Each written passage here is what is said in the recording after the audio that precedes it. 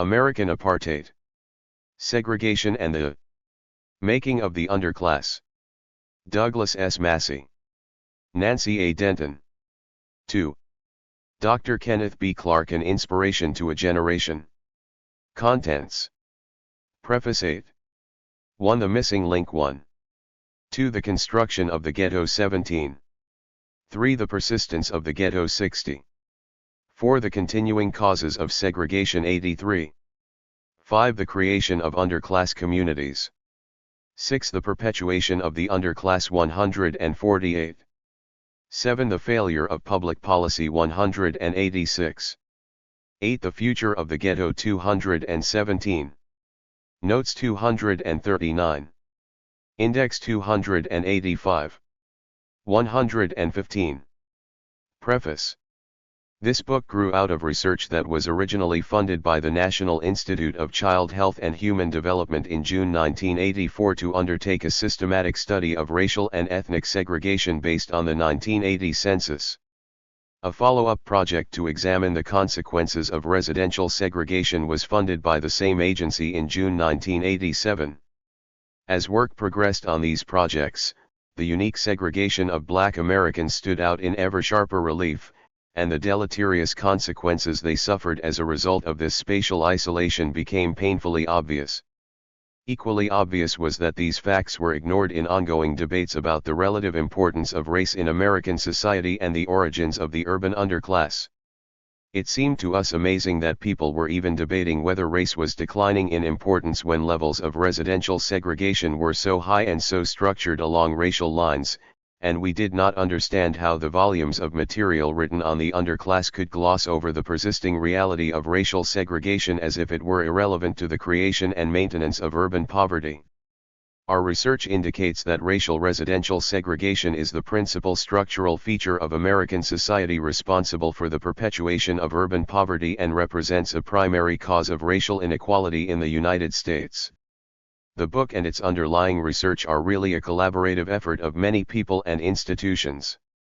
First and foremost, we owe a debt of thanks to the National Institute of Child Health and Human Development for sponsoring most of the research underlying this book, and we are particularly indebted to Dr. V. Jeffrey Evans of that institute for his constant help and encouragement.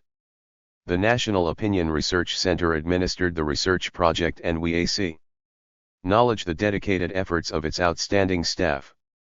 We also thank the Guggenheim Foundation for a fellowship awarded to Douglas Massey during 1990-91 that granted him a sabbatical year in which to prepare the manuscript, and we thank the University of Chicago and its Division of the Social Sciences for providing additional salary and research support during this leave.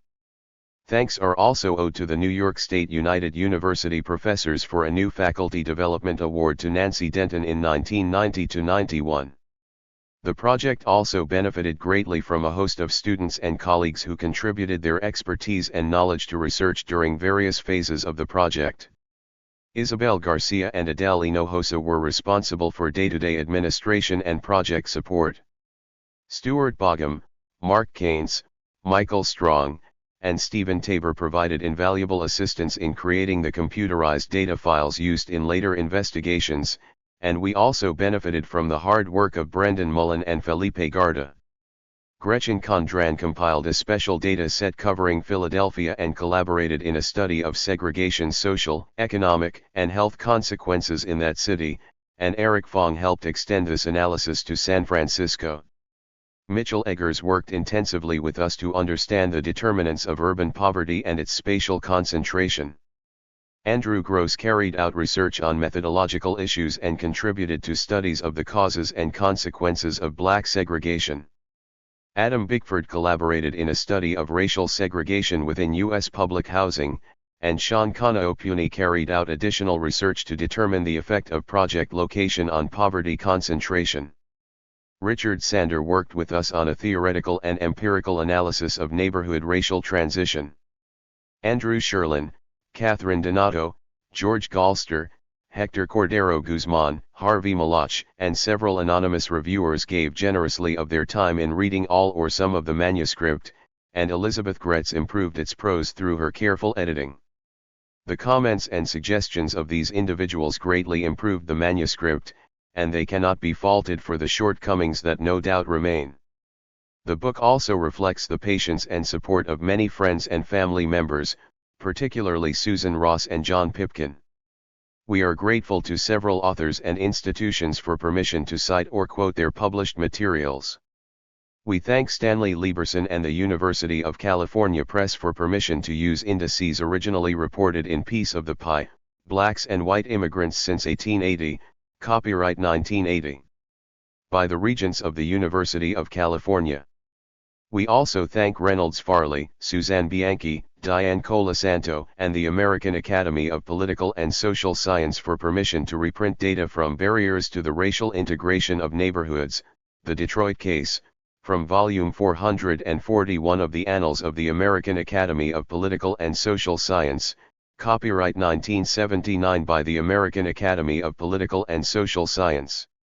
We again thank Reynolds Farley, Suzanne Bianchi, and Diane Colasanto, as well as Howard Schuman, Shirley Hatchett, and Academic Press for permission to reproduce data from Chocolate City, Vanilla Suburbs, Will the Trend Toward Racially Separate Communities Continue?, published in Volume 7 of Social Science Research, copyright 1978 by Academic Press. Finally, we express our gratitude to Roderick J. Harrison and Daniel J. Weinberg of the U.S. Bureau of the Census for sending us preliminary calculations of 1990 segregation indices prior to their presentation in Racial and Ethnic Residential Segregation in 1990 at the April 13, 1992, meetings of the Population Association of America in Denver, Colorado. To all these people and institutions we extend our deep and heartfelt thanks, and hope that the end result justifies the sacrifices that they made on our behalf. Chicago, Illinois. March 1992. Racial segregation, like all other forms of cruelty and tyranny, debases all human beings, those who are its victims, those who victimize, and in quite subtle ways those who are mere accessories. Kenneth B. Clark. The missing link. It is quite simple. As soon as there is a group area, then all your uncertainties are removed, and that is, after all, the primary purpose of this bill. Minister of the Interior. Union of South Africa Legislative Debate on the Group Areas Act of 1950. During the 1970s and 1980s a word disappeared from the American vocabulary. One, it was not in the speeches of politicians decrying the multiple ills besetting American cities. It was not spoken by government officials responsible for administering the nation's social programs. It was not mentioned by journalists reporting on the rising tide of homelessness, drugs, and violence in urban America. It was not discussed by foundation executives and think tank experts proposing new programs for unemployed parents and unwed mothers. It was not articulated by civil rights leaders speaking out against the persistence of racial inequality, and it was nowhere to be found in the thousands of pages written by social scientists on the urban underclass. The word was segregation. Most Americans vaguely realize that urban America is still a residentially segregated society, but few appreciate the depth of black segregation or the degree to which it is maintained by ongoing institutional arrangements and contemporary individual actions. They view segregation as an unfortunate holdover from a racist past, one that is fading progressively over time. If racial residential segregation persists, they reason, it is only because civil rights laws passed during the 1960s have not had enough time to work, or because many blacks still prefer to live in black neighborhoods. The residential segregation of blacks is viewed charitably as a natural outcome of impersonal social and economic forces, the same forces that produced Italian and Polish neighborhoods in the past and that yield Mexican and Korean areas today. But black segregation is not comparable to the limited and transient segregation experienced by other racial and ethnic groups, now or in the past. No group in the history of the United States has ever experienced the sustained high level of residential segregation that has been imposed on blacks in large American cities for the past 50 years. This extreme racial isolation did not just happen, it was manufactured by whites through a series of self-conscious actions and purposeful institutional arrangements that continue today. Not only is the depth of black segregation unprecedented and utterly unique compared with that of other groups, but it shows little sign of change with the passage of time or improvements in socio-economic status. If policymakers, scholars, and the public have been reluctant to acknowledge segregation's persistence, they have likewise been blind to its consequences for American blacks. Residential segregation is not a neutral fact, it systematically undermines the social and economic well-being of blacks in the United States. Because of racial segregation, a significant share of Black America is condemned to experience a social environment where poverty and joblessness are the norm, where a majority of children are born out of wedlock, where most families are on welfare, where educational failure prevails, and where social and physical deterioration abound. Through prolonged exposure to such an environment, Black chances for social and economic success are drastically reduced. Deleterious neighborhood conditions are built into the structure of the Black community.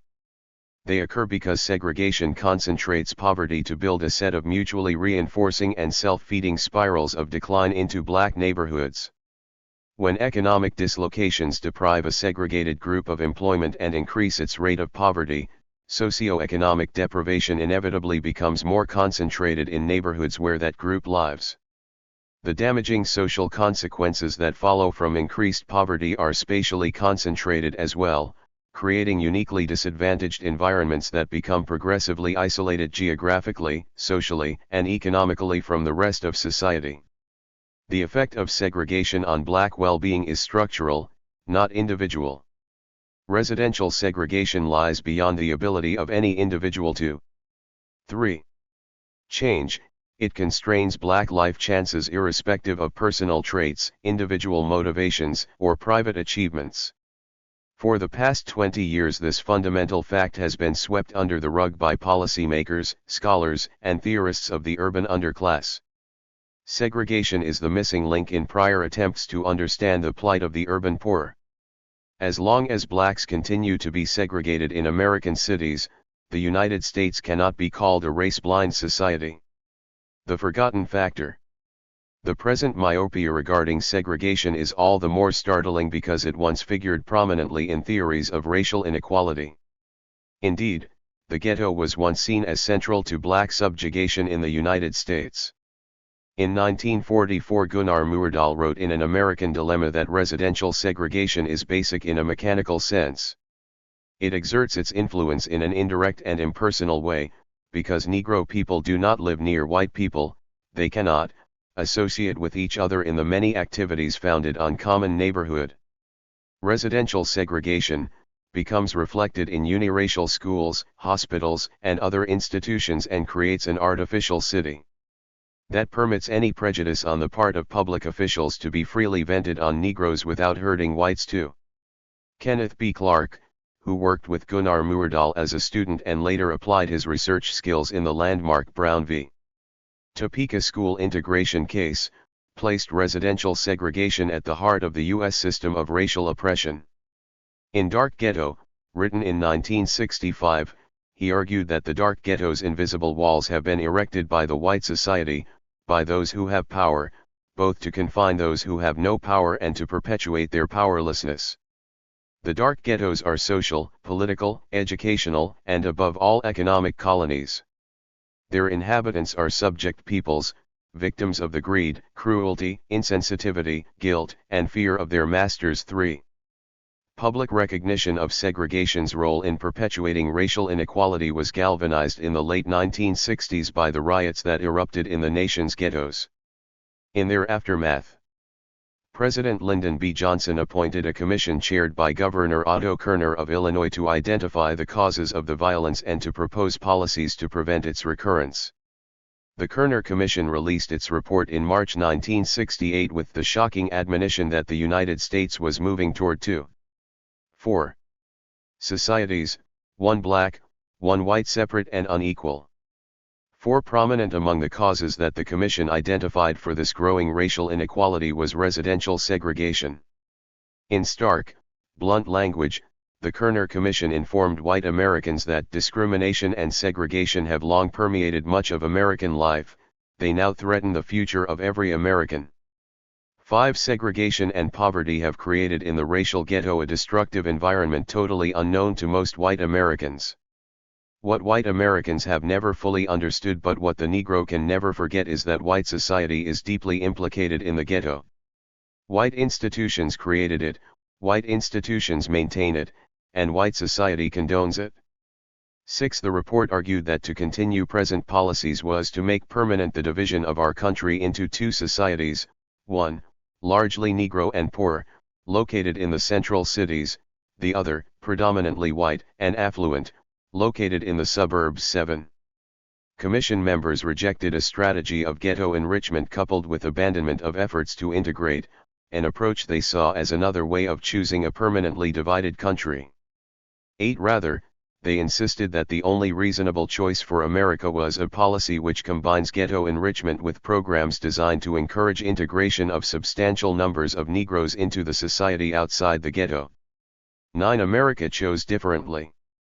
Following the passage of the Fair Housing Act in 1968, the problem of housing discrimination was declared solved, and residential segregation dropped off the national agenda. Civil rights leaders stopped pressing for the enforcement of open housing, political leaders increasingly debated employment and educational policies rather than housing integration, and academicians focused their theoretical scrutiny on everything from culture to family structure, to institutional racism, to federal welfare systems. Few people spoke of racial segregation as a problem or acknowledged its persisting consequences. By the end of the 1970s, residential segregation became the forgotten factor in American race relations. 10. While public discourse on race and poverty became more acrimonious and more focused on divisive issues such as school busing, racial quotas, welfare, and affirmative action, conditions in the nation's ghettos steadily deteriorated. 1. By the end of the 1970s, the image of poor minority families mired in an endless cycle of unemployment, unwed childbearing, illiteracy, and dependency had coalesced into a compelling and powerful concept, the urban underclass. 2. In the view of many middle class 5. Whites, inner cities had come to house a large population of poorly educated single mothers and jobless men, mostly black and Puerto Rican, who were unlikely to exit poverty and become self-sufficient. In the ensuing national debate on the causes for this persistent poverty, 4 theoretical explanations gradually emerged: culture, racism, economics, and welfare. Cultural explanations for the underclass can be traced to the work of Oscar Lewis, who identified a culture of poverty that he felt promoted patterns of behavior inconsistent with socio-economic advancement. 1-3 According to Lewis, this culture originated in endemic unemployment and chronic social immobility, and provided an ideology that allowed poor people to cope with feelings of hopelessness and despair that arose because their chances for socio-economic success were remote. In individuals, this culture was typified by a lack of impulse control, a strong present-time orientation, and little ability to defer gratification. Among families, it yielded an absence of childhood, an early initiation into sex, a prevalence of free marital unions, and a high incidence of abandonment of mothers and children. Although Lewis explicitly connected the emergence of these cultural patterns to structural conditions in society, he argued that once the culture of poverty was established, it became an independent cause of persistent poverty. This idea was further elaborated in 1965 by the Harvard sociologist and then Assistant Secretary of Labor Daniel Patrick Moynihan, who in a confidential report to the president focused on the relationship between male unemployment, family instability, and the intergenerational transmission of poverty, a process he labeled a tangle of pathology. 4 He warned that because of the structural absence of employment in the ghetto, the black family was disintegrating in a way that threatened the fabric of community life. When these ideas were transmitted through the press, both popular and scholarly, the connection between culture and economic structure was somehow lost, and the argument was popularly perceived to be that people were poor because they had a defective culture. This position was later explicitly adopted by the conservative theorist Edward Banfield, who argued that lower-class culture with its limited time horizon, impulsive need for gratification, and psychological self-doubt was primarily responsible for persistent urban poverty. 5 He believed that these cultural traits were largely imported, arising primarily because cities attracted lower-class migrants. The culture of poverty argument was strongly criticized by liberal the 6. Orists as a self-serving ideology that blamed the victim. 1. 6. In the ensuing wave of reaction, black families were viewed not as weak but, on the contrary, as resilient and well-adapted survivors in an oppressive and racially prejudiced society. 1. Black disadvantages were attributed not to a defective culture but to the persistence of institutional racism in the United States. According to theorists of the underclass such as Douglas Glasgow and Alfonso Pinckney, the black urban underclass came about because deeply embedded racist practices within American institutions, particularly schools and the economy, effectively kept blacks poor and dependent. 1. As the debate on culture versus racism ground to a halt during the late 1970s, conservative theorists increasingly captured public attention by focusing on a third possible cause of poverty: government welfare policy. According to Charles Murray, the creation of the underclass was rooted in the liberal welfare state. 1. Federal anti-poverty programs altered the incentives governing the behavior of poor men and women, reducing the desirability of marriage, increasing the benefits of unwed childbearing, lowering the attractiveness of menial labor, and ultimately resulted in greater poverty. A slightly different attack on the welfare state was launched by Lawrence Mead, who argued that it was not the generosity but the permissiveness of the U.S. welfare system that was at fault. 2. Jobless men and unwed mothers should be required to display good citizenship before being supported by the state. By not requiring anything of the poor, Mead argued, the welfare state undermined their independence and competence, thereby perpetuating their poverty. This conservative reasoning was subsequently attacked by liberal social scientists, led principally by the sociologist William Julius Wilson, who had long been arguing for the increasing importance of class over race in understanding the social and economic problems facing blacks. 21. In his 1987 book The Truly Disadvantaged, Wilson argued that persistent urban poverty stemmed primarily from the structural transformation of the inner-city economy. 2. The decline of manufacturing, the suburbanization of employment, and the rise of a low-wage service sector dramatically reduced the number of city jobs that paid wages sufficient to support a family, which led to high rates of joblessness among minorities and a shrinking pool of marriageable men. Marriage thus became less attractive to poor women, unwed childbearing increased, and female-headed families proliferated. Blacks 7. Suffered disproportionately from these trends because, owing to past discrimination, they were concentrated in locations and occupations particularly affected by economic restructuring. Wilson argued that these economic changes were accompanied by an increase in the spatial concentration of poverty within black neighborhoods. This new geography of poverty, he felt, was enabled by the civil rights revolution of the 1960s, which provided middle-class blacks with new opportunities outside the ghetto. 2. The outmigration of middle-class families from ghetto areas left behind a destitute community lacking the institutions, resources, and values necessary for success in post-industrial society. The urban underclass thus arose from a complex interplay of civil rights policy, economic restructuring, and a historical legacy of discrimination. Theoretical concepts such as the culture of poverty, institutional racism, welfare disincentives, and structural economic change have all been widely debated. None of these explanations, however, considers residential segregation to be an important contributing cause of urban poverty and the underclass. In their principal works, Murray and Mead do not mention segregation at all.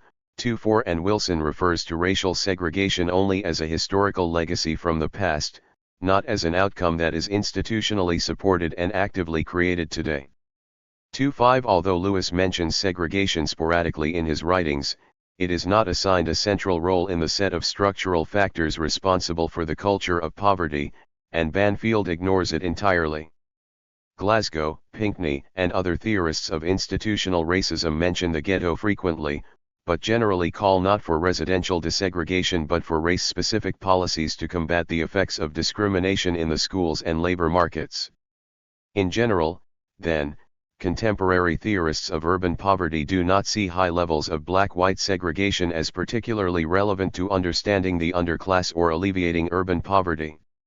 26. The purpose of this book is to redirect the focus of public debate back to issues of race and racial segregation, and to suggest that they should be fundamental to thinking about the status of Black Americans and the origins of the urban underclass. Our quarrel is less with any of the prevailing theories of urban poverty than with their systematic failure to consider the important role that segregation has played in mediating, exacerbating, and ultimately amplifying the harmful social and economic processes they treat. We join earlier scholars in rejecting the view that poor urban blacks 8. have an autonomous culture of poverty that explains their failure to achieve socio-economic success in American society. We argue instead that residential segregation has been instrumental in creating a structural niche within which a deleterious set of attitudes and behaviors, a culture of segregation, has arisen and flourished.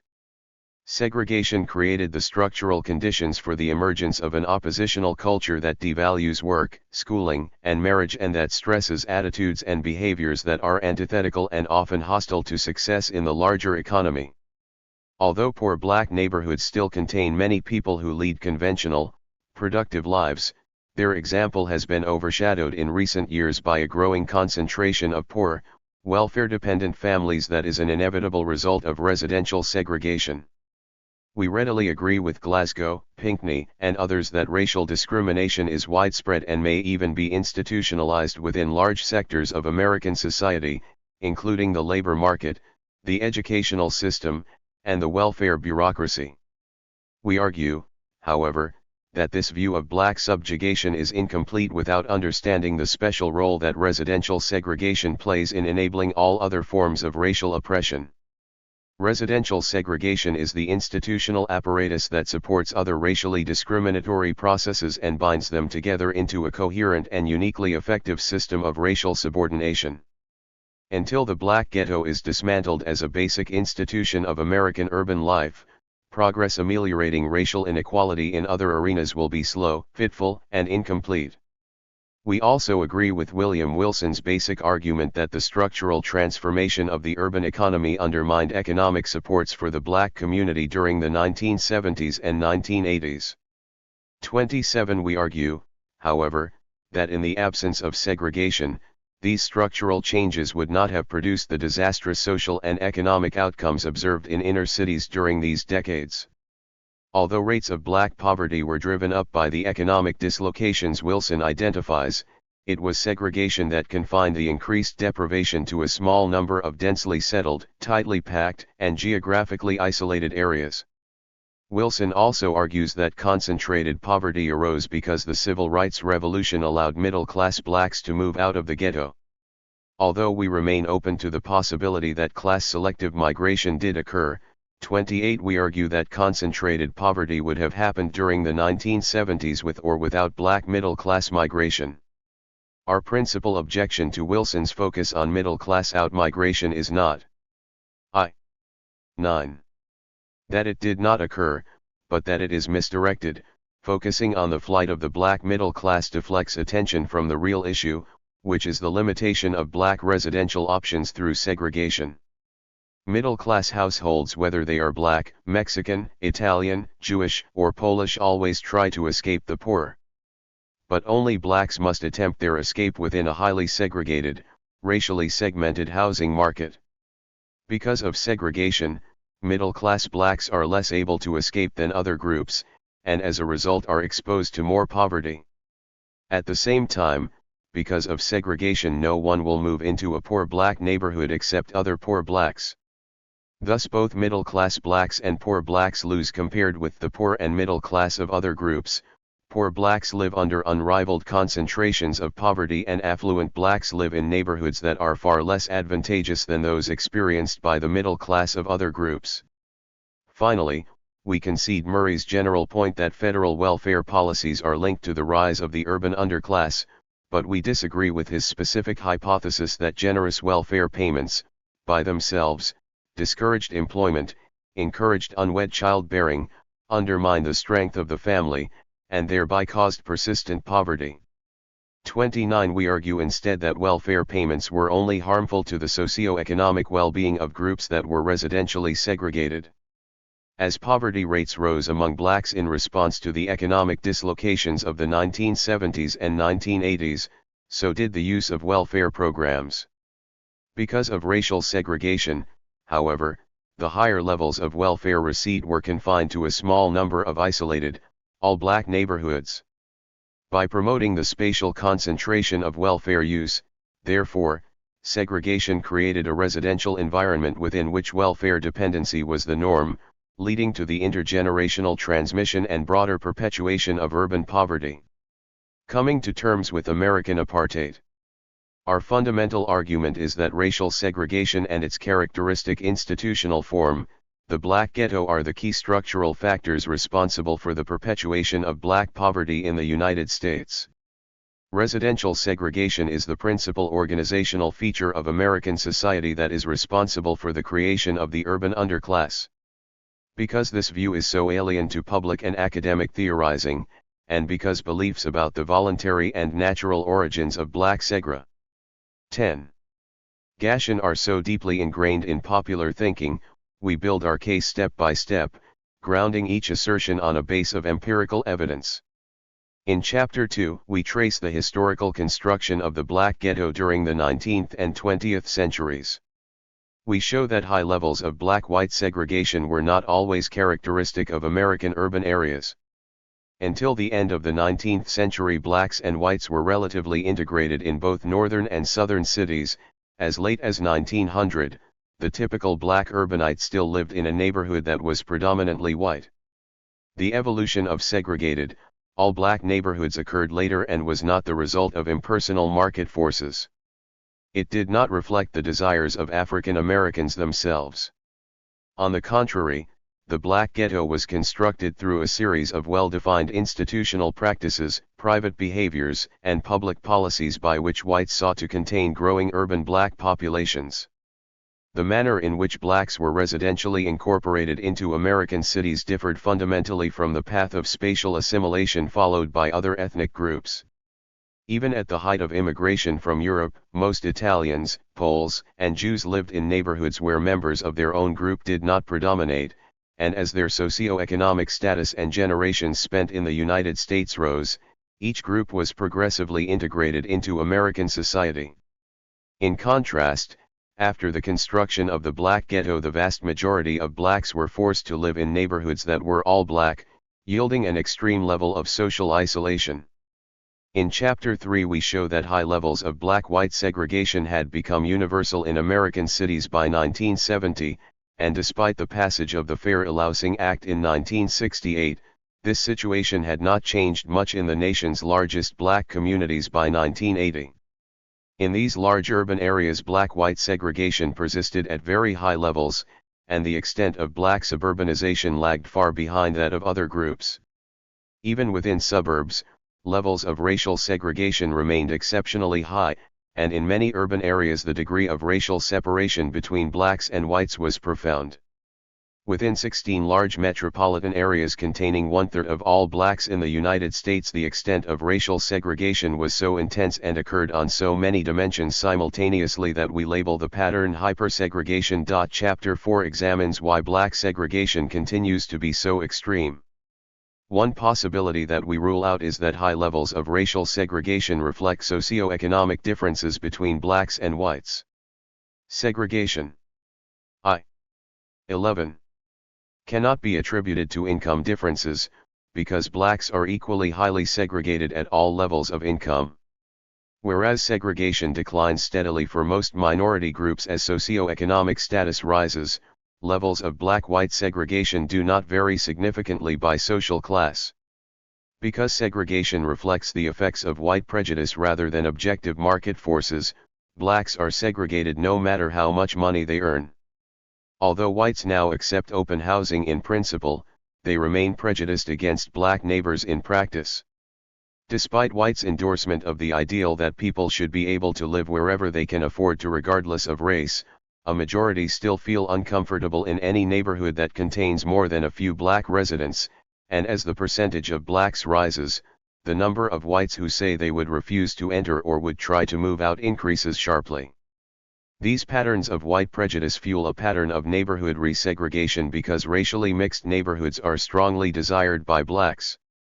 As the percentage of blacks in a neighborhood rises, white demand for homes within it falls sharply while black demand rises. The surge in black demand and the withering of white demand yield a process of racial turnover. As a result, the only urban areas where significant desegregation occurred during the 1970s were those where the black population was so small that integration could take place without threatening white preferences for limited contact with blacks. Prejudice alone cannot account for high levels of black segregation, however, because whites seeking to avoid contact with blacks must have somewhere to go. That is, some all-white neighborhoods must be perpetuated and maintained, which requires the erection of systematic barriers to black residential mobility. In most urban housing markets, therefore, the effects of white prejudice are typically reinforced by direct discrimination against black home seekers. Housing audits carried out over the past 2 decades have documented the persistence of widespread discrimination against black renters and home buyers, and a recent comprehensive study carried out by the U.S. Department of Housing and Urban Development suggests that prior work has understated both the incidence and the severity of this racial bias. Evidence also suggests that blacks can expect to experience significant discrimination in the allocation of home mortgages as well. In Chapter 5 we demonstrate theoretically how segregation creates underclass communities and systematically builds deprivation into the 12. Residential structure of black communities. We show how any increase in the poverty rate of a residentially segregated group leads to an immediate and automatic increase in the geographic concentration of poverty.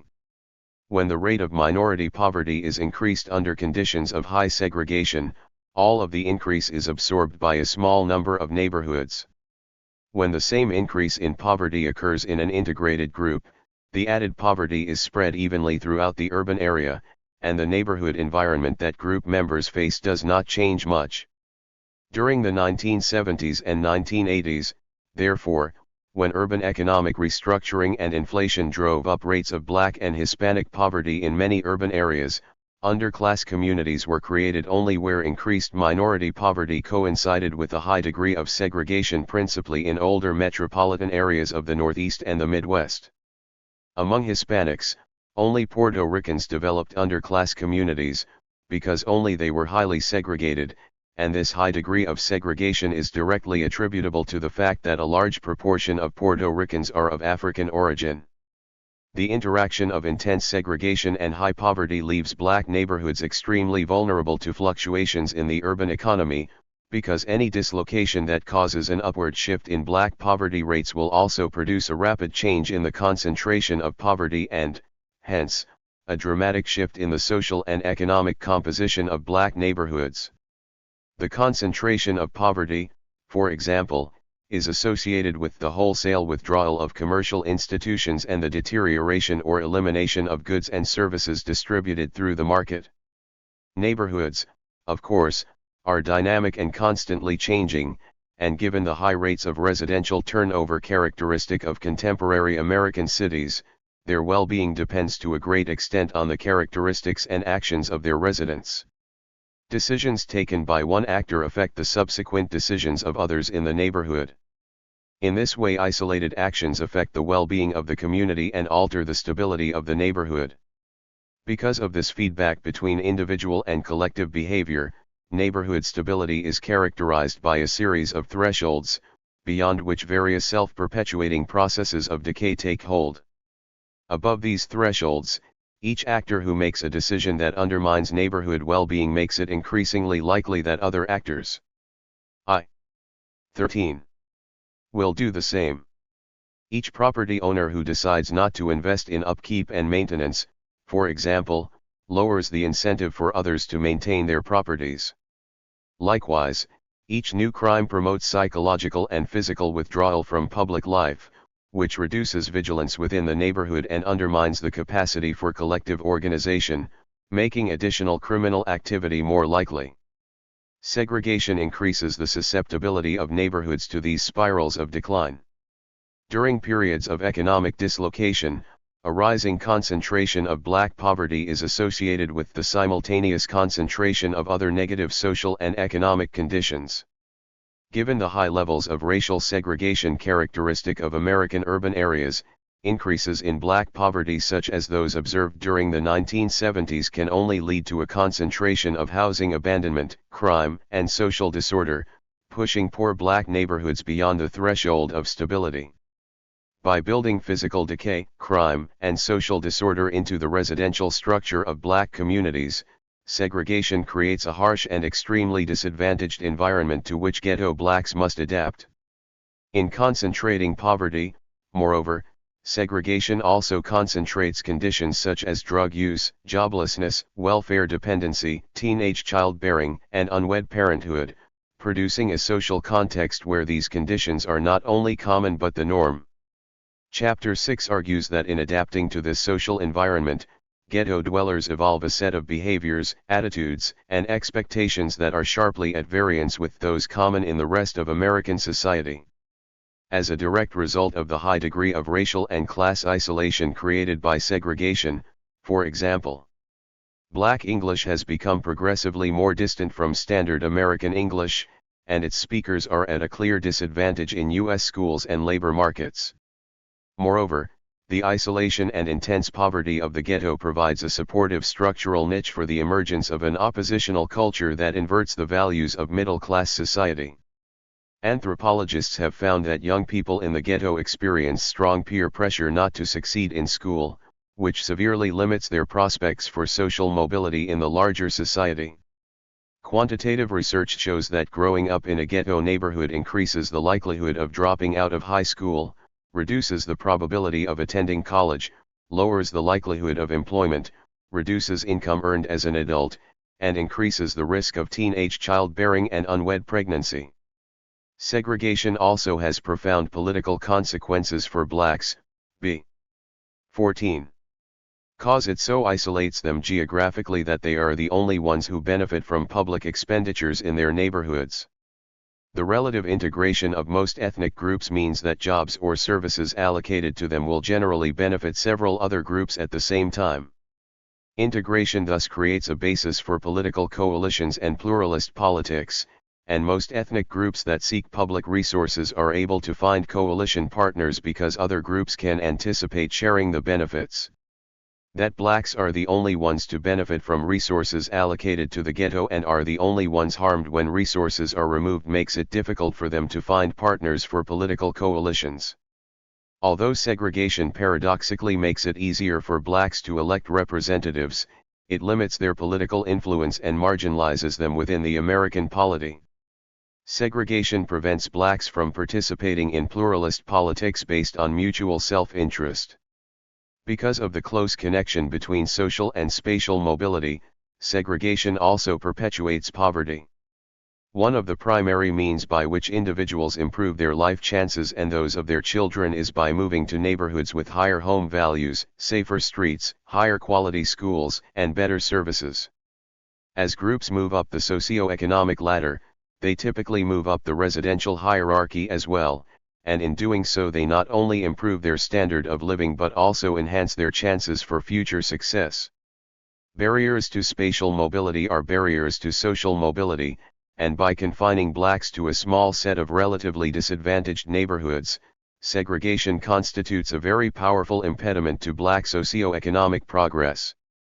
Despite the obvious deleterious consequences of black spatial isolation, policymakers have not paid much attention to segregation as a contributing cause of urban poverty and have not taken effective steps to dismantle the ghetto. Indeed, as Chapter 7 documents, for most of the past 2 decades public policies tolerated and even supported the perpetuation of segregation in American urban areas. Although many political initiatives were launched to combat discrimination and prejudice in the housing and banking industries, each legislative or judicial act was fought tenaciously by a powerful array of people who believed in or benefited from the status quo. Although a comprehensive open housing bill finally passed Congress under unusual circumstances in 1968, it was stripped of its enforcement provisions as its price of enactment, yielding a Fair Housing Act that was structurally flawed and all but doomed to fail. As documentation of the 15 law's defects accumulated in multiple congressional hearings, government reports, and scholarly studies, little was done to repair the situation until 1988, when a series of scandals and political errors by the Reagan administration finally enabled a significant strengthening of federal anti-discrimination law. Yet even more must be done to prevent the permanent bifurcation of the United States into black and white societies that are separate and unequal.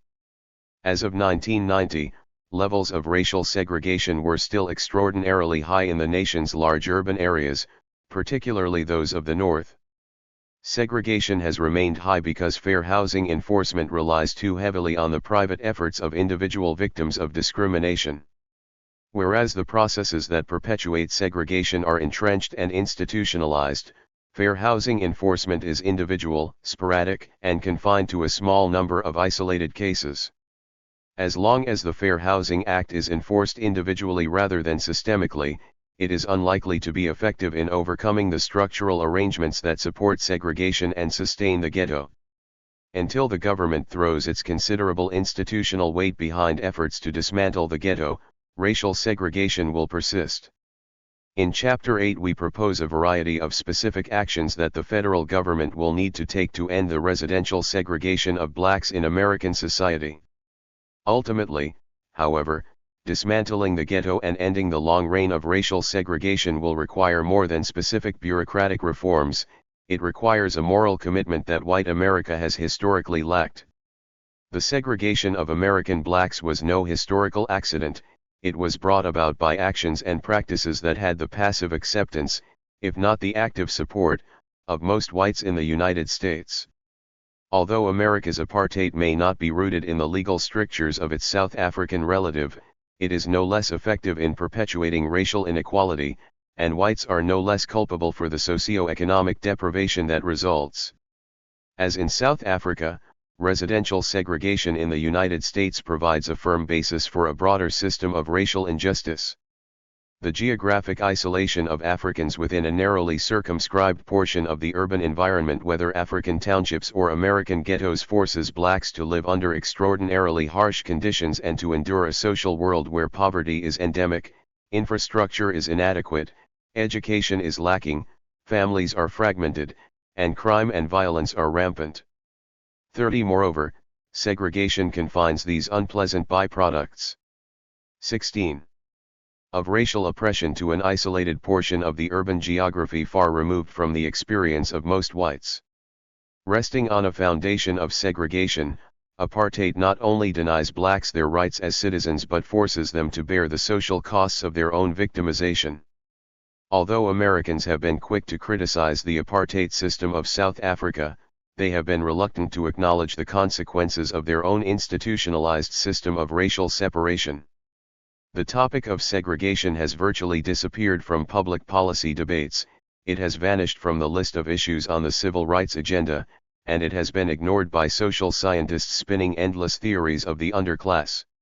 Residential segregation has become the forgotten factor of American race relations, a minor footnote in the ongoing debate on the urban underclass. Until policymakers, social scientists, and private citizens recognize the crucial role of America's own apartheid in perpetuating urban poverty and racial injustice, the United States will remain a deeply divided and very troubled society. 3.1. 2. The construction of the ghetto. The problem of the 20th century is the problem of the color line. W.E.B. Du Bois. Surveying the harsh black and white landscape of contemporary urban America, it is hard to imagine a time when people of European and African origin were not highly segregated from one another. In an era when Watts, Harlem, and Roxbury are synonymous with black geographic and social isolation, it is easy to assume that U.S. cities have always been organized to achieve a physical separation of the races. The residential segregation of blacks and whites has been with us so long that it seems a natural part of the social order, a normal and unremarkable feature of America's urban landscape. Yet it wasn't always so. There was a time, before 1900, when blacks and whites lived side by side in American cities. In the North, a small native black population was scattered widely throughout white neighborhoods. Even Chicago, Detroit, Cleveland, and Philadelphia, cities now well known for their large black ghettos, were not segregated then. In southern cities such as Charleston, New Orleans, and Savannah, black servants and laborers lived on alleys and side streets near the mansions of their white employers. In this lost urban world, blacks were more likely to share a neighborhood with whites than with other blacks. In most cities, to be sure, certain neighborhoods could be identified as places where blacks lived, but before 1900 these areas were not predominantly black, and most blacks didn't live in them. No matter what other disadvantages urban blacks suffered in the aftermath of the Civil War, they were not residentially segregated from whites. The two racial groups. 18. Moved in a common social world, spoke a common language, shared a common culture, and interacted personally on a regular basis. In the North, especially, leading African American citizens often enjoyed relations of considerable trust, respect, and friendship with whites of similar social standing. Of course, most blacks did not live in northern cities, and didn't experience these benign conditions. In 1870, 80% of black Americans still lived in the rural South, where they were exploited by a sharecropping system that was created by white landowners to replace slavery. They were terrorized by physical violence and mired in an institutionalized cycle of ignorance and poverty. Over the next century, however, blacks in the rural South increasingly sought refuge and betterment in burgeoning cities of the South and North. By 1970, 80% of black Americans lived in urban areas, and nearly half were located outside the South. This shift of blacks from south to north and from farm to city radically transformed the form, nature, and substance of African American life in the United States. As we shall see, the way in which blacks from the rural South were incorporated into the geographic structure of American cities in the years after 1900 proved to be decisive in determining the path of black social and economic development later in the 20th century. Southern blacks were not the only rural people migrating to American cities at the turn of the century. Between 1880 and 1920 millions of Eastern and Southern Europeans arrived as well, and after 1920 their place was taken by a growing number of Mexicans. For these groups, however, U.S. cities served as vehicles for integration, economic advancement, and, ultimately, assimilation into American life. For rural blacks, in contrast, cities became a trap, yet another mechanism of oppression and alienation. The urban ghetto, constructed during the first half of the 20th century and successively reinforced thereafter, represents the key institutional arrangement ensuring the continued subordination of blacks in the United States. The term ghetto means different things to different people. To some observers it simply means a black residential area. To others it connotes an area that is not only black but very poor and plagued by a host of social and economic problems. In order to distinguish clearly between race and class in discussing black residential patterns, our use of the term ghetto refers only to the racial makeup of a neighborhood. It is not intended to describe anything about a black neighborhood's class composition. For our purposes, a ghetto is a set of neighborhoods that are 19. Exclusively inhabited by members of one group, within which virtually all members of that group live. By this definition, no ethnic or racial group in the history of the United States, except one, has ever experienced ghettoization, even briefly. For urban blacks, the ghetto has been the paradigmatic residential configuration for at least 80 years. The emergence of the black ghetto did not happen as a chance byproduct of other socio-economic processes. Rather, white Americans made a series of deliberate decisions to deny blacks access to urban housing markets and to reinforce their spatial segregation. Through its actions and inactions, white America built and maintained the residential structure of the ghetto. Sometimes the decisions were individual, at other times they were collective, and at still other times the powers and prerogatives of government were harnessed to maintain the residential color line.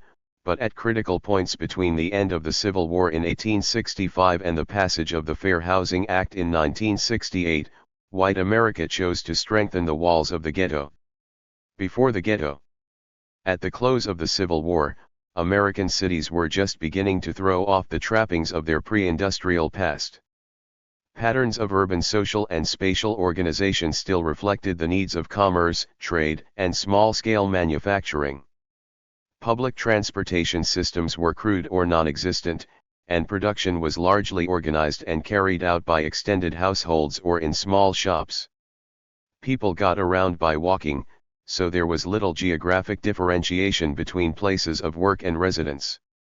Land use was not highly specialized, real estate prices were low, and socially distinctive residential areas had not yet emerged. In the absence of structural steel, electricity, and efficient mechanical systems, building densities were low and urban populations were distributed uniformly. Such an urban spatial structure is not conducive to high levels of segregation by class, race, or ethnicity, and the small African American population that inhabited northern cities before 1900 occupied a niche in the urban geography little different from that of other groups. Before 1900, blacks were not particularly segregated from whites, and although they were overrepresented in the poorest housing and the meanest streets, their residential status did not differ markedly from that of others in the same economic circumstances. 3. If the disadvantaged residential condition of blacks in the 19th 20th century can be attributed to racial prejudice and discrimination, it is to prejudice and discrimination in employment rather than in housing. Because blacks were systematically excluded from most skilled trades and non-manual employment, they were consigned to a low economic status that translated directly into poor housing. Those few blacks who were able to overcome these obstacles and achieve success in some profession or trade were generally able to improve their housing conditions and acquire a residence befitting their status. Studies of black residential life in northern cities around the time of the Civil War reveal little systematic exclusion from white neighborhoods on the basis of skin color. For indeed, before 1900 African Americans could be found in most neighborhoods of northern cities. Although blacks at times clustered on certain streets or blocks, they rarely comprised more than 30% of the residents of the immediate area, and these clusters typically were not spatially contiguous. Maps from the period reveal a widely dispersed spatial pattern, with black households being unevenly but widely scattered around the urban landscape. 5. In no city of the 19th century is there anything resembling a black ghetto. This view is verified by historical studies that report quantitative indices of racial segregation. The standard measure of segregation is the index of dissimilarity, which captures the degree to which blacks and whites are evenly spread among neighborhoods in a city. 6. Evenness is defined with respect to the racial composition of the city as a whole. If a city is 10% black, then an even residential pattern requires that every neighborhood be 10% black and 90% white. Thus, if a neighborhood is 20% black, the excess 10% of blacks must move to a neighborhood where the black percentage is under 10% to shift the residential configuration toward evenness.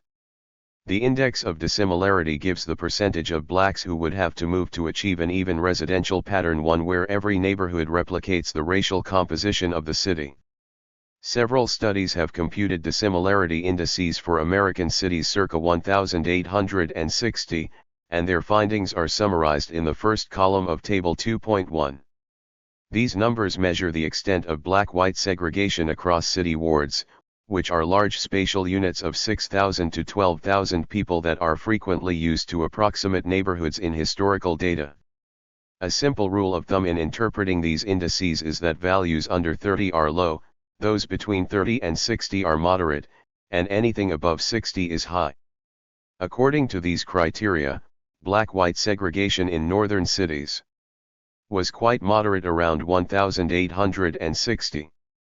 The average index was 46, meaning that, on average, just under half of urban blacks would have to move to achieve an even, or integrated, city. Wilmington, San Francisco, and St. Louis had especially modest indices of 26.1, 34.6, and 39.1, respectively. The only city that displayed a segregation index in the high range was Boston, with a value of 61.3. Boston's segregation, however, was much lower earlier in the century, with an index of only 44.4 in 1830. Moreover, even though segregation was relatively high in 1860, by 1890 it had gone back to a moderate level of 51, and racial segregation did not reach 60 again until 1910. 7 Black-white segregation scores in the 30 to 60 range are not terribly different from those observed for European immigrant groups in the same period. Before 1880, immigrants to the United States came principally from Ireland and Germany. According to a variety of studies, the level of segregation between these two European groups and native whites ranged from 20 to 45 in northern cities in 1850 and I-860. Thus black segregation scores were only slightly greater than those typical of European immigrant groups in the same era. Such modest levels of segregation, combined with small black populations, led to substantial contact between blacks and whites in northern cities. This conclusion accords with historical studies of black communities in 19th-century northern cities. In places such as Cleveland, Chicago, Detroit, and Milwaukee, the small black communities were dominated by an elite of educated professionals, business owners, and successful tradespeople, most of whom were northern-born or migrants from border states. 9 Within the upper stratum, interracial contacts were frequent, cordial, and often intimate. Members of this elite were frequently of mixed racial origin and tended to be light-skinned. Although the black lower classes usually did not maintain such amicable interracial ties, they too interacted frequently with whites in their places of work and on the streets. Typical of the northern black elite of the 19th century was John Jones, a mulatto who was the undisputed leader of Chicago's Negro community until his death in 1879. 10 After his arrival in the city in 1845, he established a tailoring shop and built a successful business making clothes for wealthy whites.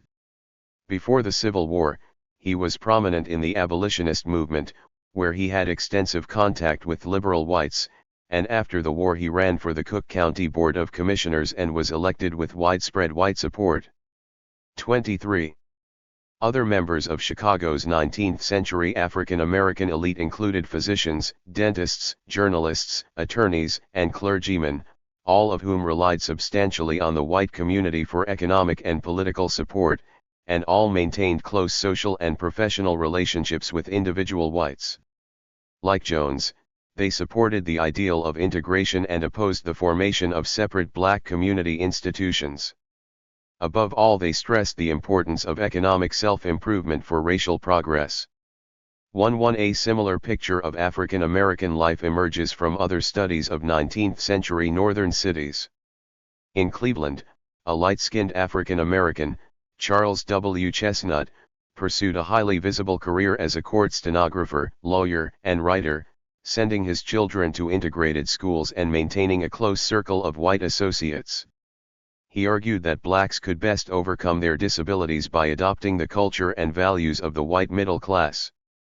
2 In Detroit, members of the black elite lived a similarly integrated existence and displayed their commitment to integration by attending predominantly white churches. 3 In Milwaukee, the 19th-century black elite included a number of successful professionals who catered to white clients, including a lawyer, William T. Green, a dentist, Clifton A. Johnson, and a physician, Allen L. Herron. 4 A high degree of interracial contact in northern cities is confirmed by an analysis of the racial composition of the neighborhoods inhabited by 19th-century blacks. Given racial breakdowns for ward populations, the percentage of blacks in the ward of the average black citizen can be computed. This average, known as the isolation index, measures the extent to which blacks live within neighborhoods that are predominantly black. 5 A value of 100% indicates complete ghettoization and means that all black people live in totally black areas. A value under 50% means that blacks are more likely to have whites than blacks as neighbors. Stanley Lieberson made this calculation for black Americans in 17 northern cities between 1890 and 1930, 16, and his results are reproduced in Table 2.2. We see from the first column that blacks in the North tended to live in predominantly white neighborhoods during the 19th century. The most ghettoized city in 1890 was Indianapolis, where the average black person lived in a neighborhood that was 13% black. In 3/4 of the cities, the percentage was under 10%. In other words, the typical black resident of a 19th century northern city lived in a neighborhood that was close to 90% white. Even in cities that later developed large black ghettos, such as Chicago, Cleveland, Detroit, Los Angeles, Newark, and New York, blacks were more likely to come into contact with whites than with other blacks. There is also little evidence of ghettoization among Southern blacks prior to 1900. Indeed, segregation levels in the South tend to be lower than those in the North. Prior to the Emancipation Proclamation, urban slaves were intentionally dispersed by whites in order to prevent the formation of a cohesive African American society. 17 Although this policy broke down in the years leading up to the Civil War, when free blacks and slaves who were living out gravitated toward black settlements on the urban periphery to escape white supervision. 18 Historical studies I-25 are consistent in reporting a great deal of racial integration in housing prior to 1900. 19 The bottom half of Table 2.1 presents black-white dissimilarity indices computed by several investigators to measure the extent of segregation between whites and free blacks in 6 southern cities circa 1860. Levels of racial segregation are considerably lower than those observed in the North. The average segregation score of 29 is some 17 points below the average for northern cities and, by the criteria set forth earlier, 4 of the 6 cities display indices in the low range. The most segregated southern city is Nashville, where 43% of free blacks would have had to leave their ward to achieve an even residential configuration. No study has systematically examined the degree of black isolation within neighborhoods of southern cities in the 19th century, but published data on ward populations in Louisville in 1845 and Charleston in 1861 permit us to carry out this calculation ourselves. 20 In Louisville, the average free black lived in a neighborhood that was only 14% black, whereas in Charleston the figure was 45%. The higher figure in the latter city is attributable to the fact that blacks comprised 44% of Charleston's 1,861 population, not to higher segregation per SE. With an even distribution of blacks and whites in Charleston, every neighborhood would still be 44% black owing to the number of blacks alone. In any event, free blacks in both cities were more likely to share a ward with whites than with other blacks. Free blacks, of course, were a minority of all African Americans in the antebellum South. Most were slaves. The data from Louisville and Charleston reveal, however, that slaves were even less segregated from whites than were free blacks. The slave-white dissimilarity index was 14.2 in Louisville in 1845 and 11.4 in Charleston in 1861, thus whether one considers slaves or free blacks, there is little evidence of a distinctive black ghetto in southern cities in the 19th century. Throughout the South, African Americans were scattered widely among urban neighborhoods and were more likely to share neighborhoods with whites than with members of their own group. In contrast to the situation in the North, however, residential integration in the post-bellum South was not accompanied by a relatively open set of race relations among elites. As the Reconstruction era drew to a close, black-white relations came to be governed by the increasingly harsh realities of the Jim Crow system, a set of laws and informal expec. 26. Tations that subordinated blacks to whites in all areas of social and economic life. 2-1 The implementation of Jim Crow did not increase segregation, however, or reduce the frequency of black-white contact. It governed the terms under which integration occurred and strictly regulated the nature of interracial social contacts. Neighborhoods in many southern cities evolved a residential structure characterized by broad avenues interspersed with small streets and alleys. Two large homes on the avenues contained white families, who employed black servants and laborers who lived on the smaller streets. The relationship of master and slave was supplanted by one of master and servant, or a paternalistic relationship between boss and worker.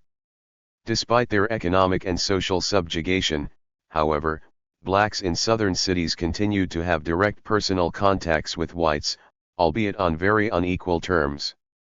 As in the North, the social worlds of the races overlapped, creating the ghetto, 1900 to 1940. The era of integrated living and widespread interracial contact was rapidly effaced in American cities after 1900 because of two developments: the industrialization of America and the concomitant movement of blacks from farms to cities. The pace of change was most rapid in the North, not only because industrialization was quicker and more complete there, but also because the South's Jim Crow system provided an effective alternative to the ghetto in bringing about the subjugation of blacks. Moreover, the interspersed pattern of black and white settlement in southern cities carried with it a physical inertia that retarded the construction of the ghetto. 2-3 Industrialization in the North unleashed a set of social, economic, and technological changes that dramatically altered the urban environment in ways that promoted segregation between social groups. Before industrialization, production occurred primarily in the home or small shop, but by the turn of the century manufacturing had shifted decisively to large factories that employed hundreds of laborers. Individual plants clustered in extensive manufacturing districts together demanded thousands of workers. Dense clusters of tenements and row houses were constructed near these districts to house the burgeoning workforce. 2-4 The new demand for labor could not be met by native white urbanites alone, so employers turned to migrants of diverse origins. Before World War I, the demand for unskilled labor was met primarily by rural immigrants. 27. Grants from Southern and Eastern Europe. 2-5 Their migration was guided and structured by social networks that connected them to relatives and friends who had arrived earlier. Drawing upon the ties of kinship and common community origin, the new migrants obtained jobs and housing in U.S. cities, and in this way members of specific ethnic groups were channeled to particular neighborhoods and factories. 26 At the same time, the need to oversee industrial production and to administer the wealth it created brought about a new managerial class composed primarily of native white Americans.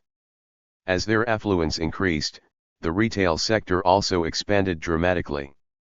Both administration and retail sales depended on face-to-face interaction, which put a premium on spatial proximity and high population densities. The invention of structural steel and mechanical elevators allowed cities to expand upward in skyscrapers, which were grouped into central business districts that brought thousands of people into regular daily contact. The development of efficient urban rail systems permitted the city to expand outward, creating new residential districts in suburban areas to house the newly affluent class of middle-class managers and service workers. 27 These developments brought about an unprecedented increase in urban social segregation. Not only was class segregation heightened, but the new immigrant groups Jews, Poles, Italians, Czechs experienced far more segregation from native whites than did the old immigrant groups of Irish and Germans.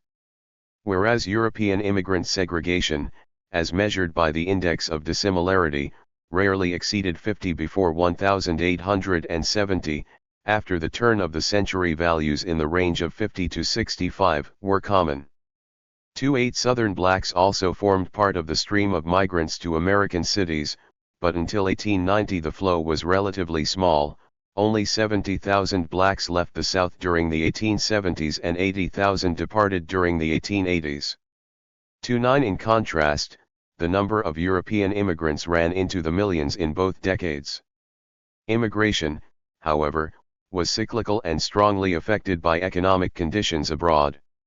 When the demand for labor in European cities was strong, migration to the United States fell, and when European demand flagged, immigration to the United States rose. 30 This periodic ebb and flow of European immigration created serious structural problems for American employers, particularly when boom periods in Europe and America coincided. When this occurred, European migrants moved to their own industrial cities and U.S. factories had difficulty attracting new workers. Periodic labor shortages caused Northern 28 employers to turn to domestic sources of labor, especially migrants from American rural areas and particularly those in the South. Thus black migration to northern cities oscillated inversely with the ebb and flow of European immigration. 3-1 But northern employers also found another reason to employ southern blacks, for by the turn of the century, they had discovered their utility as strike breakers. Blacks were repeatedly employed in this capacity in northern labor disputes between 1890 and 1930.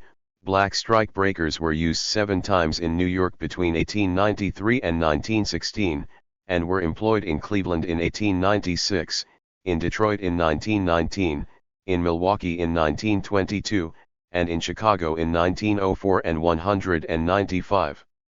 32 Poor rural blacks with little understanding of industrial conditions and no experience with unions were recruited in the South and transported directly to northern factories, often on special trains arranged by factory owners. The association of blacks with strike breaking was bound to earn them the enmity of white workers, but discrimination against blacks by labor unions cannot be attributed to this animosity alone. European groups had also been used as strike breakers, but labor leaders overcame these attempts at union busting by incorporating each new wave of immigrants into the labor movement.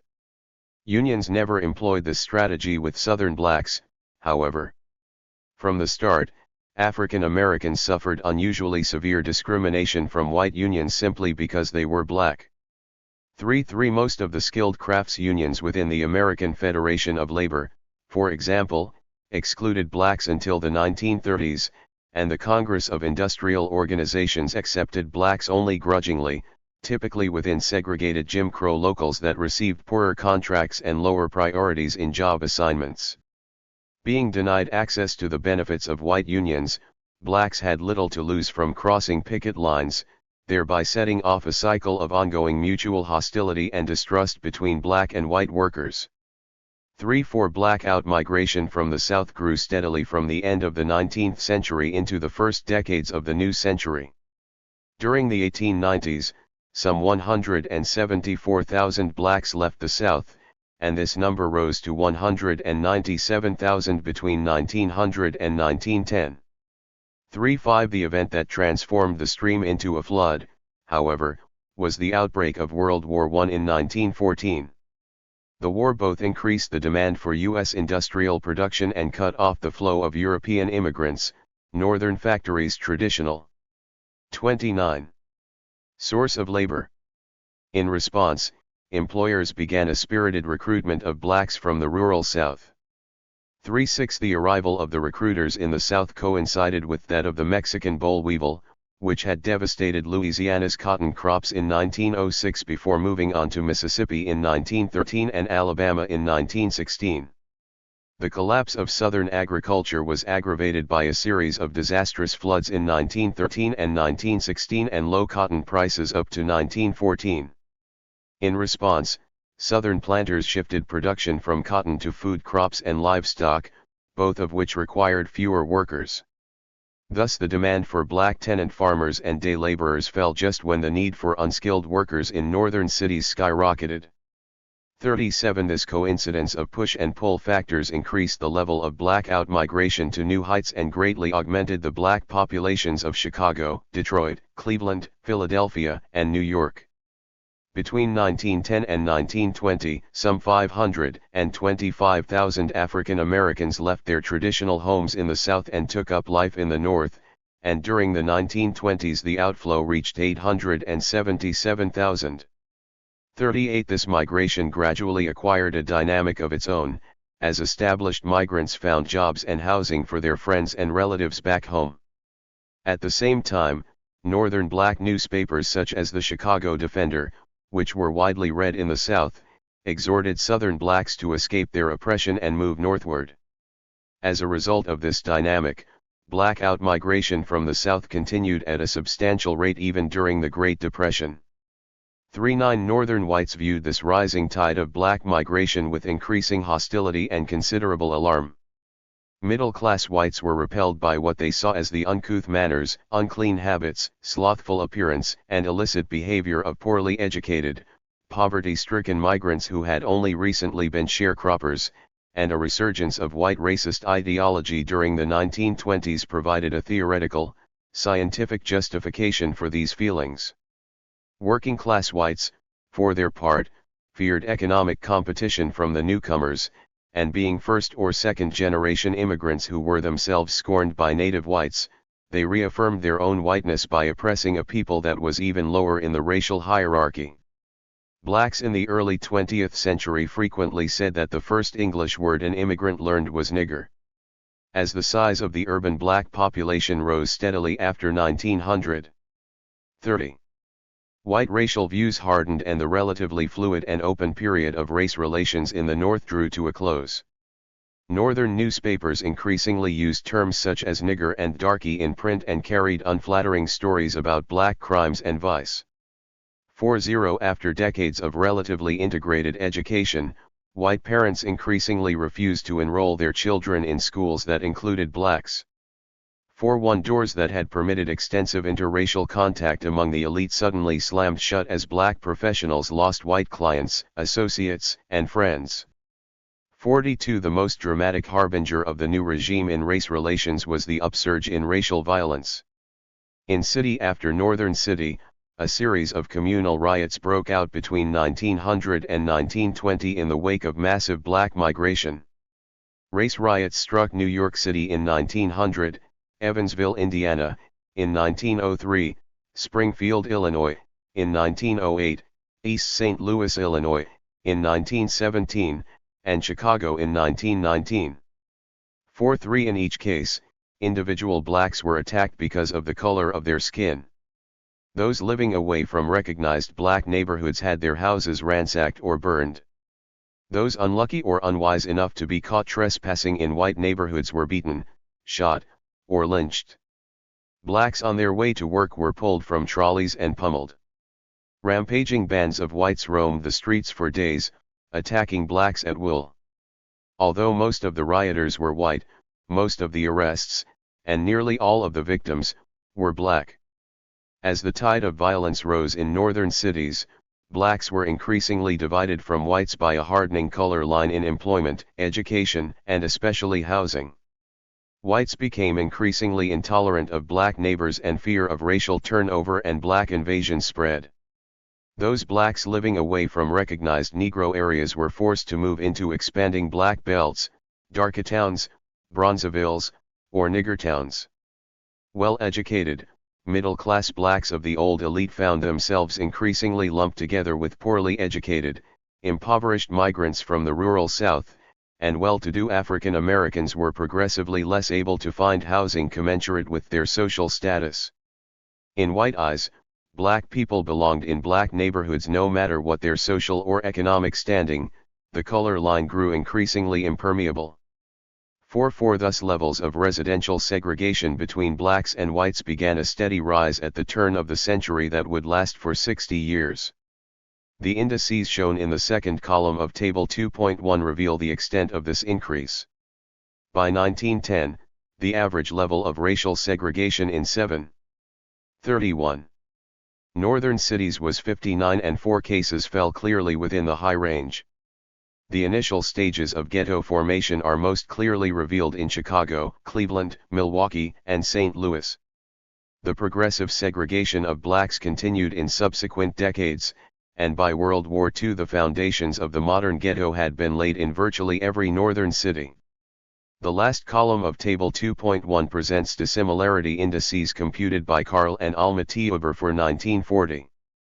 4-5 Some caution must be exercised in interpreting these figures, because they are based on block statistics rather than on ward data. Blocks are substantially smaller than wards, and the degree of segregation that can be measured tends to increase as the geographic size of units falls.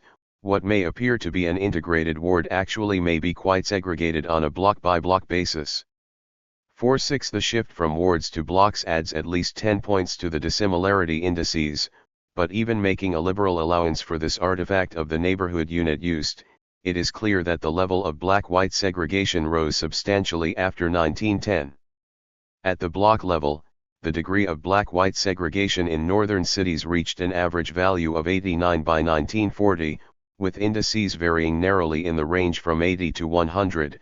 This implies a range of about 70 to 90 using ward data, with an average around 80. It is safe to surmise, therefore, that by 1940 at least 70% of northern black city dwellers would have had to move to achieve an even residential configuration in northern cities. With the rapidly growing black population being accommodated by an ever smaller number of neighborhoods and an increasingly uneven residential configuration, the only possible outcome was an increase in the spatial isolation of blacks. As can be seen in Table 2.2, levels of racial isolation in northern cities began to move sharply upward after 1900, and especially after 1910. By 1930, African Americans were well on their way to experiencing a uniquely high degree of spatial isolation in American cities.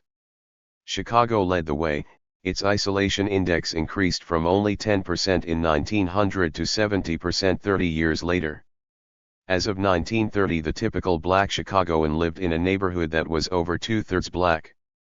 That the level of black racial isolation also rose in other cities indicated the growth of more incipient ghettos, from 8% to 51% in Cleveland, from 5% to 42% in New York, and from 13% to 47% in St. Louis.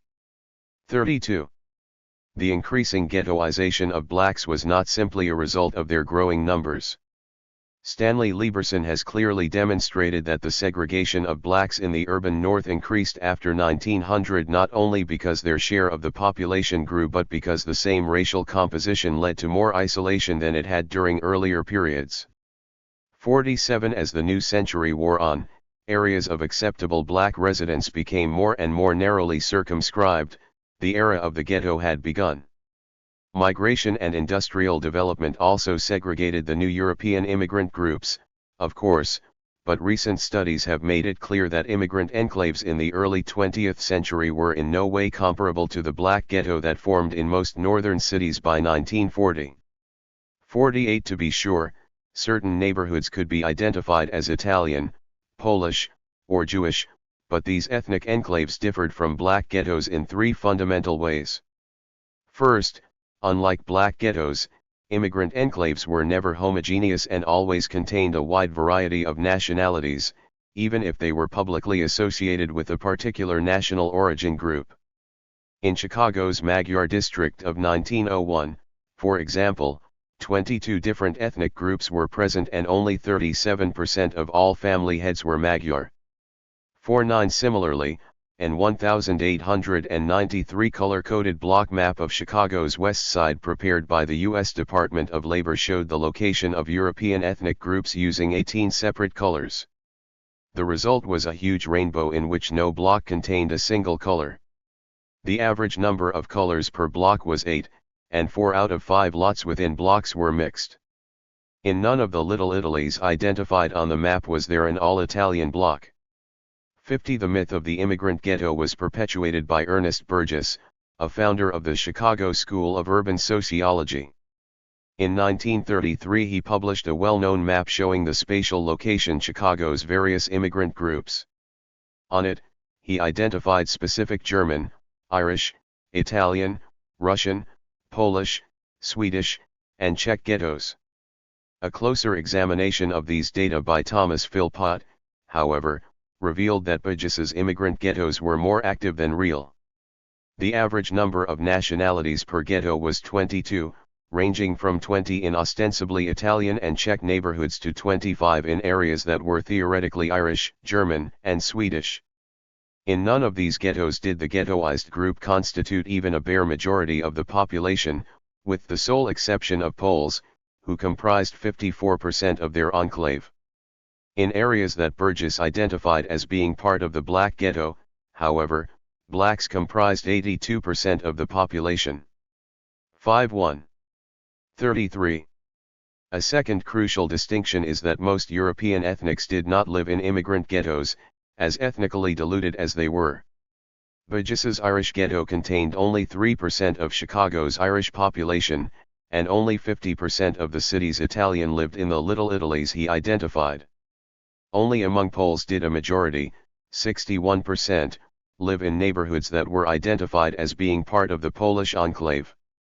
In contrast, 93% of Chicago's black population lived within the black ghetto.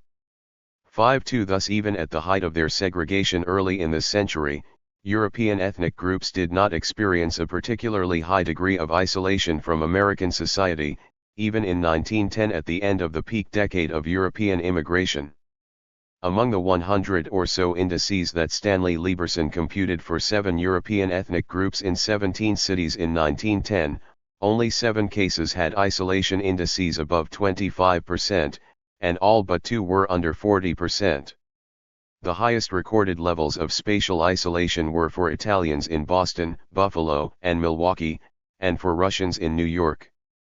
53 In contrast, Black isolation exceeded 25% in 11 of the 17 cities Lieberson examined in 1930, and what is startling about this fact is that Black ghettos were still in their formative stages in 1930 and had not yet begun to approach their maximum isolation. The last difference between immigrant enclaves and Black ghettos is that whereas ghettos became a permanent feature of Black residential life, ethnic enclaves proved to be a fleeting, transitory stage in the process of immigrant assimilation.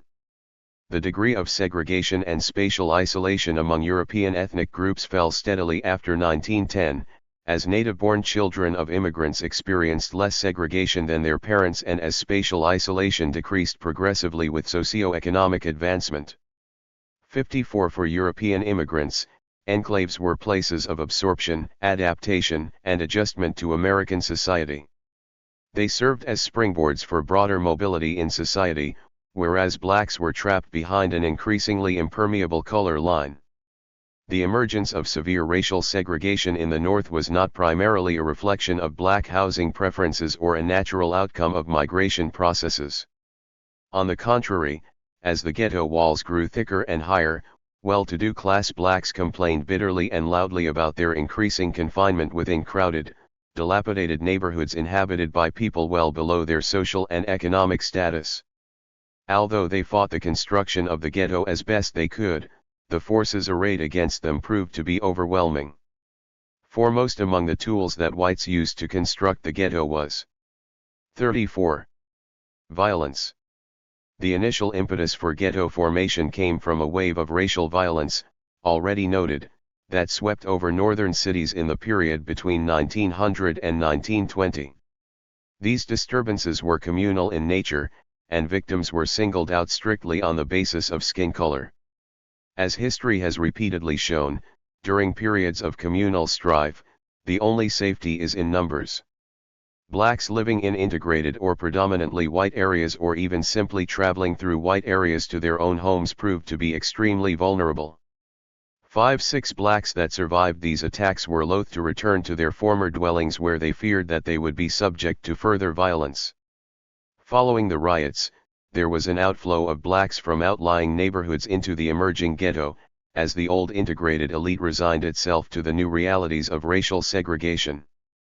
Blacks who had been contemplating a move to better housing in white areas before the riots thought better of the idea afterward. Racial violence did not end when the riots ceased in 1920, however, it simply assumed new, more controlled forms.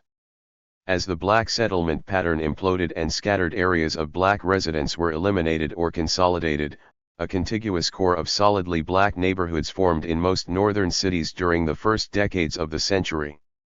By the time black migration quickened during the 1920s, new arrivals had to be accommodated within a very compact and spatially restricted area that was not open to easy expansion.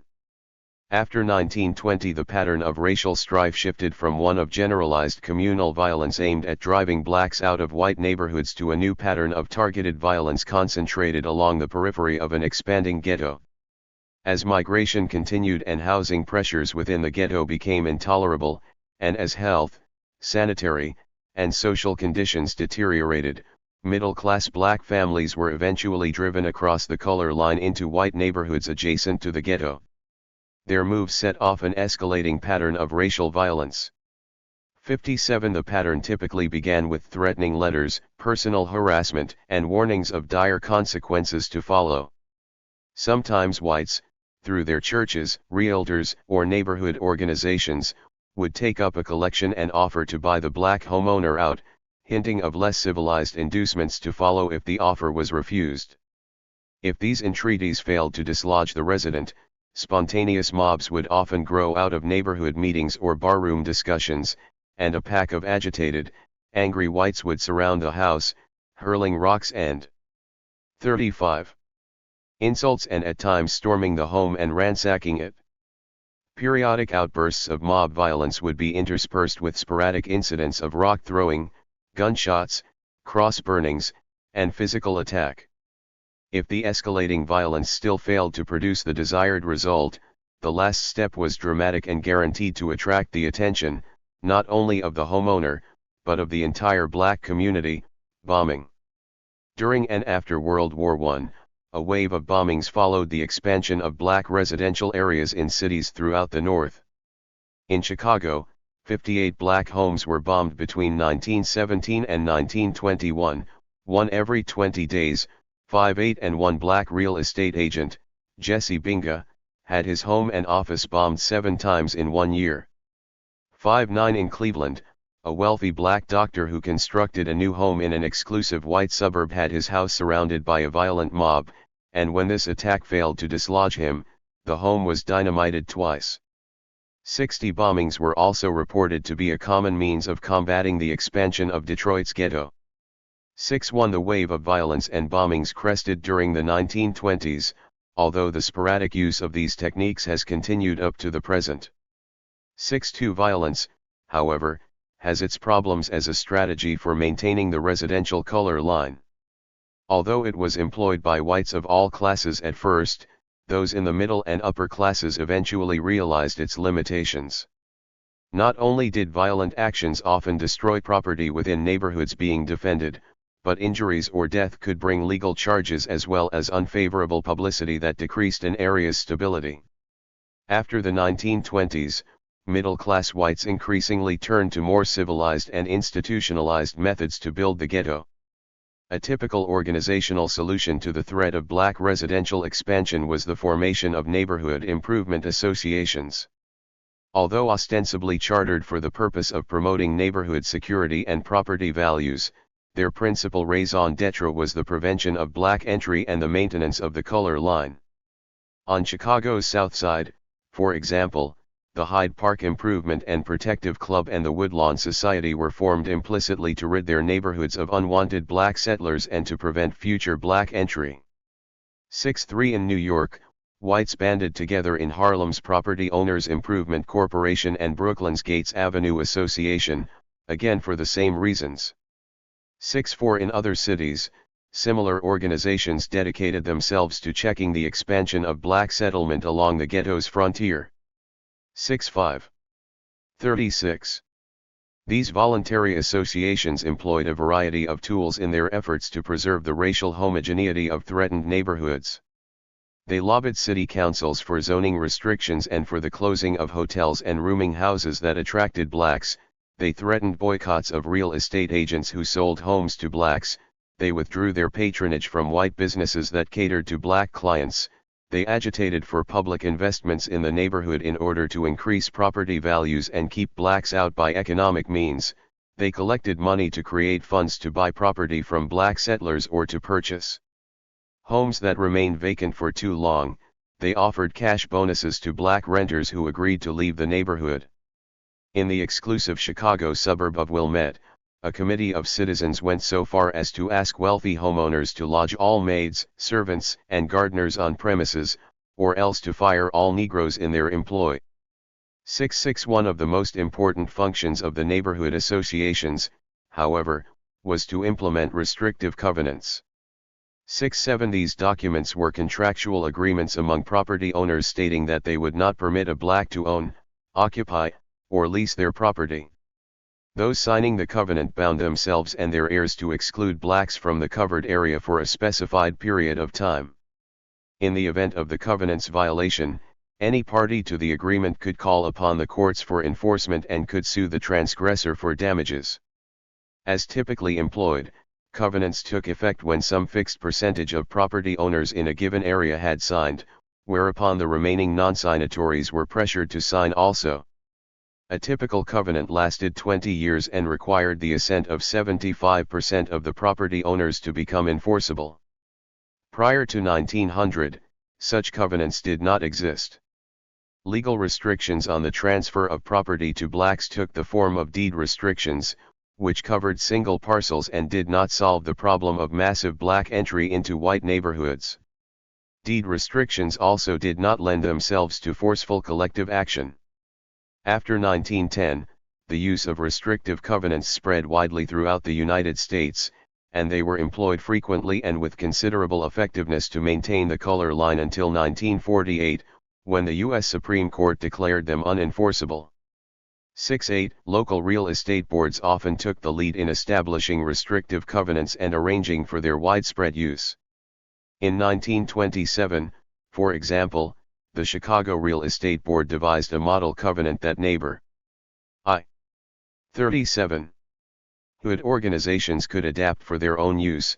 The board then organized a special drive to ensure its adoption by all of the better neighborhoods in the city. 6-9. Although Chicago's local board may have been unusually active in defending the color line, these actions were consistent with official policies of the National Association of Real Estate Brokers, which in 1924 adopted an article in its Code of Ethics stating that a realtor should never be instrumental in introducing into a neighborhood members of any race or nationality whose presence will clearly be detrimental to property values in that neighborhood, a provision that remained in effect until 1950. 7-0. The maintenance of a rigid color line in housing through violence and institutionalized discrimination paradoxically also created the conditions for ghetto expansion. Rapid black migration into a confined residential area created an intense demand for housing within the ghetto, which led to a marked inflation of rents and home prices. The racially segmented market generated real estate values in black areas that far exceeded anything in white neighborhoods, and this simple economic fact created a great potential for profits along the color line, guaranteeing that some real estate agent would specialize in opening up new areas to black settlement. 7-1. White real estate boards, of course, attempted to forestall such actions by threatening agents who violated the color line with expulsion, but because black agents were excluded from real estate boards anyway, this threat had little effect on them. Furthermore, the potential profits were great enough that many whites were willing to face public opprobrium for the sake of the money to be earned. In the end, the real estate industry settled on a practical compromise of keeping blacks from moving into white residential areas haphazardly and to see to it that they filled a block solidly before being allowed to move into the next one. 7-2. Essentially, the strategy represented a policy of containment and tactical retreat before an advancing color line. For some, it proved to be a very profitable compromise. The methods that realtors used to open up neighborhoods to black entry and to reap profits during the transition came to be known as blockbusting. 7-3. The expansion of the ghetto generally followed the path of least resistance, slowing or stopping at natural boundaries such as rivers, railroad tracks, or major thoroughfares, and moving toward low-status rather than high-status areas. 7-4. Blockbusting agents would select a promising area for racial turnover, most often an area adjacent 38 to the ghetto that contained older housing, poorer families, aging households, and some apartment buildings. Agents would then quietly acquire a few homes or apartments in the area and rent or sell them to carefully chosen black families. The inevitable reaction of white violence and resistance was countered with deliberate attempts to increase white fears and spur black demand. 7-5. Agents would go door to door warning white residents of the impending invasion and offer to purchase or rent homes on generous terms. They often selected ostentatiously lower-class blacks to be the first settlers in the neighborhood in order to heighten fears and encourage panic. At times, these settlers were actually confederates of the realtor. In neighborhoods of family homes, a realtor might divide up the first black-occupied house into small units, which were intentionally rented to poor Southern arrivals who were desperate for housing and willing to pay high rents for cramped rooms of low quality. While white panic was spreading, the realtors would advertise widely within the black community, pointing out the availability of good housing in a newly opened neighborhood, thereby augmenting black demand. Given the intensity of black demand and the depths of white prejudice, the entry of a relatively small number of black settlers would quickly surpass the threshold of white tolerance and set off a round of racial turnover. 7.6 No white renters or home buyers would enter the area under the cloud of a black invasion, and as the rate of white departures accelerated, each departing white family would be replaced with one or more black families. As the threat of violence subsided and whites gave up defending the neighborhood, black demand soared and agents reaped substantial profits, because the new entrants were willing to pay prices much higher than those previously paid by whites. In neighborhoods of single-family homes, the initial black entrants tended to be middle and upper-class families seeking to escape the deplorable conditions of the ghetto. 7.7 Like other middle-class people, they sought more agreeable surroundings, higher quality schools, lower crime rates, bigger houses, larger properties, and a better class of people. Because white banks did not make loans to black applicants, realtors were able to augment their profits by acting as bankers as well as sales agents, and given the racially segmented credit market, they were able to charge interest rates and demand down payments well above those paid by whites. 7.8 The attempts of black middle-class families to escape the ghetto were 39. Continually undermined, however, by real estate agents seeking quick profits. Often they sold homes to black families who needed quality housing but were in no position to pay for it. As both seller and lender, the agent would collect a cash advance and several months of mortgage payments before the buyer defaulted, then the family was evicted and the house was resold to another family under similar terms. In this way, agents could sell a home several times in the course of a year, generating extra profits.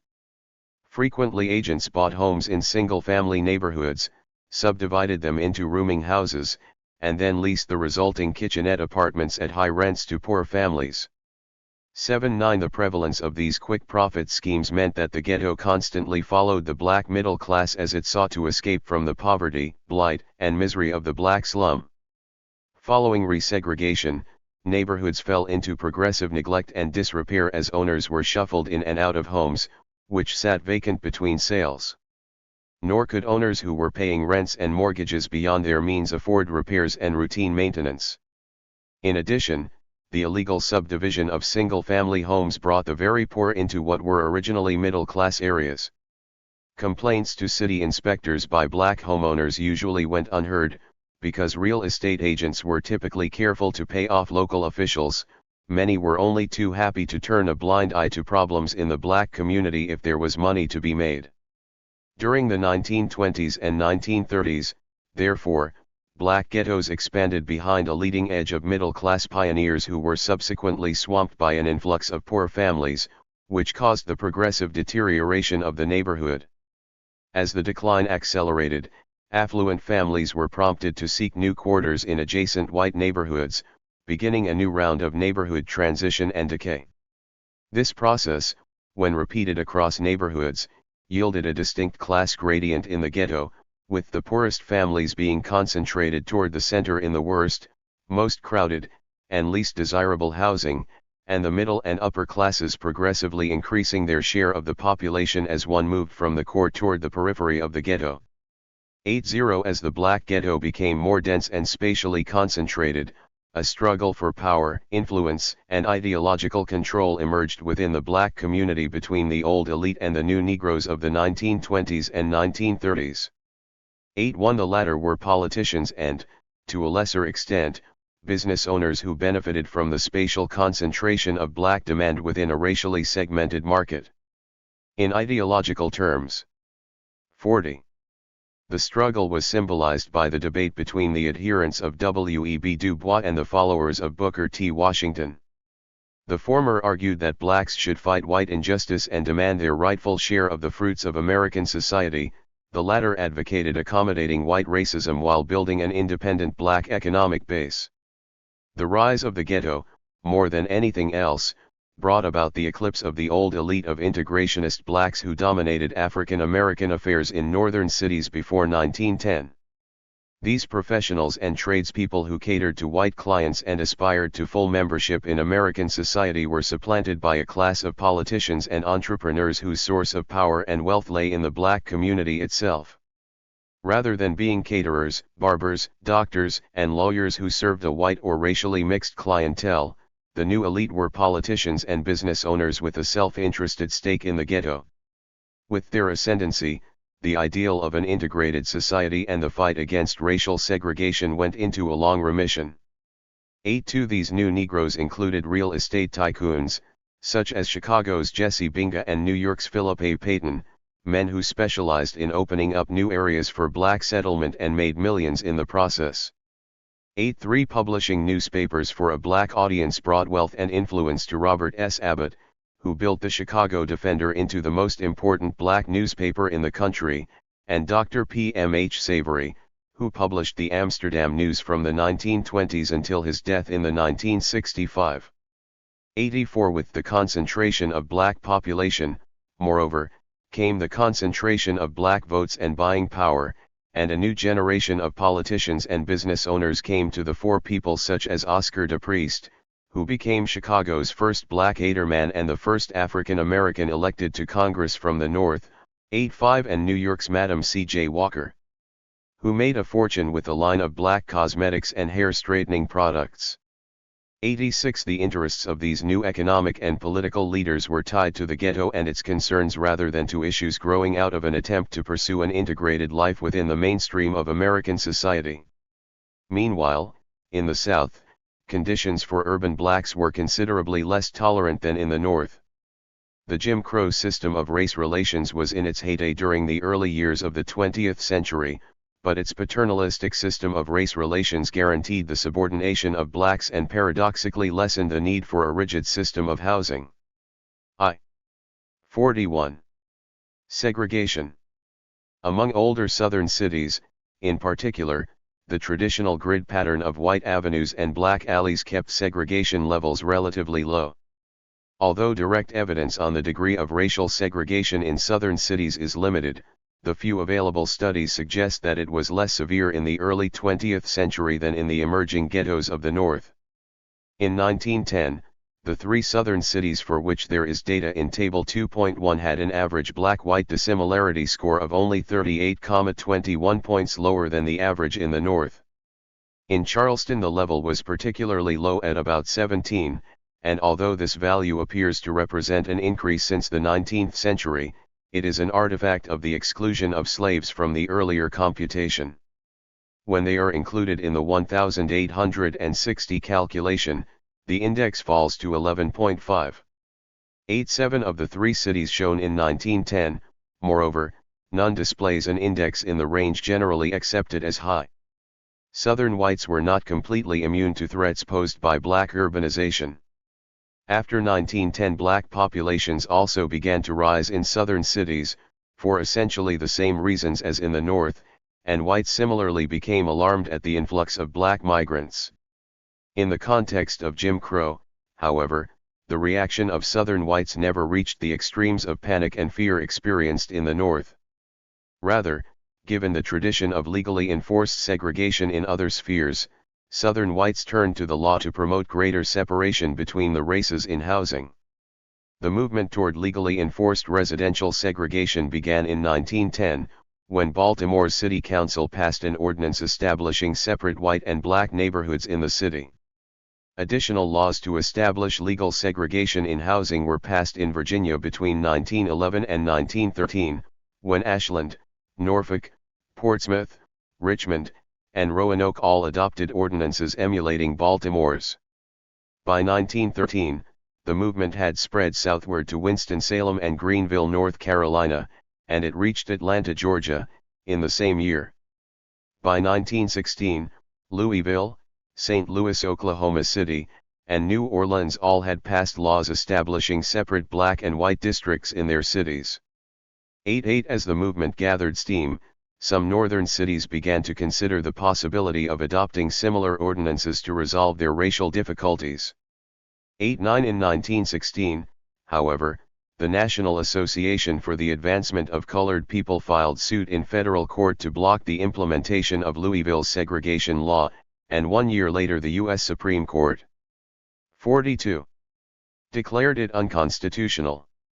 90 The movement toward legally sanctioned housing segregation ended, and thereafter racial segregation in southern cities was accomplished by the same means as in the North, through violence, collective anti-black action, racially restrictive covenants, and discriminatory real estate practices.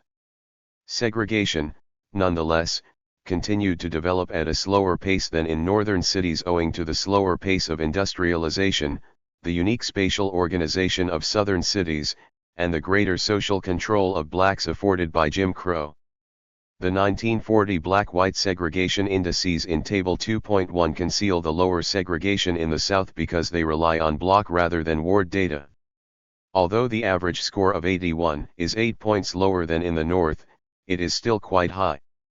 The use of blocks rather than wards interacts with the classic white avenue/black alley settlement pattern to produce a misleading picture of segregation in the South.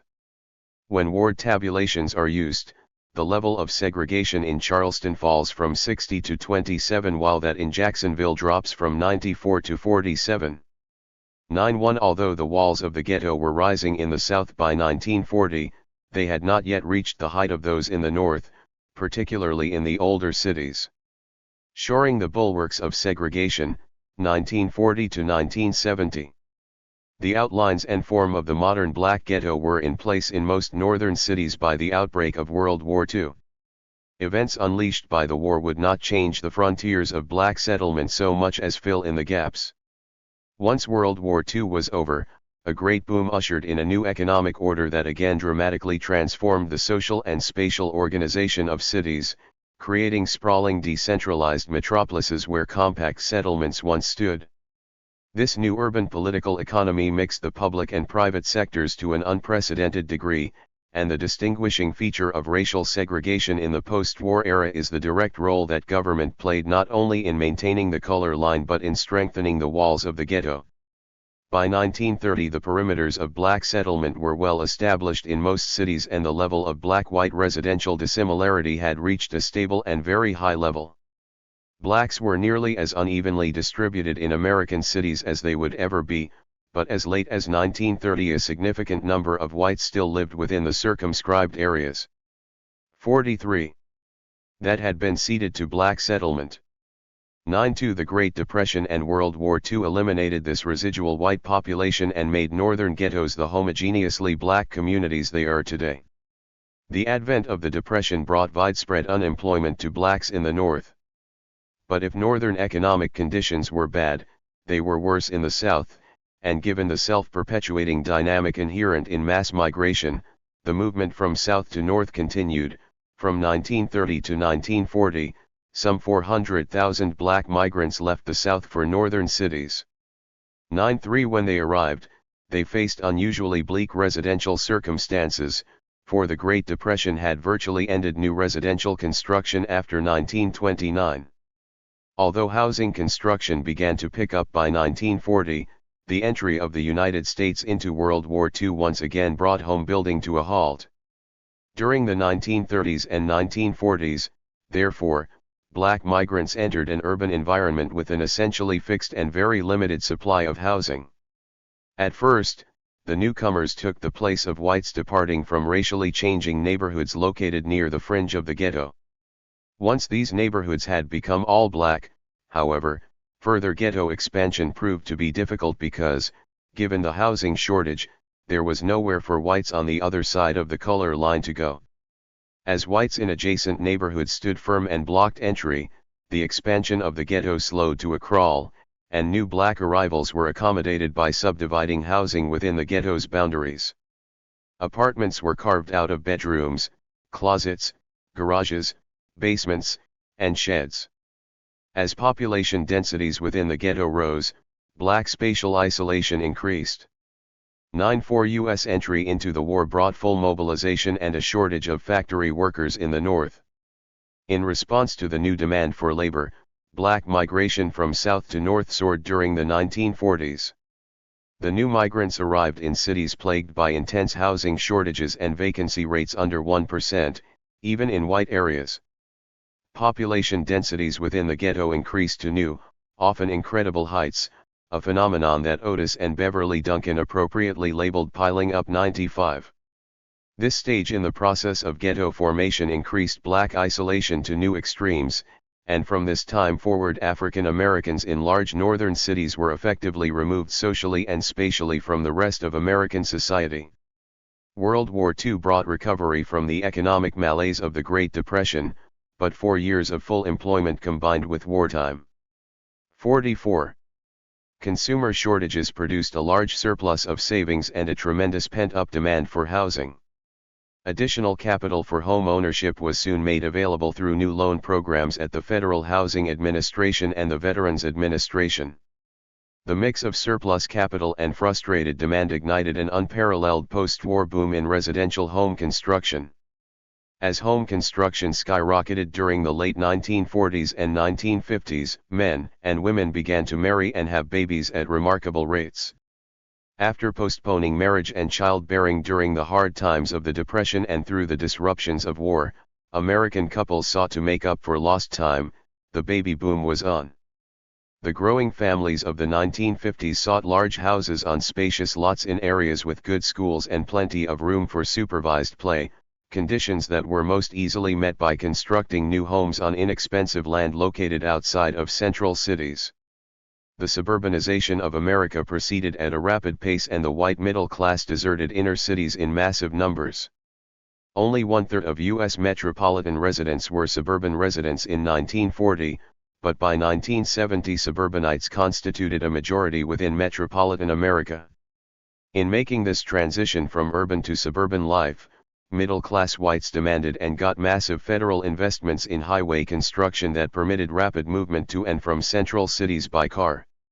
The surging demand for automobiles accelerated economic growth and contributed to the emergence of a new, decentralized spatial order. Whereas early industrialism was based on steam power, rail transportation, and rudimentary communications, the new political economy grew up around electric power, automotive transport, and advanced telecommunications. Industrial-era technology had encouraged spatial concentration in human activities. Factories were built compactly to conserve mechanical power and agglomerated to use common steam plants, rail lines moved large numbers of people along fixed routes to a single point, and crude communications put a premium on face-to-face interaction. In the new post-industrial order, however, the substitution of electricity for steam power eliminated the impetus for centralized manufacturing districts, and a growing reliance on truck transport made congested cities undesirable as centers of manufacturing and shipping. Widespread commuting by automobile extended residential development in all directions around the central city, not just along fixed rail lines. As workers and factories 45 took advantage of the new technologies and moved to the suburbs, retail activities followed.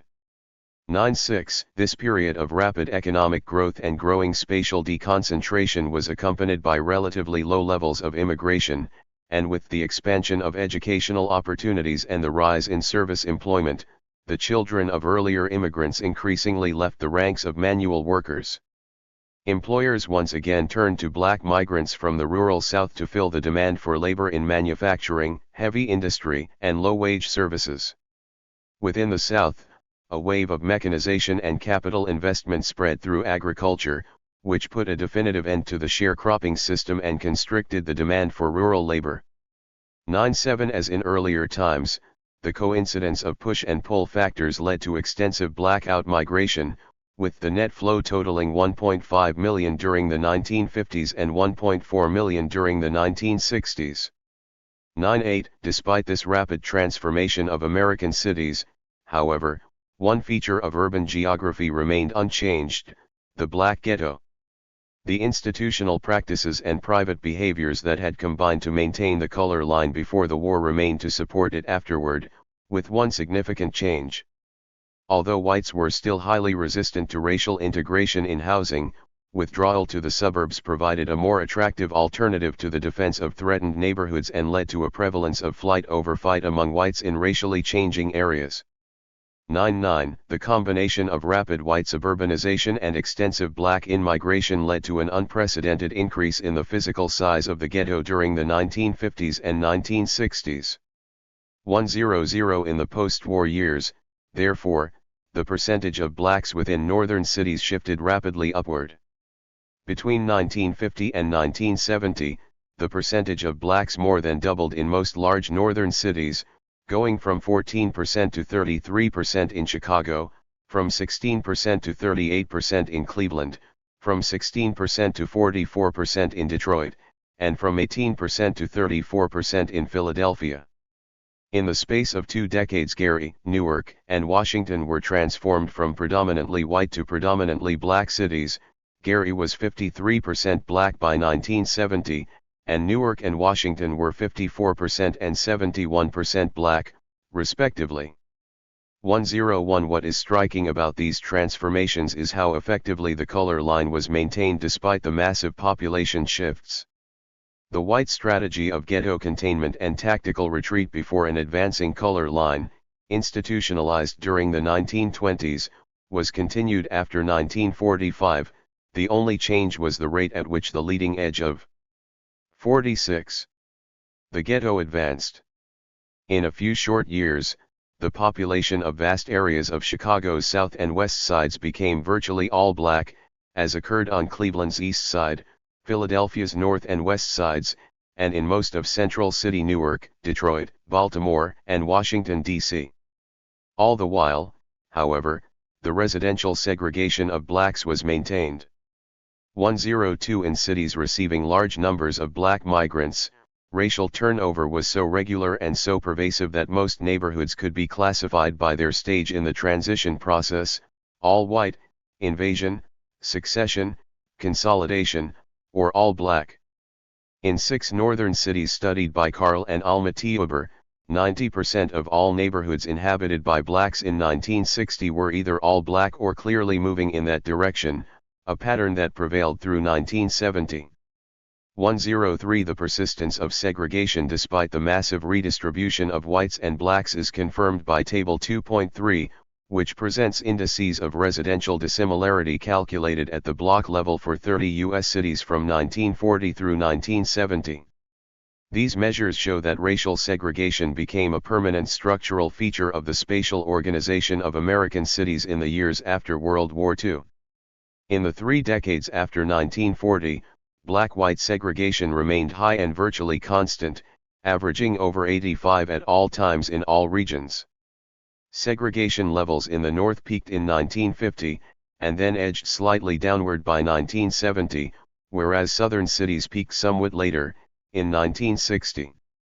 Only one city, San Francisco, experienced a significant long-term decline in the level of racial segregation. By 1970, at least 70% of blacks would have had to move to achieve an even residential configuration in most cities, and in many places the figure was closer to 90%. Such consistently high levels of segregation imply that blacks and whites occupied separate and wholly distinct neighborhoods at each point between 1940 and 1970. Given the fact that northern cities received about 4.5 million black migrants during the period, the only possible outcome was a substantial increase in degree of black spatial isolation. Although no studies have computed decade-by-decade isolation indices for U.S. cities, census data allow us to carry out this task for 1970. Table 2.4 presents our results for 30 cities, along with Lieberson's 1930 isolation indices, which indicate long-term trends.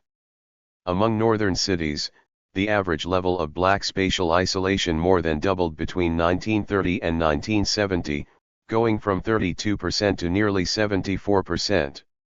Whereas a typical northern black resident was likely to live in a neighborhood dominated by whites in 1930, by 1970 the situation had completely reversed.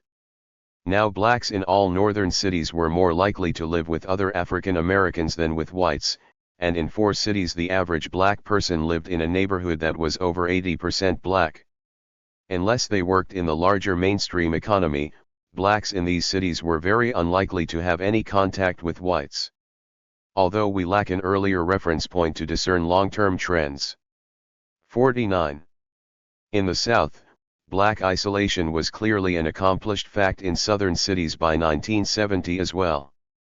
The average level of black isolation within cities of the South was slightly higher than in the North, and the index exceeded 80% in 6 cases.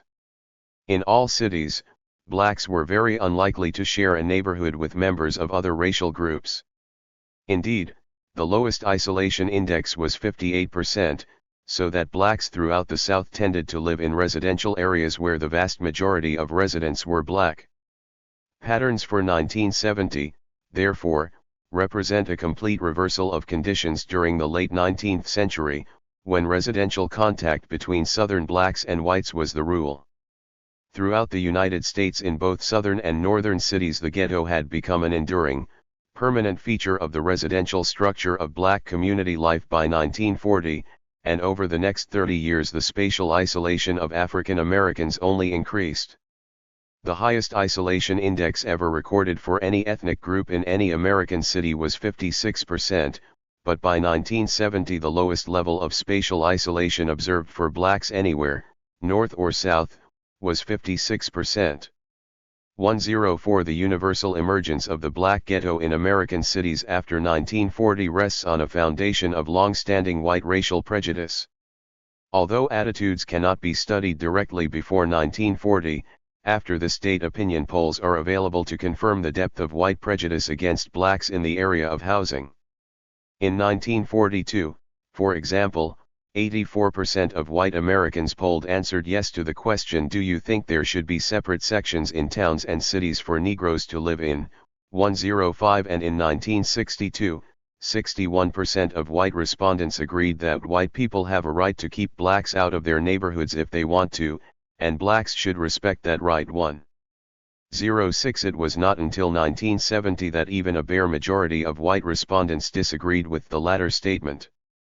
107 Throughout the period from 1940 to 1970, in other words, there was widespread support among whites for racial discrimination in housing and for the systematic exclusion of blacks from white neighborhoods. As a result, whites continued to resist any attempt at black entry through acts of harassment and violence, and once entry was achieved, the neighborhood was avoided by subsequent white home seekers, thereby guaranteeing racial turnover and resegregation.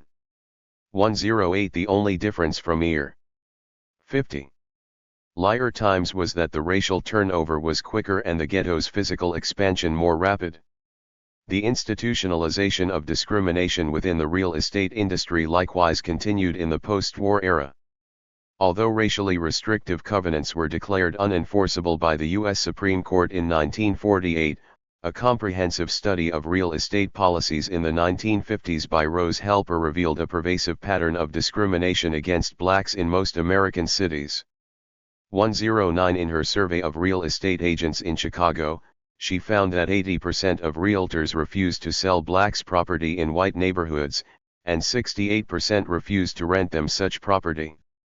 Moreover, among those agents who did sell or rent to blacks, half said they would do so only under restrictive conditions, such as when a significant number of blacks had already entered the area. 110 Another survey of Chicago's real estate agents carried out by Harvey Malach in the mid-1960s found that only 29% of agents were willing to rent to blacks unconditionally, and half of these open-minded agents were black.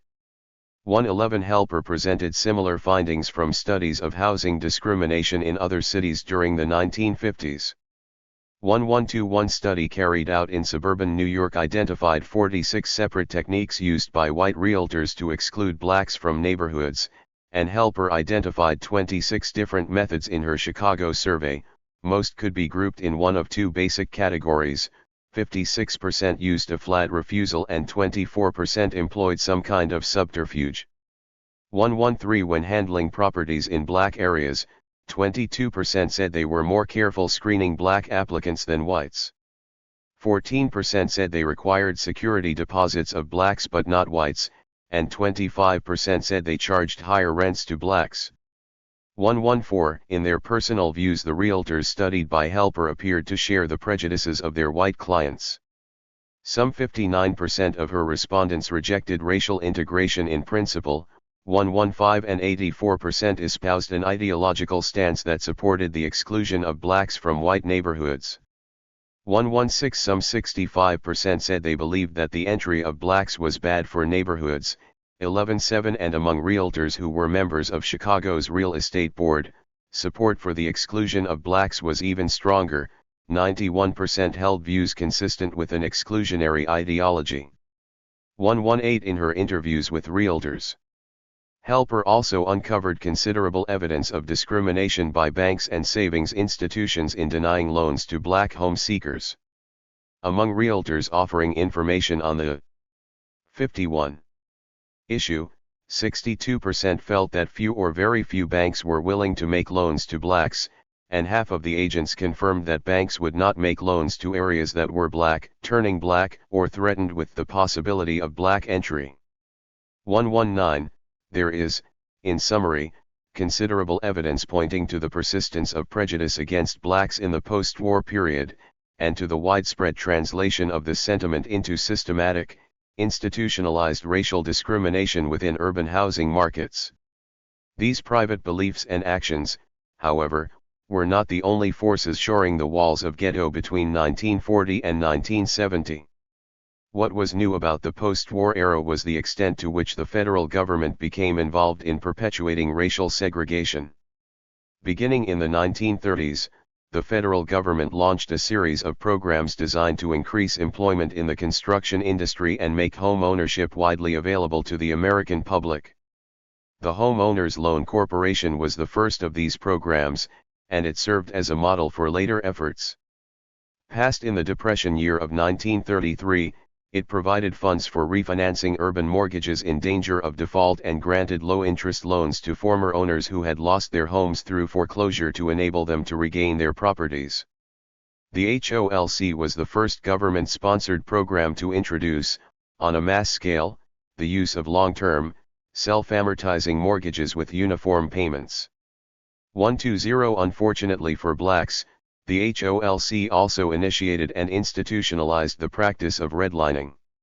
121 This discriminatory practice grew out of a rating system HOLC developed to evaluate the risks associated with loans made to specific urban neighborhoods. 4 categories of neighborhood quality were established, and lowest was coded with the color red. It and the next lowest category virtually never received HOLC loans. The vast majority of mortgages went to the top 2 categories, the highest of which included areas that were new, homogeneous, and in demand in good times and bad. The second category consisted of areas that had reached their peak, but were still desirable and could be expected to remain stable. 122 The HOLC's rating procedures thus systematically undervalued older central city neighborhoods that were racially or ethnically mixed. Jewish areas, for example, were generally placed in Category 2 if their economic status was high enough, but if they were working class or located 52 near a black settlement they would fall into the third category because they were within such a low price or rent range as to attract an undesirable element. 1, 2, 3 Black areas were invariably rated as 4th grade and redlined. As Kenneth Jackson points out, the HOLC did not invent these standards of racial worth in real estate. They were already well established by the 1920s. It bureaucratized them and applied them on an exceptional scale. 124 It lent the power, prestige, and support of the federal government to the systematic practice of racial discrimination in housing. According to Jackson, HOLC underwriters were far more concerned about the location and movement of blacks than about any other demographic trend. He cites a confidential 1941 HOLC survey of real estate prospects in the St. Louis area that repeatedly mentions the rapidly increasing Negro population and the consequent problem in the maintenance of real estate values. Every neighborhood analysis in the report includes maps of the density of black settlement. Black neighborhoods are always coded red, and even those with small black percentages were usually rated as hazardous and placed in the lowest category. 125 Through this discriminatory rating system, HOLC mortgage funds were invariably channeled away from established black areas and were usually redirected away from neighborhoods that looked as though they might contain blacks in the future. But funds distributed through the HOLC program itself were modest, and the major role that the agency played lay in serving as a model for other credit institutions, both private and public. During the 1930s and 1940s, private banks relied heavily on the HOLC system to make their own loan decisions, and the agency's residential security maps were widely circulated throughout the lending industry.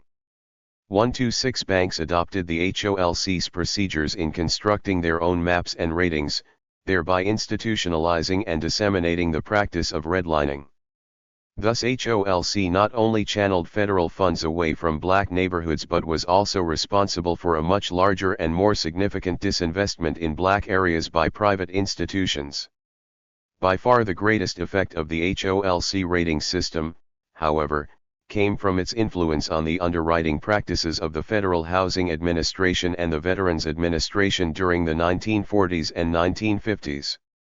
The FHA loan program was created by the National Housing Act in 1937, and the VA program was authorized by the Sir. I. 53. Weisman's Readjustment Act of 1944. 127 These loan programs together completely reshaped the residential housing market of the United States and pumped millions of dollars into the housing industry during the post-war era. Loans made by the FHA and the VA were a major impetus behind the rapid suburbanization of the United States after 1945. The FHA program operated by guaranteeing the value of collateral for loans made by private banks. Before this program, mortgages generally were granted for no more than 2/3 of the appraised value of a home, so buyers needed to acquire at least 33% of the value of a property in order to make a down payment. Frequently banks required half the assessed value of a home before making a loan. The FHA program, in contrast, guaranteed over 90% of the value of collateral so that down payments of 10% became the norm. The FHA also extended the repayment period to 25 or 30 years, resulting in low monthly payments, and insisted that all loans be fully amortized. 128 The greater security afforded by FHA guarantees virtually eliminated the risk to banks, which lowered the interest rates they charged borrowers. When the VA program was established, it followed practices established by the earlier FHA program. 129 As the cost and ease of purchasing a house dropped, home ownership became a mass phenomenon for the first time in American history. Between 1934 and 1969 the percentage of families living in owner-occupied dwellings increased from 44% to 63%, and during the 1940s and 1950s, the marriage of FHA financing and new construction techniques made it cheaper to buy new suburban homes than to rent comparable older dwellings in the central city. 130 As a result, the FHA and VA contributed significantly to the decline of the inner city by encouraging the selective outmigration of middle-class whites to the suburbs. The bias in favor of the suburbs was evident in FHA practices and regulations, which favored the construction of single-family homes but discouraged the building of multifamily units. In addition, FHA loans for the remodeling of existing structures were small and had a short amortization period, making it easier and cheaper for a family to purchase a new home than to renovate an older one. 131 But the most important factor encouraging white suburbanization and reinforcing the segregation of blacks was the FHA requirement for an unbiased, professional appraisal of insured properties, which naturally included a rating of the neighborhood. In rating the home, the FHA established minimum standards for lot 54.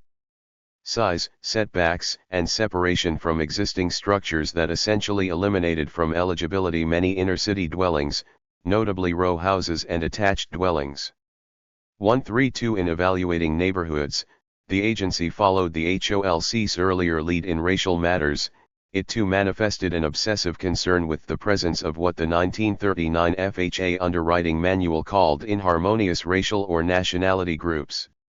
According to the manual, if a neighborhood is to retain stability, it is necessary that properties shall continue to be occupied by the same social and racial classes. 133 Thus, in the late 1940s, the FHA recommended the use and application of racially restrictive covenants as a means of ensuring the security of neighborhoods, and it did not change this recommendation until 1950, 2 years after covenants were declared unenforceable and contrary to public policy by the Supreme Court.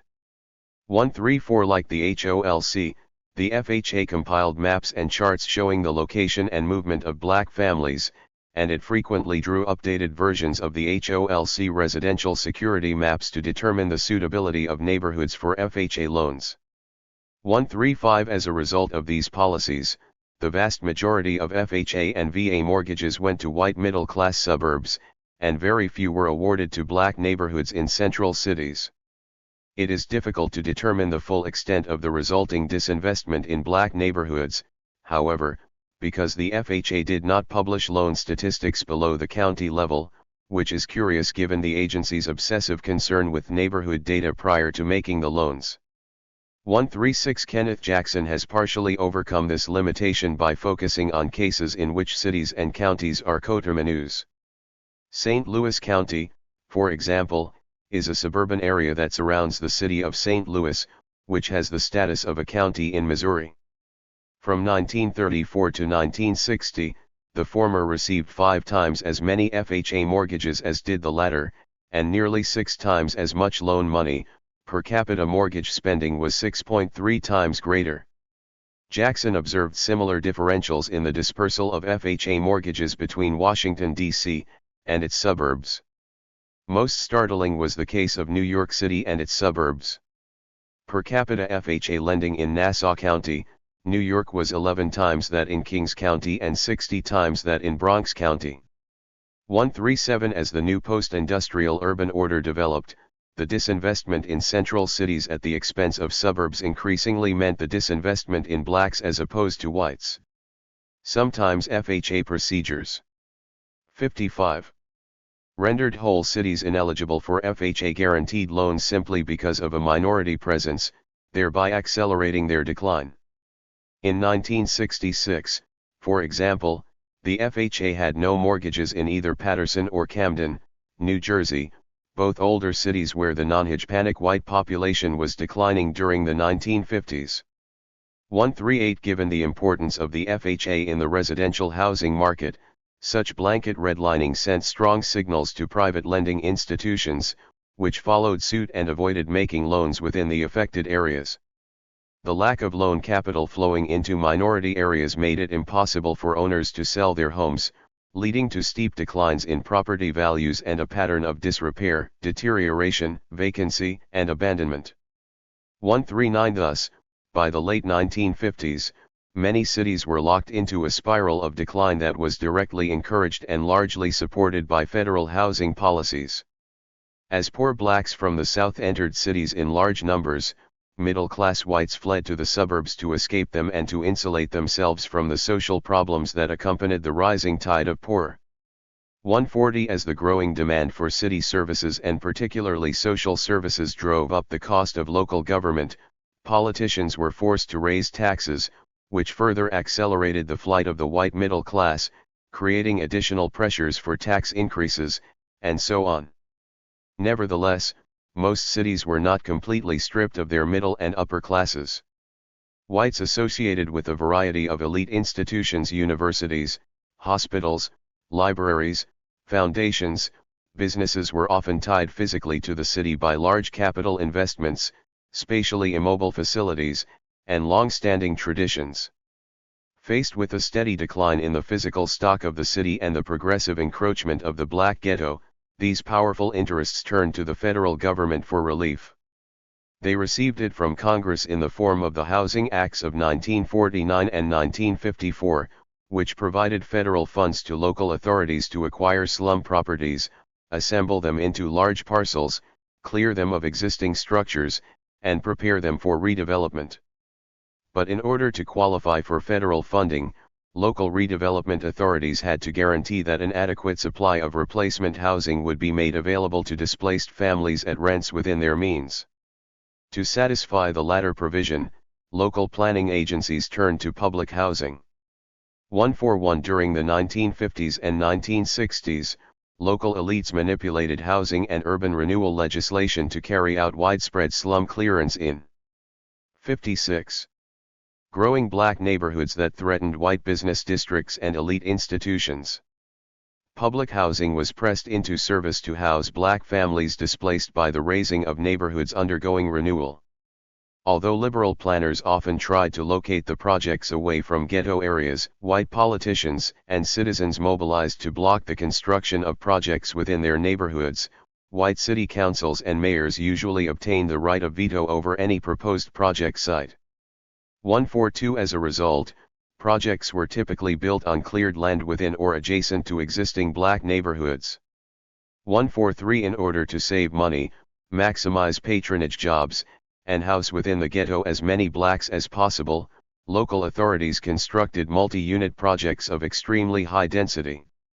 The raising of neighborhoods near threatened areas did check the spread of urban blight, and saved many areas, but black critics complained that urban renewal simply meant Negro removal, and the evidence largely bears them out. 144 As black neighborhoods adjacent to threatened white areas were torn down and converted to other uses, thereby blocking the expansion of the ghetto in that direction, public housing for displaced residents had to be constructed elsewhere. Because for political reasons projects could only be built in ghetto areas, other black neighborhoods were raised and high-density units constructed there to accommodate the residents of both neighborhoods. In the end, urban renewal almost always destroyed more housing than it replaced. 145 Many poor blacks were permanently displaced into other crowded ghetto neighborhoods, which contributed to their instability and further decline. Moreover, delays between the time when neighborhoods were torn down and new projects were erected displaced many others into the ghetto on a temporary basis. Thus urban renewal programs frequently only shifted the problems of blight, crime, and instability from areas adjacent to elite white neighborhoods to locations deeper inside the black ghetto. Established black neighborhoods, however, could not absorb all the families displaced by urban renewal and public housing construction, and some were forced to seek entry within working-class white neighborhoods located at points along the ghetto's periphery. An important secondary effect of urban renewal was to accelerate racial turnover, expand the ghetto, and shift the threat of ghetto expansion from elite white districts to working-class white neighborhoods. 146. 57. By 1970, after 2 decades of urban renewal, public housing projects in most large cities had become black reservations, highly segregated from the rest of society and characterized by extreme social isolation. 147 The replacement of low-density slums with high-density towers of poor families also reduced the class diversity of the ghetto and brought about a geographic concentration of poverty that was previously unimaginable. 148 This new segregation of blacks in economic as well as social terms was the direct result of an unprecedented collaboration between local and national government. This unholy marriage came about when private actions to maintain the color line were overwhelmed by the massive population shifts of the 1950s and 1960s. The degree of racial segregation in public housing is directly and unambiguously linked to the differential growth of black and white urban populations in the post-war era. Blacks are now most segregated in public housing precisely in the urban areas where their numbers were growing most rapidly compared with whites during the 1960s. 149 Public housing, in the words of the historian Arnold Hirsch, represents a new, federally sponsored second ghetto, one solidly institutionalized and frozen in concrete, where government took an active hand not merely in reinforcing prevailing patterns of segregation, but in lending them a permanence never seen before. 150. Epilogue, the riots and their aftermath. By the late 1960s, virtually all American cities with significant black populations had come to house large ghettos characterized by extreme segregation and spatial isolation. Whereas before 1940 no racial or ethnic group in American history had ever experienced an isolation index above 60%, by 1970 this level was normal for blacks in large American cities. By the end of the 1960s, in other words, the average black city dweller lived in a neighborhood where the vast majority of his or her neighbors were also black. Not only was the segregation of European ethnic groups lower, it was also temporary. Whereas Europeans' isolation indices began to drop shortly after 1920, the spatial isolation characteristic of blacks had become a permanent feature of the residential structure of large American cities by 1940. This profound segregation reversed 19th-century patterns, where neighborhoods were racially integrated and the social 58 worlds of blacks and whites overlapped. Under the residential configurations prevailing in 1970, meaningful contact between blacks and whites outside the workforce would be extremely unlikely. These conditions came about because of decisions taken by whites to deny blacks access to urban housing markets and to exclude them from white neighborhoods. Throughout the post-war era, whites displayed a high degree of prejudice against black neighbors, and this sentiment was repeatedly expressed in violence directed at blacks who attempted to leave the ghetto. Restrictive covenants and deed restrictions were employed by neighborhood improvement associations to exclude blacks from housing outside the ghetto, boycotts were organized to punish merchants or agents who sold to blacks, and social pressure was applied to realtors, property owners, and public officials who did not adhere to the principle of racial exclusion. Discrimination in the real estate industry was institutionalized from 1920 onward. After 1940, the federal government was drawn into the defense of the residential color line. Federally sponsored mortgage programs systematically channeled funds away from minority neighborhoods, bringing about a wholesale disinvestment in black communities during the 1950s and 1960s. Meanwhile, local officials, using funds from the U.S. Department of Housing and Urban Development, carried out systematic slum clearance in ghetto neighborhoods adjacent to threatened white districts and then built large blocks of high-density public housing in other black neighborhoods to contain black families displaced by this renewal. The result was a new, more permanent, federally sponsored second ghetto in which blacks were isolated by class as well as by race. The economic deprivation, social isolation, and psychological alienation produced by decades of segregation bore bitter fruit in a series of violent urban riots during the 1960s. The violence began in Birmingham, Alabama, in the summer of 1963, but the real bellwether was the Los Angeles riot of August 1965, which did $35 million worth of damage and left 4,000 injured and 34 dead. 151 After sporadic violence in Chicago and Cleveland during the summer of 1966, a convulsive wave of mob violence erupted during July and August of 1967, when black ghettos in 60 U.S. cities exploded in a cataclysm of frustration and rage. 152 The violence was particularly destructive in Detroit, Newark, and Milwaukee. Chicago's inferno followed Martin Luther King's assassination in April of 1968. 153 Unlike the communal race riots of early 1900s, these disturbances 59 arose from within the black community itself and were commodity riots, directed at property rather than people. 134 Outside of confrontations with police and guardsmen, there was little black on white or white on black violence. Attacks were confined largely to the ghetto and were directed at white property, institutions, or authority symbols. Looting became the characteristic act of the disturbances. White people were not singled out for assault, and black rioters did not attempt to leave the ghetto. The participants did not express a racial hatred of whites per se, but an anger with the conditions of racial oppression and economic deprivation that had been allowed to fester in the ghetto for 60 years. 153 In the wake of the violence and destruction, President Johnson appointed a national commission of elected officials and public figures chaired by Governor Otto Kerner of Illinois. The Kerner Commission issued its report in March 1968 and firmly concluded that the riots stemmed from the persistence of racial discrimination and a historical legacy of disadvantages in employment, education, and welfare.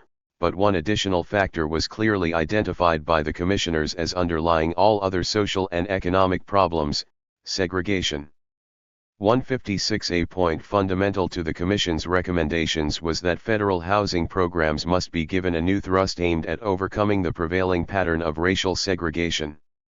If this is not done, those programs will continue to concentrate the most impoverished and dependent segments of the population into central city ghettos where there is already a critical gap between the needs of the population and the public resources to deal with them. 157 To accomplish this aim, the Commission recommended that the federal government enact a comprehensive and enforceable open housing law to cover the sale or rental of all housing, and that it reorient federal housing programs to place more low and moderate income housing outside of ghetto areas. 1.58 Within months of the Commission's report, the nation seemed to be moving decisively toward the implementation of these recommendations.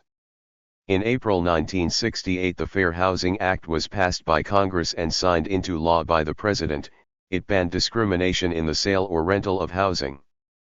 The following year, a federal judge in Chicago ruled favorably on a major lawsuit alleging discrimination in public housing and ordered the Chicago Housing Authority to take remedial action. Given these new tools in the fight against residential segregation, observers looked forward to the dismantling of the ghetto during the 1970s and to a reversal of historical trends towards segregation. 3. The persistence of the ghetto. When Martin Luther King, Jr., decided to take the Southern movement north into Chicago, some thought he was pressing his luck. From the television documentary Eyes on the Prize.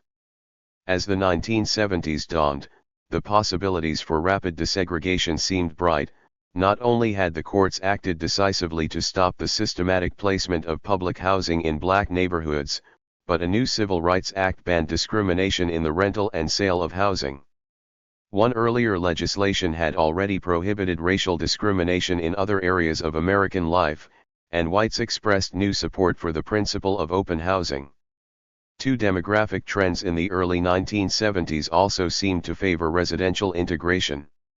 By the beginning of the decade, blacks had begun to join the exodus of families from central cities to suburbs, and the pace of white suburbanization slowed. 3. At the same time, the migration of blacks from south to north decelerated and reversed, and for the first time since the Civil War, the South experienced a net in-migration of blacks. Between 1970 and 1980, the Northeast and Midwest together lost some 342,000 black migrants while the South gained 209,000 black entrants. 4. The drying up of this traditional south-to-north migration stream eliminated a key supply-side factor that had contributed to ghetto formation and white racial hostility for 100 years. Additional impetus for integration came from the steady improvement in black socio-economic well-being. Although people, jobs, and housing continued to gravitate to suburban areas, cities still contained a large base of manufacturing and heavy industry during the early 1970s, which, the persistence of the ghetto. 61. Provided blacks with a strong foundation for economic and social mobility. Until the recession of 1973, black income levels were rising and levels of racial discrimination were falling. 3. In 1973, the rate of black poverty reached its lowest level in U.S. history.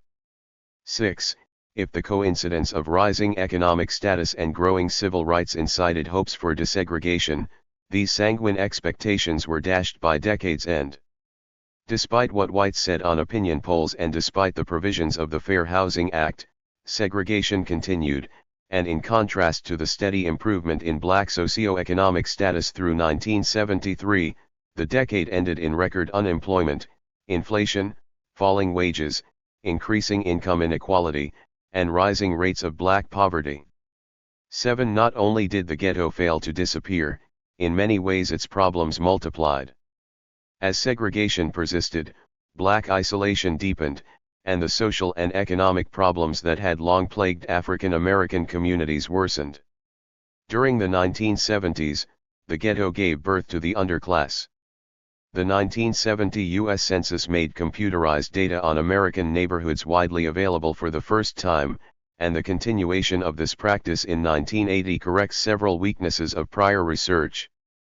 Computerized data files permit an analysis of racial segregation using constant neighborhood units, fixed metropolitan boundaries, and comparable definitions of racial groups. To a greater extent than was possible before, trends in the residential structure of urban black communities can now be measured accurately, without the confounding influence of changing geographic definitions. Given the extensive suburbanization that occurred between 1945 and 1970, it is no longer appropriate to measure segregation within cities alone. By 1970, racial segregation in U.S. urban areas was characterized a largely black central city surrounded by predominantly white suburbs, or as one soul tune described it, a chocolate city with vanilla suburbs 8. For this reason, we assess segregation not within specific cities but across entire metropolitan regions, or more specifically, within standard metropolitan statistical areas. These areas, used by the U.S. Bureau of the Census, are made up of a central city with at least 50,000 inhabitants, plus surrounding counties that have a high degree of social and economic integration with it. 9. Rather than presenting results for all metropolitan areas in the United 62 states, however, we focus on those with the 30 largest black populations, thereby keeping the presentation of data within manageable limits. Although focusing on the largest black communities maximizes the conditions for segregation, it nonetheless depicts the circumstances under which most African Americans live. Over half of all blacks in the United States, and 60% of black urban dwellers, live in the 30 metropolitan areas described here. Moreover, because our findings are drawn from a larger series of articles examining segregation in 60 metropolitan areas, our actual base of generalization is much larger. 10. The measurement of racial segregation requires the selection of a spatial unit to represent a neighborhood, and the areal unit we have chosen is the census tract.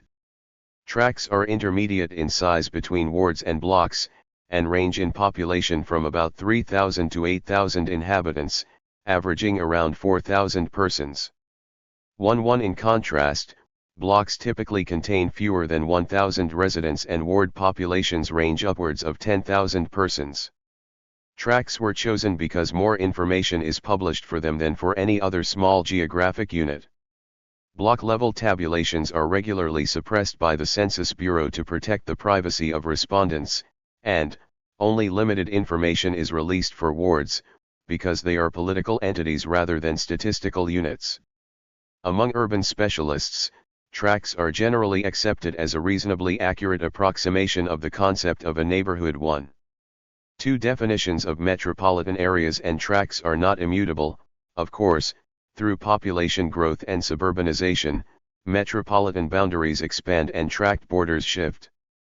Whenever we study trends in segregation, therefore, we adjust for changes in territorial definitions. The effect of urban growth is controlled by carrying 1970 metropolitan area definitions over into 1980, and we have systematically gone through all census tracts to create a common 1970 to 1980 tract grid. 1.3 Only when the analysis focuses on patterns for 1980 alone do we use 1980 metropolitan definitions. The rapid growth of the Hispanic population during the 1970s requires another adjustment of census data. Hispanics may be of any race, but most are classified as white. As the number of Latinos in an area increases, therefore, larger shares of whites are classified as Hispanic, especially in places such as Los Angeles and Miami. In order to avoid confounding differences in segregation with differences in the ethnic composition of whites, we have removed all Hispanics from the general white and black populations. This action is especially important when considering trends in segregation, because the Census Bureau changed its racial coding procedures for Hispanics between 1970 and 1980, thereby producing artificial changes in the size of the white population. 1.4 Although we use the terms white and black throughout this chapter, readers should remember that these populations have been adjusted by removing white and black Hispanics. Thus we measure segregation between non-Hispanic whites and non-Hispanic blacks. The indices in Table 3.1 testify to the persistence of the racial segregation during the 1970s. The two left-hand columns present indices of black-white dissimilarity for 1970 and 1980. This measure of segregation gives the percentage of all blacks who would have to move to achieve an even, or integrated, residential configuration, one where each census tract replicates the racial composition of the metropolitan area as a whole. 1.5 Among northern areas, this index averaged over 80% in both 1970 and 1980, and it declined by only 4 points over the decade. This stability provides little evidence for the dismantling of the ghetto during the 1970s. Among the oldest and largest northern ghettos, places where the riots of the 1960s were most severe, there was virtually no sign of progress in residential integration. In Boston, Chicago, Cleveland, Detroit, Gary, Philadelphia, Pittsburgh, and St. Louis, the decline in the segregation index was 4 points or less, and in 2 metropolitan areas segregation actually increased over the decade. Although a few places experienced sizable declines in segregation, notably Columbus, Los Angeles, and San Francisco, the prevailing trend was one of stability in the residential structure of the ghetto. The larger declines in these metropolitan areas are generally attributable to unusual instability in housing patterns caused by a combination of gentrification, immigration, and rapid housing construction rather than to an ongoing process of neighborhood racial integration. 1.6 As of 1980, no northern area displayed a dissimilarity index under 70%, which indicates a level of segregation well above the highest ever recorded for European ethnic groups. 1.7 During the 1970s, southern metropolitan areas followed the traditional pattern of lower segregation compared with the north. In older southern cities, this outcome reflects the persistence of the Jim Crow pattern of black inhabited alleys interspersed between white inhabited avenues. 1.8 During the late Jim Crow period, moreover, white developers created black suburbs on the urban fringe in order to reinforce housing segregation. 1.9 And in some metropolitan areas, suburbanization involved the expansion of white residential areas into territory inhabited by rural blacks. 2.0 As a result of these distinctive southern traits, segregation levels tend to be lower than in the north, particularly when measured at the tract level. Despite this propensity for lower segregation among southern metropolitan areas, 10 of the 12 have 1980 segregation indices within the high range. In general, the larger, the more modern, and the more economically developed the metropolitan area, the higher the level of black-white segregation. The separation of the races is particularly severe in Atlanta, Baltimore, Dallas, Memphis, Miami, Tampa, and Washington, D.C., all of which had segregation indices over 70% in 1980. Although sizable declines were registered in rapidly growing areas such as Dallas, Houston, and Washington, the changes in most areas were modest. Moderate levels of segregation in Birmingham, Alabama, and Greensboro, North Carolina, stem from ecological features unique to urban areas in the South. The two right-hand columns of Table 3.1 show 1970 to 1980 trends in the spatial isolation of blacks. These indices state the percentage of blacks living in the tract of the average African American. They measure the extent to which blacks live only among other blacks and gauge the potential for interracial contact within neighborhoods. 2.1 Isolation indices capture the experience of segregation from the viewpoint of the average black person. Their maximum value is 100%, which occurs when all black people live in all black neighborhoods, thereby providing no opportunity for residential contact with whites. When blacks are desegregated, the index reaches its minimum value, the percentage of blacks in the metropolitan area. Thus the index depends on the racial composition of the urban area as well as on the geographic distribution of blacks.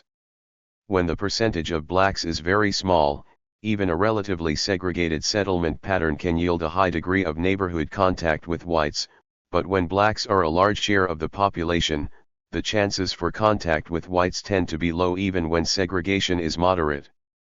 The isolation indices reveal the full extent of black racial seclusion within U.S. metropolitan areas, both northern and southern.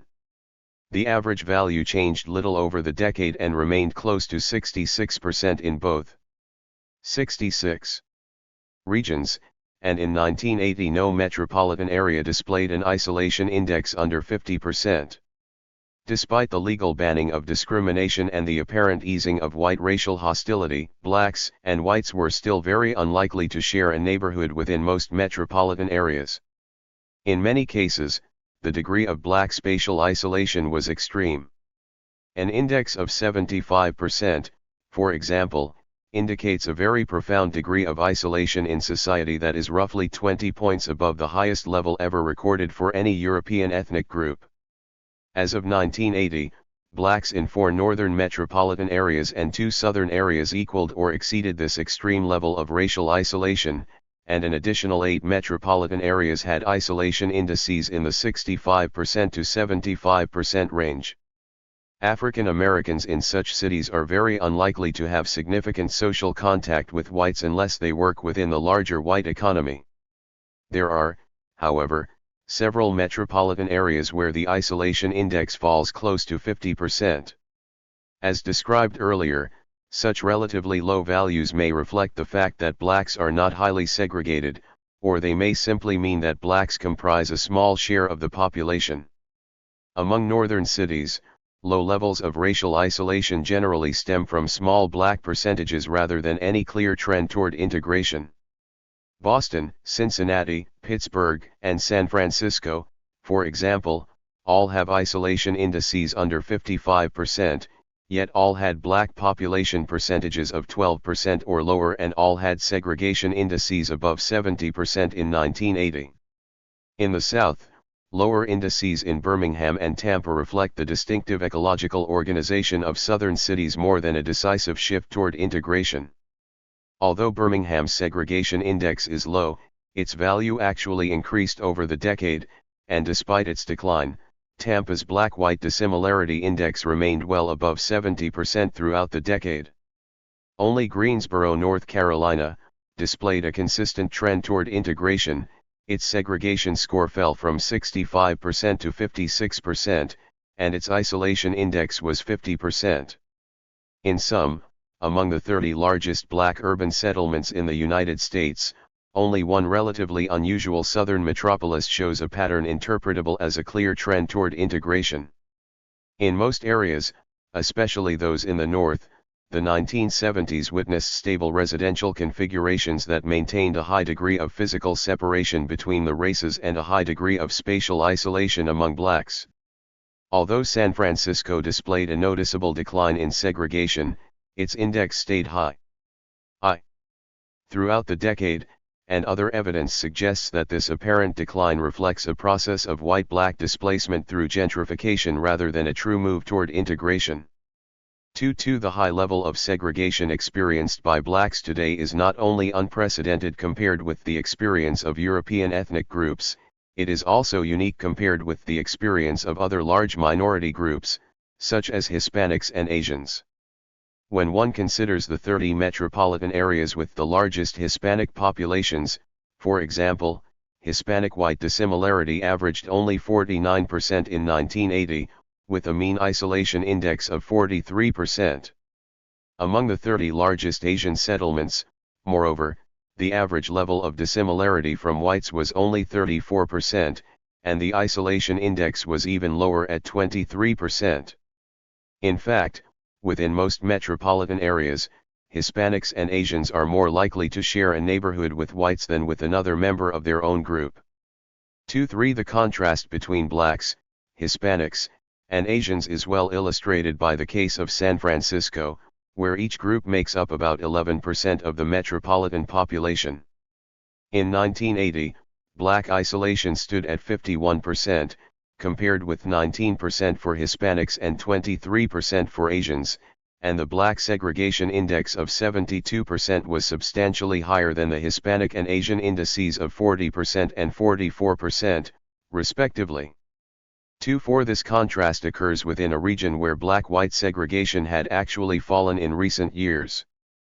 Thus, even under relatively favorable conditions, blacks are twice as isolated as Hispanics and Asians and about 60% more segregated. Suburbanization and segregation. The most salient feature of post-war segregation is the concentration of blacks in central cities and whites in suburbs. Although observers were initially optimistic about the prospects for integration when black suburbanization began in the early 1970s, relatively few blacks attained suburban residence during the decade in comparison with whites. Whereas an average of 71% of northern whites lived in suburbs by 1980, the figure for blacks was only 23%. Although rates of black suburbanization were higher in the South, the contrast was equally stark. Only 34% of blacks in southern areas lived in suburbs in 1980, compared with 65% of whites. The classic pattern of a black core surrounded by a white ring persisted throughout the 1970s. Blacks were extremely unlikely to live in the suburbs of Gary, India, Naples, Kansas City, Milwaukee, and New York, all of which had black suburbanization rates under 10%. Although Los Angeles, Newark, Pittsburgh, and St. Louis had relatively higher rates of black suburbanization, in no case did the black rate approach that of whites. The metropolitan area where black suburbanization most closely approximated the white rate was Los Angeles, but the figure of 42% for blacks was still 15 percentage points lower than the white rate of 57%. Relatively high levels black suburbanization in some metropolitan areas can be deceiving, however, because many black suburbs are simply poor, declining cities that happen to be located outside the city limits. Camden, New Jersey, for example, accounts for a sizable portion of Philadelphia's suburban black population, and East St. Louis, Illinois, likewise represents a large share of St. Louis's suburban blacks, but neither suburb fits the ideal of suburban life. In 1980, 32% of Camden's families fell below the federal poverty line, and in East St. Louis the figure was 39%. Poverty was more extensive and social dislocations more severe than in their corresponding central cities. As these examples show, black suburbanization often does not eliminate black-white disparities in residential quality. Indeed, suburbs that accept black residents tend to be older areas of relatively low socioeconomic status and high population density. 25 They are typically located adjacent to or near the central city and are relatively unattractive to white renters and home buyers.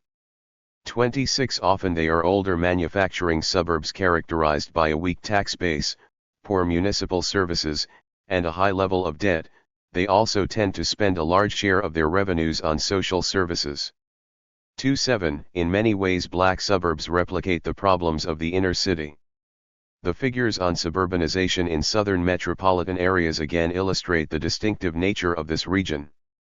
Unlike in the north, blacks in the south have always lived outside of central cities. Indeed, the vast majority of all African Americans once lived in the rural South. As urbanization proceeded during the 20th century, and as outlying counties were progressively absorbed into larger metropolitan regions, rural blacks frequently were transformed into suburbanites without moving anywhere.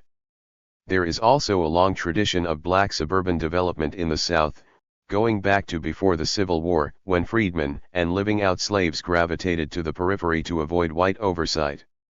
28 This 70 tradition was reinforced during the Jim Crow era by the development of black suburbs in order to strengthen racial segregation in housing. 29 For all of these reasons, rates of black suburbanization in the South are generally higher than those in the North, and at times they can reach very high levels. In Birmingham, for example, over 70% of blacks lived outside the central city in 1980, and in Miami the figure was 68%. No metropolitan area in the South displayed a black suburbanization rate under 16%, and by 1984 areas displayed black suburban percentages of 40% or more. The overall black suburbanization rate of 34% in 1980 was 11 points higher than the northern figure of 23%. Despite this advantage compared with northern blacks, however, rates of southern black suburbanization still lag behind those of whites by a factor of nearly 2 to 1 on average. The contrast between black and white suburbanization was especially pronounced in larger industrial cities such as Atlanta, Baltimore, and Dallas.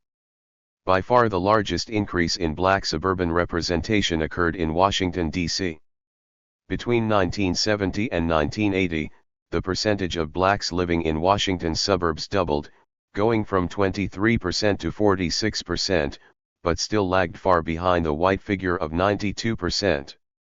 In spite of blacks' increasing entry into suburbs, however, studies done in the 1970s and earlier suggest that suburban residence does not necessarily bring integration for blacks. Rather, racial segregation persists in suburbs as well as in central cities. 3. Often black suburbanization only involves the expansion of an urban ghetto across a city line and does not reflect a larger process of racial integration. 3. As in central cities, once suburbs acquire a visible black presence, they tend to attract more blacks than whites, which leads to rapid racial turnover and the emergence of a suburban black enclave.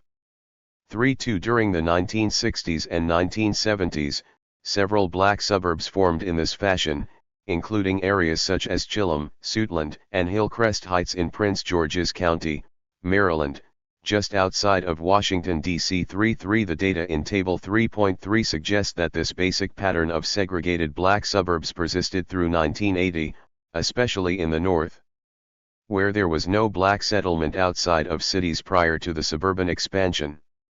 Among northern metropolitan areas, the average level of black-white segregation drops about 7 points going from central cities to suburbs, but this apparent effect of suburbanization testifies more to the extreme segregation of cities than to the low segregation of suburbs. The average level of segregation in northern cities was 77% in 1980, compared with a figure of 70% in suburbs, both well within the range usually considered high. Chicago remains the nation's most segregated central city with a dissimilarity index of 91%, followed by Cleveland, Newark, St. Louis, Philadelphia, Los Angeles, and New York. In all of these cities, at least 80% of blacks would have had to move to achieve a desegregated residential pattern, and all but 2 of the 18 northern cities have indices in excess of 70%. Although levels of racial segregation are somewhat lower in suburban areas, only 2 cases display indices within the moderate range: Pittsburgh, with a suburban index of 54%, and Kansas City, with a suburban score of 47%. In 5 cases, suburban segregation equaled or exceeded that in central cities, and in suburban Gary, segregation reached an extreme equaled only in the city of Chicago. For blacks in the North, suburbanization during the 1970s generally brought not integration but, rather, a slightly less extreme form of segregation. Owing to the special character of Southern metropolitan development, however, racial segregation in suburbs of the South was less pronounced than in the North, but it was nonetheless very high in central cities. 8 of the 12 southern cities had segregation scores above 70% in 1980, and all except Birmingham and Greensboro were in the high range. In contrast, 9 of the 12 suburban areas had moderate levels of segregation, with especially modest values in Birmingham and Norfolk. The average percentage of suburban blacks who would have to move to achieve an even residential configuration was 57%. Again, these modest levels of segregation reflect the distinctive nature of southern urban areas. The third and fourth columns of Table 3.3 present isolation indices for blacks in central cities and suburbs. Because geographic isolation is affected by the relative number of blacks as well as by their spatial configuration, the fifth column shows the percentage of blacks in each suburban area.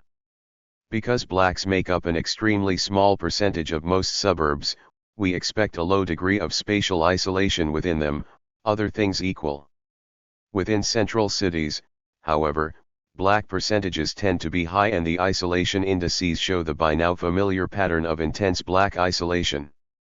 In both regions, the average black isolation index in central cities was 73%, and values above 85% occurred in Atlanta, Baltimore, Chicago, Cleveland, St. Louis, and Washington, D.C. Such intense levels of geographic isolation can only be achieved by distributing a large black population in an extremely uneven way.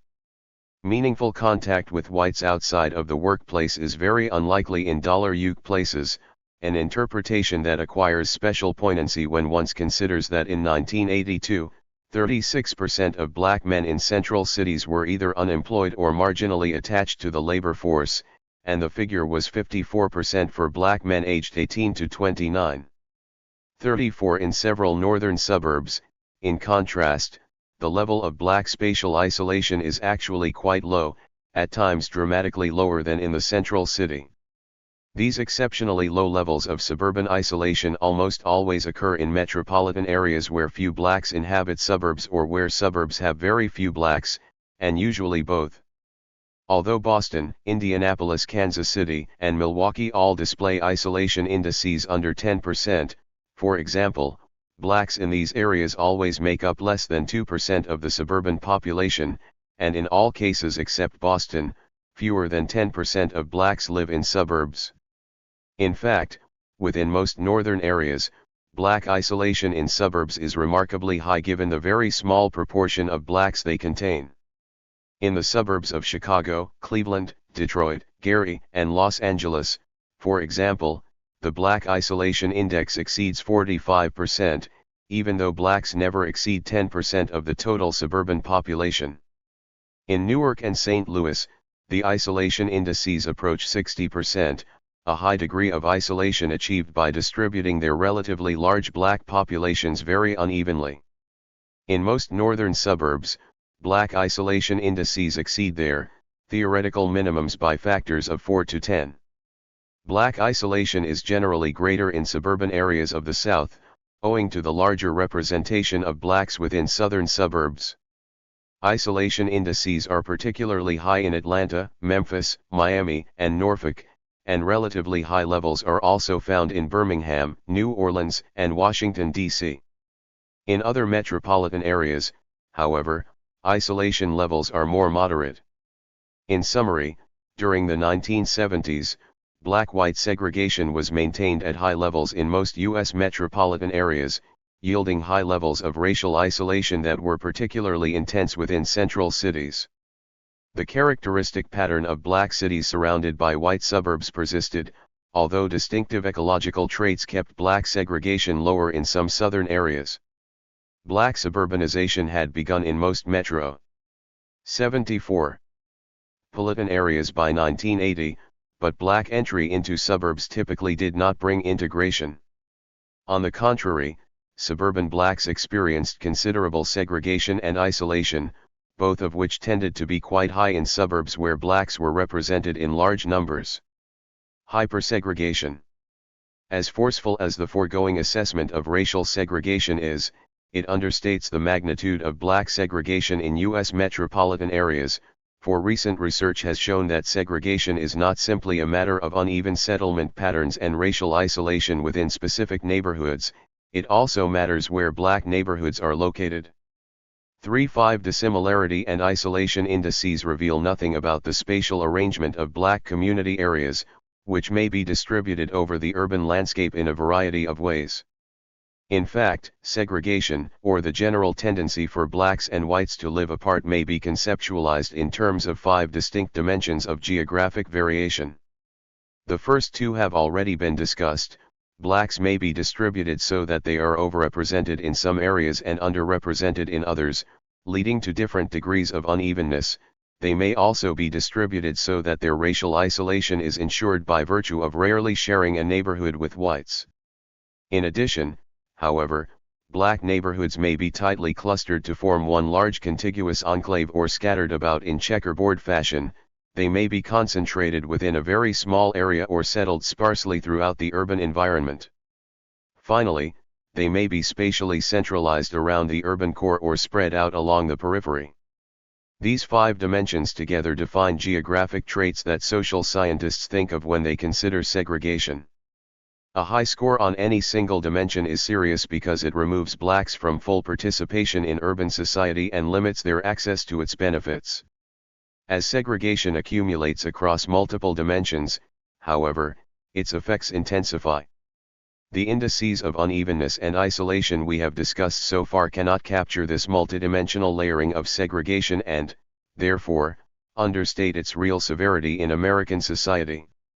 Not only are blacks more segregated than other groups on any single dimension of segregation, but they are also more segregated on all dimensions simultaneously, and in an important subset of U.S. metropolitan areas, they are very highly segregated on at least 4 of the 5 dimensions at once, a pattern we call hypersegregation. 3.6. We consider the nature and prevalence of hypersegregation in U.S. metropolitan areas by presenting indicators for the 5 dimensions of segregation in 1980. The first 2 columns repeat the indicators of unevenness and isolation included in Table 3.1. The third column contains an index of residential clustering developed by Michael White, 37, which measures the tendency for black areas to adhere together within one large agglomeration, rather than being scattered about the metropolitan area. It ranges from 0 to 100 and attains its maximum value when all blacks live together in one homogeneous black enclave. Its minimum occurs when black settlement areas are interspersed in checkerboard fashion. 3.8. The fourth column contains an index of centralization originally developed by Otis Dudley Duncan. 3.9. It assesses the extent to which blacks are spatially distributed close to, or far away from, the central business district. Residence near this district has long been associated with a relatively high level of crime, social disorder, and economic marginality. 40. The index varies between plus and minus 100, with positive values indicating a tendency for blacks to reside close to the city center and negative values signifying a tendency to live in outlying areas. A score of 0 means that blacks have a uniform distribution throughout the metropolitan area. The index gives the proportion of blacks who would have to change census tracts to achieve a uniform distribution around the central business district. 4.1. The index for the last dimension of segregation, concentration, is shown in the fifth column. It also varies between plus and minus 100, and was developed to measure the relative amount of physical space occupied by blacks within the metropolitan environment. 42. A score of 0 is achieved when blacks and whites are equally concentrated within urban space, and a score of 100 means that the concentration of whites exceeds that of blacks. The maximum value of 100 is achieved when blacks occupy the smallest neighborhoods possible within a metropolitan setting and whites occupy the largest possible neighborhoods. In order to assess the prevalence of hypersegregation among U.S. metropolitan areas, we adopted an arbitrary set of cut points to determine what constitutes high segregation on each dimension. For simplicity, we consider any index that exceeds a value of 60 to be high. Metropolitan areas that display high segregation on at least 4 of the 5 dimensions are considered to be hypersegregated and are highlighted in boldface. 4.3. According to these criteria, blacks in 16 metropolitan areas were hypersegregated in 1980: Atlanta, Baltimore, Buffalo, Chicago, Cleveland, Dallas, Detroit, Gary, Indianapolis, Kansas City, Los Angeles, Milwaukee, New York, Newark, Philadelphia, and St. Louis. The average level of unevenness in these metropolitan areas was 82, the average isolation index was 71, and the mean clustering index was 58. The centralization and concentration indices averaged 88 and 83, respectively. These 16 metropolitan areas are among the most important in the country, containing 6 of the 10 largest metropolitan areas in the United States. Together they house 35% of the nation's black population, and 41% of all blacks living in urban areas. Thus 1/3 of all African Americans in the United States live under conditions of intense racial segregation. They are unambiguously among the nation's most spatially isolated and geographically secluded people, suffering extreme segregation across multiple dimensions simultaneously. Black Americans in these metropolitan areas live within large, contiguous settlements of densely inhabited neighborhoods that are packed tightly around the urban core. In plain terms, they live in ghettos. Typical inhabitants of one of these ghettos are not only unlikely to come into contact with whites within the particular neighborhood where they live, even if they traveled to the adjacent neighborhood they would still be unlikely to see a white face, and if they went to the next neighborhood beyond that, no whites would be there either.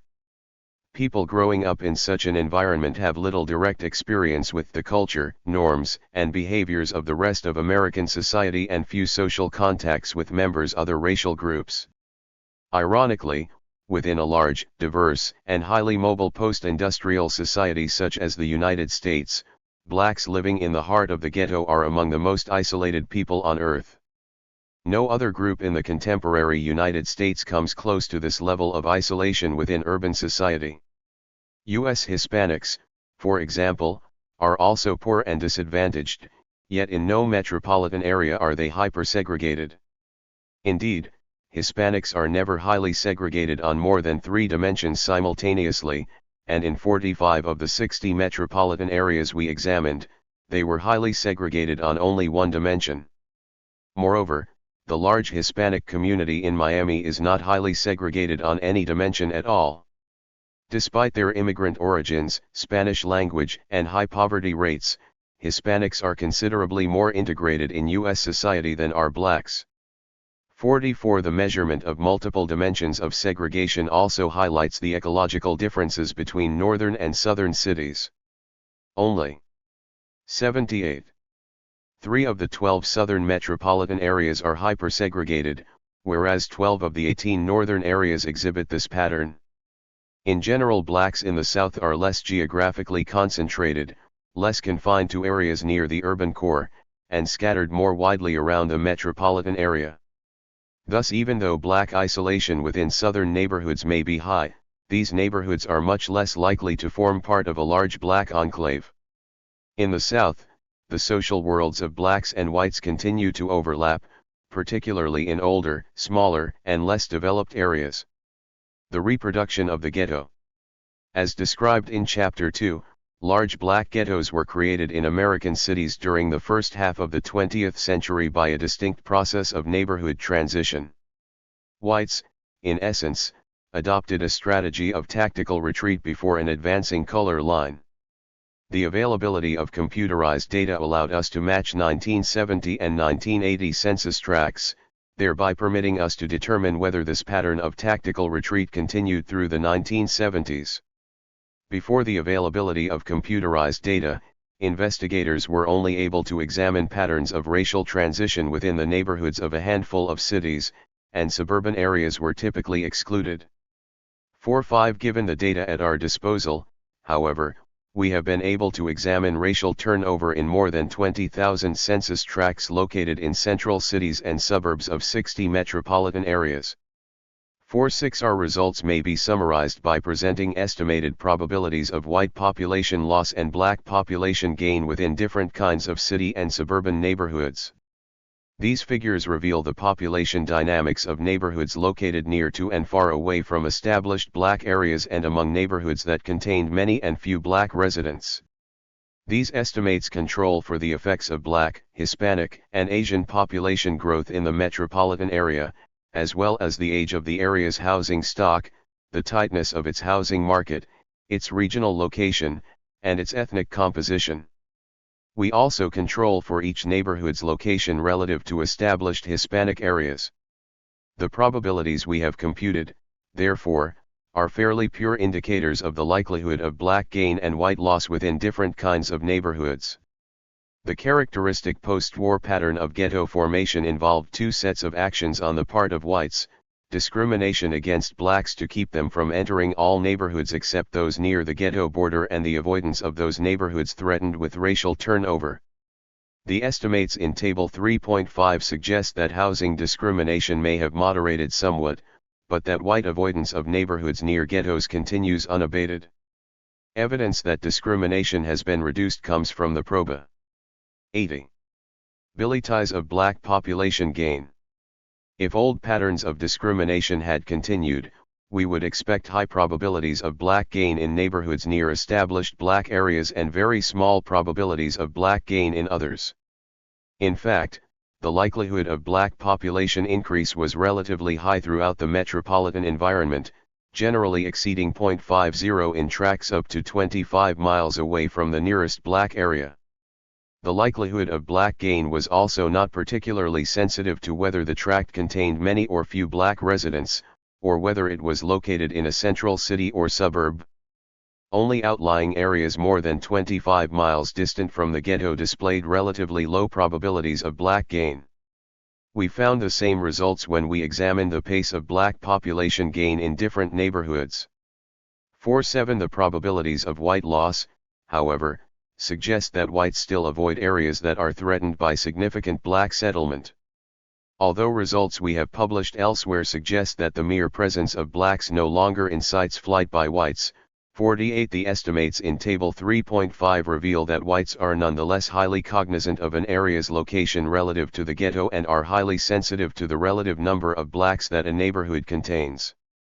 Among neighborhoods located within 5 miles of an established black area, white population loss is extremely likely, and it becomes virtually certain as the percentage of blacks increases.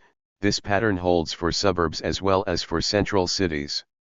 The probability that a central city tract located within 5 miles of a black neighborhood would lose white residents between 1970 and 1980 was 0.85 when its black percentage was 0%-5% black, and it rose to 0.92 when the black percentage reached 30%-40%. The respective probabilities for suburban areas were 0.74 and 0.86. Only at distances beyond 10 miles did the likelihood of white population loss fall below 0.50, and it reached truly low levels only at 25 miles from the closest black area. Yet even at these great distances from black settlements, whites were still sensitive to the percentage of blacks. In suburban areas 25 miles from the closest black neighborhood, the probability of white population loss increased from 0.16 in neighborhoods that were 0%-5% black to 0.30 in areas that were 30%-40% black. This basic pattern is replicated when we examine the pace of white population loss rather than its incidence. 49. Thus the demographic mechanisms that led to the perpetuation of the ghetto in the 1950s and 1960s have remained largely intact through the 1970s. Whites continue to avoid neighborhoods located anywhere near established black areas, and they are highly sensitive to the number of black residents. Even though black population gains are now relatively likely within neighborhoods distant from the ghetto, this fact does not mean that discrimination against blacks has disappeared. Indeed, the probability of population gain for blacks remains significantly below that of whites in most neighborhoods, and the rate of black population increase outside the ghetto is still quite low, suggesting that racial discrimination has persisted. 50. The never-ending story. Despite the optimism of the early 1970s, a comprehensive look at trends and patterns of racial segregation within large metropolitan areas in the ensuing decade provides little evidence that the residential color line has diminished in importance. Although segregation in southern cities and suburbs was at times moderate compared with levels in the north, this pattern predated 1970 and cannot be attributed to changes in federal housing policies, shifts in white attitudes, or reductions in racial discrimination. In the South, as in the North, there is little evidence of substantial change in the status quo of segregation.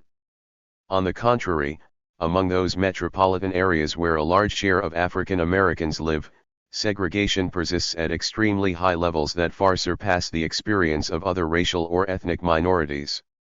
In 16 metropolitan areas that house 1/3 of the nation's black population, racial separation is so intense that it can only be described as hypersegregation. Blacks in hypersegregated cities are unlikely to have any direct contact with the larger society unless they work outside of the ghetto, but according to recent data, up to 50% of young black men are at best weakly attached to the labor force. Levels of segregation are particularly extreme in inner cities. Indeed, the systematic segregation and isolation of African Americans is in large measure realized by a spatial structure that concentrates blacks in central cities and whites in suburbs, a pattern that continued through the 1970s. But even the attainment of a suburban residence does not bring integration for most people of African origin. Except for a few areas where blacks are found in very small numbers, segregation and spatial isolation are maintained at high levels in suburbs as well as central cities. It appears, therefore, that the black ghetto has remained a distinctive feature of the spatial organization of American cities. Whites continue to 82. Avoid neighborhoods located near the periphery of established black areas, and display considerable reluctance to enter neighborhoods containing black residents. Although the mere presence of blacks no longer guarantees automatic racial turnover and small numbers of blacks are now dispersed outside of ghetto areas, the probability of white loss still increases steadily as the percentage of blacks rises and as distance to the ghetto falls. The basic demographic mechanisms that originally created the ghetto still appear to operate with remarkable efficiency in perpetuating it. The ghetto has endured despite the legal banning of discrimination in housing and the significant shift in white attitudes toward accepting the principle of open housing. It has survived the emergence of an increasingly large black middle class with the means to integrate, and it has persisted despite a series of court decisions forbidding the use of public housing to promote racial segregation. 4. The continuing causes of segregation. Residential segregation has proved to be the most resistant to change of all realms, perhaps because it is so critical to racial change in general. Thomas Pettigrew, 1966 Review of Negroes in Cities by Carl and Alma Teuber. The spatial isolation of Black Americans was achieved by a conjunction of racist attitudes, private behaviors, and institutional practices that disenfranchised blacks from urban housing markets and led to the creation of the ghetto. 1. Discrimination in employment exacerbated black poverty and limited the economic potential for integration, and black residential mobility was systematically blocked by pervasive discrimination and white avoidance of neighborhoods containing blacks. The walls of the ghetto were buttressed after 1950 by government programs that promoted slum clearance and relocated displaced ghetto residents into multi-story, high-density housing projects. In theory, this self-reinforcing cycle of prejudice, discrimination, and segregation was broken during the 1960s by a growing rejection of racist sentiments by whites and a series of court decisions and federal laws that banned discrimination in public life. The Civil Rights Act of 1964 outlawed racial discrimination in employment, the Fair Housing Act of 1968 banned discrimination in housing, and the Gautreaux and Shannon court decisions prohibited public authorities from placing housing projects exclusively in black neighborhoods. Despite these changes, however, the nation's largest black communities remained as segregated as ever in 1980. Indeed, many urban areas displayed a pattern of intense racial isolation that could only be described as hypersegregation. 84. Although the racial climate of the United States improved outwardly during the 1970s, racism still restricted the residential freedom of black Americans, it just did so in less blatant ways. In the aftermath of the Civil Rights Revolution, few whites voiced openly racist sentiments, realtors no longer refused outright to rent or sell to blacks, and few local governments went on record to oppose public housing projects because they would contain blacks. This lack of overt racism, however, did not mean that prejudice and discrimination had ended. Although racist attitudes and behaviors went underground, they did not disappear.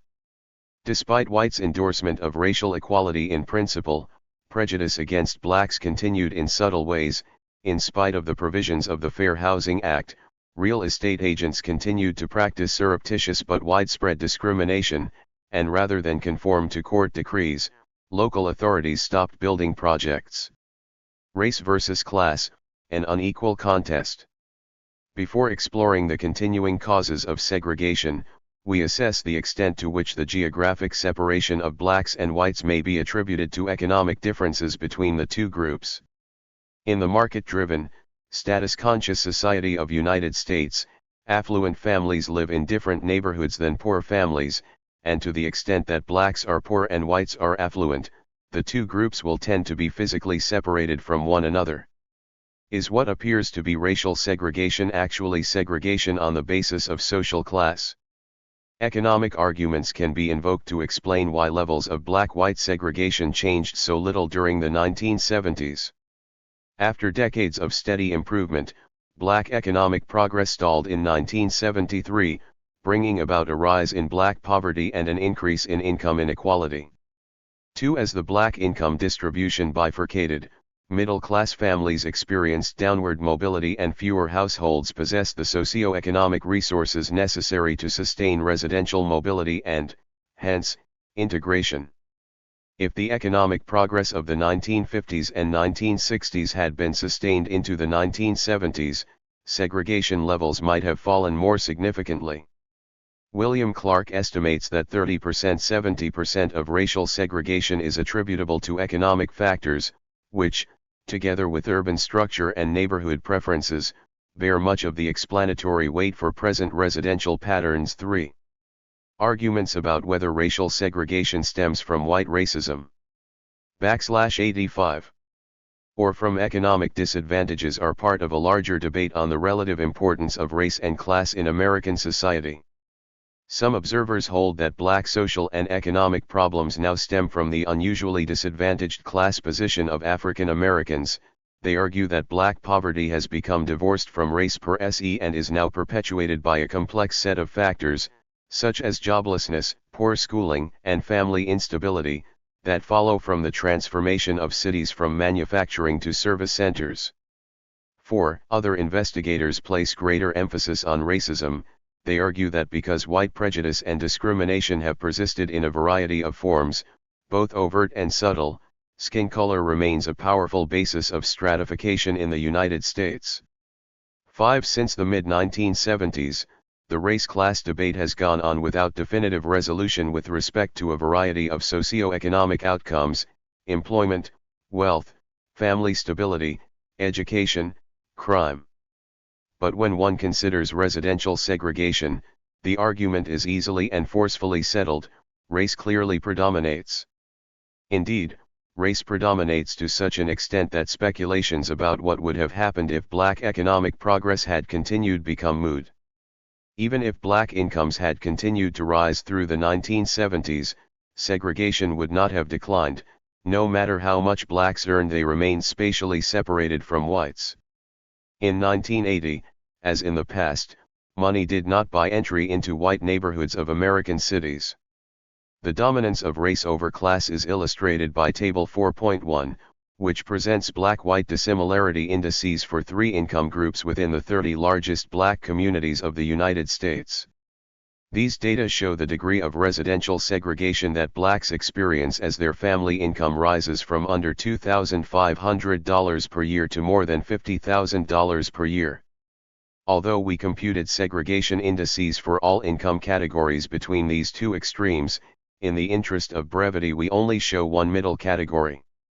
Little is added by including other income groups, because black segregation does not vary by affluence. 6. Among northern metropolitan areas, for example, blacks, no matter what their income, remain very highly segregated from whites. As of 1980, black families earning under $2,500 per year experienced an average segregation index of 86, whereas those earning more than $50,000 had an average score of 83. Blacks in the middle category displayed a score of 81. This pattern of constant, high segregation was replicated in virtually all northern urban areas. In Chicago, for example, the poorest blacks displayed an index of 91, the most affluent blacks had an index of 86. In New York, the respective figures were 86 and 79, and in Los Angeles they were 85 and 79. In no northern metropolitan area did blacks earning more than $50,000 per year display a segregation index lower than 72. Although southern areas generally evinced lower levels of racial segregation, the basic pattern by income was the same. Rising economic status had little or no effect on the level of segregation that blacks experienced. On average, segregation moved from 74 in the lowest income category to 73 in the highest, with a value of 67 in between. Segregation was particularly high and resistant to change in Atlanta, Baltimore, Dallas, Miami, and Tampa, but even in southern cities with relatively low levels of segregation, there was little evidence of a meaningful differential by income. The poorest blacks in Birmingham, Alabama, displayed a segregation index of 46, whereas the most affluent black families had a segregation index of 45. One possible explanation for this pattern of constant segregation irrespective of income is that affluent blacks are not well informed about the cost and availability of housing opportunities in white neighborhoods. Reynolds Farley examined this possibility using special data collected in the University of Michigan's Detroit area survey. He found that blacks were quite knowledgeable about housing costs throughout the metropolitan area, even in distant white suburbs, and were well aware that they could afford to live outside the ghetto. 7. Whatever was keeping affluent blacks out of white areas, it was not ignorance. The uniqueness of this pattern of invariant high segregation is starkly revealed when blacks are compared with Hispanics or Asians. In the Los Angeles metropolitan area, for example, the segregation index for Hispanics earning under $2,500 in 1979 was 64, and it declined to a moderate value of 50 among those earning $50,000 or more. In the largest Latino barrio in the United States, therefore, the poorest Hispanics were less segregated than the most affluent blacks. Similarly, in the San Francisco-Oakland metropolitan area, which contains the largest concentration of Asians in the United States, the Asian-white segregation index fell from 64 in the lowest income category to 52 in the highest. These contrasts were repeated in cities throughout the United States. Hispanic and Asian segregation generally begins at a relatively modest level among the poor and falls steadily as income rises. 8 similar patterns are observed when segregation is examined by Educa. 88. Tion and occupation. No matter how socioeconomic status is measured, therefore, black segregation remains universally high while that of Hispanics and Asians falls progressively as status rises. Only blacks experience a pattern of constant, high segregation that is impervious to socioeconomic influences. The persistence of racial segregation in American cities, therefore, is a matter of race and not class. The residential segregation of African Americans cannot be attributed in any meaningful way to the socioeconomic disadvantages they experience, however serious these may be. 9. Attitudes in black and white. Even if the segregation of African Americans cannot be linked to black socioeconomic disadvantages, it does not necessarily follow that current residential patterns are involuntary. It is conceivable, for example, that high levels of segregation reflect black preferences for racial separation, and that these desires for residential homogeneity are merely expressed through urban housing markets. If most black people prefer to live in neighborhoods that are largely black, then high levels of racial segregation may correspond to black desires for self-segregation and not discrimination or prejudice. 10. This line of reasoning does not square with survey evidence, however. The vast majority of black Americans express strong support for the ideal of integration, and when asked on national surveys whether they favor desegregation, strict segregation, or something in between, they generally answer desegregation in large numbers. Although support for the in-between option rose during the 1970s, an average of 68% favored desegregation across the decade. 11. Moreover, 98% of black respondents have consistently agreed that black people have a right to live wherever they can afford to, and in 1978 71% said they would be willing to vote for a community-wide law to ban racial discrimination in housing. 1-2 In both principle and action, therefore, blacks strongly favor the desegregation of American society. They endorse the ideal of integration. They unanimously state that people should be able to move wherever they want to regardless of skin color, and they support the passage of laws to enforce these principles. But the endorsement of abstract principles and laws does not really get at the kinds of neighborhoods that blacks actually prefer to live in, or the degree of neighborhood integration they find attractive and comfortable. The most widely cited source of information on this issue is the Detroit Area Survey. 89. Respondents to the survey were shown drawings of hypothetical neighborhoods with homes colored in either black or white. The percentage of black homes was systematically varied and respondents were asked how they felt about different racial compositions. Blacks expressed a strong preference for racial parity in neighborhoods. 63% chose a neighborhood that was half black and half white as most desirable, and 20% selected this option as their second choice. Virtually all blacks said they would be willing to live in such a neighborhood. At the same time, blacks appeared to resist strongly complete segregation. Nearly a third would not be willing to move into a neighborhood that was all black, and 62% would be unwilling to enter an area that was all white. Nearly 90% ranked all-white neighborhoods as their fourth or fifth preference, and 62% placed all-black neighborhoods into one of these rankings.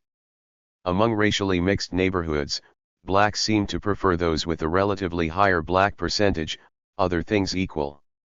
Thus the second choice of most blacks was a neighborhood that was 70% black, and only 17% selected an area where whites clearly predominated.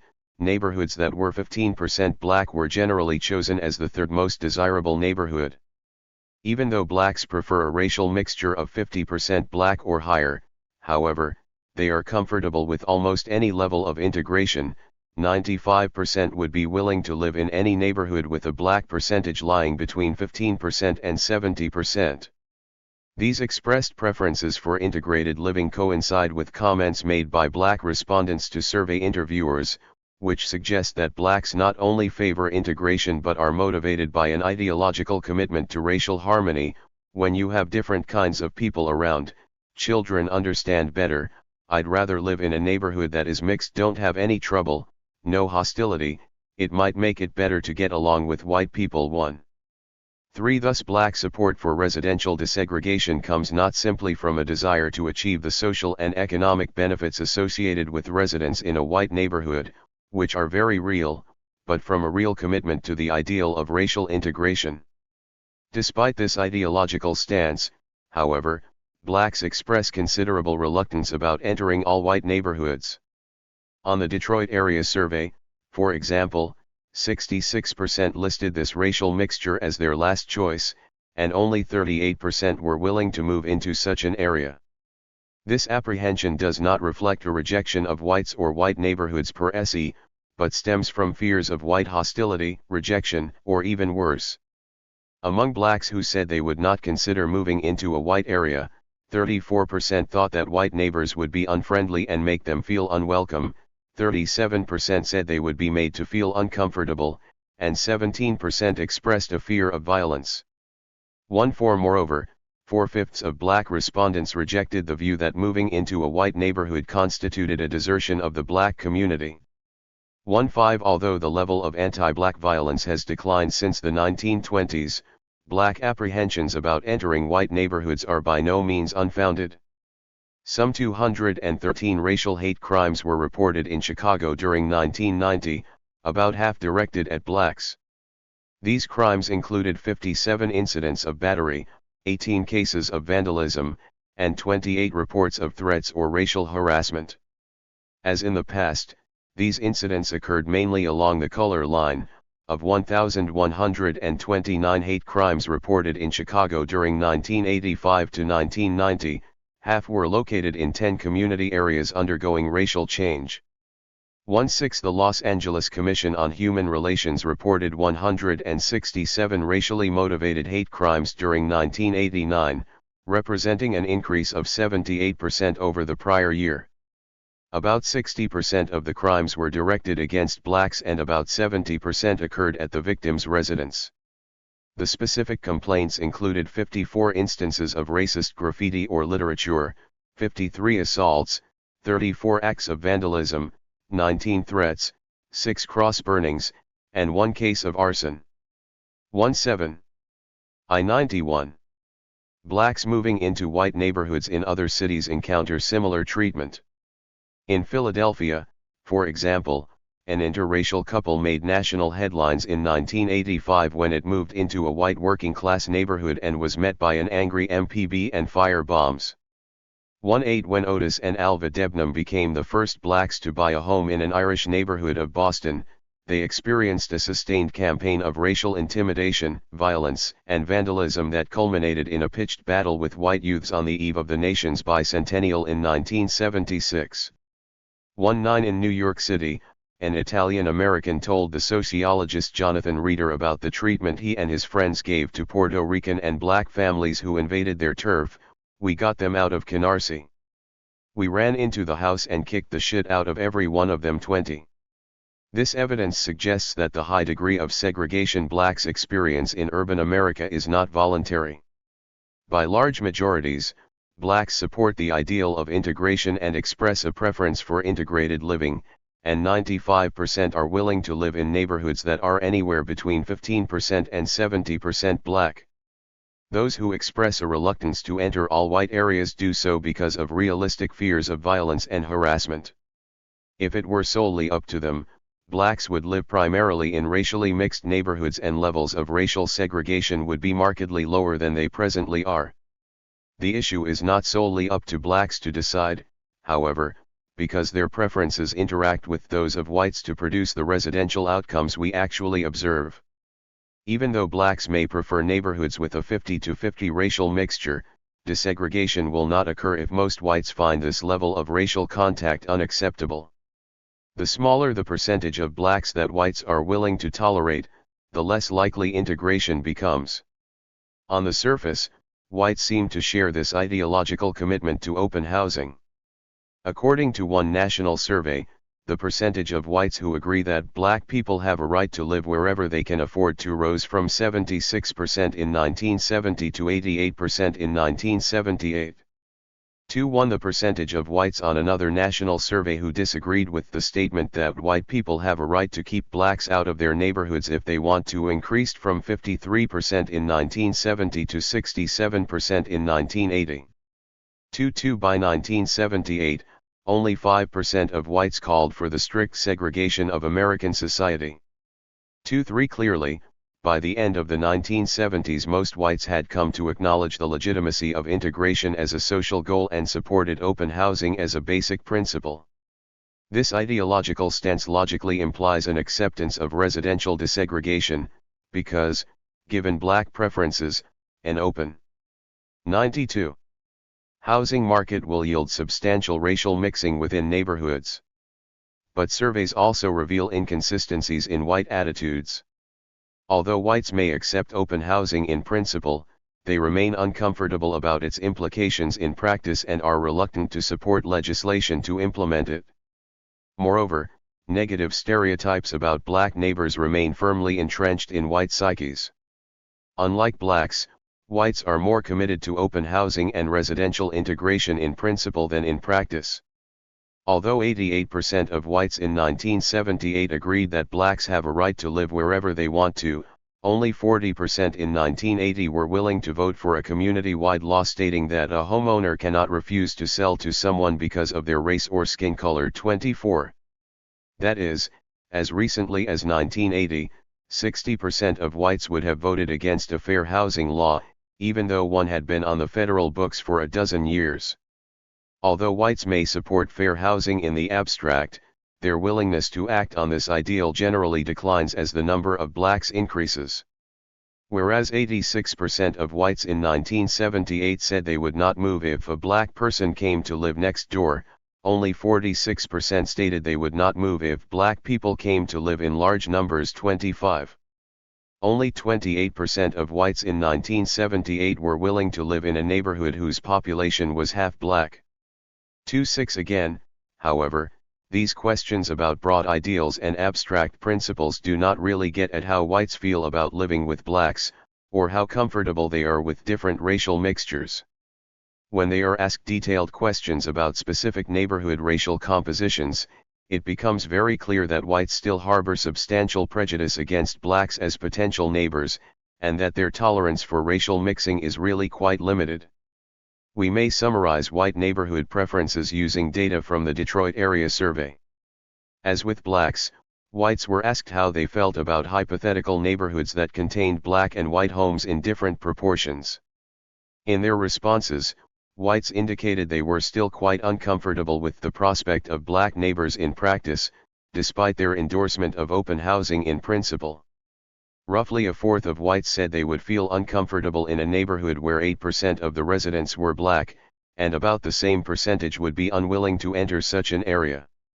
When the black percentage reached 21%, half of all whites said they would be unwilling to enter, 42% would feel uncomfortable, and 24% would seek 93 to leave. Once a neighborhood reached about one-third black, the limits of racial tolerance were reached for the majority of whites. 73% would be unwilling to enter, 57% would feel uncomfortable, and 41% would try to leave. At the 50-50 threshold, a neighborhood became unacceptable to all but a small minority of whites. 84% said they would not wish to enter a neighborhood that was 57% black, 64% would try to leave, and 72% would feel uncomfortable. Whereas 63% of blacks picked a 50-50 racial mixture as the most desirable, the great majority of whites would not be willing to enter such a neighborhood and most would try to leave. Although blacks and whites may share a common commitment to integration in principle, this word connotes very different things to people in the two racial groups. For blacks, integration means racial mixing in the range of 15% to 70% black, with 50% being most desirable. For whites, it signifies much smaller black percentages. This fundamental disparity between blacks and whites has been confirmed by surveys conducted in Milwaukee, Omaha, Cincinnati, Kansas City, and Los Angeles, all of which show that blacks strongly prefer a 50-50 mixture and that whites have little tolerance for racial mixtures beyond 20% black. 27 When the New York newspaper Newsday asked whites and blacks on suburban Long Island what integration meant to them, 64% of black respondents chose a neighborhood composition that was 40% black or higher, whereas 52% of whites selected a mixture that was 40% black or lower. 28 On a nationwide survey carried out by 94. Lou Harris in 1988, 69% of blacks said the races were better off living next to each other in the long run, but only 53% of whites shared this sentiment. 29 White apprehensions about racial mixing are associated with the belief that having black neighbors undermines property values and reduces neighborhood safety. According to the Newsday poll, 58% of Long Island's whites believe that property values fall once blacks enter a neighborhood. 30.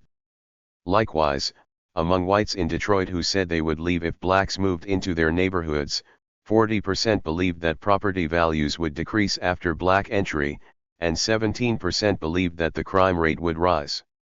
3. Given that a home is widely viewed as a symbol of a person's worth, 3. These views imply that whites perceive blacks to be a direct threat to their social status. 3. This interpretation is underscored by a 1985 study of white voters commissioned by the Michigan State Democratic Party.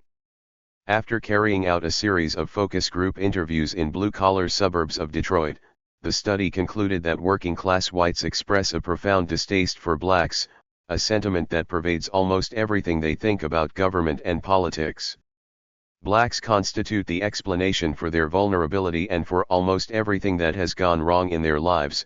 Not being black is what constitutes being middle class, not living with blacks is what makes a neighborhood a decent place to live. 3. 5. The belief that blacks have deleterious effects on neighborhoods is consistent with a broader set of pejorative racial stereotypes. Among whites surveyed in the San Francisco area in 1973, for example, 41% believed that blacks were less likely to take care of their homes than whites, 24% said that blacks were more likely to cheat or steal, and 14% said that blacks were more prone to commit sex crimes. 36 similar results were uncovered in the Detroit area survey. 70% of whites believed that blacks were less likely to take good care of their house and yard, 59% believed that blacks were prone to violence, 50% felt that blacks were not as quiet as whites, and nearly half believed that blacks were less moral than whites. 37 When respondents in these samples were queried about the racial beliefs of others, moreover, they saw their fellow citizens as even more racially prejudiced than themselves. Whereas 56% of whites in Detroit said 95. They would be willing to sell their house to a black family even if their neighbors objected, only 31% thought their neighbors would do the same. 3. Of whites in the San Francisco area, 70% said that most Americans believed blacks were likely to cheat or steal, and 60% said they thought that most Americans believed blacks were prone to commit sex crimes. 3. These pejorative racial stereotypes are not local aberrations of San Francisco or Detroit, they are consistent with findings from recent national surveys.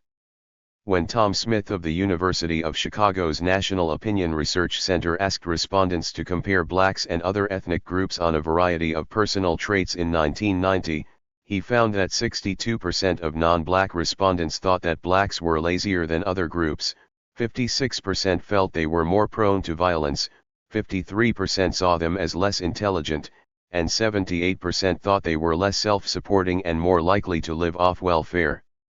40. A 1988 survey by Lou Harris asked whites to evaluate blacks more directly, and 36% stated that blacks have less ambition than whites, 17% said they were less intelligent, 21% thought they were more likely to commit crimes, and 26% felt blacks were unable to get equal work at equal pay because they lacked a work ethic. 41. Although overt expressions of racism are now publicly unacceptable, when questioned more specifically, most white Americans still admit to holding a host of anti-black stereotypes. They continue to believe that blacks do not keep up their homes and are more prone to violence, and these negative images lead directly to fears that black neighbors lower property values and increase crime rates. These beliefs promote white resistance to black entry and avoidance of residential areas that contain black residents.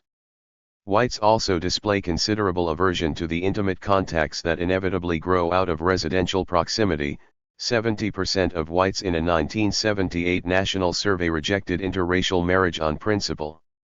42. Perhaps for this reason, the negative view that whites have of black neighbors holds up even when one controls for neighborhood location, crime rate, upkeep, and cleanliness. 4.3. The contrasting attitudes of blacks and whites create a huge disparity in the demand for housing in racially mixed neighborhoods. Given the harassment that historically has followed their entry into white areas, blacks express considerable reluctance at being the first to cross the color line. Once one or two black families have entered a neighborhood, however, black demand grows rapidly given the high value placed on integrated housing. This demand escalates as the black percentage rises to 96. Ward 50%, the most preferred neighborhood configuration. Beyond this point, black demand stabilizes until the neighborhood reaches 70% black, after which demand falls off. The pattern of white demand for housing in racially mixed areas follows precisely the opposite trajectory. Demand is strong for homes in all white areas, but once one or two black families enter a neighborhood, white demand begins to falter as some white families leave and others refuse to move in.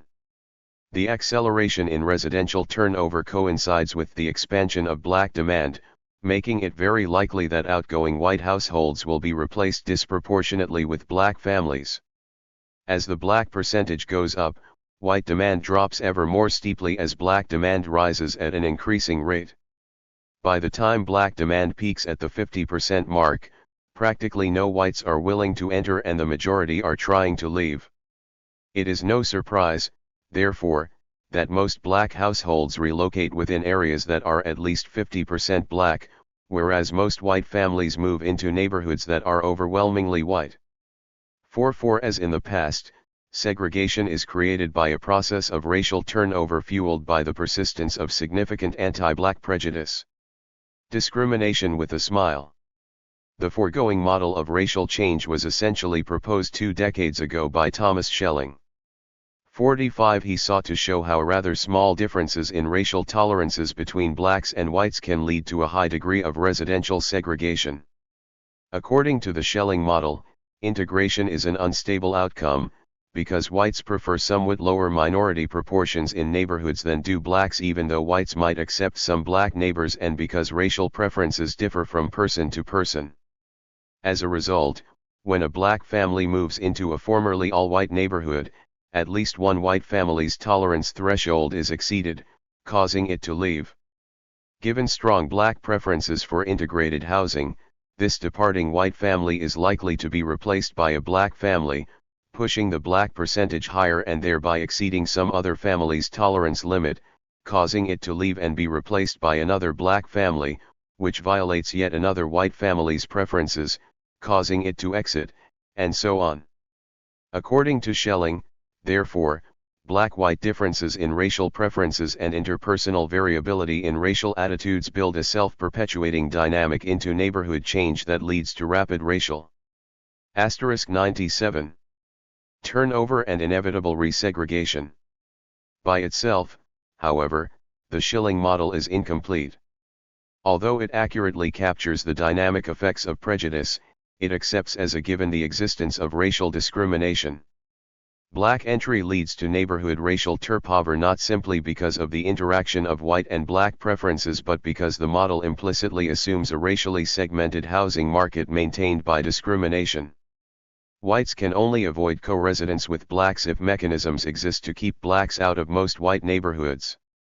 They can only flee a neighborhood where blacks have entered if there are other all-white areas to go to, and this escape will only be successful if blacks are unlikely to follow. Some method must exist, therefore, to limit black entry to a few neighborhoods and to preserve racial homogeneity in the rest. Although white prejudice is a necessary precondition for the perpetuation of segregation, it is insufficient to maintain the residential color line. Active discrimination against blacks must occur also. One mechanism that traditionally has been used to defend the color line is violence, as discussed in Chapter 2. Public opinion data make it plain that African Americans are still apprehensive about integration because of the violence they expect to follow. Although racial intimidation has declined in frequency and intensity, it still operates to sustain the walls of the ghetto. As a method of social control, however, violence has its drawbacks, and over time whites have shifted tactics to adopt less overt and more socially acceptable ways of defending the color line. The most important of these mechanisms is racial discrimination. Evidence suggests that discriminatory behavior was widespread among realtors at least until 1968, when the Fair Housing Act was passed. 4-6 after this date, outright refusals to rent or sell to blacks became rare, given that overt discrimination could lead to lawsuits and prosecution under the Fair Housing Law. Realtors were no longer free to reject black clients as they walked through the door. The absence of overt discrimination does not mean that exclusionary practices have ended, however, rather, the character of discrimination has changed. Black home seekers now face a more subtle process of exclusion. Rather than encountering white-only signs, they face a covert series of barriers. Instead of being greeted with the derisive rejection "no niggers allowed," they are met by a realtor with a smiling face who, through a series of ruses, lies, and deceptions, makes it hard for them to learn about, inspect, rent, or purchase homes in white neighborhoods. 98. Black clients who inquire about an advertised unit may be told that it has just been sold or rented. They may be shown only the advertised unit and told that no others are available. They may be shown only houses in black or racially mixed areas and led systematically away from white neighborhoods. They may be quoted a higher rent or selling price than whites. They may be told that the selling agents are too busy and to come back later. Their phone number may be taken but a return call never made. They may be shown units but offered no assistance in arranging financing, or they may be treated brusquely and discourteously in hopes that they will leave. 47. Although each individual act of discrimination may be small and subtle, together they have a powerful cumulative effect in lowering the probability of black entry into white neighborhoods. Because the discrimination is latent, however, it is usually unobservable, even to the person experiencing it. One never knows for sure. It may be true, for example, that the agent has no additional units to show the client right then, or that all agents are indeed busy. The only way to confirm whether or not discrimination has occurred is to compare the treatment of black and white clients who have similar social and economic characteristics. If white clients receive systematically more favorable treatment, then we conclude that discrimination has taken place. Differences in the treatment of white and black home seekers are determined by means of a housing audit. Teams of white and black auditors are paired and sent to randomly selected realtors to pose as clients seeking a home or apartment.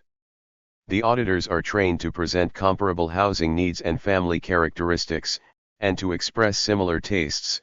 They are assigned equivalent social and economic traits by the investigator. Typically the order of presentation is varied so that half the time the black auditor goes first, and the other half of the time the white auditor leads off. A sufficient span of time is left between encounters to prevent realtors from growing suspicious and linking the two cases. After each encounter, the auditors fill out a detailed report of their experiences and the results are tabulated and compared to determine the nature and level of discrimination. 48 local fair housing organizations began to carry out audit studies toward the end of the 1960s, and these efforts quickly revealed that discrimination against blacks continued despite the fair housing law. A 1969 audit of realty companies in St. Louis, for example, documented a pattern and practice of discrimination that was sufficient to force for I-99 realtors to sign a consent decree with the U.S. Department of Justice wherein they agreed to change their behavior. A 1971 audit study carried out in Palo Alto, California, found that blacks were treated in a discriminatory fashion by 50% of the area's apartment complexes, and a 1972 audit of apartments in suburban Baltimore uncovered discrimination in more than 45% of the cases. 49 systematic housing discrimination apparently continued into the 1980s. A series of audits carried out in the Chicago metropolitan area, for example, confirmed that realtors still employed a variety of exclusionary tactics to keep blacks out of white neighborhoods. In one 1983 study, suburban realtors showed homes to 67% of white auditors but to only 47% of black auditors. 50 Another study done in 1985 revealed that whites were offered financial information at nearly twice the rate of blacks. 511 Developer working near Chicago's South Side black community refused to deal with blacks at all. Blacks were always told that no properties were available, even though 80% of whites were shown real estate. 52 In the same 1988 study, realtors told 92% of whites that apartments were available but gave this information to only 46% of blacks. Given its unusual history of racial animosity, Chicago might be dismissed as an extreme case, but audit studies of other metropolitan areas reveal similar patterns of racial discrimination. According to John Yinger's review of audit studies carried out in metropolitan Boston and Denver during the early 1980s, black home seekers had between a 38% and a 59% chance of receiving unfavorable treatment compared with whites on any given real estate transaction. 53 Through various lies and deceptions, blacks were informed of only 65 units for every 100 presented to whites, and they inspected fewer than 54 for every 100 shown to whites. In 1987 George Galster wrote to more than 200 local fair housing organizations and obtained written reports of 71 different audit studies carried out during the 1980s, 21 in the home sales market and 50 in the rental market. 54 Despite differences in measures and methods, he concluded that racial discrimination continues to be a dominant feature of metropolitan housing markets in the 1980s. 55 Using a very conservative measure of bias, he found that blacks averaged a 20% chance of experiencing discrimination in the sales market and a 50% chance in the rental market. Studies have also examined the prevalence of steering by real estate agents in different urban areas. Racial steering occurs when white and 100 black clients are guided to neighborhoods that differ systematically with respect to social and economic characteristics, especially racial composition. A study carried out in Cleveland during the early 1970s found that 70% of companies engaged in some form of racial steering. 56 And an examination of realtors in metropolitan Detroit during the mid-1970s revealed that, compared to whites, blacks were shown homes in less expensive areas that were located closer to black population centers. 57 Galster studied 6 real estate firms located in Cincinnati and Memphis and found that racial steering occurred in roughly 50% of the transactions sampled during the mid-1980s. As in the Detroit study, homes shown to blacks tended to be in racially mixed areas and were more likely to be adjacent to neighborhoods with a high percentage of black residents. White auditors were rarely shown homes in integrated neighborhoods unless they specifically requested them, and even after the request was honored, they continued to be guided primarily to homes in white areas. Sales agents also made numerous positive comments about white neighborhoods to white clients but said little to black home buyers. 58 In a broader review of 36 different local audit studies, Galster discovered that such selective commentary by agents is probably more common than overt steering. 59 These local studies, however suggestive, do not provide a comprehensive assessment of housing discrimination in contemporary American cities. The only entity capable of undertaking this task is the federal government, and the first such effort was mounted by the U.S. Department of Housing and Urban Development in 1977.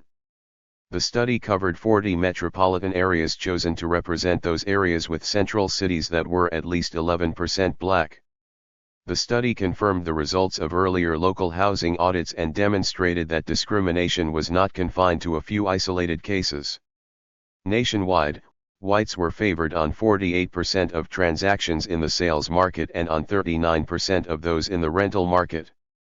60. The HUD audit was large enough to develop measures of racial discrimination for a variety of different metropolitan areas.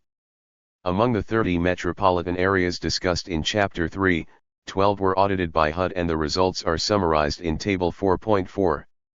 Our index of discrimination is the percentage of real estate transactions in which whites were clearly favored. 6.1 Corresponding to overall patterns of segregation, discrimination appears to be more severe in the North than in the South.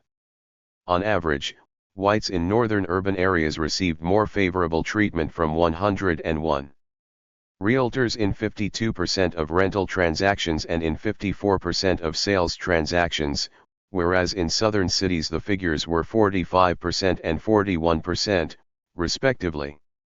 6.2 Blacks experienced an especially high degree of bias in the rental markets of Detroit, Indianapolis, and Los Angeles and in the sales markets of Cincinnati, Columbus, and Detroit. Blacks in these areas had at least a 60% chance of receiving unfavorable treatment on any given real estate transaction. 102. After a long hiatus, the 1977 HUD audit survey was replicated in 1988. 20 audit sites were randomly selected from among metropolitan areas having a central city population exceeding 100,000 and a black percentage of more than 12%. Real estate ads in major metropolitan newspapers were randomly sampled and realtors were approached by auditors who inquired about the availability of the advertised unit. They also asked about other units that might be on the market. The housing discrimination study covered both the rental and the sales markets, and the auditors were given incomes and family characteristics appropriate to the housing unit advertised. 6.3 The typical advertised unit was located in a white, middle to upper class area, as were most of the real estate offices. Few homes were in black or racially mixed neighborhoods. Even after controlling for the social and economic composition of its neighborhood, race was a strong predictor of whether or not a unit was advertised in the newspaper. 6.4 George Galster and his colleagues found a similar bias in the real estate ads of one large company in Milwaukee from 1981 to 1984. 6.5 Compared with homes in white areas, those in racially mixed or black areas were much less likely to be advertised, much more likely to be represented by one-line ads when they appeared, and much less likely to be favorably described. Real estate companies, it appears, do a poor job advertising and marketing homes in racially mixed neighborhoods, thereby restricting white demand for integrated housing and promoting segregation. The HDS provides little evidence that discrimination against blacks has declined since the first nationwide assessment in 1977. 6.6 Indeed, results suggest that the earlier HUD study understated both the incidence and the severity of housing discrimination in American cities. This understatement occurred because the earlier methodology rested on several false assumptions about the effect of random errors in housing audits, and because the earlier analyses failed to control for the opportunity to discriminate. 6.7 John Yinger analyzed the 1988 HDS audit data and applied statistical techniques that corrected for these methodological defects. Although the sample size of the HDS audit was not large enough to generate measures for specific metropolitan areas, the national estimates he derived proved to be much higher than those reported in earlier studies. According to his findings, housing was systematically made more available to whites in 45% of the transactions in the rental market and in 34% of those in 103. The sales market. Whites also received more favorable credit assistance in 46% of sales encounters, and were offered more favorable terms in 17% of rental transactions. 6-8 When housing availability and financial assistance were considered together, the likelihood of discrimination rose to 53% in both the rental and sales markets. 6-9 The sales audits also assessed the frequency of racial steering or the systematic guiding of black clients to black or mixed neighborhoods and whites to white neighborhoods, and when this form of discrimination was considered as well, the likelihood that a black client would experience discrimination in the sales market rose to 60%. 7-0 Because these figures refer to the odds on any single visit to a realtor, over a series of visits they cumulate to extremely high probabilities, well over 90% in 3 visits. In the course of even the briefest search for housing, therefore, blacks are almost certain to encounter discrimination. In addition to measuring the incidence of discrimination, the HDS study also measured its severity. Table 4.5 summarizes Junger's estimates of severity with respect to the availability of housing. 7-1 Because real estate agents were sampled through newspaper ads, the table presents estimates separately for advertised units and other housing units. These estimates control directly for the opportunity to discriminate, because if an agent truly has no additional units to offer clients, then blacks and whites must be treated equally no matter what the agent's proclivity for discrimination. Only if a realtor has additional units to show will he or she be in a position to discriminate against blacks by inviting them to see fewer units than whites, a consideration that needs to be taken into account in estimating the severity of discrimination. The severity of housing discrimination is such that blacks are systematically shown, recommended, and invited to inspect many fewer homes than comparably qualified whites. As a result, their access to urban housing is substantially reduced. Among advertised rental units, the likelihood that an additional unit was shown to whites but not to blacks was 65%, and the probability that an additional unit was recommended to whites but not to blacks was 91%. The HDS auditors encountered equally severe bias in the marketing of non-advertised units. The likelihood that an additional unit was inspected by whites only was 62%, whereas the probability that whites alone were invited to see another unit was 90%. Comparable results were found in urban sales markets, where the severity of discrimination varied from 66% to 89%. Thus, no matter what index one considers, between 60% and 90% of the housing units made available to whites were not brought to the attention of blacks. Junger's estimates suggest that when realtors have a chance to discriminate, they usually do. The 1988 HDS audit found equally severe discrimination in the provision of credit assistance to home buyers. Out of every 100 additional opportunities that agents took to discuss a fixed-rate mortgage, 89 of the discussions were with whites alone, and out of 100 times that adjustable-rate loans were brought up, in 91 of the cases blacks were excluded from the discussion. 7-2 Blacks not only see fewer homes and get fewer recommendations, therefore, they also have more difficulty arranging financing. Although racial steering proved not to be as widespread or severe as other forms of discrimination, the HDS did find that blacks are guided to areas that are less affluent and less predominantly white than those where white home buyers are taken. The study developed a composite index to assess the prevalence of steering with respect to 3 neighborhood attributes: racial composition, per capita income, and median home values. Steering was defined to occur if, compared with white auditors, blacks were shown homes in areas that had more minorities, lower home values, or lower median incomes. Defined in this way, systematic steering 105 occurred in about 1 of every 3 encounters beyond the advertised unit. 73 These rigorous nationwide findings only confirm what blacks have been saying for years, that housing discrimination has continued despite the 1968 Fair Housing Act. In one national survey carried out in 1977, 74% of blacks said they perceived discrimination in housing. 74 When queried in 1990 by Newsday about housing conditions on suburban Long Island, 1/5 of black respondents said they had experienced discrimination while trying to rent an apartment, and 21% said they had encountered bias while trying to buy a house. 7.5 Nearly a quarter of blacks interviewed in a 1989 USA Today poll said they had encountered prejudice while seeking housing, and the number rose to 36% among blacks with incomes over $50,000. 7.6 Nearly two-thirds of blacks responding to a 1988 Lou Harris poll thought they fared less well with respect to housing than other groups with the same income and education. 7.7 Given the subtlety of housing bias today, moreover, these figures most likely underrepresent the extent of discrimination these respondents actually experienced. The black ghetto, however, was maintained not only by the discriminatory actions of real estate agents but also by the racially biased practices of financial institutions. As described in Chapter 2, various federal banking agencies contributed to the institutionalization of racial discrimination by rating any place in or near a black neighborhood as not worthy of credit. Areas containing minorities were systematically cut off from mortgage monies and home improvement loans. 7.8 Government-produced rating maps continue not only to influence the provision of federally insured loans but to serve as important guides for private lending decisions.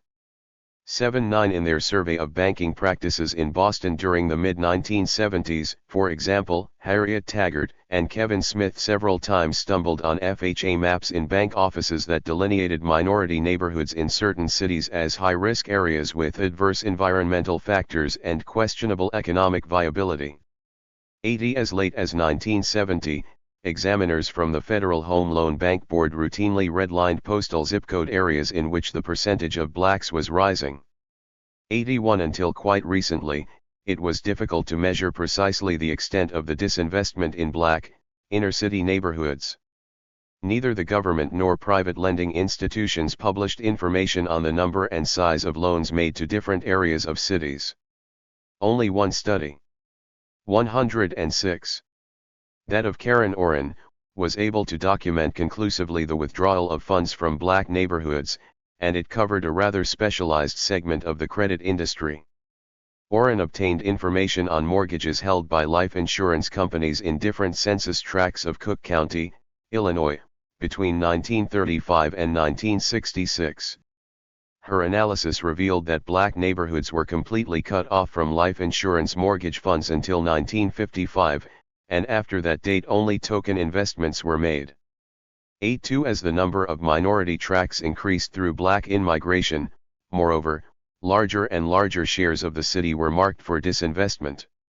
The percentage of city tracts that received no mortgage money rose from 23% in 1945-1954 to 30% in 1955 to 1964, and finally reached 67% during 1965-1966. 83 By the mid-1960s, life insurance companies had virtually written off the city and shifted their lending portfolios to the suburbs. This decision was taken primarily on racial grounds. As one company executive put it, there is one big fear that the city of Chicago will be controlled by minorities. 84. The ability to detect and measure racial bias in home lending was improved in 1975 when Congress passed, over the protests of the banking industry, the Home Mortgage Disclosure Act, which requires depository institutions to identify the number and size of the loans they make to specific neighborhoods. Since then, researchers have carried out detailed studies of mortgage lending practices. Most of these analyses use statistical models to predict the number and size of loans made within different census tracts based on their geographic location, social traits, and economic characteristics.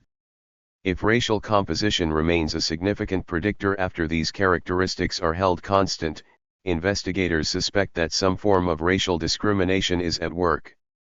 Despite the diverse array of characteristics that have been controlled in different studies, one result consistently emerges: black and racially mixed neighborhoods receive less private credit, fewer federally insured loans, fewer home improvement loans, and less total mortgage money than socioeconomically comparable white neighborhoods. 85 A study in Boston, for example, found that the ratio of loans to potentially mortgageable housing units was significantly lower in black areas, even after taking into account neighborhood characteristics such as median income, wealth, housing value, and local development activity. After these factors were controlled, a 24% gap in lending rates remained between black and white areas. 8.6 Another study in Boston compared the amount of money I-107 deposited in neighborhood savings institutions with the amount of money reinvested in the neighborhood through mortgages and found a substantial exportation of funds from the city to the suburbs. The level of disinvestment was especially pronounced in minority neighborhoods. 8.7 Many early studies of home lending were criticized for not adequately adjusting for differences in housing demand between white and black neighborhoods. 8.8 When studies have attempted to control directly for demand conditions, however, they have still uncovered a systematic bias against black and racially mixed neighborhoods. 8.9 Richard Hula, for example, used a series of economic indicators to derive the distribution of loans that should have occurred through the market in Dallas County, Texas. He then compared this market distribution with the observed distribution of loans and found that white suburban neighborhoods were characterized by a relative surplus of mortgage capital, whereas black and inner-city areas experienced a sizable deficit. Moreover, the shortfall tended to increase as the percentage of blacks grew, and those areas that received the most mortgage money were those where the percentage of blacks was declining. 9.0 As Hula's study of Dallas suggests, the degree of disinvestment depends partly on the relative number of blacks involved. In their study of FHA lending patterns in Milwaukee between 1983 and 1984, Gregory Squires and William Velez found that city loan activity followed a U-shaped pattern as the black percentage changed. 9.1 Loan activity was high in all white neighborhoods, fell to a minimum at around 35% black, and then increased somewhat. Other studies report similar a pattern. Recently integrated tracts with modest black populations experience the greatest underinvestment compared with areas that are either predominantly white or predominantly black. 9.2 Banks appear to be most apprehensive about the instability associated with neighborhood change. Faced with initial black in-migration, banks reduce credit, but once a stable black neighborhood has been achieved, credit is increased to a level closer to market demand. The failure to support recently integrated neighborhoods with credit, therefore, institutionally restricts white demand for racially mixed neighborhoods and builds resegregation structurally into urban housing markets. Not only does a neighborhood's racial composition affect the amount of mortgage money loaned, however, it also determines the kind of credit it receives. And Schley found that conventional home mortgages flowed 108. Mainly to suburbs and gentrified parts of the city of Chicago during 1980 to 1983, while minority neighborhoods in the inner city depended on FHA financing, a pattern that has been observed by other investigators as well. 9.3 Schley also showed that FHA loans did not compensate for the shortfall in conventional mortgages, and that black neighborhoods received significantly less investment as a result.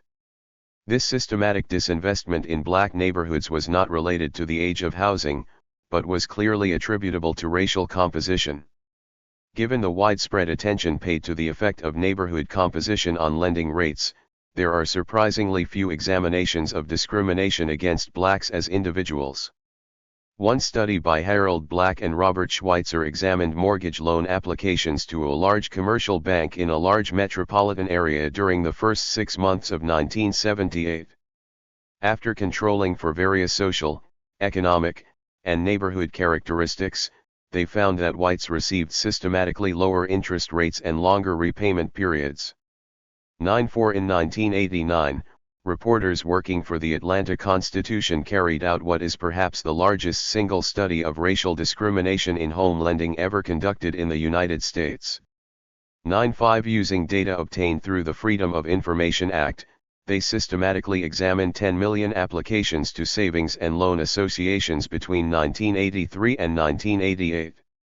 They found that blacks were substantially disadvantaged in the loan application process compared with other groups. The overall rejection rate was 11% for whites but 24% for blacks, and in 3 of the 5 years examined, high-income blacks were rejected more often than low-income whites in 35 metropolitan areas. Although long-term trends in rejection rates could be charted only within 17 metropolitan areas, the racial differential was widening in 13 areas, including Atlanta, Baltimore, Buffalo, Chicago, Cleveland, Memphis, Tampa, and Washington, D.C. Similarly, the New York Times reported in 1991 that unpublished data from the Federal Reserve showed dramatic racial disparities in loan rejection rates that could not be explained by income. 9/6 The Manufacturers Hanover Trust Company of New York, for example, rejected 43% of its mortgage applications from high-income blacks, but only 18% from high-income whites. Similarly, NCNB Bank of Texas rejected 36% of its middle-income black applicants in Houston but only 13% of middle-income whites, and the rejection rate for blacks seeking mortgages from the Bank of America in San Francisco was 39% for blacks, but 26% for whites. 109. These results confirm statements made by black respondents to social survey interviewers. According to Lewis Pohl and his colleagues, a significantly higher percentage of blacks than whites say they expect to encounter discrimination in the home lending market. This anticipated discrimination, in turn, plays an important role in lowering the probability that an individual black family will own a home. 9/7 Seeing the cards so obviously stacked against them, many otherwise qualified African Americans simply abandon their quest to purchase a home without really trying. The continuing significance of race. Putting together the trends in segregation discussed in Chapter 3 with the evidence on prejudice and discrimination reviewed here leads to 3 conclusions. First, residential segregation continues unabated in the nation's largest metropolitan black communities, and this spatial isolation cannot be attributed to class. Second, although whites now accept open housing in principle, they have not yet come to terms with its implications in practice. Whites still harbor strong anti-black sentiments and they are unwilling to tolerate more than a small percentage of blacks in their neighborhoods. Third, discrimination against blacks is widespread and continues at very high levels in urban housing markets. Although these conclusions may provide a damning indictment of theoretically colorblind markets, they do not conclusively prove that prejudice and discrimination cause segregation.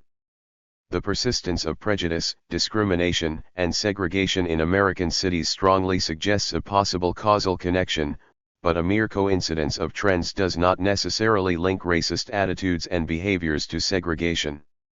We have shown only that 3 conceptually related conditions persist across time, not that they are causally connected. Fortunately, several studies have been carried out to document and quantify the link between discrimination, prejudice, and segregation. Using data from the 1977 HUD audit study, George Galster related cross-metropolitan variation in housing discrimination to the degree of racial segregation in different urban areas. 9/8 He confirmed the empirical link between discrimination and segregation, and he also discovered that segregation itself has important feedback effects on socioeconomic status. 9/9 Not only does discrimination lead to segregation, but segregation, by restricting economic opportunities for blacks, produces interracial economic disparities that incite further discrimination and more segregation. Galster has also shown that white prejudice and discrimination are 110. Connected to patterns of racial change within neighborhoods. In a detailed study of census tracts in the Cleveland area, he found that neighborhoods that were all white or racially changing evinced much higher rates of discrimination than areas that were stably integrated or predominantly black. 100 The pace of racial change was also strongly predicted by the percentage of whites who agreed with the statement that white people have a right to keep blacks out of their neighborhoods. Areas with a high degree of racist sentiment experienced systematic white population loss after only a few blacks had entered, and the speed of transition accelerated rapidly after the population became only 3% black. Tracts where whites expressed a low degree of racist sentiment, however, showed little tendency for white flight up to a population composition of around 40% black. 101 These studies confirm a strong link between levels of prejudice and discrimination and the degree of segregation and spatial isolation that blacks experience. The accumulated information on the persistence of prejudice, the continuation of discrimination, and their close connection to racial segregation underscore the continued salience of race in American society and suggest that race remains the dominant organizing principle of U.S. urban housing markets. When it comes to determining where, and with whom, Americans live, race overwhelms all other considerations. This conclusion, however, may appear to be challenged by certain trends in segregation we have not fully explored here. By focusing on the largest black communities in the United States, does our analysis overstate the persistence of racial segregation? By concentrating on large, older industrial areas in the Northeast and Midwest, we fail to mention a substantial and marked decline in black segregation that occurred in some small and mid-sized metropolitan areas in the South and West. In fact, the level of black-white segregation fell by more than 10 points in 22 of the 60 largest metropolitan areas between 1970 and 1980. 102 Consistent with this finding, Barrett Lee and his colleagues report that, by the 1980s, racial turnover was relatively unlikely in the neighborhoods of smaller southern and western cities. 103 Such large and widespread declines in segregation are unprecedented in urban America, and they led Reynolds Farley to conclude that they are indicative of declining racism. 104 Scott McKinney has similarly concluded that the decade of the 1970s witnessed substantial progress in integrating residential neighborhoods in metropolitan areas. 105 WB 111. Leave, however, that rather than indicating significant racial progress, these declines in segregation paradoxically confirm the persisting significance of race in the United States. Instead of indicating an end to prejudice, they more accurately reveal the new character that prejudice has assumed.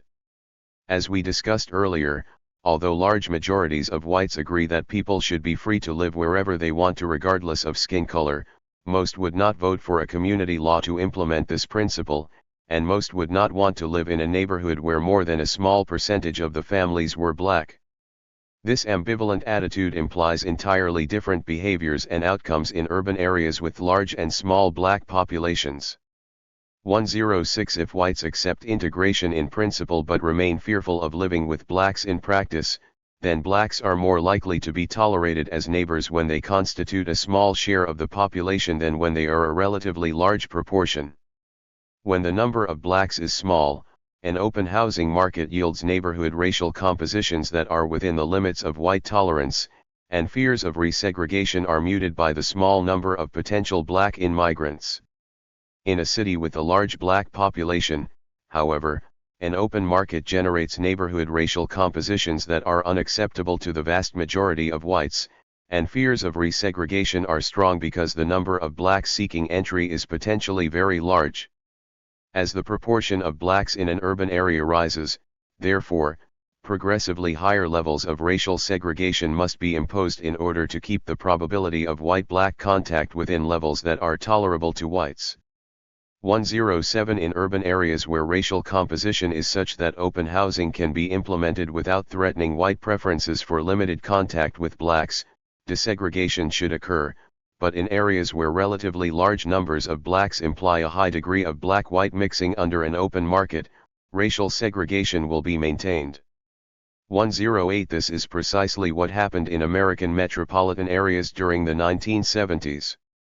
Virtually all of the areas that experienced sharp declines in segregation had small black percentages, so that in spite of rapid desegregation, the probability of white-black contact within neighborhoods did not increase noticeably.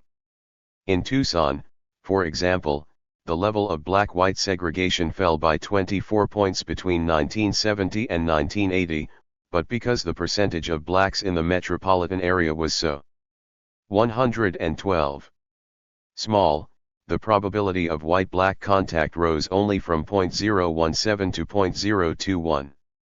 109 Despite the massive desegregation of Tucson's black community, in other words, the percentage of blacks in the neighborhood of the average white resident moved only from 1.7% to 2.1%. In U.S. metropolitan areas, the likelihood of white-black contact rarely exceeds 5% no matter what the trends in segregation have been.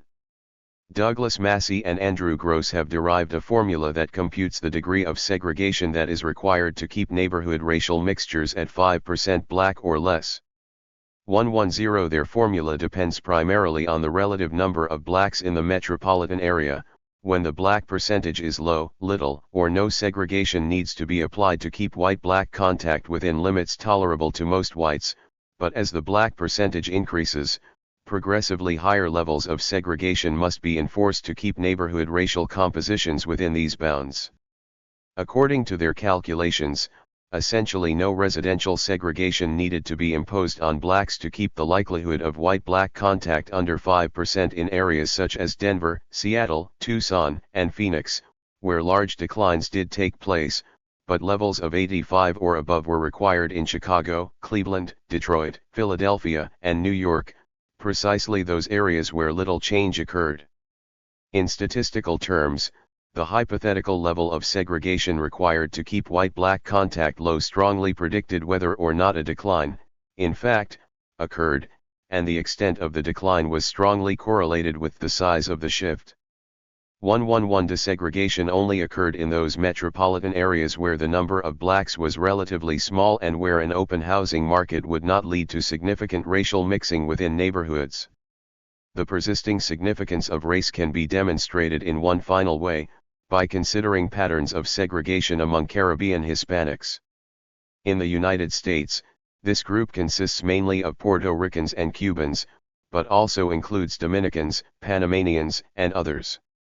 Caribbean Hispanics are distinguished from native whites by their use of the Spanish language, their common Spanish colonial heritage, their Latin Catholicism, and their remarkable racial diversity. Owing to a unique history of slavery and miscegenation quite distinct from that in the United States, Hispanics originating in the Caribbean region display a wide variety of racial characteristics and identities. Some consider themselves black, others call themselves white, and large numbers identify themselves as something in between black and white, a mixture of European and African origins. 112-113. This racial diversity creates a natural experiment that allows us to examine the effects of race on segregation while holding ethnicity constant. Caribbean Hispanics of all races entered the United States under similar conditions and have the same cultural background, class composition, and family characteristics. Indeed, dark-skinned and light-skinned Hispanics are frequently members of the same family. What differentiates them is race and the way that it is treated in U.S. housing markets. If black and racially mixed Hispanics prove to be more segregated than white Hispanics, this fact cannot easily be attributed to different preferences or tastes. Rather, the segregation of African origin Hispanics provides strong proof of the crucial role of race in determining residential outcomes. We compiled segregation indices for Hispanics in 10 metropolitan areas where Latinos of Caribbean origin predominate.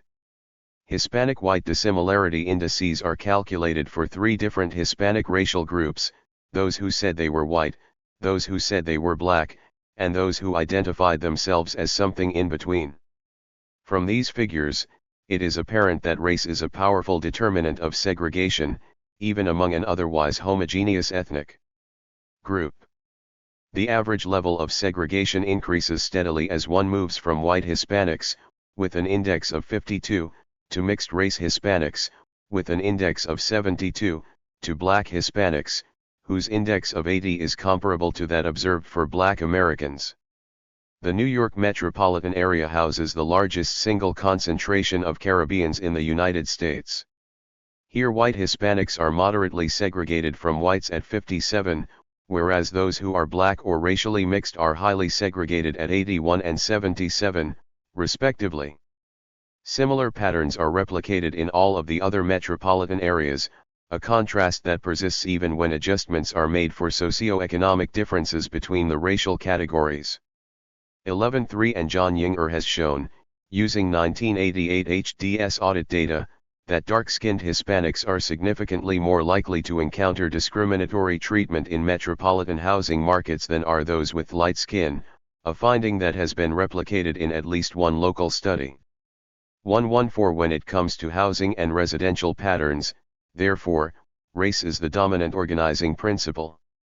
No matter what their ethnic origin, economic status, social background, or personal characteristics, African Americans continue to be denied full access to U.S. housing markets. Through a series of exclusionary tactics, realtors limit the likelihood of black entry into white neighborhoods and channel black demand for housing into areas that are within or near existing ghettos. White prejudice is such that when black entry into a neighborhood is achieved, that area becomes unattractive to further white settlement and whites begin departing at an accelerated pace. This segmentation of black and white housing demand is encouraged by pervasive discrimination in the allocation of mortgages and home improvement loans, which systematically channel money away from integrated areas. The end result is that blacks remain the most spatially isolated population in U.S. history. 5. The creation of underclass communities. The pathologies of the ghetto community perpetuate themselves through cumulative ugliness, deterioration, and isolation and strengthen the Negro's sense of worthlessness. Kenneth B. Clark. The mass migration of blacks from the rural South to the industrial North during the early 20th century radically transformed urban black life. In the space of a few years, a small, dispersed, and integrated community became a large, compact, and highly segregated ghetto. Before the Great Migration, Northern blacks were led by an elite of professionals, artisans, and service workers who catered to whites and maintained close ties to the white upper class. Afterward, the black community was dominated by an elite of business owners and politicians whose economic base lay in the black community itself and who were indifferent to the larger white world. The ghettoization of black America seemed to resolve, for a time, the simmering debate between the adherents of W.E.B. Du Bois and Booker T. Washington. The rise of a large, segregated black community in the North seemed to offer the fulfillment of Washington's dreams. The ghetto constituted a city within a city that supported a parallel economy of black-owned banks, real estate companies, newspapers, shops, stores, theaters, nightclubs, and factories. The emergence of the ghetto also gave rise to a vibrant culture, symbolized by the Harlem Renaissance and its new Negroes, who glorified the popular culture of Southern blacks. Despite jeremiads from members of the old, Northern-born black elite about hardening racism, worsening slums, and the economic fragility of 116. The ghetto, the mood of black America was decidedly upbeat in the late 1920s. With their urbanization, African Americans seemed on the verge of a revolution that would ensure their independence from white society. To be sure, discrimination and prejudice had to be protested, especially in employment, but the prevailing attitude toward residential segregation was decidedly ambivalent. Although segregation may have been rooted in prejudice and discrimination, it also concentrated black demand, thereby supporting black businesses, just as it clustered black voters to enable the election of black politicians. As the sociologist E. Franklin Frazier noted, black migration and the segregation it engendered created a new African American elite with a vested interest in the ghetto and its perpetuation. For as quickly as the promise of economic and political power arose, however, it collapsed. The Great Depression of the 1930s ravaged the black communities of the North and quickly wiped out the gains of prior decades. As consumer demand fell and factories closed, black workers were the first to be fired. As income in the ghettos dropped, black businesses withered and the Renaissance came to an abrupt halt. Within a few months of Black Thursday in 1929, Jesse Binga State Bank, the pride of South Chicago, had collapsed, and John Nail's Harlem Realty Company declared bankruptcy. Among intellectuals, W.E.B. Du Bois lost his home and life insurance, and the poet and publisher Count T. Cullen wrote his former wife to explain that owing to the drop in his newspaper's circulation, he could no longer meet his alimony payments. If segregation concentrated the growth in black demand during the 1920s, it also amplified the constriction of that demand during the 1930s, ensuring that the fall of black capitalism would be as steep as its rise. Although the Great Depression hurt all Americans, conditions were far worse in the northern black ghettos than anywhere else. To illustrate the misery created in black Chicago by the Great Depression, St. Clair Drake and Horace Caton in 1945 published a map of community areas showing the percentage of families on relief in 1934. The higher the percentage, the darker the neighborhood was colored. 8. The swath of dark colors depicted on the map clearly traces the contours of Chicago's Black Ghetto. The only 3 areas with relief percentages over 50%, Douglas, Oakland, and Grand Boulevard, were all located in Chicago's Black Belt, and 4 other established black neighborhoods, the near West Side, the near South Side, Armour Square, and Washington Park, had relief percentages between 30% and 50%. No other neighborhood, whether Mexican, Polish, Jewish, or Italian, approached the level of spatially concentrated hardship prevalent in the ghetto. In effect, all of the deprivation and dependency created by the Depression was taken by segregation and confined to a narrow segment of the urban geography defined by the color line. 50 years later, William Julius Wilson, again pondering the plight of blacks in the wake of widespread economic upheavals, published another map showing the proportion of families below the federal poverty line in Chicago's community areas. 9. The map is strikingly similar to the map of families on relief published earlier by Drake and Caton. Of the 3 areas with relief rates over 50% in 1934, 2, Oakland and Grand Boulevard, had poverty rates over 50% in 1980, and the third, Douglas, had a poverty rate of 43%. 10 of the 4 neighborhoods with 1934 relief rates between 30% and 50%, 3 had poverty rates in this range in 1980. Only Armour Square's rate of 23% was under this mark, but by 1980 its black percentage had shrunk to 25%, and within the black portion of the neighborhood the poverty rate stood at 45%. 1. The only community areas Wilson added to Drake and Caton's map of concentrated deprivation were those incorporated into the ghetto after 1930, Garfield Park, North Lawndale, Woodlawn, Englewood, and Riverdale, all of which had poverty rates between 30% and 50% in 1980. As during the Great Depression, no other ethnic or racial group experienced such a high degree of spatially concentrated deprivation during the economic upheavals of the 1970s. Drake and Caton's map notwithstanding, Wilson saw the concentration of black poverty in 1980 as something new and attributed it to a new alignment of economic and demographic forces.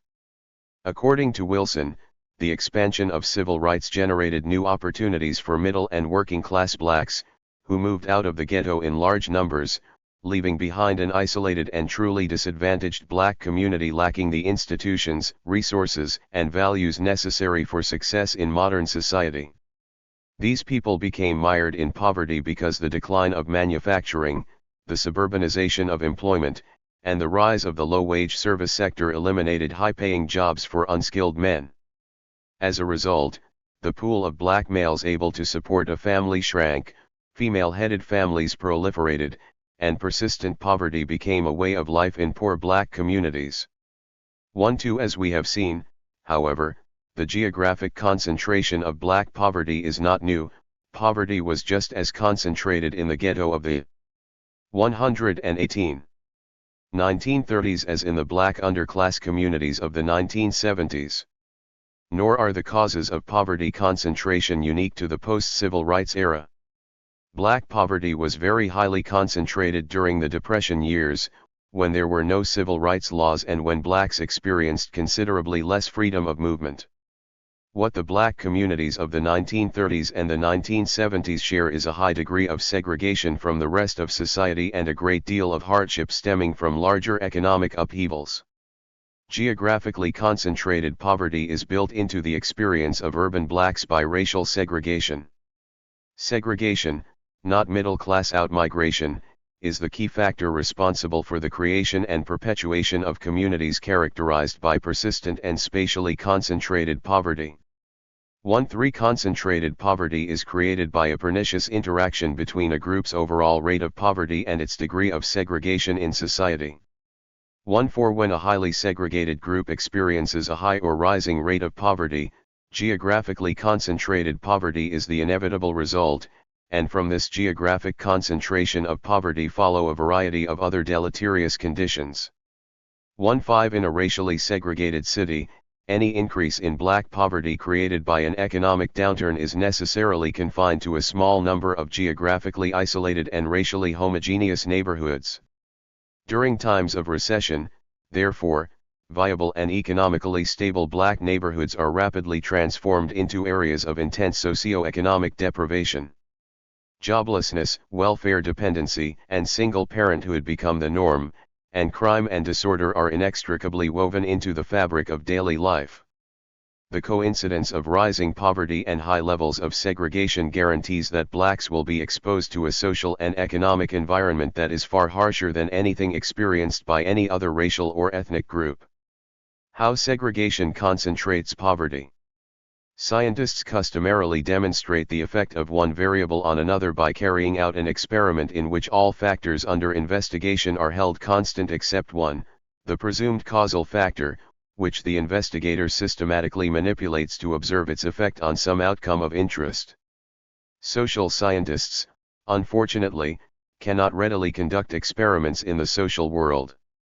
They cannot randomly assign blacks to live in segregated and integrated urban areas, and then observe differences in the degree of poverty concentration.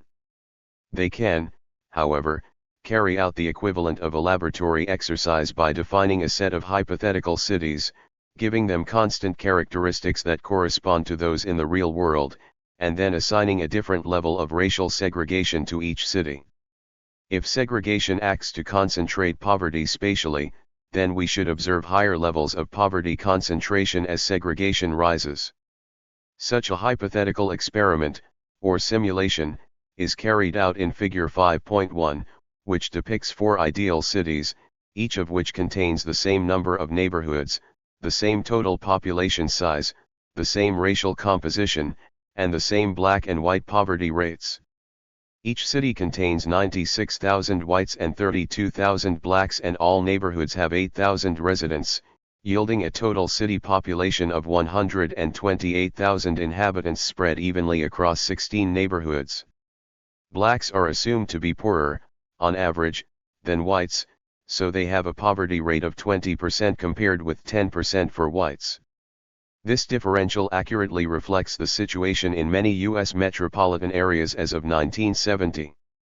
In Chicago, for example, the black poverty rate in 1970 was 20% while the white rate was 6%, in Los Angeles the rates were 22% and 9%, and in New York the rates were 21% and 9%. 1/6. The only thing that differs among the 4 hypothetical cities is the level of racial segregation imposed on blacks.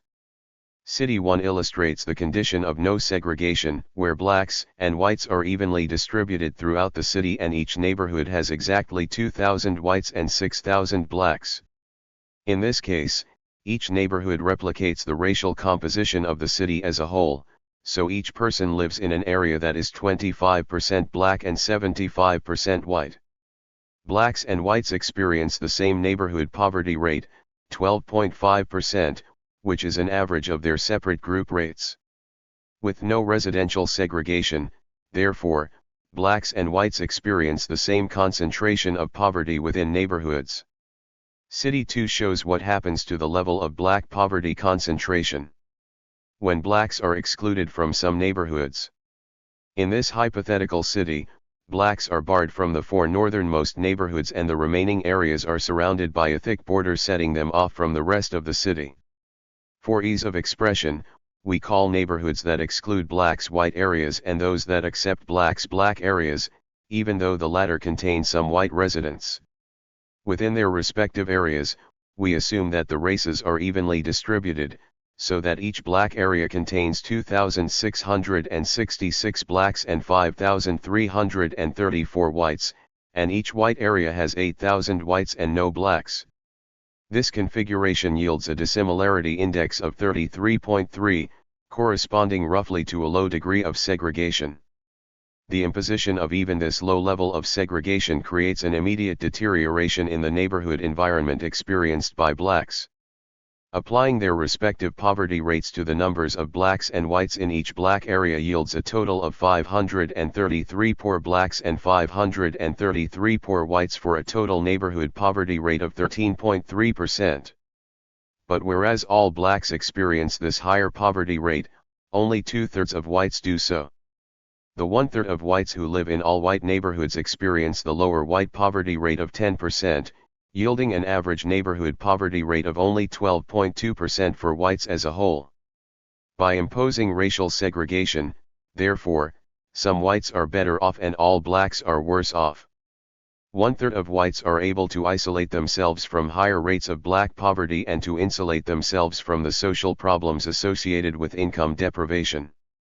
Through racial segregation, the average residential environment of whites improves while the average neighborhood environment of blacks deteriorates. As cities 3 and 4 show, the higher the degree of segregation, the higher the level of poverty concentration experienced by blacks and the lower the exposure to poverty experienced by whites. In City 3, a relatively high degree of segregation is imposed on blacks by reducing the number of black areas to 8 out of 16. In this city, blacks are excluded from all neighborhoods to the north of a line running through the center of town, yielding a segregation index of 66.7. In City 4, complete segregation is imposed by confining blacks to 4 all-black neighborhoods on the south side of the city, yielding a segregation index of 100. As we move from City 2 through City 3 to City 4, the discrepancy between the neighborhood poverty rates experienced by blacks and whites grows. With a high level of segregation, the neighborhood poverty rate of blacks reaches 15%. At the same time, the average poverty rate experienced by whites falls to 11.7%, as 2/3 of whites are now insulated from the higher rates of black poverty and experience the lower white rate of 10%. When segregation becomes total, of course, all whites experience the white poverty rate of 10% and all blacks experience the black poverty rate of 20%, and their respective poverty concentrations reach their maximum divergence.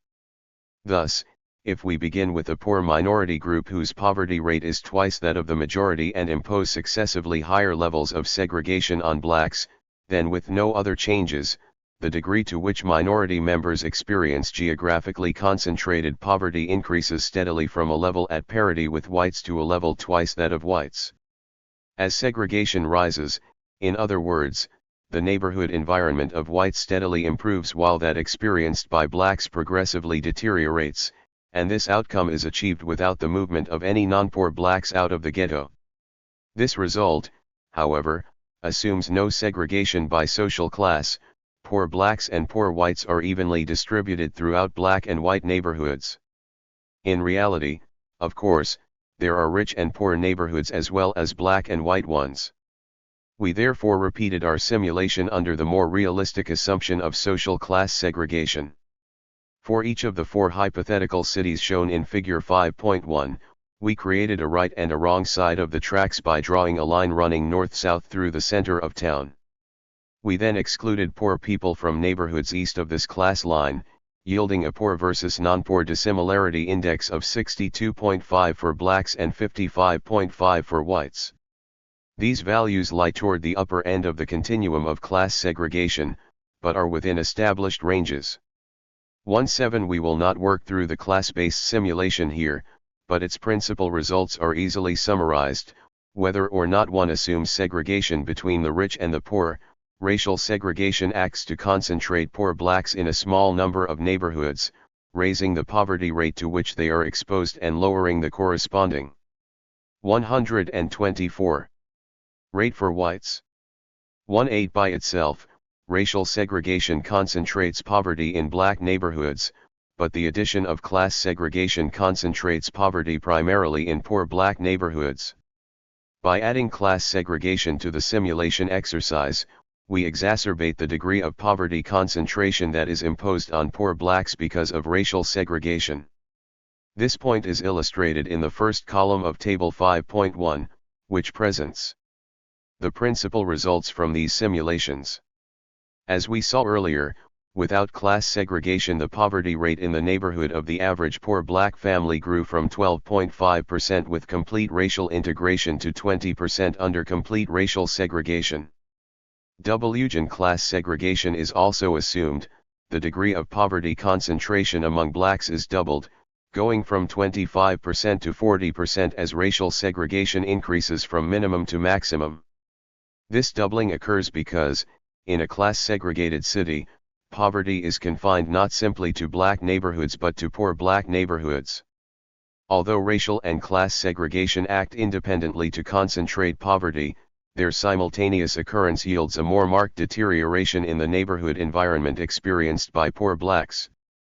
As before, however, racial segregation improves the social environment to which poor whites are exposed.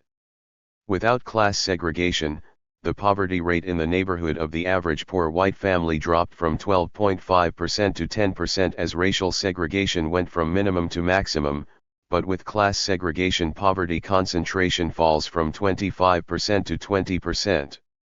In essence, although class segregation concentrates poverty among whites as well as among blacks, the imposition of racial segregation insulates poor whites from the higher rates of black poverty and keeps white poverty concentration at a markedly lower level.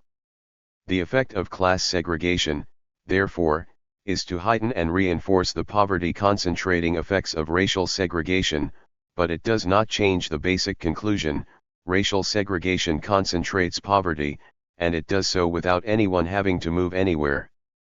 With or without class segregation, residential segregation between blacks and whites builds concentrated poverty into the residential structure of the black community and guarantees that poor blacks experience a markedly less advantaged social environment than do poor whites. The 1930s and the 1970s were both decades of severe economic hardship for urban blacks. During the 1930s, as already described, the Great Depression brought a wave of factory closings, bankruptcies, bank failures, and very high rates of unemployment in the black community. During the 1970s, successive recessions, bursts of inflation, and increased foreign competition eliminated many high-paying jobs in manufacturing, lowered wages, and decreased the real value of welfare payments. These 126 dislocations took a heavy toll on the distribution of black income, especially among families in the industrial cities of the Northeast and Midwest. As a result of the downward shift in black incomes, poverty rates increased substantially in both decades.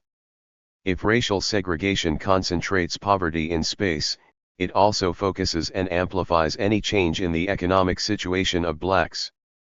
In a segregated environment, any economic shock that causes a downward shift in the distribution of black income will not only bring about an increase in the poverty rate for the group as a whole, it will also cause an increase in the geographic concentration of poverty.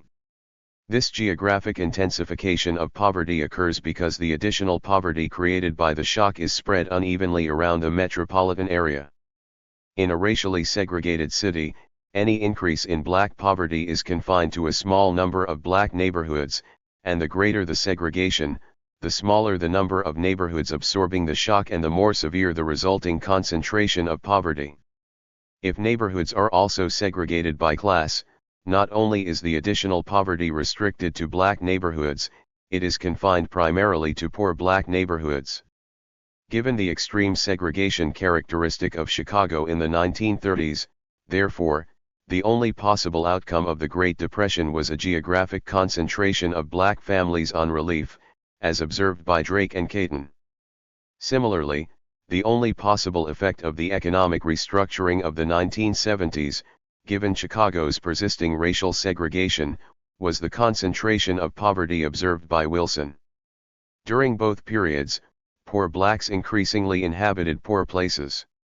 The underlying cause of this concentration of black poverty was the same in both decades: an economic downturn drove up the rate of black poverty, which because of racial segregation was translated directly into spatially concentrated poverty. Outmigration by middle and working class blacks may have occurred during the 1970s, and this movement could have exacerbated the concentration of poverty in black neighborhoods, but Wilson's map of concentrated poverty would have resulted with or without black outmigration, because segregation builds concentrated poverty into the residential structure of the black community. This fact can be demonstrated by using the hypothetical cities described earlier to simulate the effect of an increase in the rate of black poverty from 20% to 30%, holding the white rate constant, a pattern of change that parallels quite closely what happened in many American cities during the 1970s. 2. The results of this exercise are summarized in Table 5.1. I. The creation of underclass communities 127.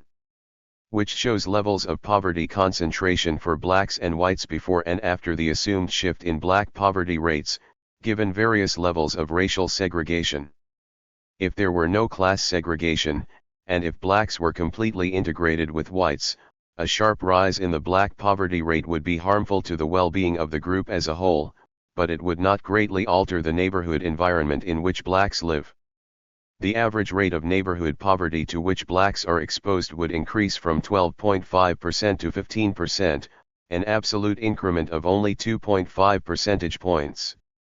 It is doubtful whether an increase of this size would be particularly noticeable to people living in the neighborhood, and because blacks and whites occupy the same neighborhoods, this relatively small increment in poverty concentration would be experienced equally by both groups. As racial segregation rises, however, the increase in black poverty is confined to an increasingly smaller number of black neighborhoods, and the change in the neighborhood environment becomes more dramatic for blacks and less noticeable for whites. With a low level of segregation, the degree of black poverty concentration increases from 13.3% before the shift to 16.7% afterward. In contrast, the extent of poverty concentration for whites goes from 12.2 to 14.4. Under conditions of high segregation, the difference between blacks and whites increases. Black poverty concentration grows by 5 points as a result of the overall increase in black poverty, reaching an absolute level of 20%. In contrast, white poverty concentration increases by only 1.6 points, reaching an absolute level of only 13.3%. When the two groups are completely segregated, of course, all of the increase in black poverty is absorbed by black neighborhoods, so their poverty concentration increases to 30%, whereas white poverty concentration remains constant at 10%, one-third of the black level. Thus, with complete racial segregation, the degree of poverty concentration among blacks can reach alarming proportions following a downward shift in the distribution of black income, as occurred in many cities during the 1970s. This transformation in the residential environment of blacks occurs solely through an interaction between the distributional structure of income and the residential structure of segregation, and not as a result of middle-class blacks fleeing poor blacks. In a city segregated by class as well as by race, any increase in black 128 poverty is absorbed not simply by black neighborhoods but by poor black neighborhoods. In essence, the imposition of segregation by class as well as by race takes a bad situation and makes it worse. Before the shift in black incomes, poverty rates in the typical poor black neighborhood ranged from 25% in a city with no racial segregation to 40% in a city with complete racial segregation. After the shift in poverty rates, the economic situation in poor black neighborhoods deteriorates appreciably at all segregation levels, but the deterioration is disastrous at higher levels. With a black-white dissimilarity index of 66.7, the neighborhood poverty rate of the average poor black family goes from 35% to 45% as a result of the shift in black incomes, an increase of 10 points, and with complete segregation, the neighborhood poverty rate for poor blacks climbs to 60%, up from 40% before the shift. Under conditions of complete racial segregation, therefore, a 50% rise in the black poverty rate translates directly into a 50% increase in the spatial concentration of poverty within poor black neighborhoods. In a racially segregated city, such a downward shift in the black income distribution necessarily causes poor blacks to live in an environment where the vast majority of their neighbors are also poor. The same change in the absence of racial segregation would yield only a 20% increase in the poverty concentration of poor blacks, and would leave them in neighborhoods where the vast majority are not poor. As segregation rises, in other words, the disparity between the neighborhood conditions experienced by whites and blacks widens markedly. With no racial segregation, of course, Poor whites and poor blacks suffer the consequences of sagging black incomes equally, even if the city is quite divided by social class. Both groups experience a 20% increase in neighborhood poverty and end up living in neighborhoods where 3 of every 10 persons are poor. As segregation rises, however, poor whites are increasingly insulated from the consequences of falling black incomes. As one moves from complete integration to complete segregation under conditions of high black poverty, the poverty rate prevailing in poor white neighborhoods falls from 30% to 20%, while that in poor black neighborhoods rises from 30% to 60%. The net effect of racial segregation is to expose whites and blacks to very different socio-economic environments and to leave the economic base of urban black communities uniquely vulnerable to any downturn in the group's economic fortunes. When the poverty rate of a segregated group rises, its members suffer a systematic deterioration in their neighborhood environment with or without middle-class outmigration. Table 5.2 confirms this line of theoretical reasoning by presenting indices of black and white poverty concentration computed for hypersegregated metropolitan areas in 1970 and 1980. Our index of concentrated poverty is the percentage of poor families in the neighborhood of the average poor family. 2-3 If our theory is correct, we expect high and rising concentrations of poverty among blacks and much lower and more stable poverty concentrations among whites during the decade, because in all of these cities, segregation levels were very high, black poverty rates rose, and white poverty rates stayed fairly constant. In New York, for example, the black poverty rate increased from 21% to 30%, the white rate remained fixed at 10%, and the area's segregation index of about 82 didn't change, essentially the conditions we assumed in our simulation exercise. As the indices of Table 3.2 show, blacks experienced systematically greater concentrations of poverty than whites. In 1970, for example, the average level of black poverty concentration, 27%, was nearly 3 times the white level of 11%, and over the ensuing decade this disparity grew, with the average black concentration index rising to 33%, an increase of 6 percentage points, while the index for whites increased only modestly to 13%, a change of only 2 points. The increase in black poverty concentration was especially marked in Chicago, New York, Newark, Buffalo, and Philadelphia. By the end of the decade, the typical poor black family in these hypersegregated metropolitan areas lived in a neighborhood where at least a third of the families were poor. In contrast, poor white families in these areas generally lived in neighborhoods where the poverty rate was 15% or less. In statistical terms, levels and trends in poverty concentration during the 1970s correlate strongly with the product of the index of black-white segregation and the rate of black poverty, suggesting a powerful interaction between the two factors. 24 An interaction means that the effect of rising poverty on poverty concentration depends crucially on the level of racial segregation at which the increase in poverty occurs. Black poverty concentration increased most dramatically in metropolitan areas where a sharp increase in black poverty was paired with a high and unchanging level of racial segregation. By 1980, poverty concentration was greatest in urban areas where blacks were both highly segregated and very poor, and was lowest in areas where they were neither poor nor segregated. Segregation was thus the key conditioning factor responsible for the transformation of urban black communities observed by William Julius Wilson during the 1970s. In the absence of racial segregation, the same downward economic trends would not have produced such dramatic changes in the concentration of poverty. The creation of underclass communities. Poverty, of course, is not a neutral social factor. Associated with it are a variety of other social ills such as family instability, welfare dependency, crime, housing abandonment, and low educational achievement. To the extent that these factors are associated with poverty, any structural process that concentrates poverty will concentrate them as well. Segregation. Interacting with high or rising poverty rates, guarantees that blacks will face a harsh and uniquely disadvantaged social environment, no matter what their personal characteristics. Segregation, moreover, is crucial to understanding why a self-perpetuating spiral of neighborhood decline is built into urban black communities. The socio-economic health of black neighborhoods is fragile and easily jolted into a pattern of decay because of a subtle interaction between individual and collective behavior that comes into play whenever independent actors make decisions that affect the welfare of the community. This interaction occurs because a neighborhood's socio-economic status is, to a large extent, determined by the decisions and behaviors of its inhabitants.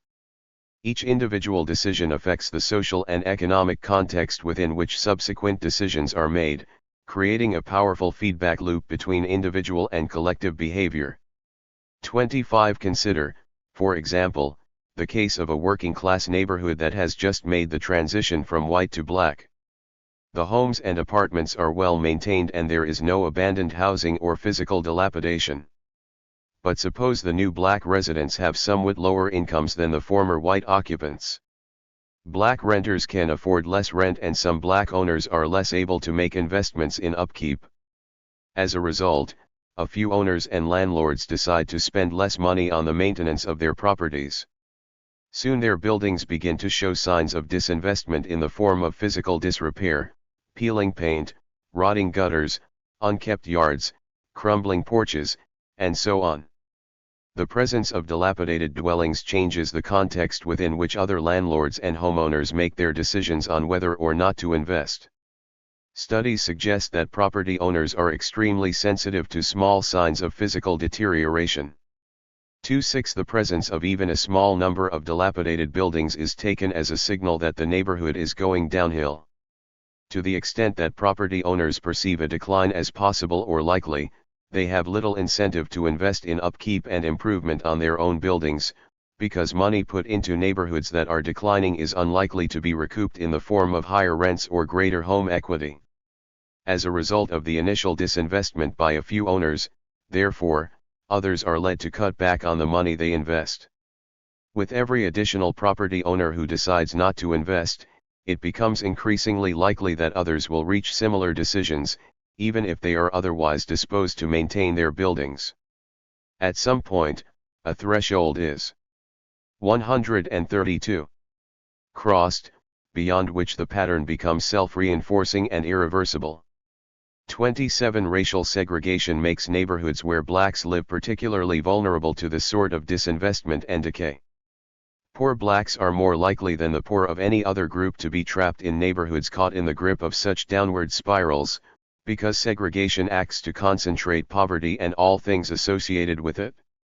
Increasing the poverty rate of a segregated group concentrates not only poverty but housing dilapidation and abandonment. In essence, segregation and rising poverty interact to deliver an exogenous shock to black neighborhoods that pushes them beyond the point where physical decay and disinvestment become self-perpetuating. The potential strength of this shock has been demonstrated in a series of simulation exercises that are summarized in Table 5.3. Again, using the hypothetical class-segregated cities we described earlier, we ask what would happen to black neighborhoods if black poverty rates rose under different conditions of segregation. 28. At different segregation levels, of course, the shift in black poverty rates yields different concentrations of poverty, and using empirical correlations between neighborhood poverty levels and various indicators of community well-being, we predict the neighborhood environment created by a particular combination of segregation and poverty. In carrying out the simulations, we consider the general case of a class-segregated city and document the effect of a shift in black poverty rates from 20% to 30%. Consider the degree of housing abandonment likely to result from an increase in black poverty under different conditions of segregation. In the absence of racial segregation, the poverty rate in neighborhoods where poor blacks live increases from 25% to 30% as a result of the assumed shift in black poverty rates from 20% to 30%. Given the empirical relationship between a tract's poverty rate and its percentage of boarded-up dwellings, this shift in neighborhood poverty is predicted to increase the incidence of boarded-up structures from 1.2% before the shift to 1.5% afterward. Although these figures are quite small, a review carried out by the U.S. Department of Housing and Urban Development shows that the threshold of neighborhood stability occurs at remarkably low percentages of boarded-up buildings. 29. Once a few structures become abandoned, the process of decay quickly becomes cumulative and spreads from older, dilapidated sections to areas with sound housing that would be well worth the cost of maintenance and renovation if neighborhood conditions were more stable. 3. The study concludes that a tipping point is reached once 3%-6% of a neighborhood's dwellings are abandoned, the point at which investment psychology becomes so depressed that reversal of the abandonment process is impossible without major external intervention. 134. In the absence of racial segregation, therefore, an exogenous economic shock that causes black poverty rates to rise does not concentrate housing abandonment enough to reach this tipping point. Under conditions of complete segregation, however, the same increase in black poverty brings a substantial increase in the concentration of boarded-up dwellings, from 2.3% to 3.3%, putting the level of abandonment within the range of neighborhood instability. In a segregated city, any exogenous economic shock that raises the black poverty rate is likely to push black neighborhoods across the tipping point to begin the process of disinvestment and abandonment. The same shock delivered to blacks in an integrated city would leave all neighborhoods stable and economically healthy. The empirical correlation upon which the simulation rests was estimated using data from 60 metropolitan areas, many of which only recently attained metropolitan rank and therefore have new housing stocks where the incidence of boarded-up dwellings is near zero. The simulation has also been carried out based on correlations estimated from the city of Philadelphia, where abandonment is considerably more common. 3. Under conditions of complete racial segregation, this alternate simulation predicts that the percentage of boarded-up dwellings will reach 10% after the shift in black incomes, well in excess of the threshold of stability. Once a process of housing abandonment has taken root in one part of a community, moreover, it tends to spread outward into otherwise stable and healthy neighborhoods through a process of diffusion. One of the principal mechanisms by which abandonment spreads laterally is through fire. 3. The presence of abandoned and boarded-up buildings is strongly associated with arson and a high incidence of residential fires. 3. Once a few buildings have burned, neighborhoods no longer attract stable households and become a magnet for other social problems, such as rats, litter, drugs, crime, and delinquency. 3. The lateral spread of decay occurs because fires in abandoned buildings inevitably spread to adjacent structures that are inhabited, which displaces poor families from their dwellings and causes them to seek shelter in surrounding neighborhoods. The influx of destitute and socially disorganized fire refugees into these neighborhoods increases their housing densities, levels of homelessness, and dilapidation, setting off new cycles of disinvestment and decline. 36. Roderick Wallace has called this process urban desertification, denoting a sequence of events whereby entire neighborhoods become depopulated and devoid of stable social institutions. 3. By concentrating abandonment, segregation promotes this desertification and builds it into the residential structure of black communities. This process of neighborhood decay also occurs through the loss or withdrawal of commercial institutions. According to Loic Wacquant and William Julius Wilson, Chicago's West Side Ghetto lost 75% of its business establishments between 1960 and 1970, and by the 1980s its North Lawndale neighborhood included 48 state lottery agents, 50 currency exchanges, and 99 licensed bars and liquor stores, but only one bank and one supermarket for a population of some 50,0003. 8. Segregation plays a key role in depriving poor black families of access to goods and services because it interacts with poverty to create neighborhood conditions that make it nearly impossible to sustain a viable retail sector. Just as it concentrates poverty during times of economic upheaval, segregation also concentrates the loss in income and consumer demand that accompany any economic downturn. As a result of racial segregation, therefore, poor blacks live in neighborhoods that typically contain only the barest rudiments of retail trade. They are left without goods and services that are routinely available to the poor of other groups.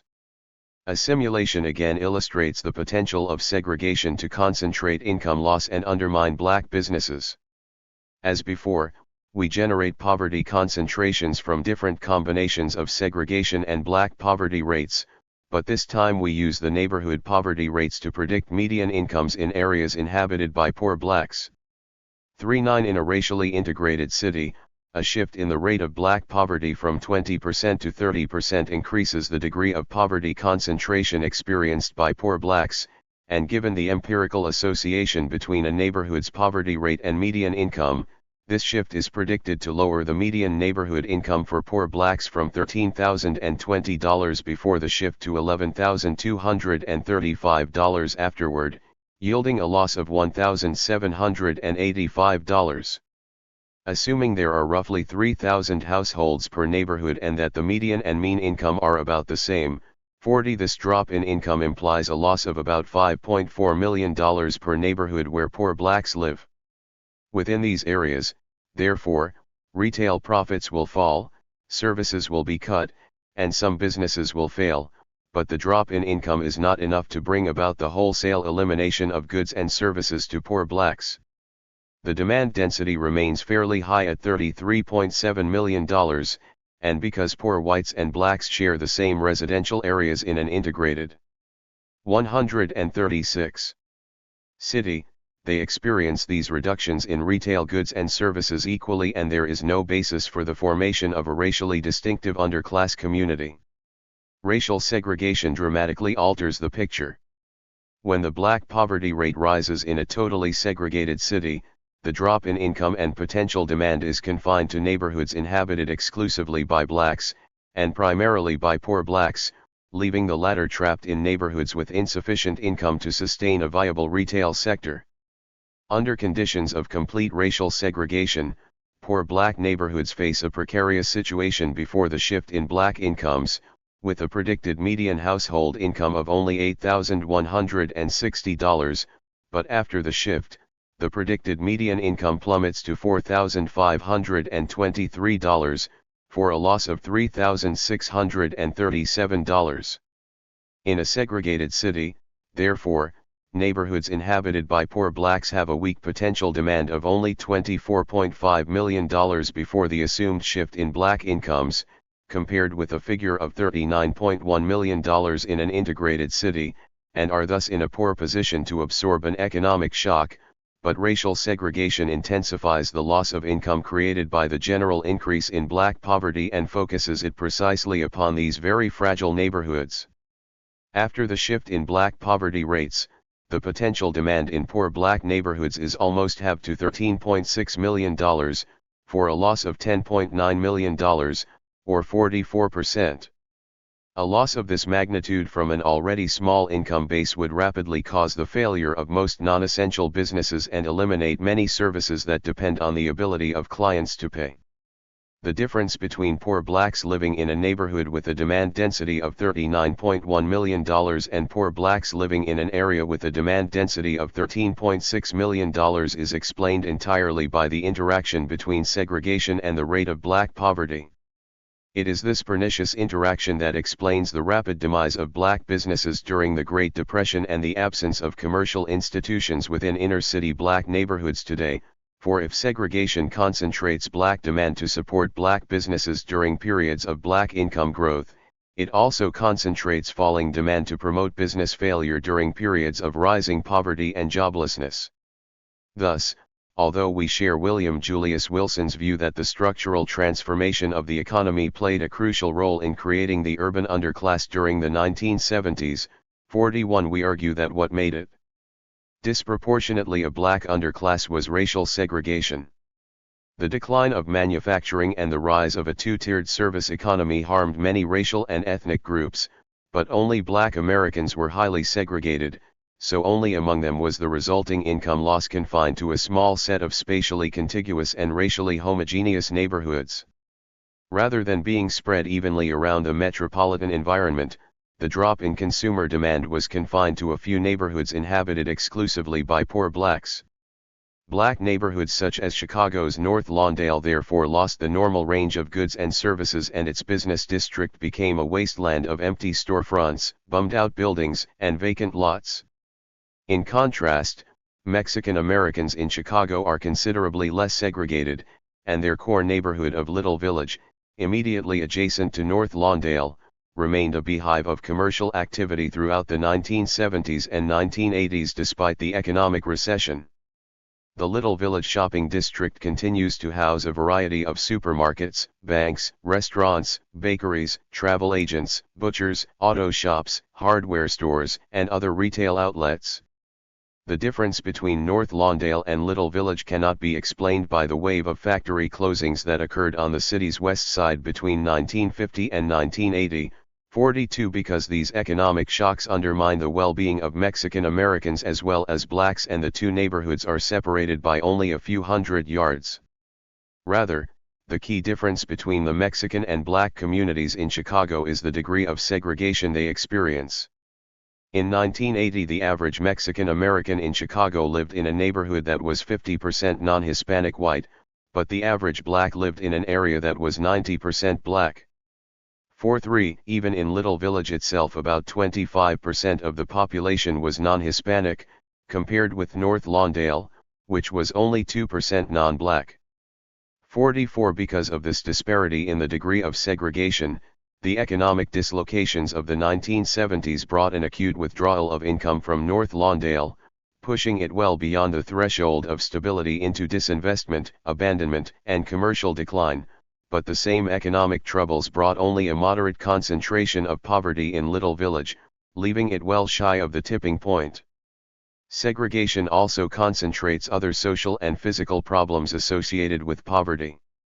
Research by Wesley Scogan and his associates shows that inhabitants of urban neighborhoods are quite sensitive to signs of 138 social disorders such as street corner drinking, catcalling, sexual harassment, graffiti, and littering. Although these behaviors are not dangerous or criminal in themselves, they violate norms that are widely shared by both blacks and whites about what constitutes a good and desirable neighborhood. Their presence is interpreted to signify a breakdown in social order and security, and if the disorders are allowed to persist, they promote psychological and physical withdrawal from the community. 4.5 In the face of persistent neighborhood disorder, residents come to distrust their neighbors and to look upon them as threats rather than as sources of support or assistance. Residents modify their routines and increasingly stay indoors. They minimize their time on the streets and limit their contacts outside of close friends and family. This withdrawal only promotes further disorder by lowering the number of watchful neighbors in public places and by undermining the community's capacity for collective action. By provoking withdrawal, disorder weakens informal processes of social control that operate to maintain a neighborhood's stability. If disorder is allowed to increase, it ultimately creates conditions that promote not only additional disorder but also crime, which likewise feeds on itself in self-perpetuating fashion. 46 Perceptions of crime and danger gleaned from friends and neighbors who have been victimized, or who have heard of victimizations, cause residents to increase their mistrust of neighbors and to withdraw from public participation in the community. These actions, in turn, sow the seeds for more crime by undermining public vigilance and sapping the neighborhood's capacity for collective action. Scogan's research demonstrates that crime and social disorder are strongly predicted by the neighborhood poverty rate. 47 By concentrating poverty, therefore, segregation also concentrates these maladies. We simulated the degree to which segregation concentrates crime using the same methods as used earlier. We derived poverty concentrations expected from assumed levels of segregation and rates of poverty and used these to predict crime rates, given an empirical association between neighborhood poverty and crime. 4.8 Our simulations show that a black poverty rate of 20% in an integrated city yields a major crime rate of 38 per thousand in neighborhoods inhabited by poor blacks. Given the same black poverty rate in a segregated city, however, the predicted crime rate is 68 per thousand. Because of racial segregation, in other words. Poor blacks experience a 17% greater chance of becoming victims of a major crime. As in our earlier examples, segregation also concentrates any increase in crime that grows out of an increase in black poverty rates. In the absence of racial segregation, a shift in the black poverty rate from 20% to 30% is predicted to increase the neighborhood crime rate for poor blacks from 58 per thousand to 62 per thousand, an increase of only 4 points, or 7%. It is doubtful whether such a change would be particularly noticeable within neighborhoods. It would be unlikely, therefore, to lead to psychological or physical withdrawal from the community. In a racially segregated city, however, the same shift in black poverty rates causes a substantial increase in crime within neighborhoods inhabited by poor blacks, increasing the crime rate from 68 per thousand to 84 per thousand, a 23% increase. Such an increase is very likely to be noticed by neighbors, either indirectly through informal conversations or directly through personal experience. Over 5 years, a crime rate of 84 per thousand carries a 46% chance of victimization, meaning that each resident would have roughly a 50-50 chance of experiencing crime directly. Because it is so noticeable, this increase in the crime rate is quite likely to exceed the threshold of neighborhood stability. Under conditions of racial segregation, a simple increase in the rate of black poverty is likely to ignite a cycle of escalating crime and disorder in the residential environment of poor blacks. The same shift in an integrated city produces only a small, barely noticeable change in the crime rate that leaves all neighborhoods stable, safe, and relatively secure. Segregation also affects the normative environment that poor blacks experience on a daily basis. Sociologists have long argued that social behavior is transmitted from generation to generation through role models. Children learn by imitating adult behavior, so the kinds of people who prevail in settings where children grow up strongly affect the kinds of behavior they later exhibit as adults. 49 To the extent that racial segregation concentrates certain deleterious behavior patterns in the residential environment of poor blacks, it can be expected to exert a profound effect on their social and economic behavior. William Julius Wilson and others have argued forcefully that concentrated poverty, in removing poor blacks from job networks and limiting their exposure to people with stable histories of work and family forma. 140. Isolates them from the mainstream of American society. 50 Young blacks who grow up in areas of concentrated poverty are much less likely to learn how to get and keep a job or to advance in school. Rather, they come to expect a life of joblessness, single parenthood, and welfare dependency. Because welfare receipt, unwed childbearing, and marital disruption are strongly associated with poverty, they are concentrated by any structural process that geographically concentrates poverty. Segregation is deeply implicated in the creation of a social environment within which these conditions are not only common but normative. By concentrating single-parent families on welfare, segregation plays a crucial role in creating the social isolation that Wilson and others have linked to the perpetuation of disadvantage among poor blacks. Our simulations again demonstrate the power of segregation to undermine the residential environment of poor blacks. 5.1 In a racially integrated city, a black poverty rate of 20% implies that poor blacks reside in a neighborhood where 21% of the families are on welfare and 19% have female heads. Raising the black poverty rate to 30% increases the prevalence of these conditions somewhat, but the social environment of poor blacks does not change markedly in the absence of racial segregation. The percentage of female-headed families increases to only 25% while the share on welfare goes to 22%. In an integrated city, therefore, typical rates of black poverty do not produce a social environment dominated by welfare dependency or single parenthood, and even a substantial increase in black poverty leaves the situation unaltered. In a segregated city, in contrast, a 20% rate of poverty implies that poor blacks live in an environment where 36% of all families are on welfare and a third are female-headed, and increasing the rate of black poverty shifts these percentages upward to create an environment where single parenthood and welfare receipt are the rule, or close to it.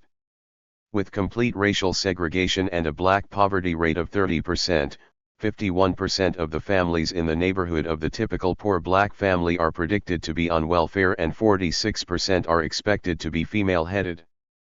Because segregation concentrates any factor associated with poverty and focuses it upon segregated black neighborhoods, high black poverty rates are translated directly into social environments where welfare dependency and single parenthood are the prevailing categories of social and economic behavior.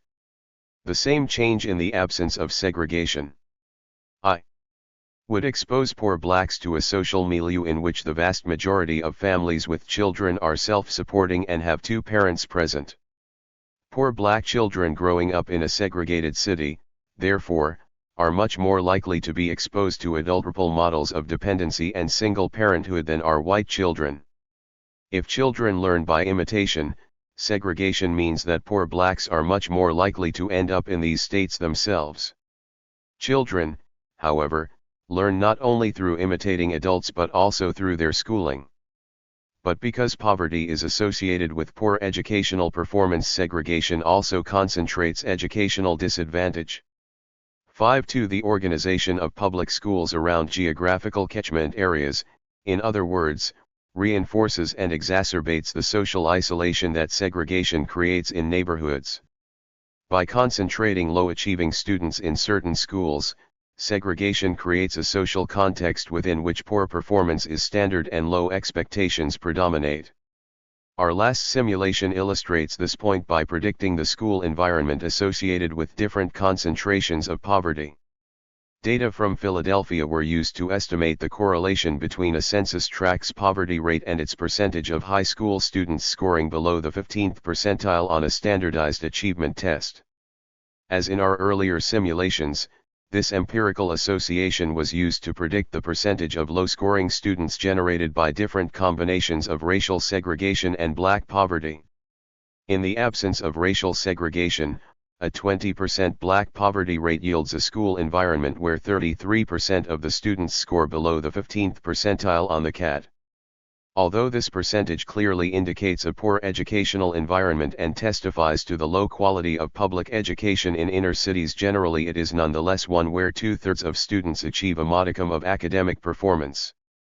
Increasing the black poverty rate to 30% drives the percentage of low-achieving students up by 2 points to 35%, not a particularly noticeable change. As the level of racial segregation increases, however, educational disadvantage is concentrated along with poverty. Given complete segregation between blacks and whites and a 20% rate of black poverty, our simulation predicts that children will attend high schools where 47% of the students score below the 15th percentile on the CAT, and raising the rate of black poverty to 30% increases the percentage of low-scoring students. 142 to 58%. Segregation thus accounts for the difference between an educational environment where 65% of students score above the 15th percentile and one where 58% score below this cutoff. All other variables are held constant in the simulation, which suggests the great power of racial segregation to concentrate disadvantage on poor urban blacks. The linchpin of the underclass. Despite the pivotal role played by segregation in creating underclass communities, recent theories of urban poverty have largely ignored it as an explanatory factor. During the 1980s, a number of important and influential books sought to explain the persistent nature and growing concentration of poverty in American cities. Although there is substantial disagreement about what the urban underclass is and whether or not it is growing, 5.3 the term popularly connotes people who are mired in poverty and unable to escape it. As ambiguous as the definition of the underclass is, however, there is even less consensus about its causes. About the only thing common to prevailing theories of urban poverty is that none of them sees racial segregation as part of the problem. In his 1980 book The Black Underclass, Douglas Glasgow argued that racism is probably the most basic cause of the underclass condition. 5.4 In his view, the persistence of black inner-city poverty stems from the systematic failure of American institutions, the schools, the courts, the welfare system, the economy, the government to address the desperate needs of poor blacks. he argues that bureaucratic practices motivated by racism act to maintain blacks in poverty and perpetuate their underclass position, a position that is generally echoed in Alfonso Pinckney's later work. The Myth of Black Progress. 5. Ken Auletta brought the hopelessness and despair of urban poverty to national attention and probably did more than any other author to popularize the notion of the underclass. In The Underclass, published in 1982, he constructed a vivid portrait of poor people enrolled in a job training course organized by a nonprofit organization to help ex-convicts, ex-addicts, long-term welfare recipients, school dropouts, and delinquent youths, the core of the underclass. 56. Auletta was unremittingly pessimistic about the prospects for improving the lot of these people through social intervention. He stated that neither the domestic Marshall Plan schemes favored by liberals nor President Reagan's supply-side nostrums will by themselves solve the problems of this hard-to-reach group. 57. By the mid-1980s, the right-wing attack on the American welfare state was in full swing and conservatives had waded into the underclass debate. In his 1984 book Losing Ground, Charles Murray argued that generous welfare benefits made it profitable for the poor to behave in the short term in ways that were destructive in the long term. 58. According to Murray, federal anti-poverty programs implemented during the 1960s, notably aid to families with dependent children, altered the incentives governing the behavior of poor men and women. Welfare reduced the desirability of marriage for poor women, increased the benefits of unwed childbearing, and lowered the attractiveness of low-wage labor for poor men. As a result, male joblessness increased, rates of single motherhood rose, and female-headed families proliferated. As Murray lamented, we tried to provide more for the poor and produced more poor instead. 59. Lawrence Mead followed up this broadside in 1986 by arguing that it was not the generosity of the welfare state that was the problem. Rather, it was too permissive. In Beyond Entitlement, he argued that the poor should not be entitled to benefits simply for being poor, but should be required to discharge certain obligations of citizenship such as working hard, finishing school, obeying the law, and supporting themselves to the extent possible. 60. In Mead's view, welfare undermined the independence, equality, and competence of recipients by not requiring anything in return for benefits received. The liberal counterattack was joined in 1987 by William Julius Wilson, who argued that the urban poor were not persistently poor because of overly generous or permissive welfare systems or because of persisting institutional racism. Rather, in The Truly Disadvantaged, Wilson argued that it was the growing social isolation of poor blacks that perpetuated their misery and restricted their prospects for advancement. 61. This isolation was created not by racial segregation but by the outmigration of working and middle-class blacks from ghetto neighborhoods and by the structural transformation of the urban economy, which eliminated high-paying jobs for manual workers and created a two-tiered service sector that generated only low-paying jobs for those without a college education. Residential segregation is mentioned only as a historical legacy, not as an active process created by ongoing institutional arrangements and individual actions. None of these theories successfully explains the salient facts of the underclass, however. No theorist adequately accounts for the remarkable 144 overrepresentation of blacks within it, and no one has yet explained why Puerto Ricans, among all other groups, are the only other ones to display the high rates of poverty, family dissolution, unwed childbearing, and other social problems that are commonly associated with the underclass. Moreover, no theorist has explained why underclass communities are confined to a relatively small number of places, despite the widespread prevalence of poverty, economic restructuring, and white racism in American cities.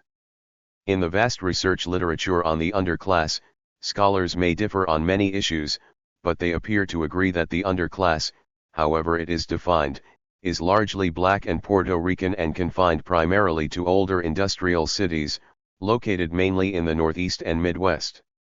62. Although the theory of institutional racism explains why blacks are overrepresented in the underclass, it does not explain why the problems are more severe in some cities than others, or why the problems worsened during the 1970s when racism was arguably in decline and black civil rights were expanding, or why Puerto Ricans but not Mexican Americans display the constellation of social and economic problems associated with the underclass.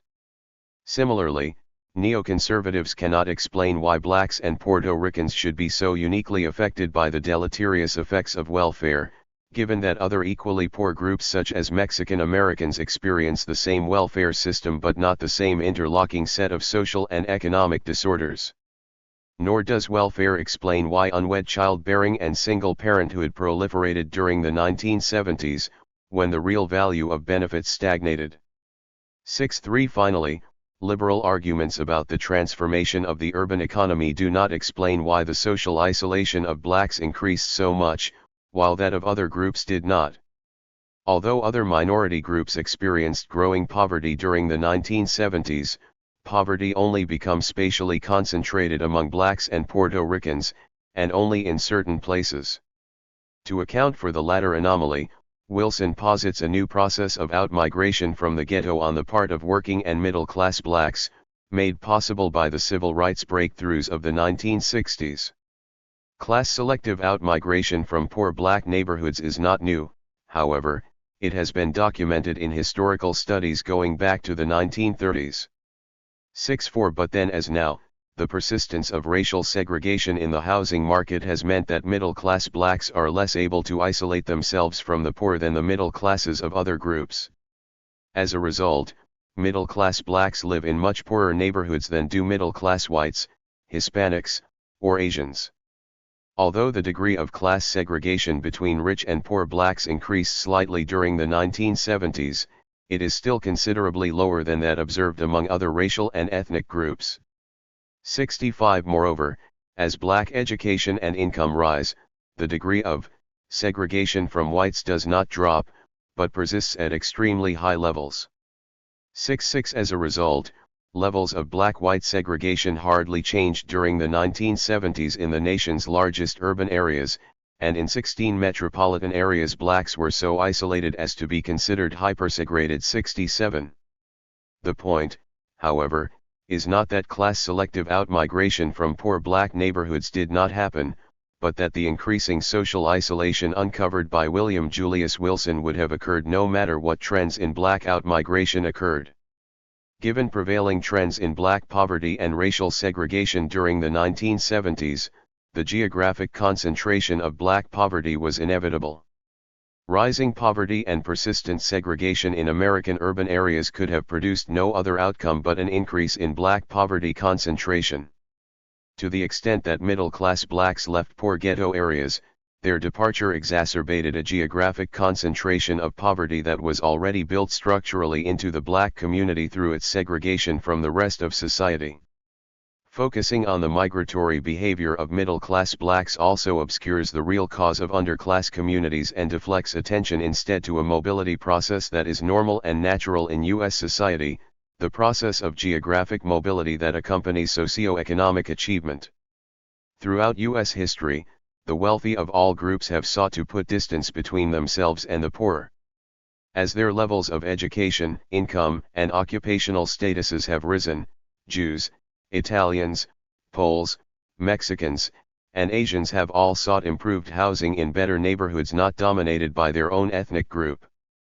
68 What distinguishes blacks from everyone else is that this process of normal spatial mobility occurs within a segregated housing market.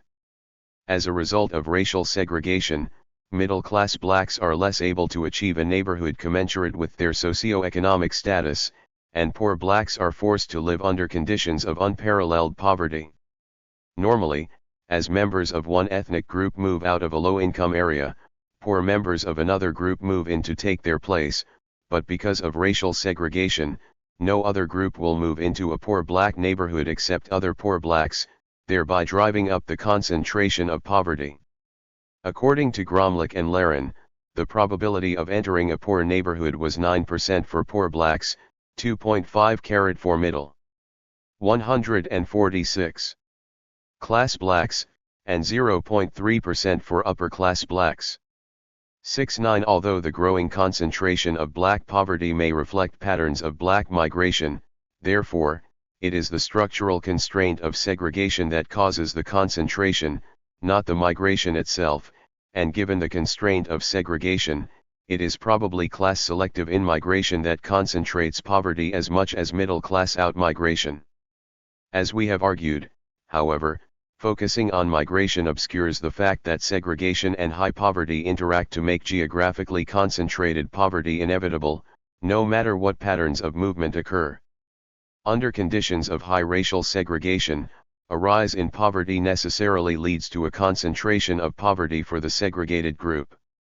Social class segregation amplifies this basic effect, but does not alter the fundamental conclusion that concentrated poverty is inevitable when high rates of poverty and intense racial segregation are combined. The concentration of poverty, moreover, sets off a series of ancillary changes in the social and economic composition of neighborhoods. By concentrating poverty, segregation also concentrates other conditions that are associated with it. Deleterious conditions such as falling retail demand, increasing residential abandonment, rising crime, spreading disorder, increasing welfare dependency, growing family disruption, and rising educational failure are all concentrated simultaneously by raising the rate of poverty under a regime of high segregation. They can be produced at any time by a simple rise in black poverty under conditions prevailing in most large U.S. cities, and certainly in the 16 hyper-segregated metropolitan areas we have identified. They can be generated for any fixed level of class segregation, and they do not require the out-migration of middle-class blacks from the ghetto. Racial segregation, therefore, is crucial to understanding and explaining America's urban underclass, and an appreciation of its role in concentrating poverty resolves several outstanding issues in the underclass debate. First, it explains why the urban underclass, however one defines it, is so disproportionately composed of blacks and Puerto Ricans. In the nation's largest urban areas, these groups are the only ones that have simultaneously experienced high levels of residential segregation and sharp increases in poverty. Black-white dissimilarity indices generally exceed 70, and in the largest urban areas they are usually above 80. 70 Puerto Ricans are the only Hispanic group whose segregation indices are routinely above 70. 71 During the 1970s, other groups, such as Mexican, Cuban, and Asian Americans, experienced lower levels of segregation. Smaller increases in poverty, or both. 72 The high segregation of Puerto Ricans is attributable to the fact that a large plurality are of African origin. Simply put, Puerto Ricans are more segregated because they are more African than other Hispanic groups. 73 Understanding segregation's role in concentrating poverty also explains why underclass communities are confined primarily to the Northeast and Midwest, primarily within older metropolitan areas such as New York, Chicago, Philadelphia, and Baltimore. 74 During the 1970s, not only did these older industrial areas experience the sharpest economic reversals, they also exhibited the highest levels of racial segregation in the United States. 75 Industrial restructuring thus drove minority poverty rates upward most sharply in cities where blacks and Puerto Ricans were most segregated.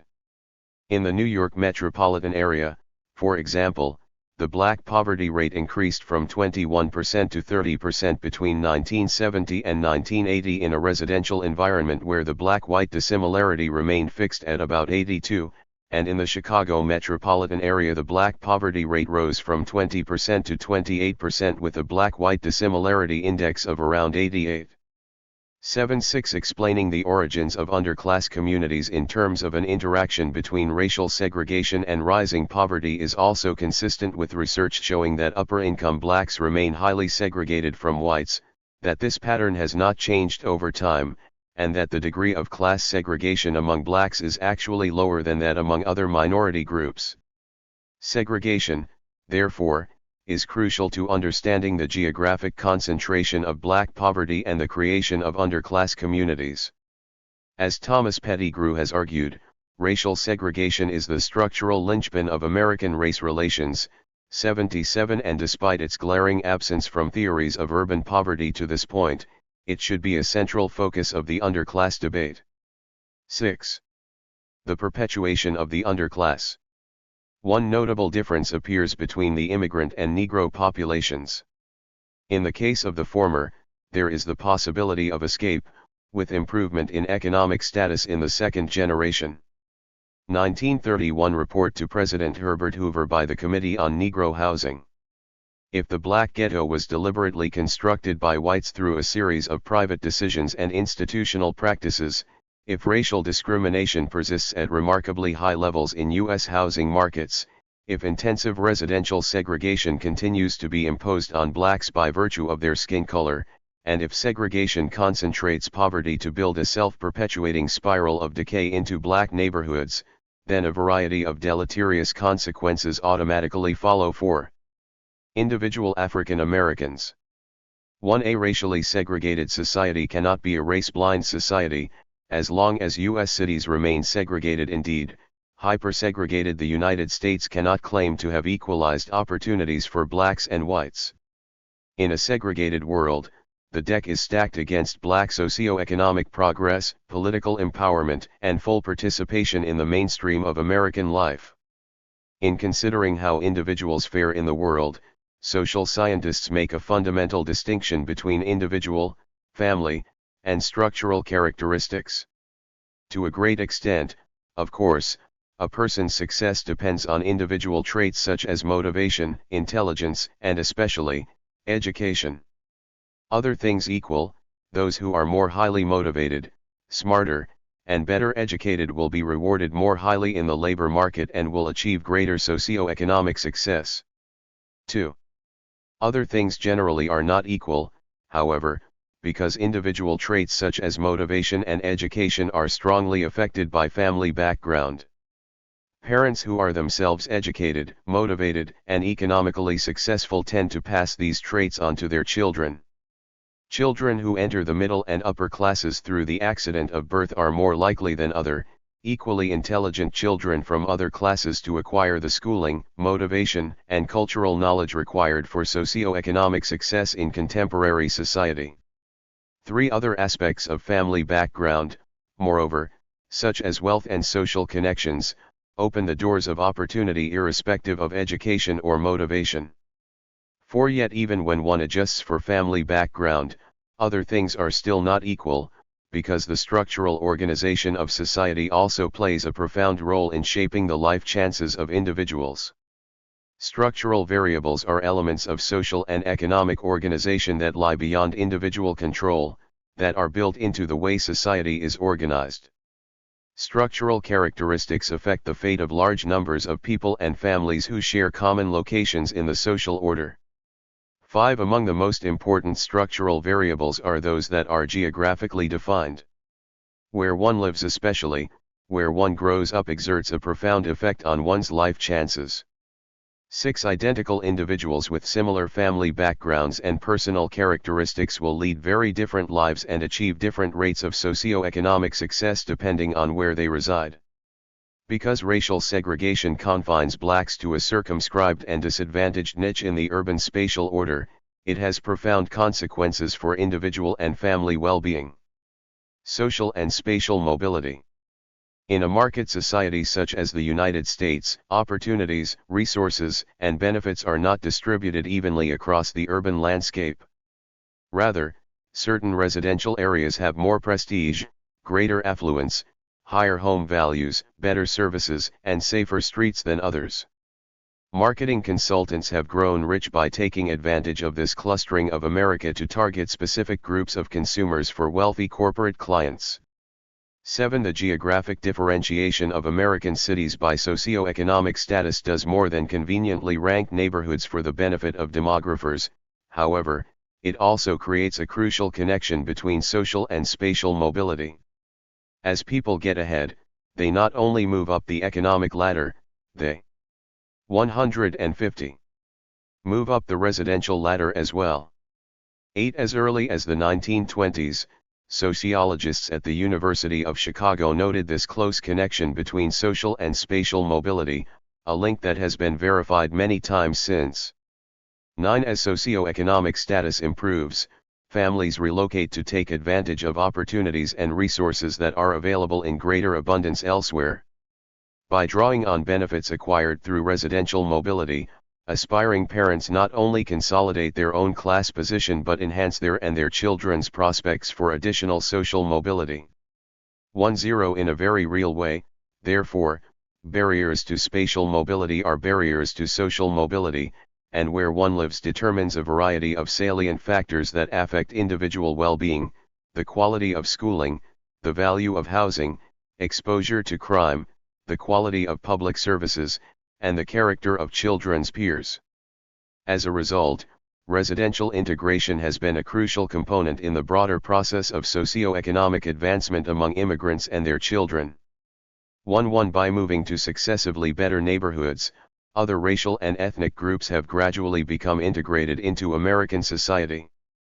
Although rates of spatial assimilation have varied, levels of segregation have fallen for each immigrant group as socio-economic status and generations in the United States have increased. 2. The residential integration of most ethnic groups has been achieved as a byproduct of broader processes of socio-economic attainment, not because group members sought to live among native whites per se. The desire for integration is only one of a larger set of motivations, and not necessarily the most important. Some minorities may even be antagonistic to the idea of integration, but for spatial assimilation to occur, they need only be willing to put up with integration in order to gain access to socio-economic resources that are more abundant in areas in which white families predominate. To the extent that white prejudice and discrimination restrict the residential mobility of blacks and confine them to areas with poor schools, low home values, inferior services, high crime, and low educational aspirations, segregation undermines their social and economic well-being. The persistence of racial segregation makes it difficult for aspiring black families to escape the concentrated poverty of the ghetto and puts them at a distinct disadvantage in the larger competition for education, jobs, wealth, and power. The central issue is not whether African Americans prefer to live near white people or whether integration is a desirable social goal, but how the restrictions on individual liberty implied by severe segregation undermine the social and economic well-being of individuals. Extensive research demonstrates that blacks face strong barriers to spatial assimilation within American society.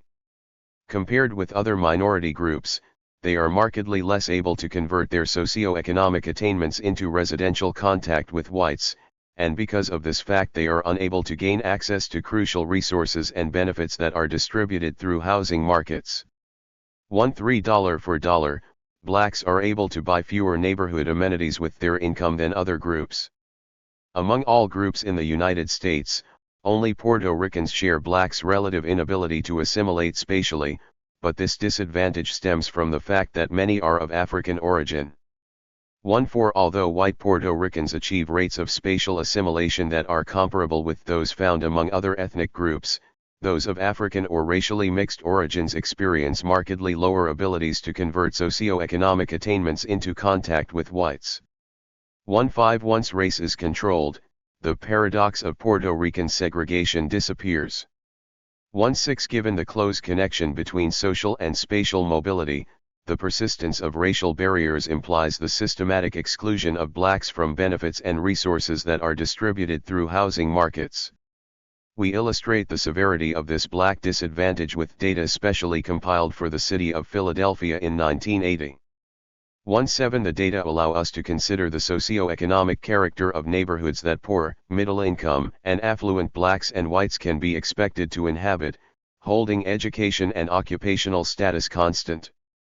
8 In Philadelphia, poor blacks and poor whites both experience very bleak neighborhood environments. Both groups live in areas where about 40% of the births are to unwed mothers, where median home values are under $30,000, and where nearly 40% of high school students score under the 15th percentile on a standardized achievement test. Families in such an environment would be unlikely to build wealth through home equity, and children growing up in such an environment would be exposed to a peer environment where unwed parenthood was common and where educational performance and aspirations were low. As income rises, however, whites are able to escape this disadvantaged setting by relocating to a more advantaged setting. With a middle-class income, whites no longer reside in a neighborhood where unwed parenthood predominates and housing values are well above $30,000. At the same time, school performance is markedly better. Only 17% of students in the local high school score below the 15th percentile. Once whites achieve affluence, moreover, negative residential conditions are left far behind. Affluent whites in Philadelphia live in neighborhoods where only 2% of the births are to unwed mothers, where the median home value is $57,000, and where a mere 6% of high school students score below the 15th percentile on achievement tests. Upwardly mobile whites, in essence, capitalize on their higher incomes to buy their way into improved residential circumstances. Blacks, in contrast, remain mired in disadvantage no matter what income they achieve. Middle-income blacks live in an area where more than a quarter of the births are to unwed mothers, where housing values languish below $30,000, and where 27% of all students in the local high school score below the 15th percentile. Even with affluence, blacks achieve neighborhood environments that compare unfavorably with those attained by whites. With an income of $32,000, a black family can expect to live in a neighborhood where 17% of all births are to unwed mothers, home values are barely over $30,000, and where a fifth of high school students score below the 15th percentile. For blacks, in other words, high incomes do not buy entree to residential circumstances that can serve as springboards for future socioeconomic mobility. In particular, blacks are unable to achieve a school environment conducive to later academic success. In Philadelphia, children from an affluent black family are likely to attend a public school where the percentage of low-achieving students is 3 times greater than the percentage in schools attended by affluent white children. Small wonder, then, that controlling for income in no way erases the large racial gap in SAT scores. 1-9 Because of segregation, the same income buys black and white families educational environments that are of vastly different quality. 2-0 Given these limitations on the ability of black families to gain access to neighborhood resources, it is hardly surprising that government surveys reveal blacks to be less satisfied with their residential circumstances than socioeconomically equivalent whites. 2-1 This negative evaluation reflects an accurate appraisal of their circumstances rather than different values or ideals on the part of blacks. 2-2 Both races want the same things in homes and neighborhoods, blacks are just less able to achieve them. Compared with whites, blacks are less likely to be homeowners. 2-3 And the homes they do own are of poorer quality, in poorer neighborhoods, and of lower value. 24 Moreover, given the close connection between home equity and family wealth, the net worth of blacks is a small fraction of that of whites, even though their incomes have converged over the years. 2-5 Finally, blacks tend to occupy older, more crowded dwellings that are structurally inadequate compared to those inhabited by whites. 26 And because these racial differentials stem from segregation rather than income, adjusting for socioeconomic status does not erase them. 2-7 The politics of segregation. Socioeconomic achievement is not only a matter of individual aspirations and effort, however, it is also a matter of collective action in the political arena. Generations of immigrants have entered American cities and struggled to acquire political power as a means to enhance individual mobility. Ultimately, most were incorporated into the pluralist political. 154. Structure of American cities. In return for support at the polls, ethnic groups were awarded a share of public services, city contracts, and municipal jobs in rough proportion to their share of the electorate. The receipt of these public resources, in turn, helped groups consolidate their class position and gave their members a secure economic base from which to advance further. 2-8 The process of political incorporation that followed each immigrant wave grew out of shared political interests that were, to a large extent, geographically determined. Although neighborhoods may have been labeled Polish, Italian, or Jewish, neighborhoods in which one ethnic group constituted a majority were rare, and most immigrants of European origin never lived in them. As a result, levels of ethnic segregation never reached the heights typical of black-white segregation today. 2. This geographic diversification of ethnicity created a situation in which ethnic groups necessarily shared common political interests. 3. In distributing public works, municipal services, and patronage jobs to ethnic groups in return for their political support, resources were also allocated to specific neighborhoods, which typically contained a diverse array of ethnicities. Given the degree of ethnic mixing within neighborhoods, political patronage provided to one group yielded substantial benefits for others as well. Building a new subway stop in an Italian neighborhood, for example, also provided benefits to Jews, Poles, and Lithuanians who shared the area, and allocating municipal jobs to Poles not only benefited merchants in Polish communities but generated extra business for nearby shopkeepers who were Hungarian, Italian, or Czech. At the same time, threats to curtail municipal services encouraged the formation of broad, inter-ethnic coalitions built around common neighborhood interests. A plan to close a firehouse in a Jewish neighborhood, for example, brought protests not only from Jews but from Scandinavians, Italians, and Slovaks who shared the neighborhood and relied on its facilities. These other ethnics, moreover, were invariably connected to friends and relatives in other neighborhoods or to co-ethnic politicians from other districts who could assist them in applying political pressure to forestall the closure. In this way, residential integration structurally supported the formation of inter-ethnic coalitions, providing a firm base for the emergence of pluralist political machines. Residential integration also made it possible for ethnic groups to compete for political leadership throughout the city, no matter what their size. 3. Because no single group dominated numerically in most neighborhoods, politicians from a variety of backgrounds found the door open to make a bid for elective office. Moreover, representatives elected from ethnically diverse neighborhoods had to pay attention to all voters irrespective of ethnic affiliation. The geographic distribution of political power across ethnically heterogeneous districts spread political influence widely among groups and ensured that all were given a political voice. The residential segregation of blacks, in contrast, provided no basis for pluralist politics because it precluded the emergence of common neighborhood interests. The geographic isolation of blacks instead forced nearly all issues to cleave along racial lines. 3. When a library, firehouse, police station, or school was built in a black neighborhood, other ethnic groups derived few, if any, benefits, and when important services were threatened with reduction or removal, blacks could find few coalition partners with whom to protest the cuts. Since no one except blacks lived in the ghetto, no other ethnic group had a self-interest in seeing them provided with public services or political patronage.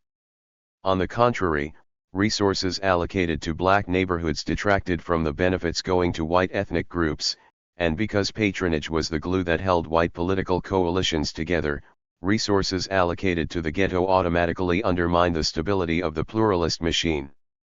As long as whites controlled city politics, their political interests lay in providing as few resources as possible to African Americans and as many as possible to white ethnic groups.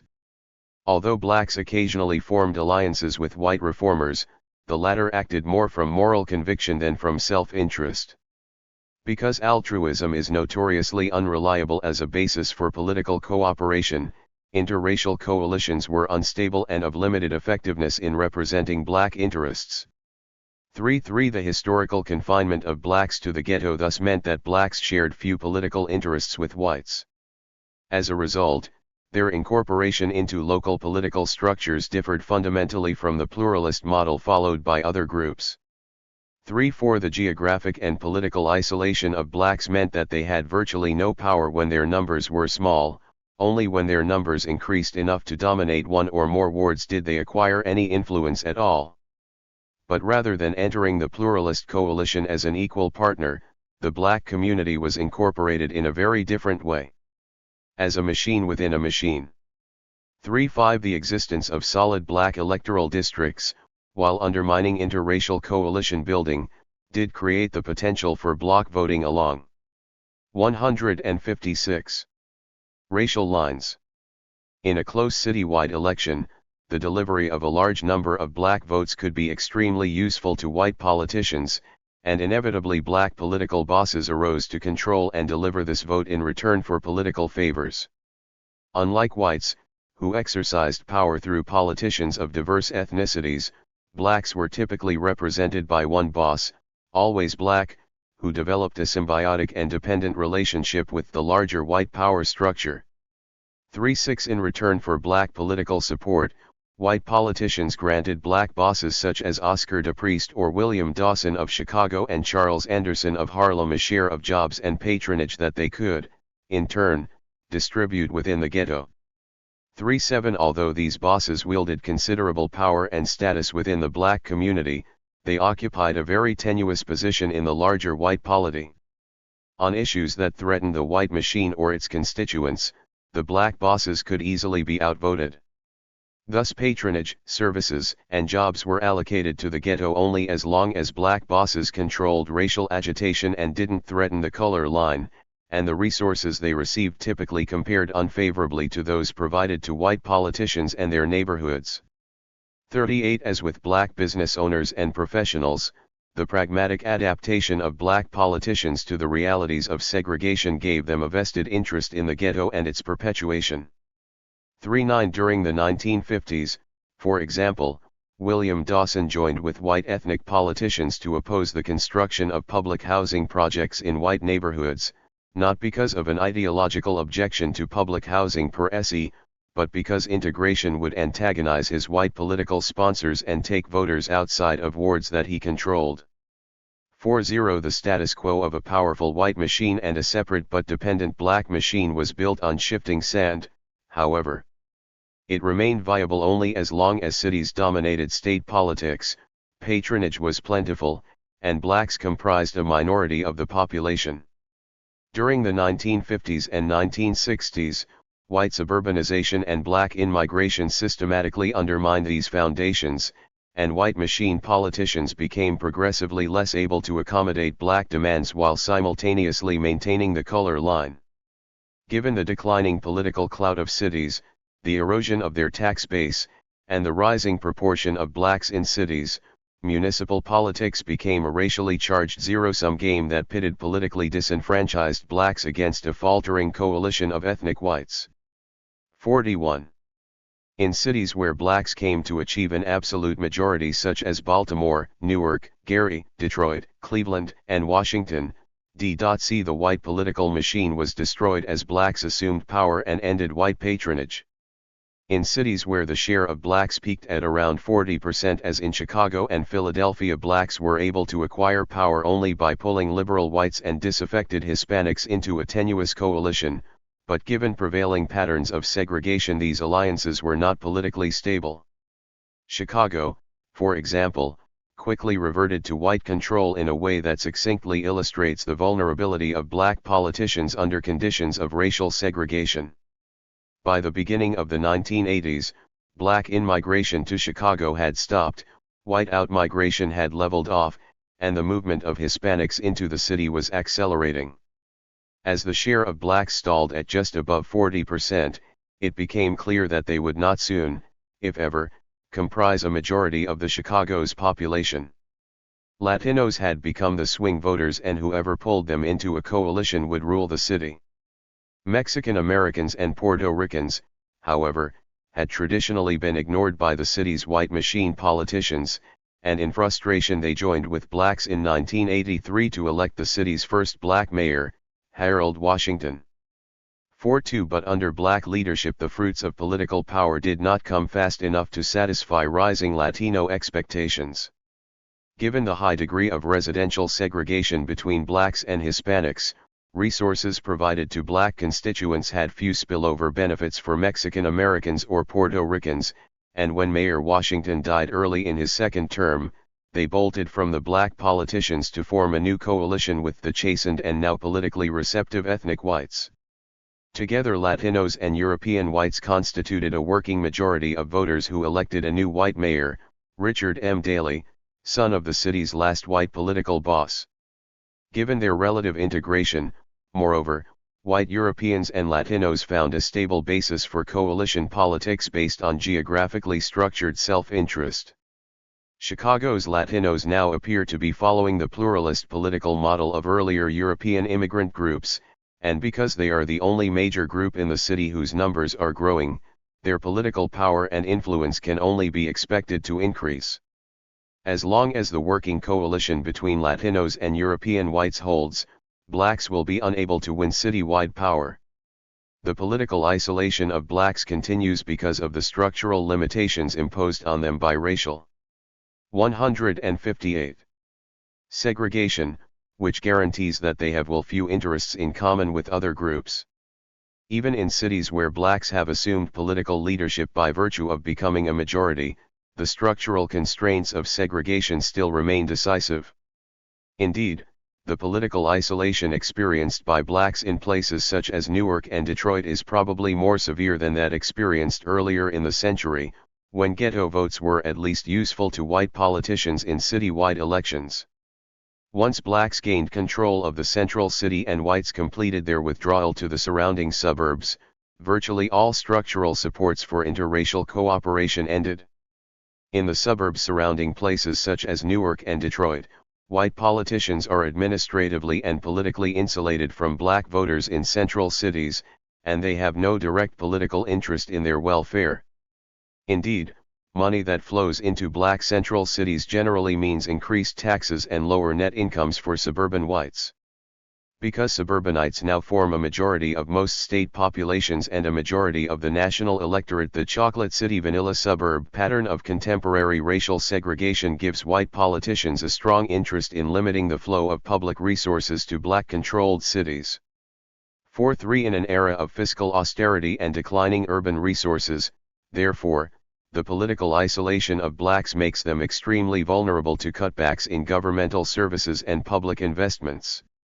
If cuts must be made to balance strained city budgets, it makes political sense for white politicians to concentrate the cuts in black neighborhoods, where the political damage will be minimal, and if state budgets must be trimmed, it is in white legislators' interests to cut subventions to black-controlled central cities, which now represent a minority of most states' voters. The spatial and political isolation of blacks interacts with declining public resources to create a powerful dynamic for disinvestment in the black community. The destructiveness of this dynamic has been forcefully illustrated by Roderick and Deborah Wallace, who trace the direct and indirect results of a political decision in New York City to reduce the number of fire companies in black and Puerto Rican neighborhoods during the early 1970s. 4.4 Faced with a shortage of funds during the city's financial crisis, the fire department eliminated 35 fire companies between 1969 and 1976, 27 of which were in poor minority areas located in the Bronx, Manhattan, and Brooklyn, areas where the risk of fire was, in fact, quite high. Confronted with the unpleasant task of cutting services, white politicians confined the reductions to segregated ghetto and barrio wards where the political damage could be contained. The geographic and political isolation of blacks and Puerto Ricans meant that their representatives were unable to prevent the cuts. As soon as the closings were implemented, the number of residential fires increased dramatically. An epidemic of building fires occurred within black and Puerto Rican neighborhoods. 45 As housing was systematically destroyed, social networks were fractured and institutions collapsed. Churches, block associations, youth programs, and political clubs vanished. The destruction of housing, networks, and social institutions, in turn, caused a massive flight of destitute families out of core minority areas. 4.6 Some affected areas lost 80% of their residents between 1970 and 1980, putting a severe strain on housing in adjacent neighborhoods, which had been stable until then. As families doubled up in response to the influx of fire refugees, overcrowding increased, which led to additional fires and the diffusion of the chaos into adjacent areas. Black ghettos and Puerto Rican barrios were hollowed out from their cores. The overcrowded housing, collapsed institutions, and ruptured support networks overwhelmed municipal disease prevention efforts and swamped medical care facilities. 47 Within affected neighborhoods, infant mortality rates rose, as did the incidence of cirrhosis, gonorrhea, tuberculosis, and drug use. 48. The destruction of the social fabric of Black and Puerto Rican neighborhoods led to an increase in the number of unsupervised young males, which contributed to a sharp increase in crime, followed by an increase in the rate of violent deaths among young men. 49. By 1990, this chain reaction of social and economic collapse had turned vast areas of the Bronx, Harlem, and Brooklyn into urban deserts bereft of normal community life. 50. Despite the havoc that followed in the wake of New York's fire service reductions, the cuts were never rescinded. The only people affected were minority members who were politically marginalized by segregation and thereby prevented, structurally, from finding allies to oppose the service reductions. Although residential segregation paradoxically made it easier for Blacks and Puerto Ricans to elect city councilors by creating homogeneous districts, it left those that were elected relatively weak, dependent, and unable to protect the interests of their constituents. As a result of their residential segregation and resultant political isolation, therefore, Black politicians in New York and elsewhere have been 160. Forced into a strategy of angrily demanding that whites give them more public resources. Given their geographic isolation, however, these appeals cannot be made on the basis of white self-interest, but must rely on appeals to altruism, guilt, or fear. Because altruism, guilt, and fear do not provide a good foundation for concerted political action, the downward spiral of Black neighborhoods continues and Black hostility and bitterness grow while white fears are progressively reinforced. Segregation creates a political impasse that deepens the chasm of race in American society. Under the best of circumstances, segregation undermines the ability of Blacks to advance their interests because it provides ethnic whites with no immediate self-interest in their welfare. The circumstances of U.S. race relations, however, can hardly be described as best, for not only do whites have little self-interest in promoting Black welfare, but a significant share must be assumed to be racially prejudiced and supportive of policies injurious to Blacks. To the extent that racism exists, of course, the geographic and political isolation of the ghetto makes it easier for racists to act on their prejudices. In a segregated society, Blacks become easy targets for racist actions and policies. The isolation of the ghetto. The high degree of residential segregation imposed on Blacks ensures their social and economic isolation from the rest of American society. As we have seen, in 1980 10 large U.S. cities had Black isolation indices in excess of 80, meaning that the average Black person in these cities lived in a neighborhood that was at least 80% Black. Averages in excess of 80% occur when a few Blacks live in integrated areas, and the vast majority reside in areas that are 100% Black. 5. Such high levels of racial isolation cannot be sustained without creating a profound alienation from American society and its institutions. Unless ghetto residents work outside of their neighborhoods, they are unlikely to come into contact with anyone else who is not also Black, and if they live in an area of concentrated poverty, they are unlikely to interact with anyone who is not also poor and Black. The structural constraints on social interaction imposed by segregation loom large when one considers that 36% of Black men in central cities are either out of the labor force, unemployed, or underemployed, a figure that rises to 54% among Black men aged 18 to 29. 5. The role that segregation plays in undermining Blacks' connection to the rest of society has been demonstrated by William Yancey and his colleagues at Temple University. 53. They undertook a representative survey of people in the Philadelphia urban area and asked them to describe the race and ethnicity of their friends and neighbors. Not surprisingly, Blacks were far more concentrated residentially than any other group, even controlling for social and economic background. They were also very unlikely to report friendships with anyone else but Blacks, and this remarkable racial homogeneity in their friendship networks was explained entirely by their residential concentration. It had nothing to do with group size, birthplace, socioeconomic status, or organizational membership. Unlike other groups, Blacks were prevented from forming friendships outside their group because they were so residentially segregated. Spatial isolation leads to social isolation. The intense isolation imposed by segregation has been confirmed by an ethnographic study of blacks living in Chicago's poorest neighborhoods. 54. Drawing on detailed, in-depth interviews gathered in William Julius Wilson's Urban Family Life Survey, Sophie Petter found that one theme consistently emerged in the narratives: poor blacks had extremely narrow geographic horizons. Many of her informants, who lived on Chicago's South Side, had never been into the Loop, and a large number had never left the immediate confines of their neighborhood. A significant percentage only left the neighborhood after reaching adulthood. According to Petter, this racial isolation is at once both real, in that movement outside the neighborhood is limited, and psychological, in that residents feel cut off from the rest of the city. 55. Thus residents of hyper-segregated neighborhoods necessarily live within a very circumscribed and limited social world. They rarely travel outside of the black enclave, and most have few friends outside of the ghetto. This lack of connection to the rest of society carries profound costs, because personal contacts and friendship networks are among the most important means by which people get jobs. Relatively few job seekers attain employment by responding to ads or canvassing employers. Most people find jobs through friends, relatives, or neighbors, and frequently they learn of jobs through acquaintances they know only casually. 5-6. The social isolation imposed on blacks by virtue of their systematic. 162. Residential segregation thus guarantees their economic isolation as well.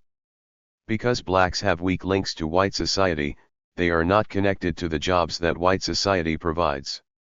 They are put at a clear disadvantage in the competition for employment, and especially for increasingly scarce jobs that pay well but require little formal skill or education. 5-7. This economic isolation, moreover, is cumulative and self-perpetuating. Because blacks have few connections outside the ghetto, they are less likely to be employed in the mainstream economy, and this fact, in turn, reduces the number and range of their connections to other people and institutions, which further undermines their employment chances.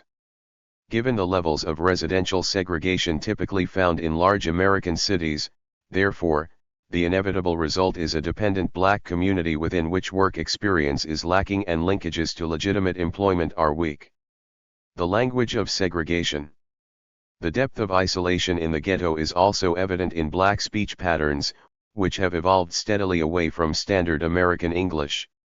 Because of their intense social isolation, many ghetto residents have come to speak a language that is increasingly remote from that spoken by American whites.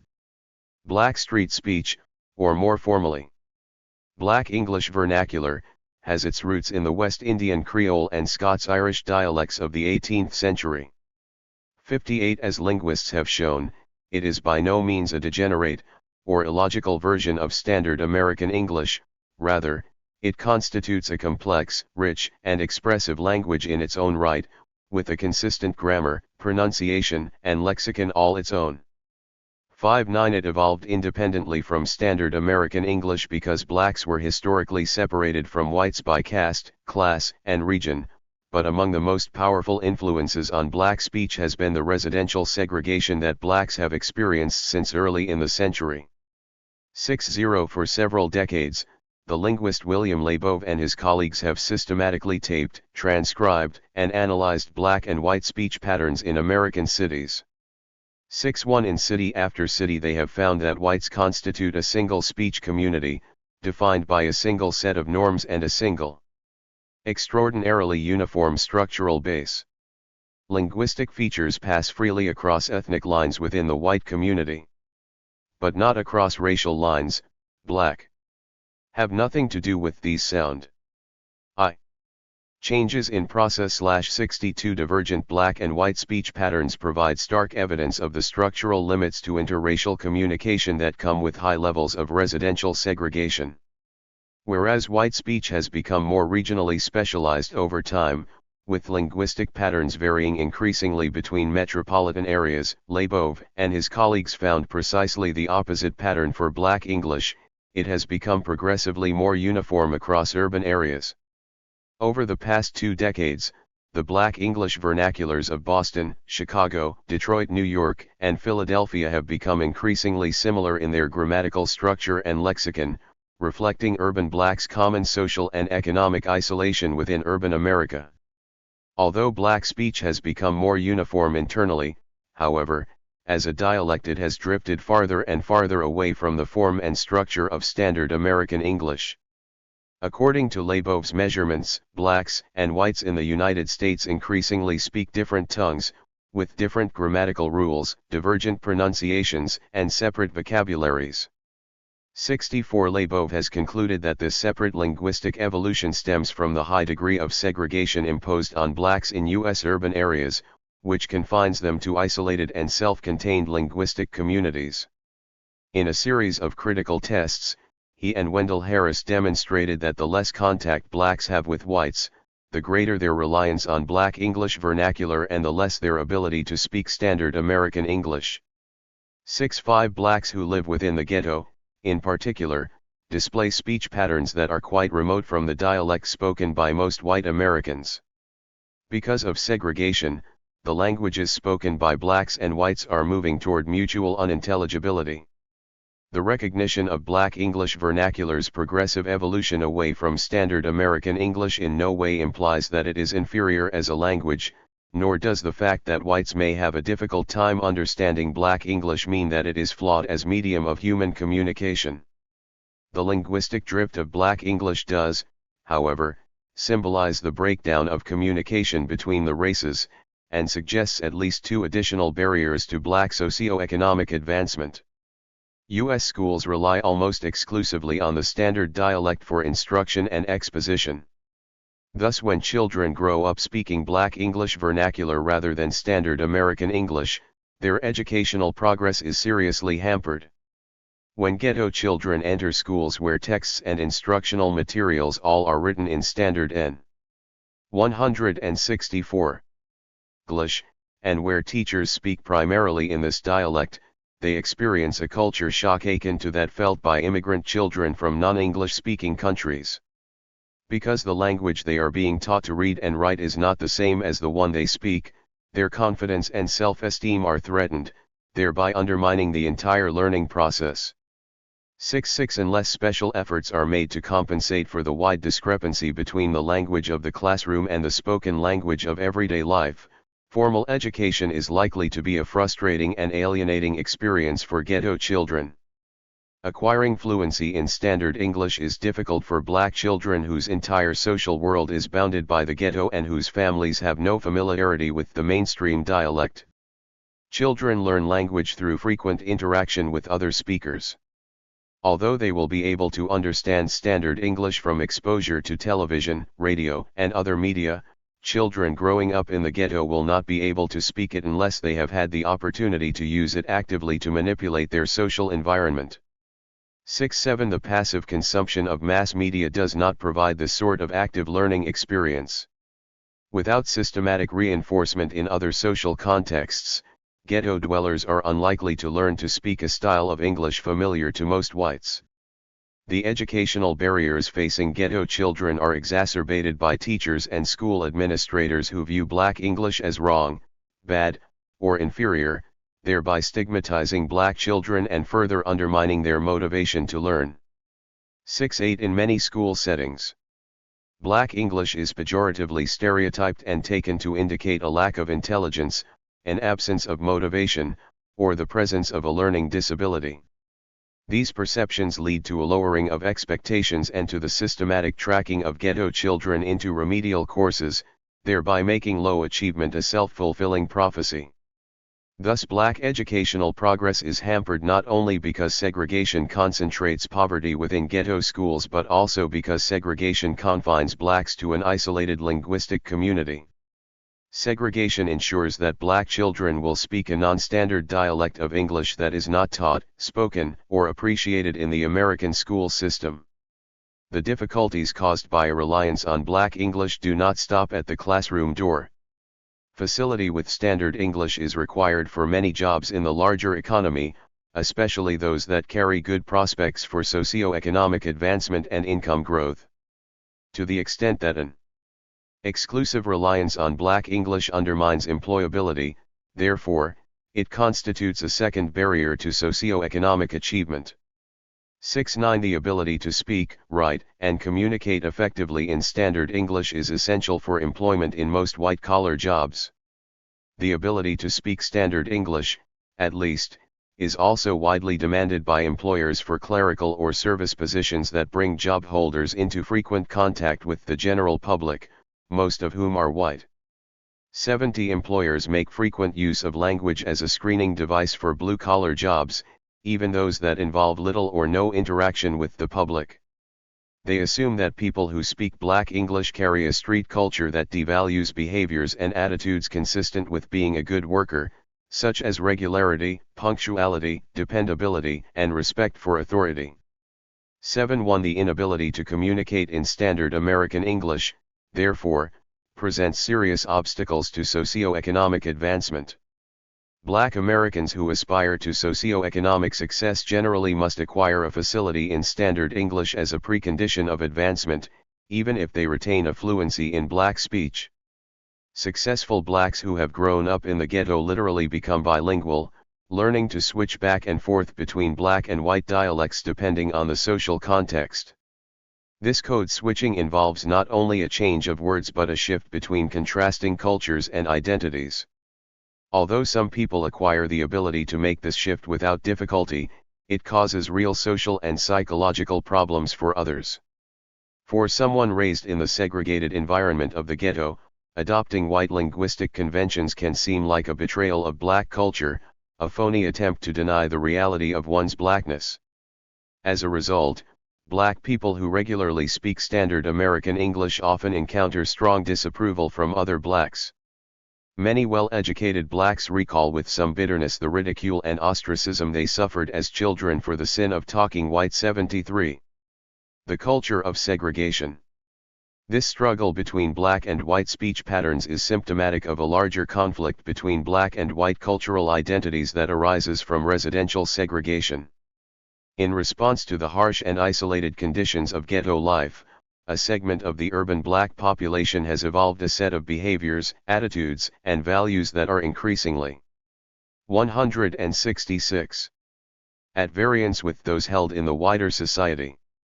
Although these adaptations represent rational accommodations to social and economic conditions within the ghetto, they are not widely accepted or understood outside of it, and in fact are negatively evaluated by most of American society. Middle-class American culture generally idealizes the values of self-reliance, hard work, sobriety, and sacrifice, and adherence to these principles is widely believed to bring monetary reward and economic advancement in society. 7.4 Among men, adherence to these values means that employment and financial security should precede marriage, and among women they imply that childbearing should occur only after adequate means to support the raising of children have been secured, either through marriage or through employment. In the ideal world, everyone is hardworking, self-sufficient, and not a burden to fellow citizens. In most white neighborhoods the vast majority of working-age men are employed. Because jobs are available and poverty is relatively uncommon, most residents can reasonably expect to conform to ideal values most of the time.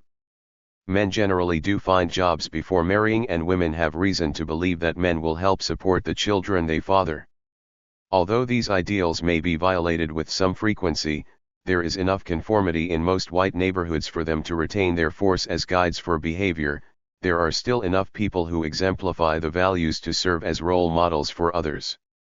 Those failures that do occur are taken to reflect individual flaws, and most whites derive a sense of self-esteem and prestige by conforming to the broader ideals of American society. Ghetto Blacks, however, face very different neighborhood conditions created by residential segregation. A large share live in a geographically isolated and racially homogeneous neighborhood where poverty is endemic, joblessness is rife, schools are poor, and even high school graduates are unlikely to speak Standard English with any facility.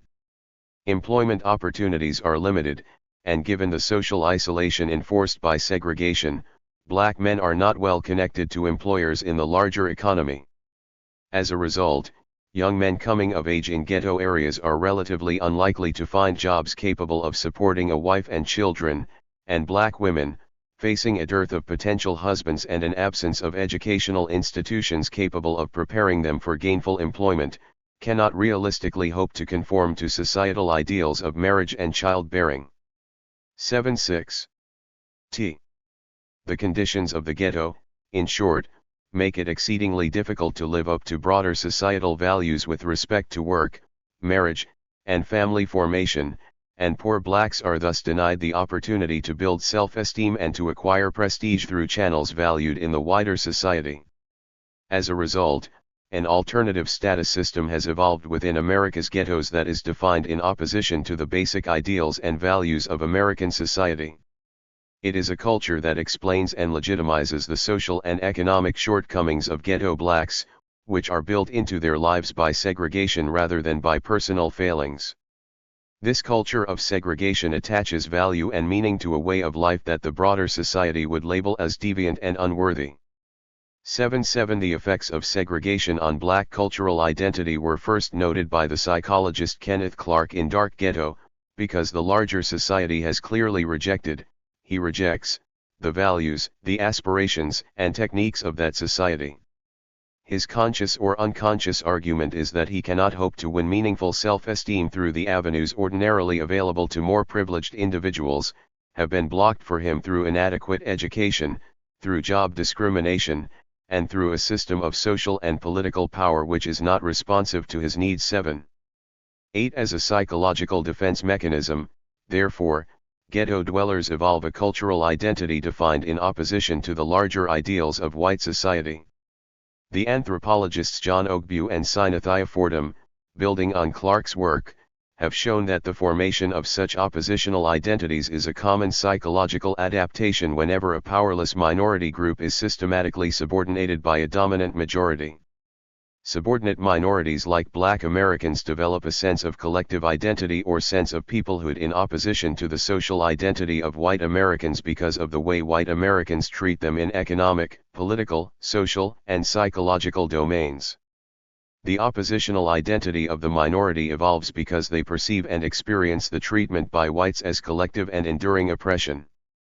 They realize and believe that, regardless of their individual ability and training or education, and regardless of their place of origin, they cannot expect to be treated like white Americans. 80. As a protection against the persistent assaults to self-esteem that are inherent in ghetto life, Black street culture has evolved to legitimate certain behaviors prevalent within the Black community that would otherwise be held in contempt by white society. Black identity is thus con. 168. Struck as a series of oppositions to conventional middle-class white attitudes and behavior. If whites speak standard American English, succeed in school, work hard at routine jobs, marry, and support their children, then to be Black requires one to speak Black English, do poorly in school, denigrate conventional employment, shun marriage, and raise children outside of marriage. To do otherwise would be to act white. By concentrating poor people prone to such oppositional identities in racially homogeneous settings, segregation creates the structural context for the maintenance and perpetuation of an ongoing oppositional culture, which includes devices for protecting identity and for maintaining boundaries between and white Americans. Regard certain forms of behavior and certain activities or events, symbols, and meanings as not appropriate for them because, are characteristic of white Americans. At the same time, they emphasize other forms of behavior and other events, symbols, and meanings as more appropriate for them because they are not a part of white Americans' way of life. 81. Ogbu and Fordham are educational specialists who have specifically documented the effect of oppositional Black culture on educational achievement among Black children. Their investigations show how bright, motivated, and intellectually curious ghetto children face tremendous pressure from their peers to avoid acting white in succeeding in school and achieving academic distinction. 8.2 The pressure for educational failure is most intense during the teenage years, when peer acceptance is so important and Black young people live in fear of being labeled Oreos, Uncle Toms, or Aunt Jemimas for speaking standard English or doing well in school. If they actually achieve academic distinction, they risk being called a brainiac, or worse, a pervert brainiac. 8. Black children who do overcome the odds and achieve academic success in inner-city schools typically go to great lengths, and adopt ingenious strategies, to lessen the burden of acting white. Some deliberately fail selected courses, others scale back their efforts and get B's or C's rather than the A's they are capable of, and still others become class clowns, seeking to deflect attention away from their scholarly achievements by acting so ridiculous that their peers no longer take them seriously. 8. Better to be called crazy or a clown than a pervert brainiac. The powerful effect of oppositional ghetto culture on black educational performance is suggested by the recent work of James Rosenbaum and his colleagues at Northwestern University. 85. Working in the Chicago area, they compared low-income black students from families assigned to scattered site housing in a white suburb with comparable students from families assigned to public housing in Chicago's ghetto. Although the two groups were initially identical, once removed from ghetto high schools, black students achieved higher grades, lower dropout rates, better academic preparation, and higher rates of college attendance compared with those who remained behind in ghetto institutions. Another study by Robert Crane and Rita Mahard, who used a nationwide sample, found that northern blacks who attended racially mixed schools were more likely to enter and stay in college than those who went to all-black high schools.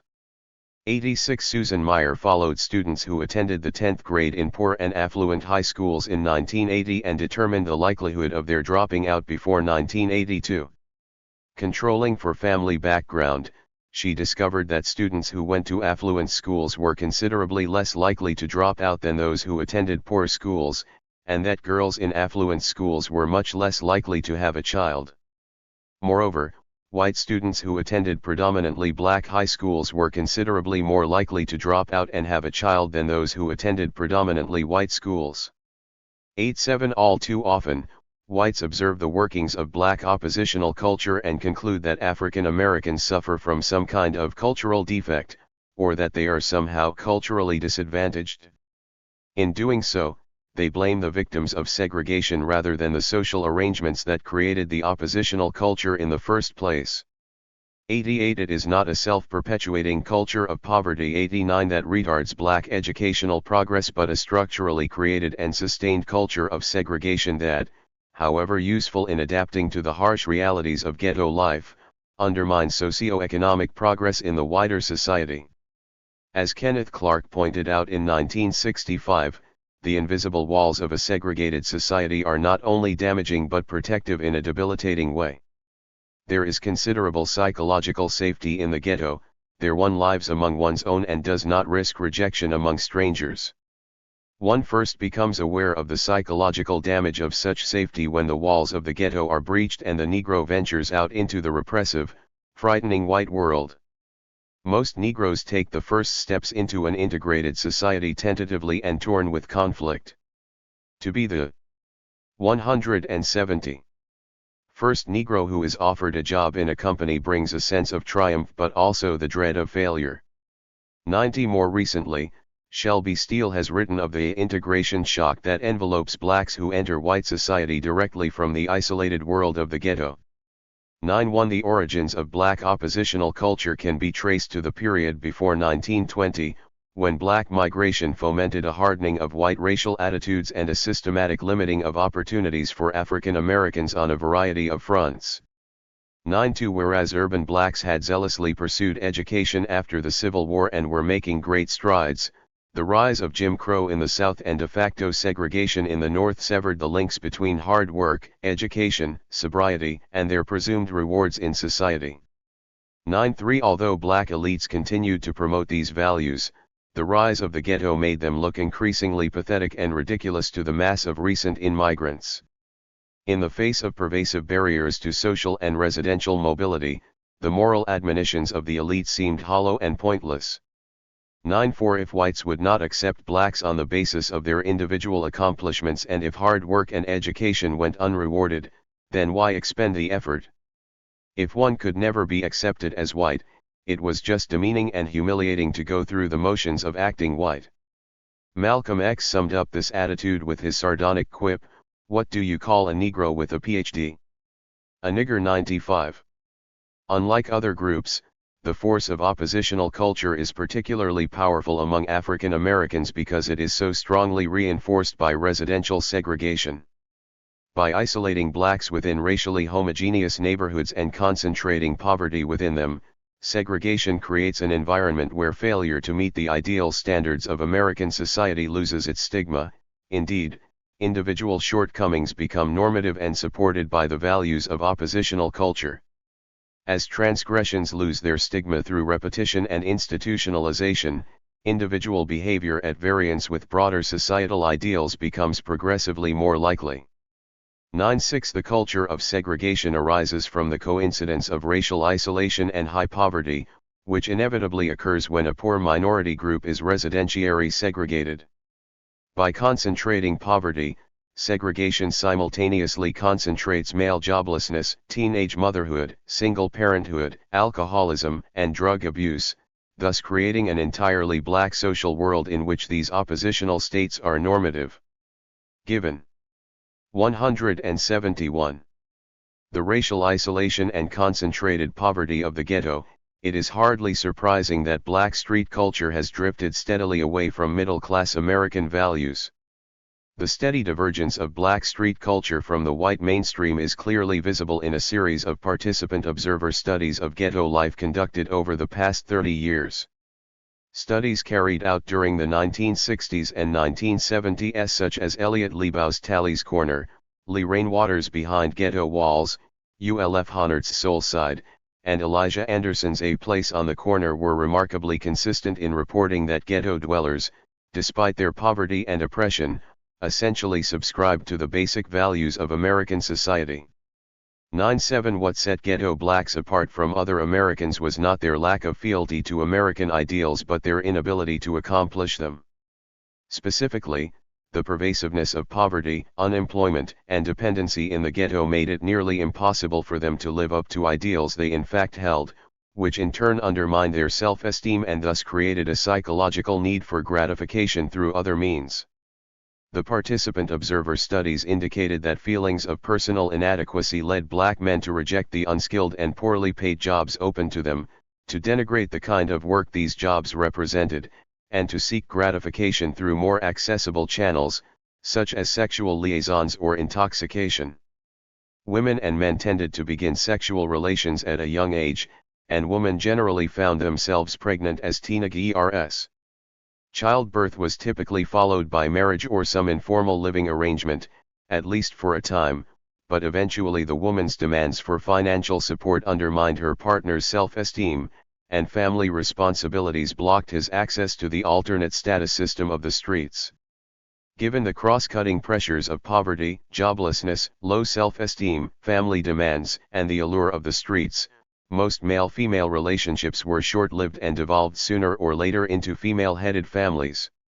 Once they had been through the cycle of romance, pregnancy, family formation, and dissolution, black men and women came to see romantic relationships as a mutually exploitative contest whose pleasures were temporary and whose stability could not be relied upon. At the same time, the pervasive poverty of the ghetto meant that families were constantly bombarded with energy-sapping demands for assistance and debilitating requests for financial aid from extended family, friends, and 172 neighbors. Given the association of poverty with crime and violence, moreover, they were constantly at risk of criminal victimization, injury, or even death. In this social world, ghetto dwellers acquired a tough, cynical attitude toward life, a deep suspicion of the motives of others, and a marked lack of trust in the goodwill or benevolent intentions of people and institutions. Growing up in the ghetto, blacks came to expect the worst of others and to experience little sense of control over their lives. They adapted to these feelings by confining relationships of trust to close kin, especially maternal relatives. Underlying this bleak portrait of ghetto life painted by studies carried out during the 1960s and 1970s was a common thread. Early participant observers saw ghetto culture as rooted in the structural conditions of poverty, dependency, and joblessness, over which ghetto residents had little control, and all characterized ghetto culture as essentially oppositional. That is, the attitudes and behaviors of ghetto blacks were fundamentally defined in opposition to the ideals of white society. Underneath the jaded rejection of conventional mores, ghetto dwellers, at least in the first or second generations, still clung to the basic values of American society.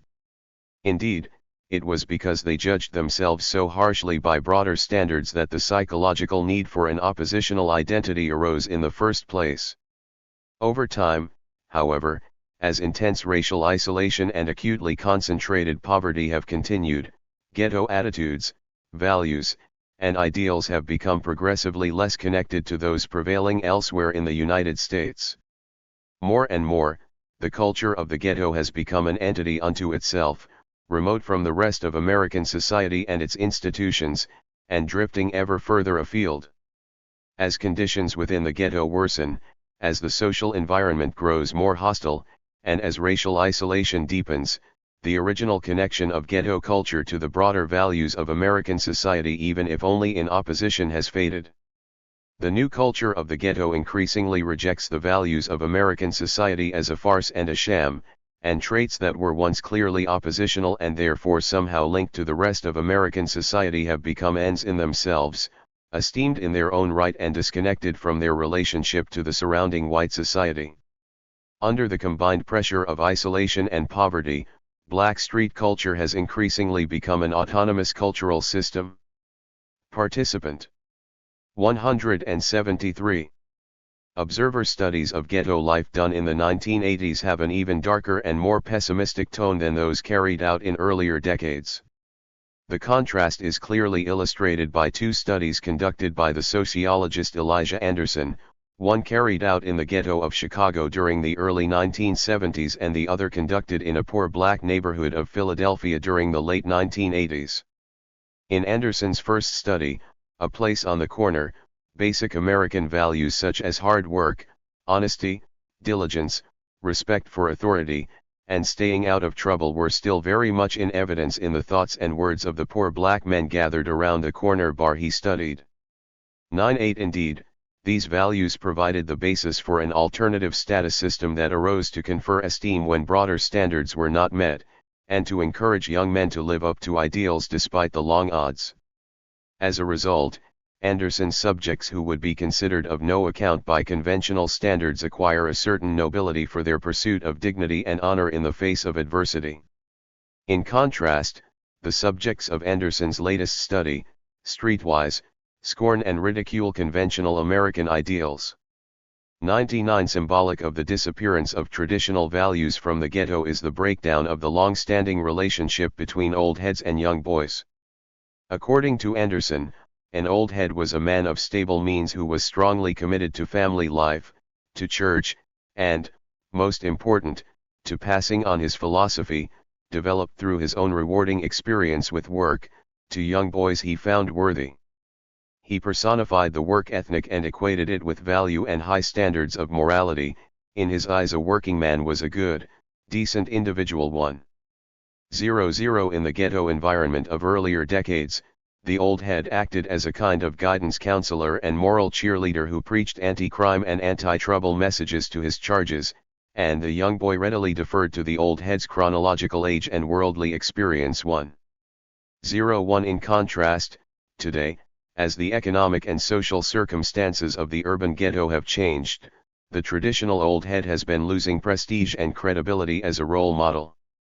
When gainful employment and its rewards are not forthcoming, boys easily conclude that the moral lessons of the old head concerning the work ethic, punctuality, and honesty do not fit their own circumstances. 102 In the past, black ghettos also used to contain numerous female old heads, who served as neighborhood mothers, correcting and admonishing children in the streets and instructing them in proper behavior.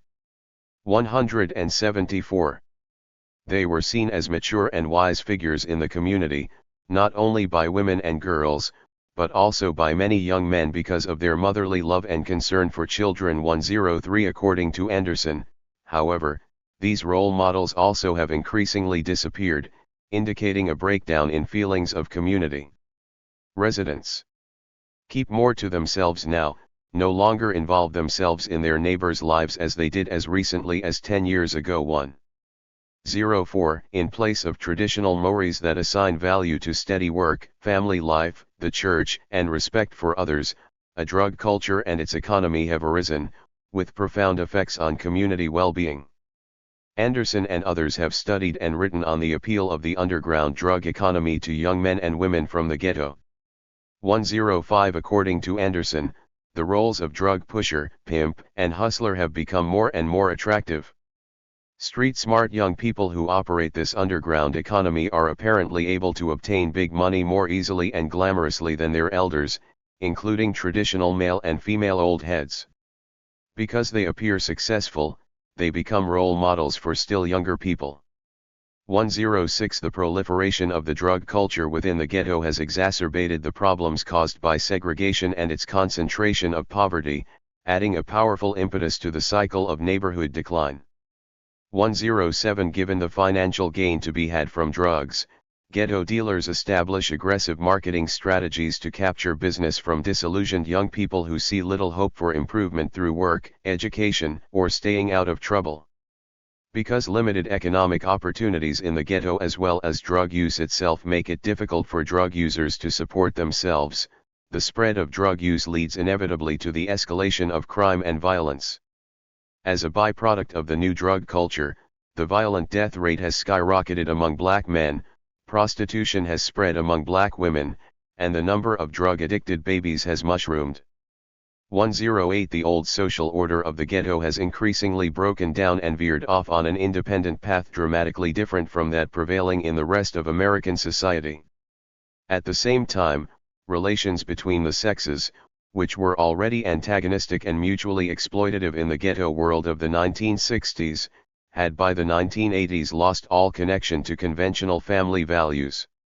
According to Anderson, by the late 1980s sexual relations in the ghetto had degenerated into a vicious, competitive contest in which young men and women exploited each other with diametrically opposed goals.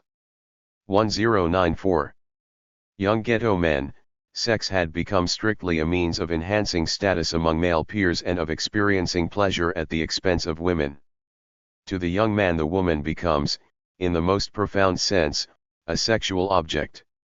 Her body and mind are the object of a sexual game, to be won for personal aggrandizement. Status goes to the winner, and sex is prized not as a testament of love but as testimony to control of another human being. Sex is the prize, and sexual conquests are a game whose goal is to make a fool of the young woman. 10 In the ghetto of the 1960s, a pregnancy growing out of such casual sexual encounters was relatively likely to be followed by a marriage or some other housekeeping arrangement, however unstable or short-lived it might have been. By the late 1980s, however, this bow to conventional culture had been eliminated in black street culture. In the social context of persistent poverty, have come to devalue the conventional marital relationship, viewing women as a burden and children as even more of 111. Even if a young man admits paternity and does right by the girl, his peer group likely will label him a chump, a square, or a fool. 11. 2 Ghetto women, for their part, seek gratification less through sex than through pregnancy and childbirth. They understand that their suitors' sweet words and well-honed rap are fabrications being told in order to extract sex from them, and despite a few romantic self-deceptions along the way, they realize that if they become pregnant the father is unlikely to support their child. Nonetheless, they look forward to getting pregnant, for in the contemporary ghetto it is becoming socially acceptable for a young woman to have children out of wedlock supported by a regular welfare check. 13 These findings are corroborated by other ethnographic interviews gathered as part of William Julius Wilson's larger study of urban poverty in Chicago. When the sociologist Richard Taub examined the interview transcripts, he found that marriage had virtually disappeared as a meaningful category of thought and discourse among poor blacks. 114 Informants consistently stated that husband-wife relationships were neither important nor reliable as a basis for family life and child-rearing, and they were deeply suspicious of the intentions of the opposite sex. The disappearance of marriage as a social institution was underscored by field observations that Taub and his associates undertook in black and Mexican neighborhoods. Whereas a 4-block shopping strip in one of Chicago's poor Mexican neighborhoods yielded 15 shops that pro 176 vided goods or services explicitly connected to marriage, a trip to a comparable black shopping area uncovered only 2 shops that even mentioned marriage, and not very prominently at that. 115 Elijah Anderson argues that childbearing has become increasingly disconnected from marriage in the ghetto. Black women now seek childbirth to signal their status as adults and to validate their worth and standing before their own peer group, namely, other young black women. A baby is a young girl's entry ticket into what Anderson calls the baby club. 116 This club consists of young black mothers who gather in public places with their children to lobby for compliments, smiles, and nods of approval and feel very good when they are forthcoming, since they signal affirmation and pride. On Sundays, the new little dresses and suits come out and the cutest babies are passed around, and this attention serves as a social measure of the person. The young mothers who form such baby clubs develop an ideology counter to that of more conventional society, one that not only approves of but enhances their position. In effect, they work to create value and status by inverting that of the girls who do not become pregnant. The teenage mother derives status from her baby, hence, her preoccupation with the impression that the baby makes and her willingness to spend inordinately large sums toward that end. 117 According to Anderson, sex is thus a key component in the informal status system that has evolved in the street culture of America's urban ghettos. In the absence of gratification through the conventional avenues of work and family, young men and women have increasingly turned to one commodity that lies within their reach. Through sex, young men get pleasure and a feeling of self-esteem before their peers, whereas young women get a baby and a sense of belonging within the baby club. This relationship of mutual exploitation, however, has come at a price. It has further marginalized black men from black women and has escalated the war of the sexes to new heights, a fact that is clearly revealed in the music of black street culture rap. An unabashedly misogynist viewpoint is extolled by rap groups such as NWA, whose song "A Bitch Is a Bitch" depicts black women as scheming, vain, whining mercenaries whose goal is to deprive black men of their self-esteem, money, and possessions. In the view of NWA, women are good for little more than sex, and their incessant demands for attention, constant requests for money and support, and their ever-present threats to male pride can only be checked through violence. Cause a bitch is a bitch. 118. The female side of the issue is aired by the female rap group HWA in songs such as "A Trick is a Trick" / "Little Dick," and 1-900 Bitches, which attack men as vain, superficial creatures who are incompetent in twire lovemaking, ill-equipped to satisfy, and prone to meaningless violence when their inflated pride is punctured. Their metaphor for the state of male-female relations in the ghetto is that of a whorehouse, where all women are whores and men are either tricks or pimps. The liner notes leave little doubt as to the group's message: everybody is a pimp of some kind and pimpin' is easy when you got a hoe-wit attitude. 11-9 The war of words between black men and women has also been fought in the black press, exemplified in 1990 by the appearance of the Black Man's Guide to Understanding the Black Woman, by Shahrazad Ali, which presents a vituperative attack on black women for their supposedly historical emasculation of black men. The book advocates the violent subjugation of women by black men, advising male readers that there is never an excuse for ever hitting a black woman anywhere but in the mouth. Because it is from that hole, in the lower part of her face, that all her rebellion culminates into words. Her unbridled tongue is a main reason she cannot get along with the black man. If she ignores the authority and superiority of the black man, there is a penalty. When she crosses this line and becomes viciously insulting, it is time for the black man to soundly slap her in the mouth. 2010 Black scholars answered to the attack in a pamphlet entitled "Confusion by Any Other Name," hoping to respond to the range of insulting myths, half-truths and generalized personal experiences by the author. 121 From a sociological point of view, the specific content of these works is less important than what they illustrate about the state of relations between the sexes within the black community. After evolving for decades under conditions of intense social and economic isolation, black street culture has become increasingly divorced from basic American ideals of family, work, and respect for others. By confining large numbers of black people to an environment within which failure is endemic, negative role models abound, and adherence to conventional values is nearly impossible, segregation has helped to create a nihilistic and violent counterculture sharply at odds with the basic values and goals of a democratic society.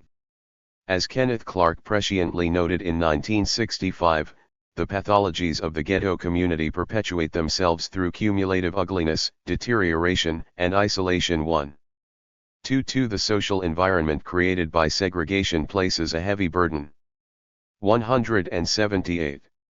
On black parents aspiring to promote conventional attitudes and behavior in their children and increase the odds for their socio-economic success. Although the problem is most acute for the poor, segregation confines all blacks to segregated neighborhoods regardless of social class, so working and middle-class blacks also have a very difficult time insulating their children from the competing values and attitudes of the street. Compared with children of middle-class whites, children of middle-class blacks are much more likely to be exposed to poverty, drugs, teenage pregnancy, family disruption, and violence in the neighborhoods where they live. As a result, it requires a great deal of concerted effort by committed parents, and no small amount of luck, to raise children successfully within the ghetto. 1, 2, 3. Given the burden of acting white, the pressures to speak black English, the social stigma attached to brainiacs, the allure of drug taking, the quick money to be had from drug dealing, and the romantic sexuality of the streets, it is not surprising that black educational achievement has stagnated. Although participant observer studies and rap lyrics illustrate the harsh realities of black street life, they do not prove the harmful effects of growing up in a ghetto. Hard evidence about segregation's ill effects requires statistical studies using nationally representative data. Linda Datcher estimates that moving a poor black male from his typical neighborhood to a typical white neighborhood would raise his educational attainment by nearly a year. 124. Marie Corcoran and her colleagues found similar results when they considered the effect of moving a man from a typical black to a typical white neighborhood. 125. And Jonathan Crane shows that the dropout probability for black teenage males increases dramatically as the percentage of low-status workers in the neighborhood rises, going from about 8% in areas where 3/4 of the workers are in low-status occupations to nearly 35% when the percentage reaches 97%. 126. Growing up in a poor neighborhood also undermines the odds of success in the labor market. Linda Datcher's statistical estimates suggest that growing up in a poor black area lowers a man's earnings by at least 27%. 127. Although Mary Corcoran and her colleagues put the percentage loss at about 18%, 128. Both teams of researchers agree that black men suffer a loss in earning ability simply for the misfortune of having grown up in a ghetto. Exposure to conditions typical of the ghetto also dramatically increases the odds of pregnancy and childbirth among teenagers. According to estimates by Jonathan Crane, the probability of a teenage birth increases dramatically as the percentage of low-status workers in the child's neighborhoods increases from 70% to 95%, ultimately reaching a likelihood of about 20%. 129. Similarly, Dennis Hogan and Evelyn Kitagawa found that living in a very poor neighborhood raised the monthly pregnancy rate among black adolescents by 20% and significantly lowered the age at which they became sexually active. 130. And Frank Furstenberg and his colleagues have shown that attending school in integrated rather than segregated classrooms substantially lowers the odds that 15 to 16-year-old black girls will experience sexual intercourse. 131. The quantitative evidence thus suggests that any process that concentrates poverty within racially isolated neighborhoods will simultaneously increase the odds of socioeconomic failure within the segregated group. No matter what their personal traits or characteristics, people who grow up and live in environments of concentrated poverty and social isolation are more likely to become teenage mothers, drop out of school, achieve only low levels of education, and earn lower adult incomes. One study has directly linked the socio-economic disadvantages suffered by individual minority members to the degree of segregation they experience in society. Using individual, community, and metropolitan data from the 50 largest U.S. metropolitan areas in 1980, Douglas Massey, Andrew Gross, and Mitchell Eggers showed that group segregation and poverty rates interacted to concentrate poverty geographically within neighborhoods, and that exposure to neighborhood poverty subsequently increased the probability of male joblessness and single motherhood among group members. In this fashion, they linked the structural condition of segregation to individual behaviors widely associated with the underclass through the intervening factor of neighborhood poverty, holding individual background characteristics constant. Their results are summarized in Table 6.2, which traces what happens to levels of black poverty concentration, male joblessness, and single motherhood when the black poverty rate is systematically increased from 10% to 40% under conditions of no segregation and high segregation. In the absence of segregation, changing the overall rate of black poverty has a relatively modest effect on the neighborhood environment that blacks experience. By increasing the number of poor blacks, the degree of poverty within neighborhoods where blacks live rises somewhat, but under integrated conditions the additional poor families are scattered evenly throughout the urban area, so the level of poverty concentration does not increase much in any single neighborhood. Overall, it rises modestly from about 8% to 17% as a result of shifting the rate of black poverty from 10% to 40%.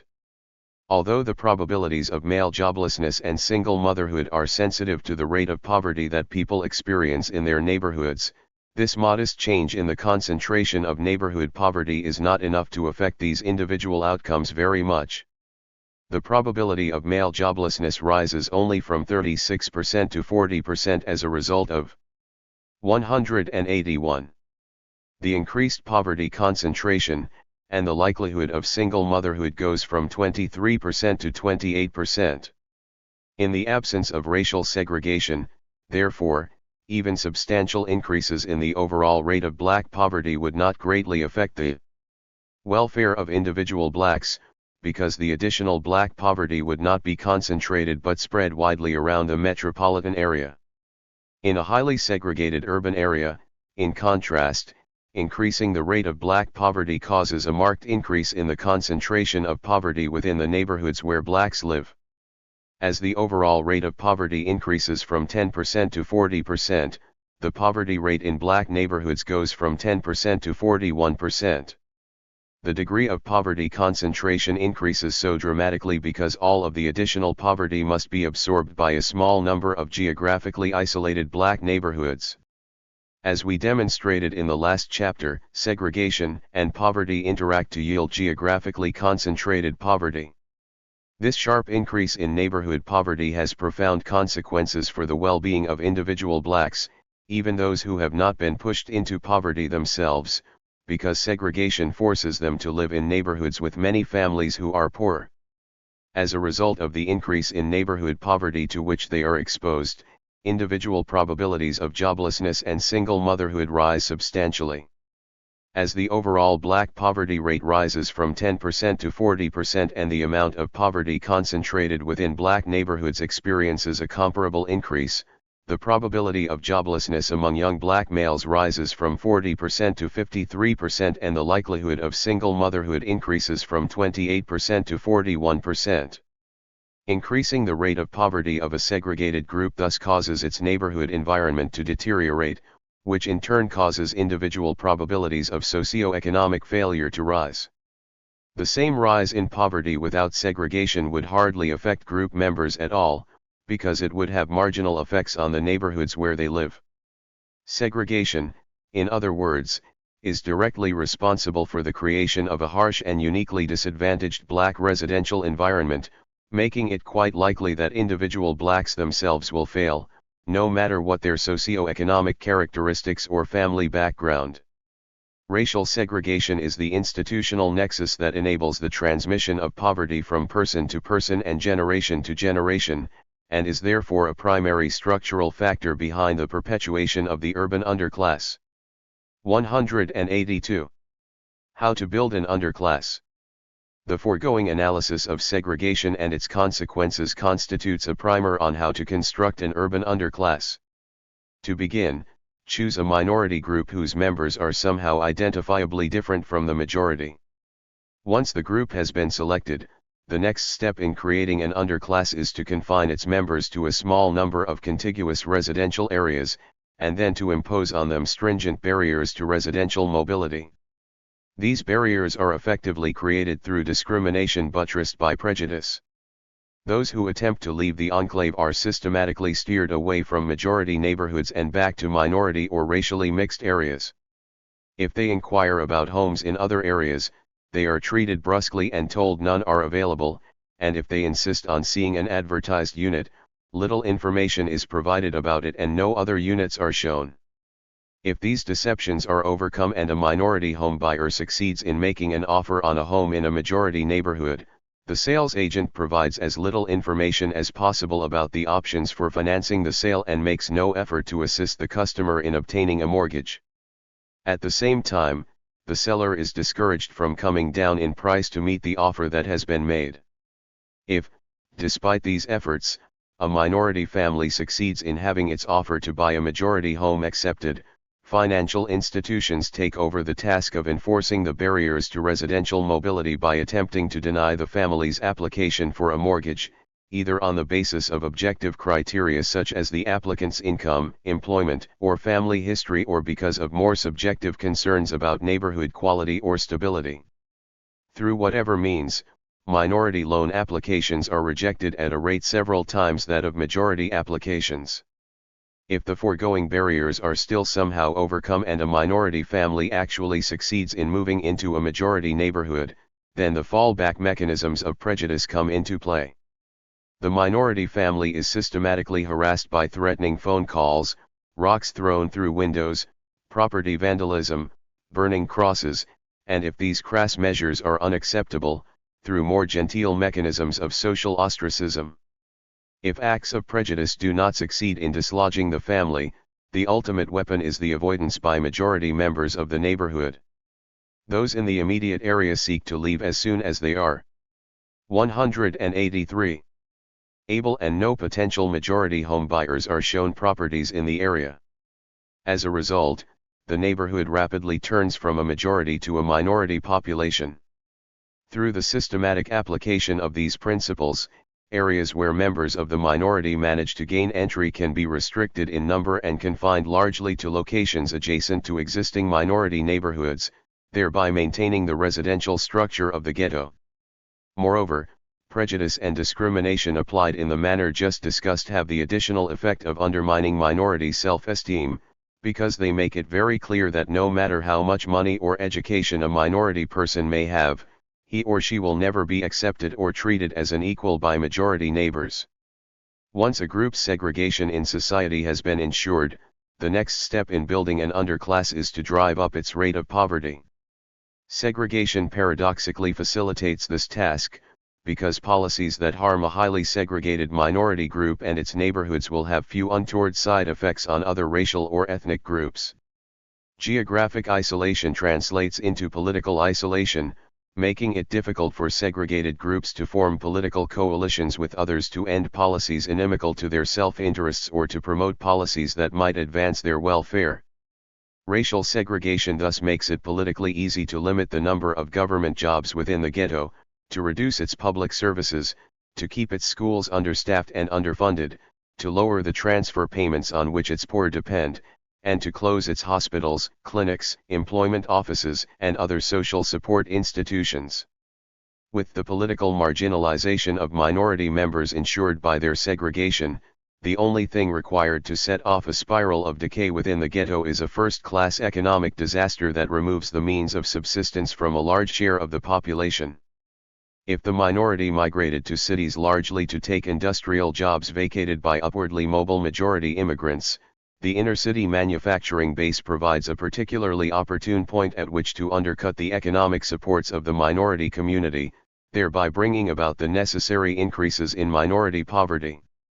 Through a combination of corporate disinvestments in older plants and equipment, a decentralization of blue-collar employment from city to suburban areas, the relocation of manufacturing processes to non-metropolitan areas, the transfer of production jobs to the Sunbelt or overseas, and the setting of high real interest rates to produce an overvalued dollar. 184. And relatively expensive U.S. products, inner-city manufacturing industries can effectively be driven out of the urban economy.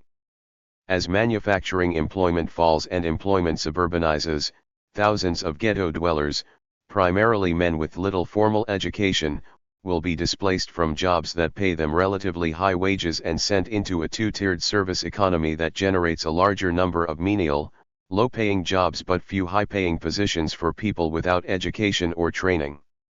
These inner-city economic dislocations drive up the rate of minority poverty.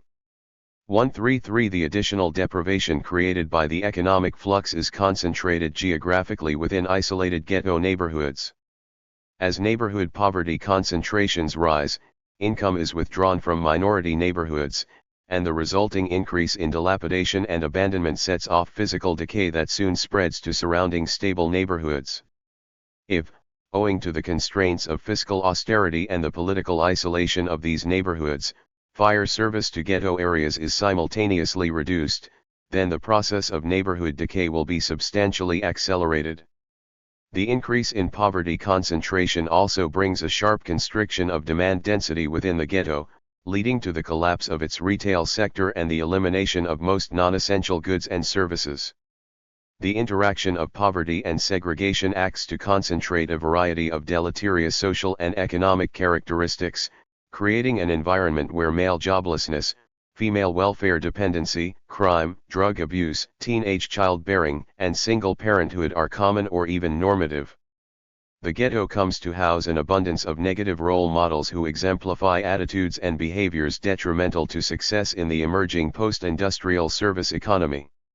Given the lack of opportunity, pervasive poverty, and increasing hopelessness of life in the ghetto, a social psychological dynamic is set in motion to produce a culture of segregation. Under the structural conditions of segregation, it is difficult for ghetto dwellers to build self-esteem by satisfying the values and ideals of the larger society or to acquire prestige through socially accepted paths. Precisely because the ghetto residents deem themselves failures by the broader standards of society, they evolve a parallel status system defined in opposition to the prevailing majority culture. As new generations are born into conditions of increasing deprivation and deepening racial isolation, however, the oppositional origins of the status system gradually recede and the culture of segregation becomes autonomous and independent. 185. A sure sign that the culture of segregation is well advanced occurs when the language of the segregated group diverges sharply from the standard dialect spoken in the wider society. Not only will the breakdown in intergroup communications enhance feelings of racial separation between the underclass and the rest of society, but the lack of facility in the standard dialect will undermine the minority group's prospects for success in education and employment. The emergence of a culture of segregation also limits the number of minority families who aspire to leave the ghetto. As minority culture becomes more firmly established and deeply rooted, members of the minority who seek integration within the larger social and economic institutions of the society will come under increasing pressure from others to stop acting like a majority member. Those who succumb to this pressure, or who themselves promote self-segregation in language, culture, and housing, will be unlikely to meet with socio-economic success in the larger society and will be limited to a life of persistent poverty and deprivation. Through prolonged exposure to life in racially isolated and intensely poor neighborhoods, this poverty will quite likely be passed to children in the next generation. When this point is reached, a well-functioning and efficient social structure for the creation and maintenance of an urban underclass will have been created. 7. The failure of public policy. Congress made a promise in 1968 that the Fair Housing Act cannot keep. Robert G. Schwemm, former Chief Trial Counsel. Leadership Council for Metropolitan Open Communities, Chicago. Policymakers have not squarely faced residential segregation as a social issue. Although segregation is the social condition that makes black poverty not only likely but self-perpetuating and permanent, The ghetto continues to exist because white America has not had the political will or desire to dismantle it. Although the nation advanced to the brink of taking dramatic action against racial segregation in 1968, ultimately it retreated, and for the next 2 decades federal policies all but ensured the ghetto's perpetuation. Fair housing amendments implemented in 1989 provided a glimmer of hope for the future, but unless they are accompanied by more fundamental political changes, they too will fail. As earlier chapters have shown, the Black Ghetto was constructed by institutionalized discrimination in the real estate and banking industries, supported by widespread acts of private prejudice and discrimination. Rather than combating these forces of segregation, however, during most of the post-war era federal policies actually abetted them. Discrimination in home lending originated in the Federal Housing Administration and its predecessor agencies. White suburbanization was subsidized by mortgage interest deductions and encouraged by FHA policies that denied credit to inner cities. White flight was enabled by massive federal investment in freeways, often constructed strategically to form barriers between black and white areas. Federal urban renewal programs and public housing. Asterisk. 187. Projects were used by local governments, with federal acquiescence, to contain and isolate urban blacks. Progress in dismantling these institutional bases of segregation has been slow and fitful. Executive orders to end racial bias in federally supported housing were ignored by a complacent and often hostile federal bureaucracy, and efforts to rid housing markets of bias were blocked repeatedly within Congress. When a Fair Housing Act banning discrimination finally did pass Congress under unusual circumstances, it had its enforcement provisions systematically gutted as its price of enactment. The limited enforcement authority that Congress did grant under this act was interpreted narrowly by federal agencies, and the enforcement activities they did pursue were poorly funded and badly organized. As a result of congressional inaction, bureaucratic inertia, presidential disinterest, public ambivalence, and the active opposition of many vested interests, the fight against housing segregation has been foisted onto private citizens, typically the victims of discrimination themselves, who have turned to the courts for relief. The body of housing discrimination law that now exists, limited as it is, stems almost entirely from the efforts of individual citizens and fair housing organizations. Such private efforts constitute a David and Goliath struggle, however, because the causes of segregation are systemic and institutional, whereas the remedies available under federal law remain largely individual. Although private parties may occasionally find redress when they become victims of racial discrimination, the institutionalized practices that victimized them still continue. The long fight against the forces of racial segregation began early in the century, and fittingly, the first federal action came as a result of private litigation.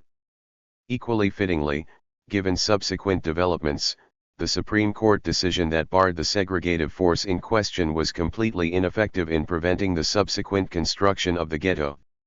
The case arose as a challenge to a 1914 Louisville city ordinance that prohibited blacks from residing in certain areas of the city designated as white. Soon after the law's enactment, the president of the local branch of the NAACP, William Worley, arranged to buy a lot in Louisville's white zone from a white realtor, Charles Buchanan. In a pre. 188.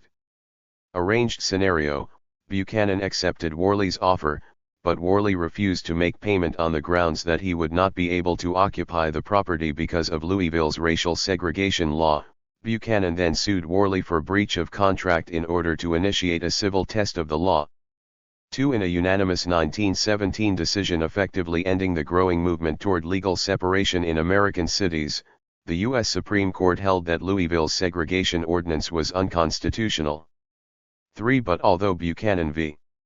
Worley deprived whites of the legal ability to enforce residential segregation, it did not bar private acts of discrimination in the housing market or restrict the ability of governments to act indirectly to foster segregation.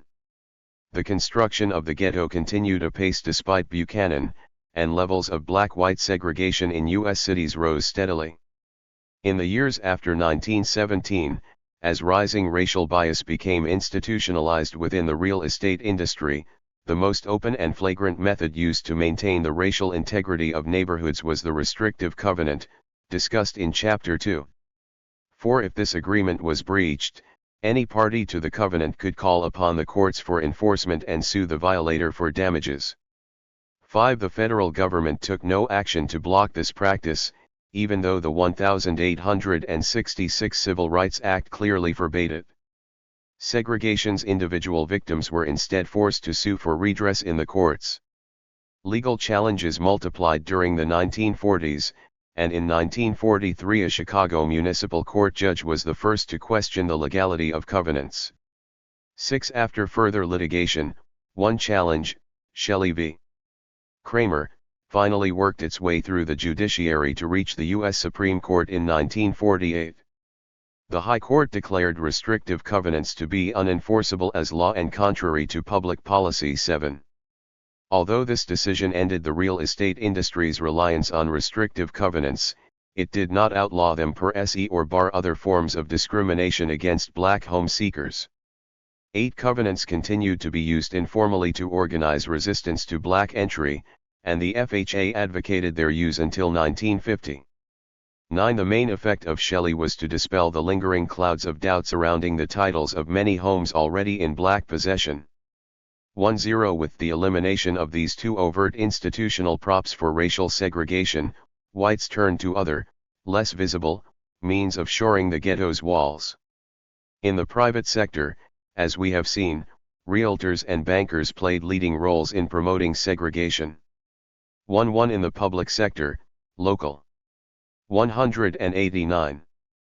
Governments took advantage of authority granted under urban renewal legislation to raise expanding black neighborhoods that threatened key white institutions and districts, and they used federal funds to construct massive public housing projects in order to contain displaced black residents. 2. Throughout the 1950s, civil rights groups lobbied Congress and the President to adopt regulations and legislation that would eliminate these discriminatory practices from public and private housing, but a solid block of Southern Democrats effectively stymied all legislative efforts, and the Republican White House under President Dwight D. Eisenhower was interested neither in regulating markets nor in promoting racial equality.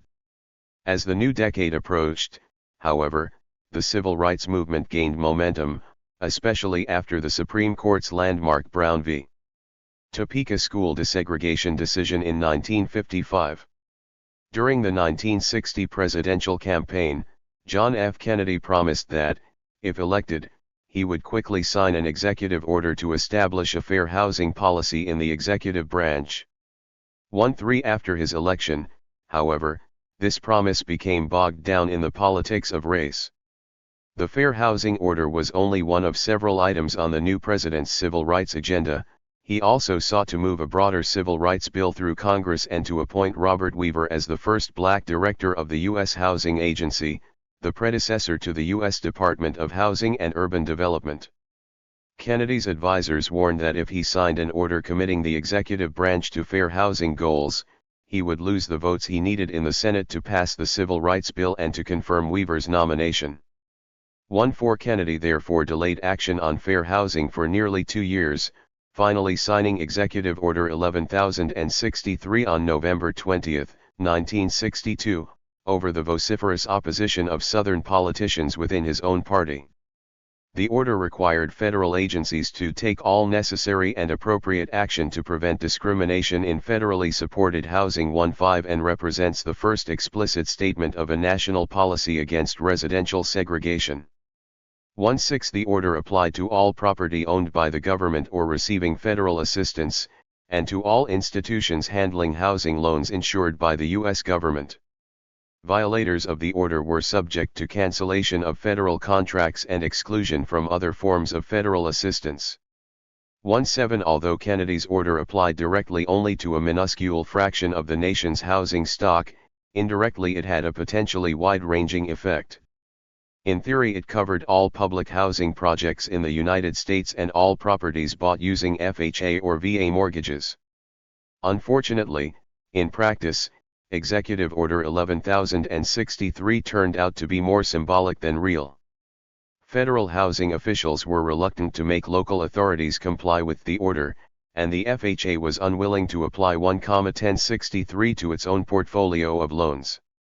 1/8 At nearly every level, the federal bureaucracy resisted a broad application of Kennedy's order. Administrators within the FHA, in particular, were closely tied to banking industry executives and shared many of their racial prejudices.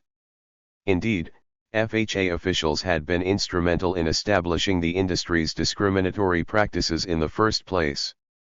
It was not until 1980 that the U.S. Department of Housing and Urban Development finally issued the last regulations to implement the requirements of 11,063. 19 Again, it was left to segregation's individual victims to sue federal agencies to force them to comply with their own official policy. On August 9, 1966, Dorothy Gautreaux and 3 other black tenants of the Chicago Housing Authority filed a class action suit in federal court charging the CHA and the U.S. Department of Housing and Urban Development with discrimination in the location of federally assisted housing projects and in the assignment of tenants to projects, both clear violations of Executive Order 11,063. 20 The plaintiffs alleged that most of the CHA's projects were all black by design and that these projects were deliberately and exclusively located within black neighborhoods. At the same time, blacks were prohibited from entering those few housing projects that had been constructed in white areas. 2-1 In 1969, Judge Richard B. Austin, who initially seemed unsympathetic to the suit, found for the plaintiffs and ordered the Chicago Housing Authority to build the next 700 units in white areas and to ensure that 73% of all subsequent units were located outside the ghetto. 2-2 Rather than implement the order, however, the CHA brought public housing construction to an immediate halt. 2-3 In his decision, moreover, Judge Austin absolved HUD of complicity in the promotion of segregation in Chicago. This led the plaintiffs to file an appeal. 24 In September 1971, the U.S. Court of Appeals reversed Judge Austin's ruling and declared that HUD, that is, the U.S. government, was guilty of aiding and abetting racial segregation in the Chicago metropolitan area. The reversal allowed the plaintiffs to seek relief on a metropolitan-wide basis. Rather than developing a desegregation plan for the city alone, HUD and the CHA would have to come up with one that incorporated the suburbs as well. 25 HUD Secretary Carla Hills chose to fight the decision and appealed to the U.S. Supreme Court. In a unanimous 1976 decision, however, the High Court reaffirmed HUD's complicity in promoting segregation and declared that the entire metropolitan area was the relevant housing market for a remedy. It remanded the case back to District Court to develop a metropolitan-wide desegregation plan. 26 On June 17, 1981, Judge John P. Crowley finally approved an agreement between the plaintiffs, the CHA, and HUD to promote the desegregation of public housing in Chicago. The agreement left intact the intense segregation of existing public housing projects, but required the CHA to grant rent subsidy vouchers to 7,100 black FAMIFI-JKOYLTFLG.JLSTL.T H years to enable them to leave the ghetto, at that point home to, more than JRR-T2III over a just remedy may finally have been achieved. The legal impact of the Gautreaux ruling was ultimately limited because it involved a relatively small number of families and applied only to TTHE Chicago * area. And justice came too late for Dorothy Gautreaux, who died more than a decade before the 15 years of federal foot-dragging and obstructionism finally yielded a solution. 2-8 When it became obvious in the late 1960s that the promise of Executive Order 11,063 would remain unfulfilled, civil rights groups focused their efforts on Congress. They hoped to bring about the passage of a new law declaring racial discrimination in housing to be illegal and to force the government to desegregate federally supported housing.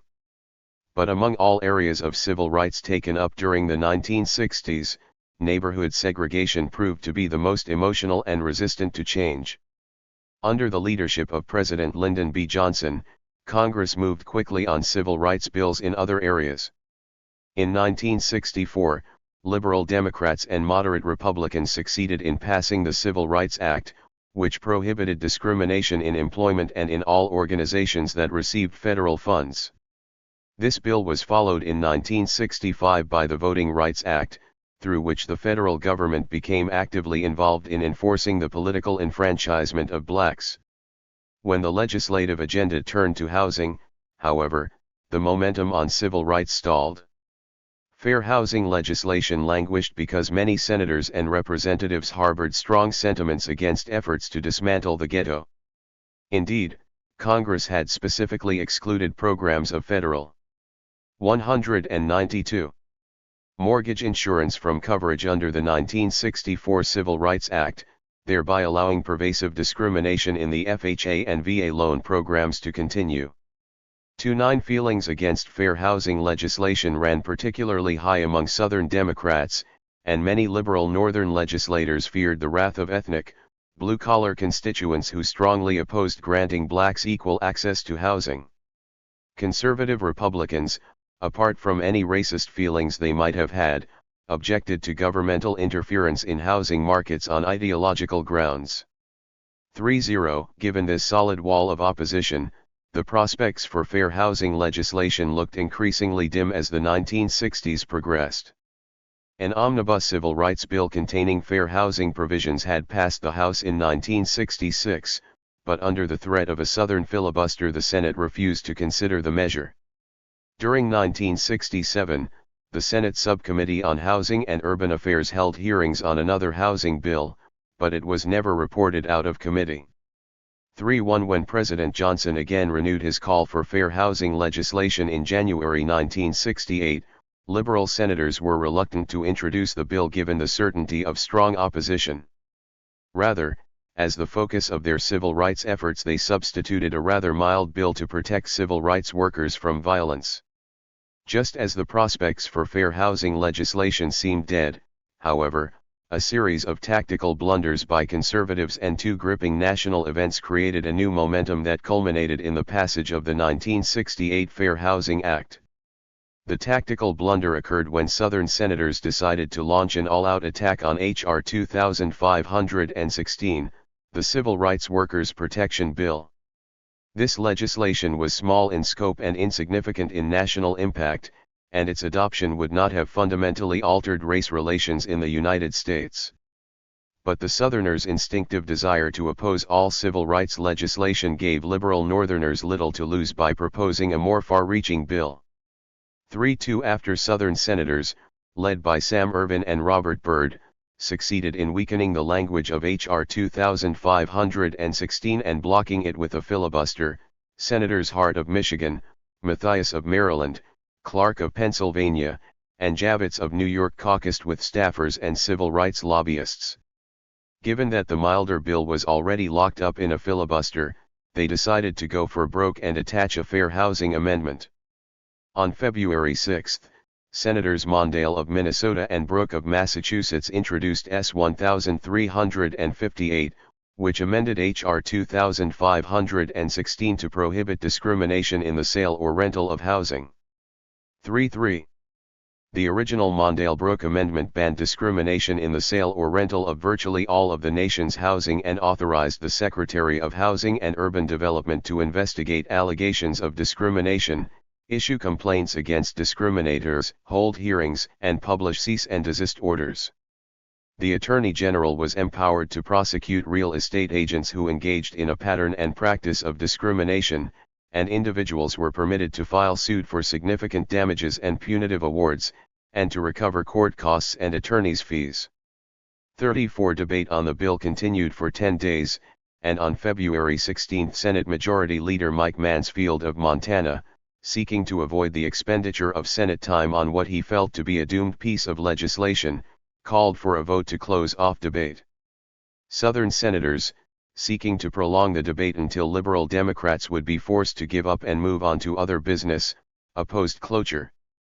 3-5 The first cloture vote failed to achieve the required two-thirds majority, but it revealed a surprising amount of support for fair housing among moderate Midwestern Republicans.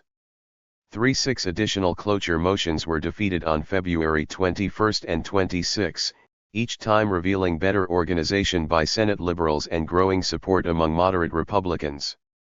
Sensing growing sentiment in favor of some fair housing legislation, Senator Everett Dirksen of Illinois offered a compromise amendment that reduced the bill's coverage to 80% of the nation's housing stock, mainly by excluding owner-occupied residences with 4 or fewer rental units. More important, his compromise markedly weakened the bill's enforcement provisions by eliminating HUD's authority to hold hearings, issue complaints, or publish cease and desist orders, and by lowering the penalties for violations of the Act. The compromise was adopted on February 28. 37. At this point, national events began to influence the tide of sentiment within Congress. The day after the Dirksen Compromise was adopted by the Senate, the Kerner Commission released its controversial report on urban riots. 38. Identifying residential segregation as one of the leading causes of black poverty and racial tension, it called forcefully for national fair housing legislation.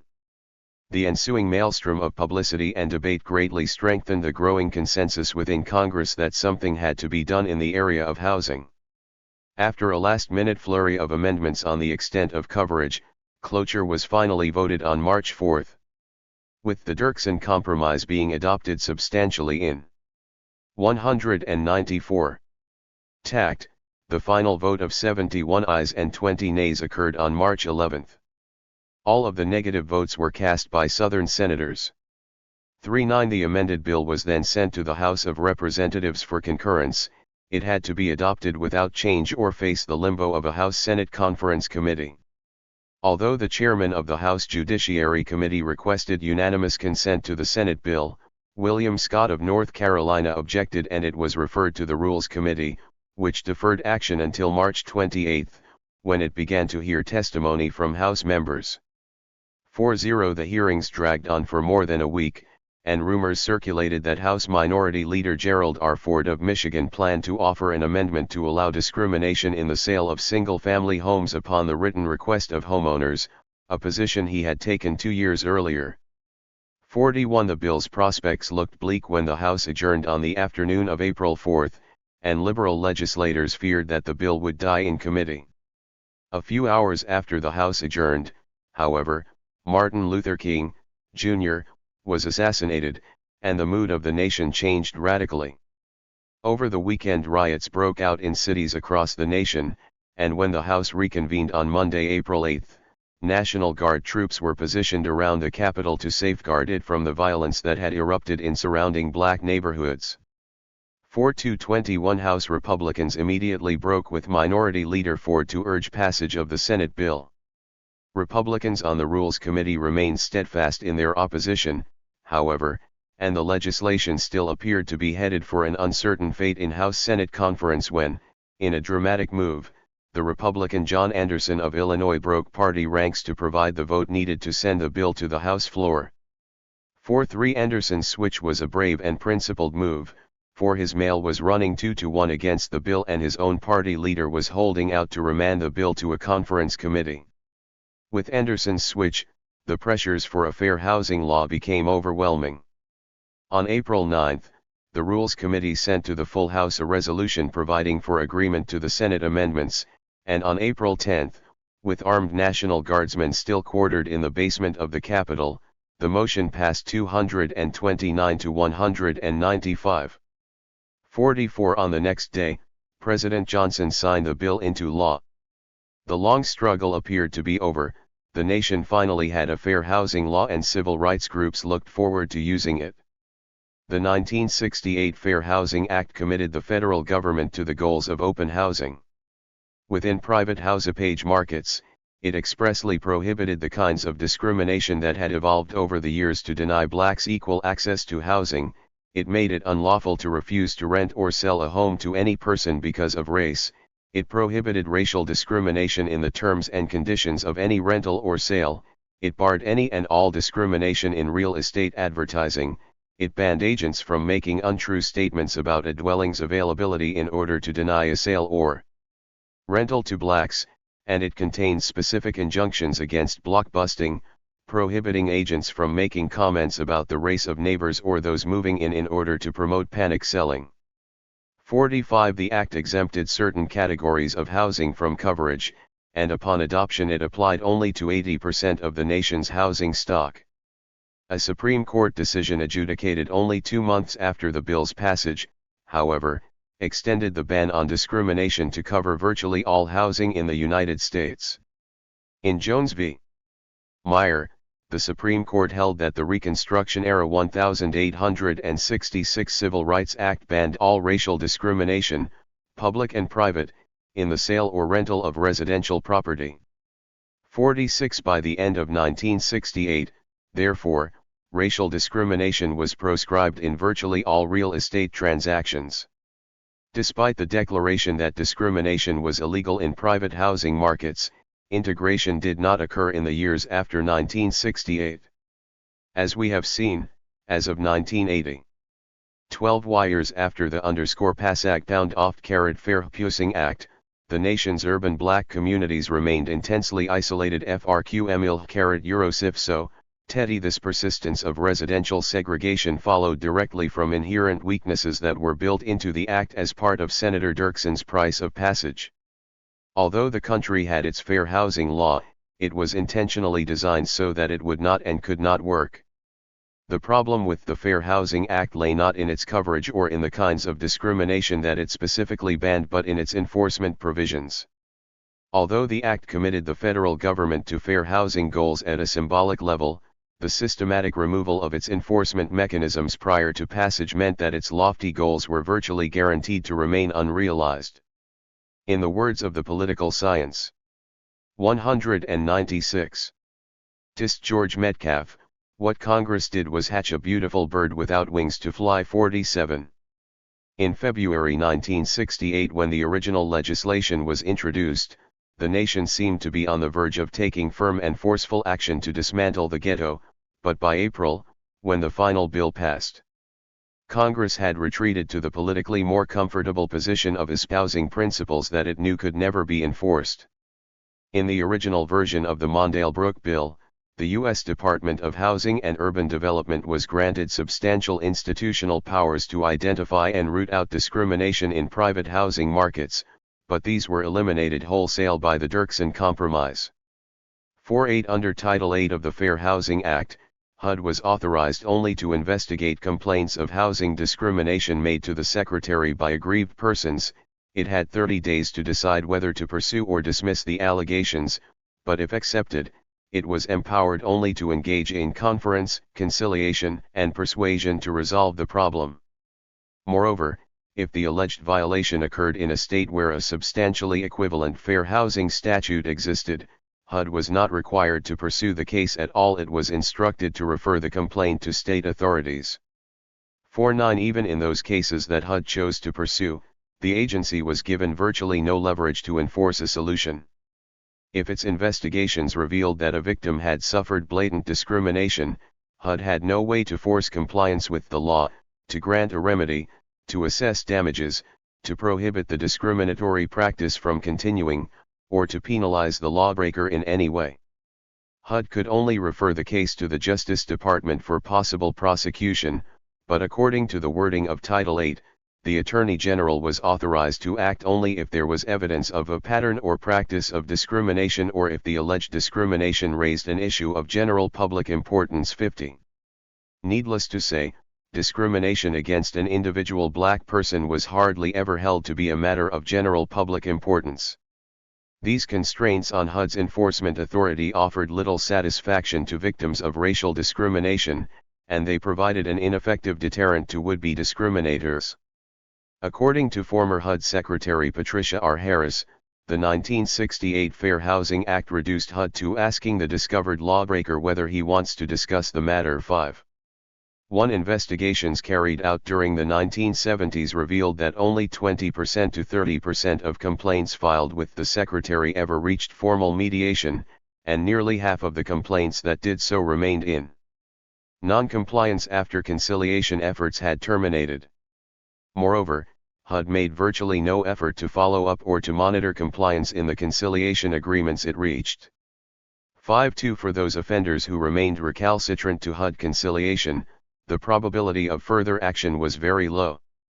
A study by the U.S. Commission on Civil Rights revealed that only 10% of the cases that HUD could not conciliate were referred to the Attorney General, and a very small percentage of these were ever pursued.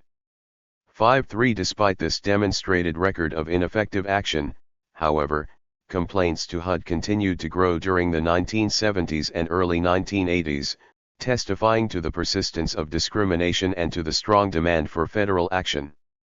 Whereas 2,800 administrative complaints were filed with HUD in 1979, by 1982 the number had grown to 5,100, with the number fluctuating between 4,000 and 5,000 thereafter. 5.4 The 1968 Fair Housing Act also promoted widespread regional variation in the degree of fair housing enforcement. Depending on the state in which the alleged violation occurred, enforcement was handled by a regional HUD office, a state or local office with stronger enforcement powers than HUD, or a poorly funded and badly managed agency with a substantially equivalent statute but little interest in enforcement. 5.5 Although HUD developed a Fair Housing Assistance Plan in 1980 to improve and standardize enforcement efforts by state and local authorities, one evaluation showed that only 35% of complaints led to some form of agreement, only half of those were settled in the complainant's favor, and again there was little effort to monitor compliance. 56 During the 1970s and 1980s, therefore, discriminators had little to fear from HUD or the Justice Department, and people who believed they had suffered racial discrimination were forced to initiate legal proceedings on their own. Under Title VIII, aggrieved persons were specifically granted the right to file a civil suit in federal court to recover damages from a discriminator, a right that was established apart from any complaints filed with HUD. 5.7 This provision for individual litigation was the primary mechanism that Congress created to enforce the Fair Housing Act. According to the Supreme Court, HUD has no power of enforcement, and the Act's main enforcement mechanism must be private suits in which the complainants act not only on their own behalf but also as private attorneys general in vindicating a policy that Congress considered to be of the highest priority. 59. This enforcement strategy has proved to be inherently weak and ineffective. 198. Effective, and it was undercut from the outset by other provisions of the Fair Housing Act. According to the stipulations of Title VIII, complainants were only entitled to sue for actual damages and a mere $1,000 in punitive awards. In addition, the Act held plaintiffs specifically liable for all court costs and attorneys' fees unless the court ruled they were financially unable to assume the burden. The latter provision stemmed from a late amendment introduced by Senator Robert Byrd of West Virginia, who sought to weaken further enforcement provisions that had already been hobbled by the Dirksen Compromise. 60 An additional flaw in the Fair Housing Act was its short statute of limitations, requiring that suits be filed within 180 days of the alleged violation, or 30 days from the end of HUD mediation. 61 Housing discrimination by 1968 had become a very subtle process, however. Victims often had to spend a great deal of time and effort to confirm that they had, in fact, been discriminated against, and to gather documentation necessary to support even a prima facie legal case. Typically victims had to secure the help of a fair housing organization, which would send out black and white testers to determine whether clients of different races were treated differently. If initial results confirmed the discrimination, the organization had to carry out enough tests to build a reliable and convincing case before filing the suit, which would tip off the discriminator and prompt a cover-up. In practice, it proved difficult to accomplish these activities within the 180-day time frame, a requirement that deterred many victims from pursuing legal action. The fundamental weakness of the 1968 Fair Housing Act was its reliance on individual efforts to combat a social problem that was systemic and institutional in nature. The resulting contest was inherently unequal, so that enforcement efforts were intrinsically flawed and structurally condemned to ineffectiveness. For one thing, the Act assumed that people knew when they had suffered discrimination, but after 1968 most discriminatory acts became clandestine and were not directly experienced by the individual. For another, even if people suspected they had been victimized, it was difficult to prove, and even when the discrimination could be documented, the Act's reliance on individual lawsuits provided a piecemeal attack on a deeply ingrained, institutionalized process. In practice, Therefore, the 1968 Fair Housing Act allowed a few victims to gain redress, but it permitted a larger system of institutionalized discrimination to remain in place. As a result of the inherent weaknesses built into the Fair Housing Act by the Dirksen Compromise, therefore, the fight against residential segregation has been waged primarily in the federal courts by individual victims assisted by private fair housing groups. These private efforts have followed three basic strategies. They have asked the courts to confirm that specific practices and behaviors are indeed illegal under the Act. They have steadily expanded the kinds of people with standing to file suit as aggrieved persons, and they have attempted to increase the size of damages awarded under the Act.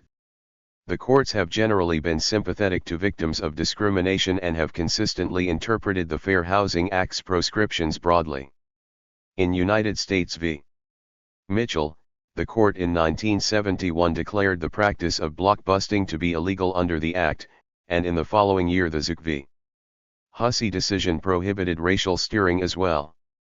62 In the case of Loffman v. Oakley Building and Loan, adjudicated in 1976, the court outlawed the systematic denial of credit to a neighborhood because it contained black residents, and in 1977 the case of Dunn v. The Midwestern Indemnity Company extended the legal ban on redlining to cover the denial of homeowners insurance to black areas. 6-3 In 1974 the court ruled in United States v. The City of Blackjack that plaintiffs need not prove discriminatory intent in suits filed under the Fair Housing Act, only that the conduct of the defendant actually or predictably results in racial discrimination, in other words, that it has a discriminatory effect. 64 Paralleling the gradual broadening of acts and behaviors prohibited under the Fair Housing Act, the federal courts have steadily expanded the list of people with standing to file suit under Title VIII. In Traffic Anti-v. Metropolitan Life Insurance Company, the Supreme Court in 1972 granted standing to white tenants who claimed their landlord's discrimination deprived them of the benefits of integrated living, and in Gladstone Realtors v. Village of Bellwood, decided in 1979, standing was further expanded to all residents of a village who had suffered the adverse consequences of racial steering by a realtor. 6-5 In 1982 the Supreme Court decided in the case of Havens v. Coleman that testers used by a fair housing groups had standing to file suit under Title VIII. Writing for the majority, Justice William Brennan stated that testers enjoy a legal right to truthful information about available housing, and that a tester who has received false information could be considered to be injured under the terms of the Fair Housing Act. 6-6 In spite of the gradual strengthening of the legal foundations for open housing litigation, however, the ultimate deterrent effect of the 1968 Fair 200 Housing Act on discriminators proved to be minimal because of the low risk of being prosecuted. Because a plaintiff had to hire a lawyer, assume legal fees, pay court costs, and endure an emotionally taxing legal process, most victims of discrimination never bothered to file suit. Since 1968 only about 400 fair housing cases have been decided, 6-7 compared with more than 2 million incidents of housing discrimination that are estimated to occur each year. 6-8 The probability of prosecution was thus minuscule under the 1968 Act. Yet even if a discriminator was so unlucky as to be prosecuted and convicted, he faced few serious consequences, because the damages granted to victims under the Fair Housing Act were small. The Act explicitly limited punitive damages to $1,000, and although it stipulated no ceiling on actual damages, through 1980 only 5 plaintiffs had received awards in excess of $3,500. 69 A third avenue of litigation by fair housing advocates, therefore, has been to increase the size of awards, and to this end they have adopted a two-pronged strategy. One tactic has been to request damages for the emotional stress and humiliation caused by housing discrimination, ambiguous injuries that often are generously recompensed by sympathetic judges and juries. 7-0 Although successful in some cases, however, awards for humiliation have rarely exceeded $20,000. 7-1 A second strategy has been to sue for damages under the 1866 Civil Rights Act, which carried no limit on punitive damages. In Grayson v. Rotundi, 2 black women who were denied an apartment on Long Island because of race filed a suit alleging violation of both the 1968 Fair Housing Act and the 1866 Civil Rights Act. Given the blatant nature of the discrimination and the unrepentant attitude of the defendants, a federal court awarded damages totaling $565,000 to the victims. 7-2 During the 1970s and 1980s, however, such large awards remained the exception rather than the rule. Individual and institutional discriminators could persist in their behavior, knowing that the federal government was powerless to do anything about it, that the likelihood of individual prosecution was small, and that in the remote probability of a conviction, the financial penalties they faced were modest. HUD's affirmative mandate. The Fair Housing Act not only banned discrimination in private housing markets but also called upon the Secretary of Housing and Urban Development to administer the programs and activities relating to housing and urban development in a manner affirmatively to further the policies of this Section 73. In other words, after 1968 HUD could not remain racially neutral in the administration of federal housing programs. In light of HUD's prior complicity in supporting segregation, Congress explicitly called upon it to administer its programs affirmatively to promote integration in federally supported housing. 7 For the sector over which HUD had the greatest control, of course, was the stock of federally subsidized housing. During the 1950s and 1960s, local governments had employed public housing as a key tool in their broader efforts to isolate and control growing urban black populations, a practice that had been tolerated, if not condoned, by HUD.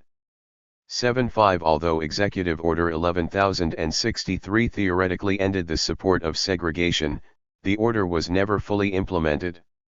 The 1968 Act therefore sought nothing less than a complete reversal of HUD's long-standing policy of acquiescence to the use of public housing funds to foster residential segregation in American cities. Despite its clear mandate for action, however, HUD's post-1968 record in promoting desegregation was weak. According to a 1979 report of the U.S. Commission on Civil Rights, HUD has not been forceful in ensuring compliance with these requirements. 76 Indeed, 3 years after the Fair Housing Act, the judge in the Gautreaux case ruled that HUD was guilty of complicity in the segregation of blacks in Chicago and ordered the agency to implement a desegregation plan. Rather than obey the order, however, HUD appealed the case to the Supreme Court. When the High Court finally and unequivocally ordered HUD to implement a desegregation plan in 1976, it took another 5 years before it did so. 77 HUD was similarly obstructionist in the evolution of the Blackjack Court case, adjudicated in 1974. The case began when a nonprofit developer sought to build federally subsidized apartments in an area outside the city of St. Louis. Fearing that the complex would be inhabited by blacks, local residents pressured HUD to quash the project's application for funding, and Secretary Carla Hills intervened to do so, violating HUD's affirmative mandate under the Fair Housing Act. Only feverish appeals and the threat of a public scandal succeeded in restoring the funding. 7-8 In the case of Shannon v. HUD, residents of an urban renewal area of Philadelphia alleged that HUD had not fulfilled its affirmative mandate. 202. Because it had not developed explicit procedures to consider the effect of a proposed project on the racial composition of the neighborhood. 7-9 HUD strenuously fought the suit, which demanded only that it comply with federal law, but the agency lost the case in 1970, when a federal judge ruled that HUD indeed had to weigh the effect of public housing projects on the racial balance of the neighborhoods where they were to be built. 80 HUD was ordered to develop an administrative procedure that took racial composition into account in selecting future sites for public housing. 8-1 In response to the Shannon and Gautreaux rulings, President Richard M. Nixon in 1971 ordered HUD to promote equal housing opportunities, and the agency subsequently issued formal project selection criteria in 1972, 4 years after its affirmative mandate began. The degree of minority concentration was specified as one of 8 factors to be considered in selecting neighborhoods for scattered site housing projects. Each factor was assigned a rating of superior, adequate, or poor, and a poor rating with respect to minority concentration initially disqualified a location from further consideration. 82 These criteria were further refined in 1974 after passage of the Housing and Community Development Act, which consolidated scattered site programs under the Section 8 rubric. 83 In 1972, HUD also issued new regulations to require developers of federally assisted housing to make concrete efforts to market their units to black home seekers outside of the ghetto. 84 The resulting affirmative fair housing marketing plans had to state the percentage of units the developer expected to be occupied by minority residents and the methods the developer planned to use to market them, but it was not until 1979 that HUD implemented any kind of program for monitoring compliance with these plans. For most developers, they were a meaningless bureaucratic exercise. The U.S. Commission on Civil Rights found that HUD reviewed only 1% of private developers and 3% of local housing authorities for compliance before 1979. 85 And only in 1980 did HUD issue regulations for fair housing advertising, which described the criteria by which developers and realtors were to be evaluated for compliance with the Fair Housing Act's ban on discriminatory advertising. 86 Regulations implemented during the 1970s thus had a limited effect on public housing. The regulations did not apply to federally supported housing built before 1972, and so did nothing to ameliorate the high degree of segregation within the large stock of high-rise, multifamily projects built by local housing authorities during the 1950s and 1960s. 87 Faced with growing pressure to conform to the affirmative mandate of the Fair Housing Act, local housing authorities stopped constructing 203 high-rise projects after 1970, a move that was supported philosophically by the Nixon administration's shift toward market-oriented housing programs. 88 Even among rent voucher programs, however, integration efforts moved at a snail's pace. 89 Consider black-white segregation scores and racial isolation indices computed for the stock of HUD-supported housing in selected metropolitan areas as of 1977. Overall indices of black-white segregation and racial isolation within metropolitan areas are presented for comparison. The 1977 level of black-white segregation in public housing projects is very high and, with a few exceptions, closely parallels the degree of an area's overall segregation. In several notable cases Baltimore, Chicago, Dallas, Philadelphia, St. Louis, and Washington, D.C. blacks are even more segregated in public housing than in the metropolitan area in general. Our segregation index states the percentage of blacks that would have to change projects to achieve an even distribution of races within a metropolitan area's public housing projects. Indices above 60 indicate a tendency toward all black or all white projects, with few developments containing members of both groups. 11 of the 15 metropolitan areas display black-white indices above this threshold. When combined with a high percentage of blacks in public housing, such uneven racial distributions create conditions of intense racial isolation within projects. The indices in the right-hand columns of Table 7.1 measure the degree of isolation experienced by blacks within public housing. The index states the percentage of blacks in the average black person's housing project. In all cases save one, the extent of racial isolation exceeds that in metropolitan areas generally, and in 6 areas the index is over 90, meaning that most black residents of public housing live in projects that are virtually all black. As these figures confirm, the Fair Housing Act brought little progress toward integration in the sector of housing where HUD had the most direct control. The 1968 Act also directed HUD to advance fair housing goals in its mortgage insurance programs. Because the Act did not explicitly authorize the Secretary to exempt programs from coverage, the courts concluded that Congress meant the Act's affirmative mandate to apply to all of the agency's programs, including the popular FHA mortgage insurance programs. 90 As already described, HUD's administration of FHA loan programs prior to 1968 had contributed to the perpetuation of the ghetto. HUD Secretary George Romney acknowledged in testimony before Congress in 1970 that the FHA generally withheld insurance from existing housing in central city areas, because it believed that neighborhoods occupied largely by minority groups had an unfavorable economic future. 91. He added that this policy of redlining stemmed from an unwritten but well understood agreement between financial institutions and the FHA. 92. Congress recognized that institutional racism within the FHA and its partners in the lending industry served to reinforce racial segregation, and even before it passed the Fair Housing Act it attempted to counter this abuse. In 1966, for example, Congress amended the National Housing Act explicitly to allow the FHA to insure mortgages in black neighborhoods where riots had occurred or were threatened. 93. And in 1968 Con. 205. Congress liberalized FHA loan policies through two sections of the Housing and Urban Development Act. Section 223 made FHA mortgage guarantees available to inner-city areas that did not meet the usual eligibility criteria, and Section 235 subsidized interest rates on home mortgages taken out by low-income families. 94. Rather than using these programs to promote fair housing goals, however, the FHA administered them in a manner that promoted segregation. Specifically, the FHA cooperated with banks and realtors who used the new programs as oil for the well-worn machinery of blockbusting. Section 223 loans were used to finance the flight of whites from older inner cities, and Section 235 mortgages were given to poor blacks purchasing homes in the areas that whites were fleeing. 95. The programs were riddled with corruption and mismanagement, and a subsequent investigation by the U.S. Commission on Civil Rights found that brokers, developers, lenders, and the FHA all conspired to perpetuate the ghetto.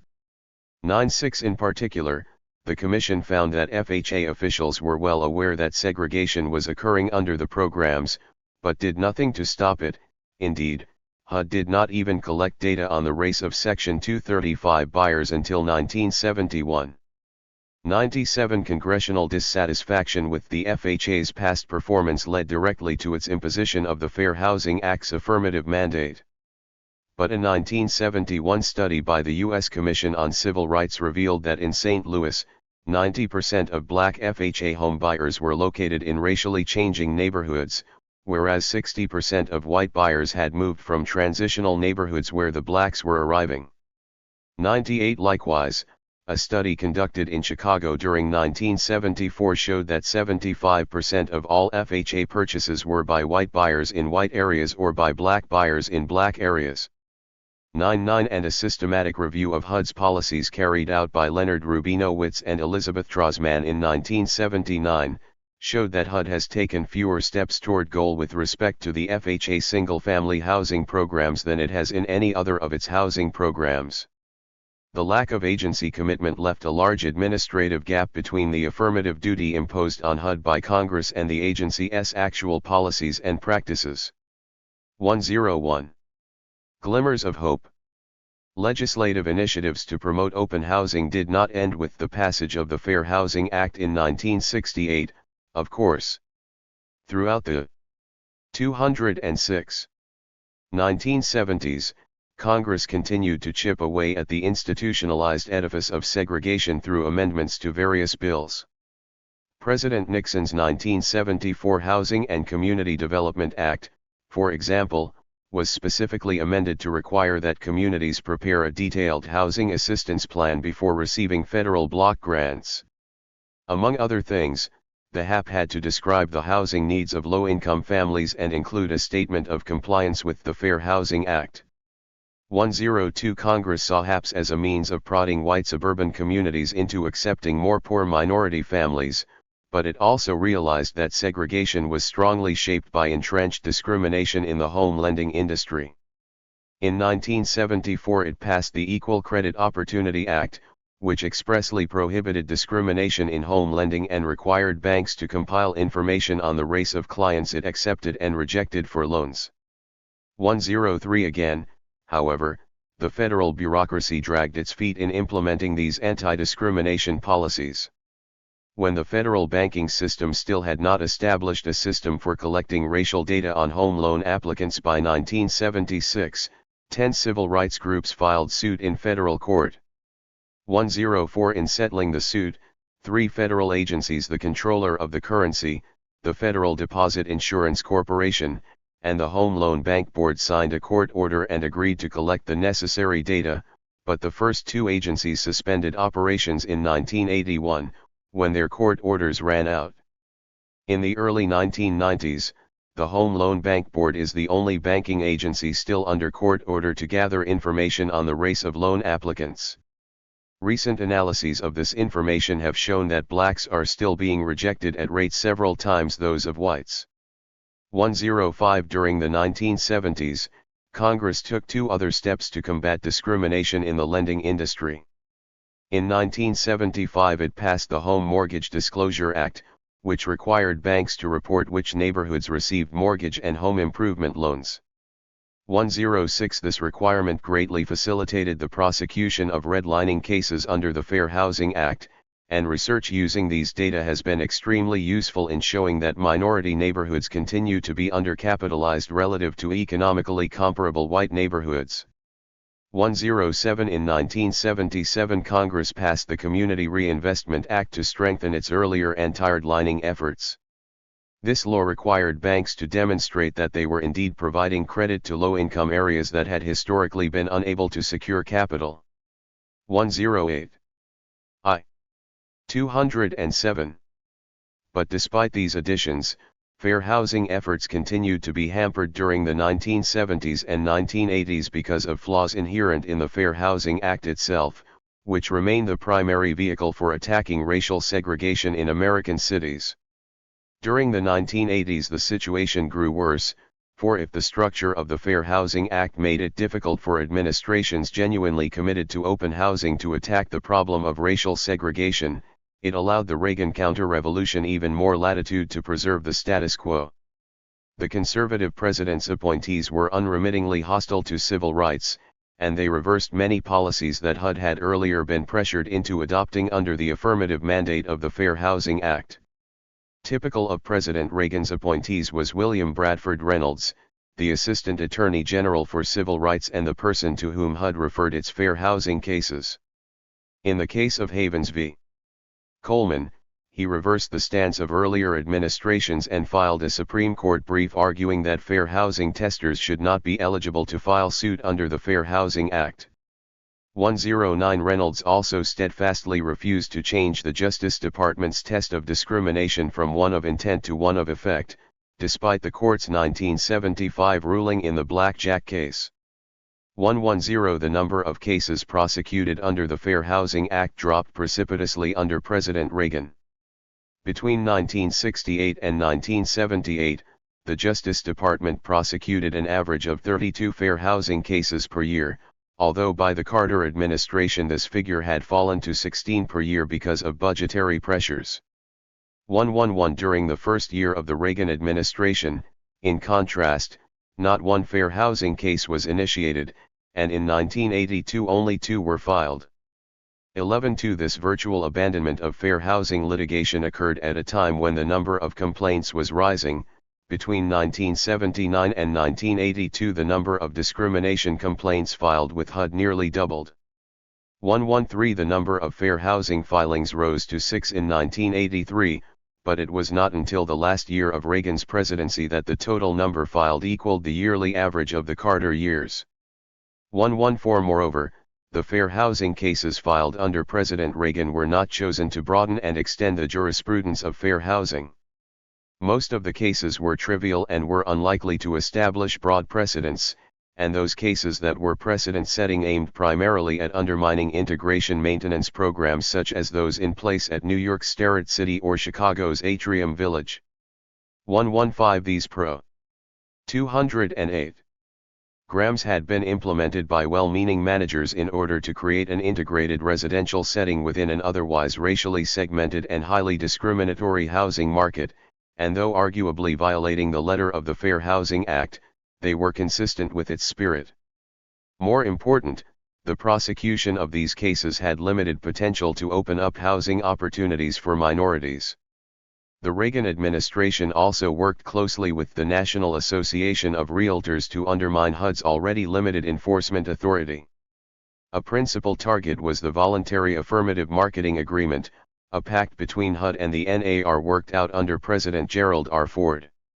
The agreement established a nationwide network of housing resource boards to implement the Fair Housing Act with financial backing from HUD. Simply by joining one of these boards and promising to support fair housing, realtors received HUD approval for FHA mortgages and other federal funds. 116 During the first year of the Reagan presidency, the agreement was modified substantially to move HUD away from affirmative administration of the Fair Housing Act. The new agreement relieved realtors of any responsibility for active enforcement of Title VIII provisions, and it prohibited the use of testers by local housing resource boards, thereby limiting HUD's ability to detect housing discrimination. The agreement also made secret the list of real estate boards that had signed the agreement, so that local fair housing groups could no longer tell which realtors had agreed even to the minimal requirements of the new policy. Under Reagan, less than half of the nation's 1,500 local real estate boards signed voluntary affirmative marketing agreements. 117 Realtors were not the only ones to attempt to roll back the tide of fair housing policy established during preceding administrations. Reagan's Office of Management and Budget attempted to use authority granted it under the Paperwork Reduction Act to restrict HUD's gathering of data on the race of participants in the various housing programs it administered. The sincerity of the Reagan administration's desire for less paperwork in this area was doubtful, however, because except for eliminating boxes pertaining to race, sex, and ethnicity, the HUD forms were to be kept exactly the same. The proposed change was dropped only after 5 Republican and 7 Democratic legislators sent a letter of protest to the administration. 118 Over the course of the 1980s, Congress grew increasingly angry and disillusioned with President Reagan's civil rights record in general and 209.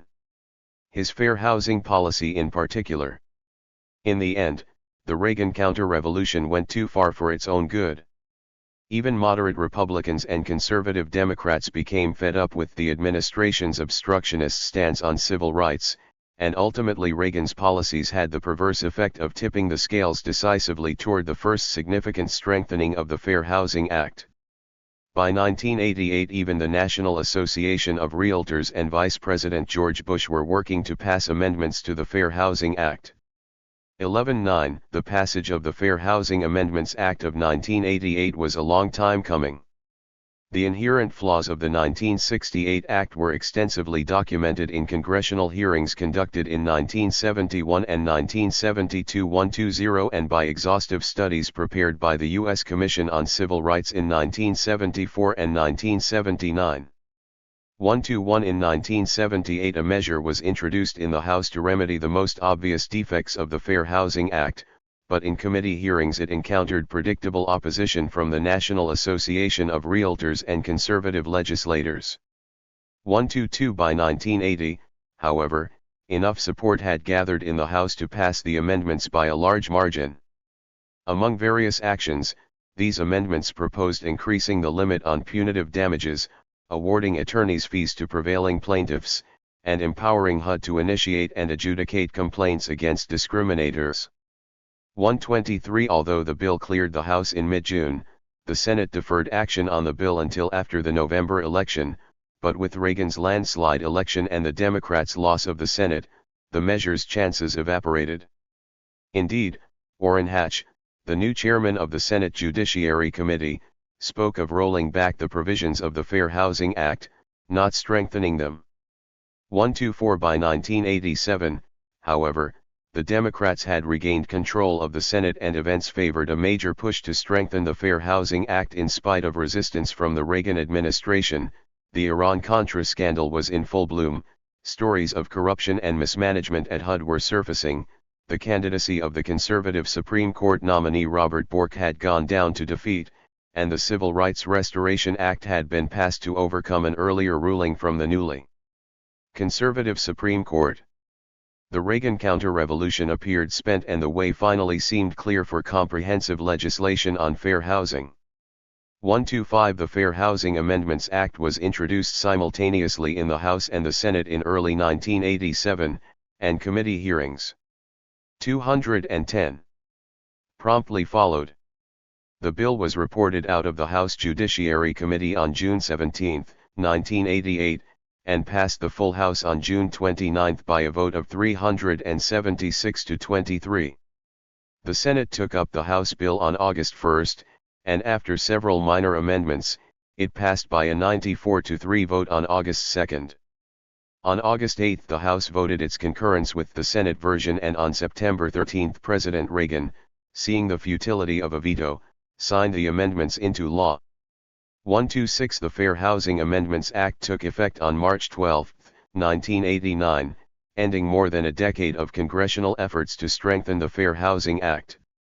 127 Robert Schwemm, a well-known scholar of housing law and a prominent civil rights litigator, has called the 1988 Fair Housing Amendments the most important development in housing discrimination law in 20 years. 128 In one bold stroke, the amendments remedied the principal flaws of the 1968 Act that had been so well documented in 2 decades of congressional hearings, court cases, government reports, and academic treatises. The 1988 amendments extended the time to file a housing discrimination complaint from 180 days to 2 years, allowed attorneys' fees and court costs to be recovered by prevailing plaintiffs, created a streamlined process for trying cases before an administrative law judge, and empowered administrative judges to order full compensation for damages plus civil fines of up to $10,000 for a first violation, and $50,000 for a third offense. 129 The amendments also increased the risks and costs facing would-be discriminators. In addition to raising the punitive awards to $10,000 for a first offense, the new legislation authorized the Attorney General to seek a penalty of $50,000 for a first conviction in pattern and practice cases and to assess a fine of $100,000 for subsequent violations. The new law also set a stringent time frame for HUD investigations and the resolution of complaints, and it shifted the burden away from aggrieved persons by allowing the Attorney General to seek monetary damages on individuals' behalf in order to vindicate the public interest. 130 A serious weakness of the original 1968 Act was the strictures it placed on HUD's enforcement activities. Under the new amendments, in contrast, HUD secretaries were empowered to initiate investigations on their own without waiting for private suits. They could also file complaints with the Attorney General, who was required to undertake prompt judicial action. More important, HUD was now required to try a case before 211. An administrative law judge if it found reasonable cause to believe that discrimination had occurred, unless one of the parties elected to have the case heard in U.S. District Court. The administrative law judges were empowered not only to award higher civil penalties, attorneys' fees, and court costs but also to seek injunctive or other equitable relief. 131 Finally, the 1988 amendments expanded the role of the Justice Department in fair housing enforcement. The Attorney General was empowered to act on behalf of a complainant when authorized by the HUD Secretary and was authorized to file a civil action for any breach of a conciliation agreement. In addition to seeking monetary damages and injunctive relief in order to vindicate the public interest, the Attorney General was now required to prosecute the cases of aggrieved persons whenever defendants elected to have their trial in a U.S. District Court rather than before an administrative law judge. 132 Although it is too early to know whether the 1988 amendments will be successful in overcoming the institutional mechanisms that have supported segregation in the past, preliminary indications suggest that the amendments have for the first time put real teeth into fair housing enforcement. The first housing discrimination case to be processed under the new administrative law system was settled in only 6 months and resulted in a fine of $75,000 against a discriminator in Georgia. 133 Damages in cases filed by private fair housing organizations have gone as high as $624,000 in a Toledo case, and conciliation agreements arranged by HUD since the law's enactment have brought in more than $2 million in settlements. 134 In the Chicago Regional HUD office alone, fair housing complaints were up by 35% after the amendment's implementation. 135 The amendments may have come too late, however. Conditions in the ghetto have deteriorated markedly since the 1968 Fair Housing Act was originally passed, and almost every problem defined by the Kerner Commission has become worse. At the same time, many deeply rooted, self-feeding processes of poverty and deprivation have taken root. It is not at all clear that the new amendments, as tough as they are, will succeed in overcoming the entrenched discriminatory processes that sustain the ghetto and perpetuate segregation. If history is any guide, they will not. In the past, each time that one discriminatory process has been suppressed after a long and bitter struggle, a new mechanism has arisen to take its place. The new amendments still lean heavily on 212.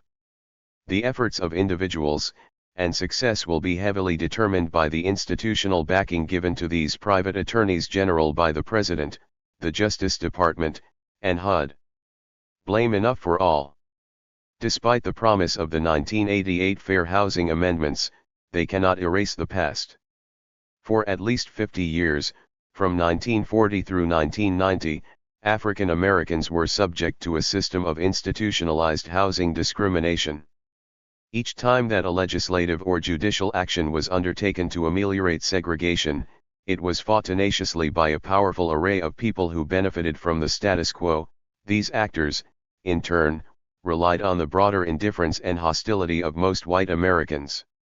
Even as conditions deteriorated rapidly in segregated neighborhoods after 1960, legislative efforts to promote open housing were blocked at every juncture, and when a fair housing law finally passed in the aftermath of urban riots and the King assassination, the bill that emerged was deliberately stripped of its enforcement provisions, yielding a Fair Housing Act that was structurally flawed and all but doomed to fail. As documentation of the Act's inherent flaws accumulated, little was done to repair the situation.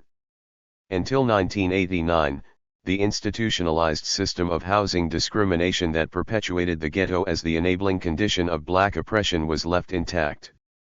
Given the clear evidence of segregation's ill effects on American society, why wasn't something done about it?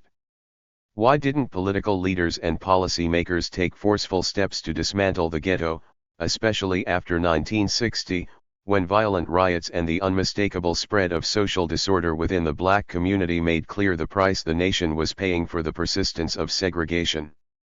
Why did the country tolerate, for 2 decades, a fair housing law that was so obviously defective? The simple answer to all of these questions, sadly, is that most people wanted blacks confined to ghettos and were content to work around the unpleasant social consequences. Ultimate responsibility for the persistence of racial segregation rests with white America. On issues of race and residence, white America continues to be fundamentally hypocritical and self-deceiving. Whites believe that people should be able to live wherever they want to regardless of skin color, but in practice they think that people, at least black, 213 people, should want to live with members of their own race. As already noted, whereas 88% of white respondents to a national survey agreed that black people have a right to live wherever they can afford to, 136 only 43% of whites in one local survey would feel comfortable in a neighborhood that was 1/3 black. 137 Given these contradictory beliefs, whites are content to espouse the principles of open housing, but are unwilling to take action to implement them. Although 57% of white respondents in 1977 felt that white people did not have a right to discriminate against black people, only 35% would vote for a law stating that a homeowner could not refuse to sell to someone because of his or her race or color. 138 The fundamental dilemma of white America is that though it truly believes that housing markets should be fair and open, it equally truly does not want to live with black people. Thus the 1968 Fair Housing Act perfectly reflects the unresolved contradiction between white America's principles and its racial preferences.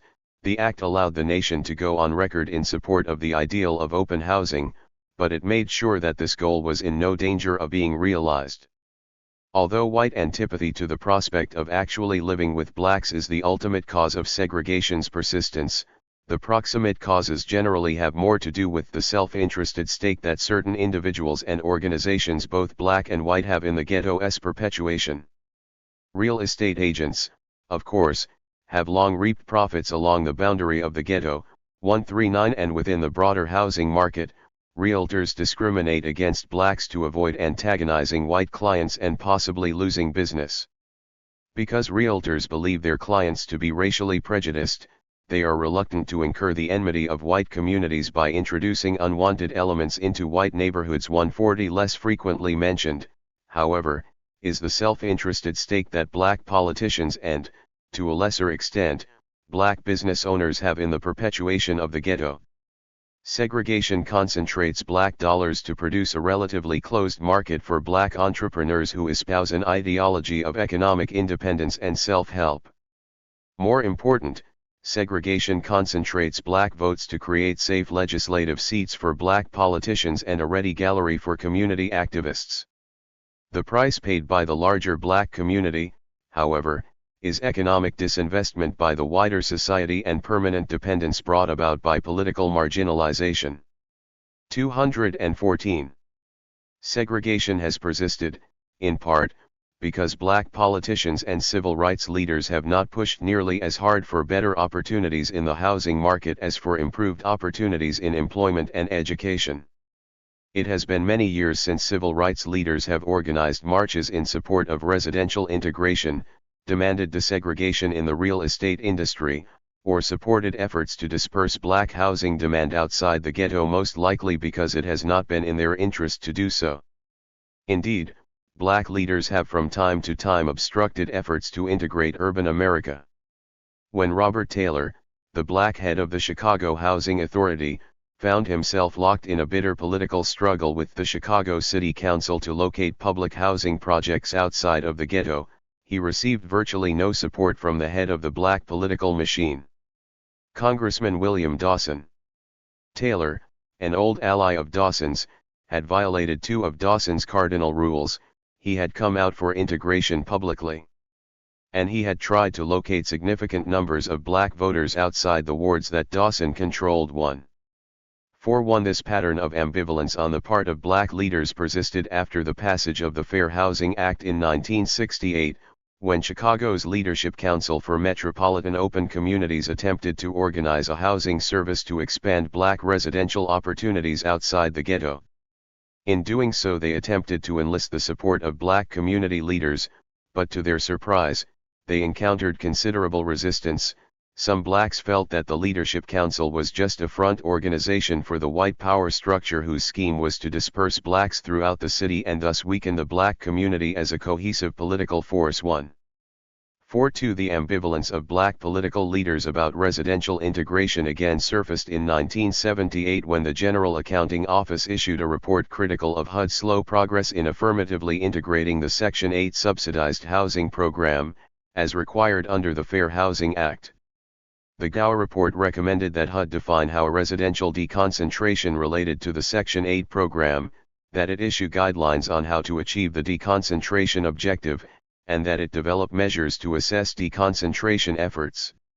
In her response to the report, HUD Secretary Patricia Harris expressed concern over the GAO's apparent overemphasis of the deconcentration objective, arguing that it had to be balanced against other goals.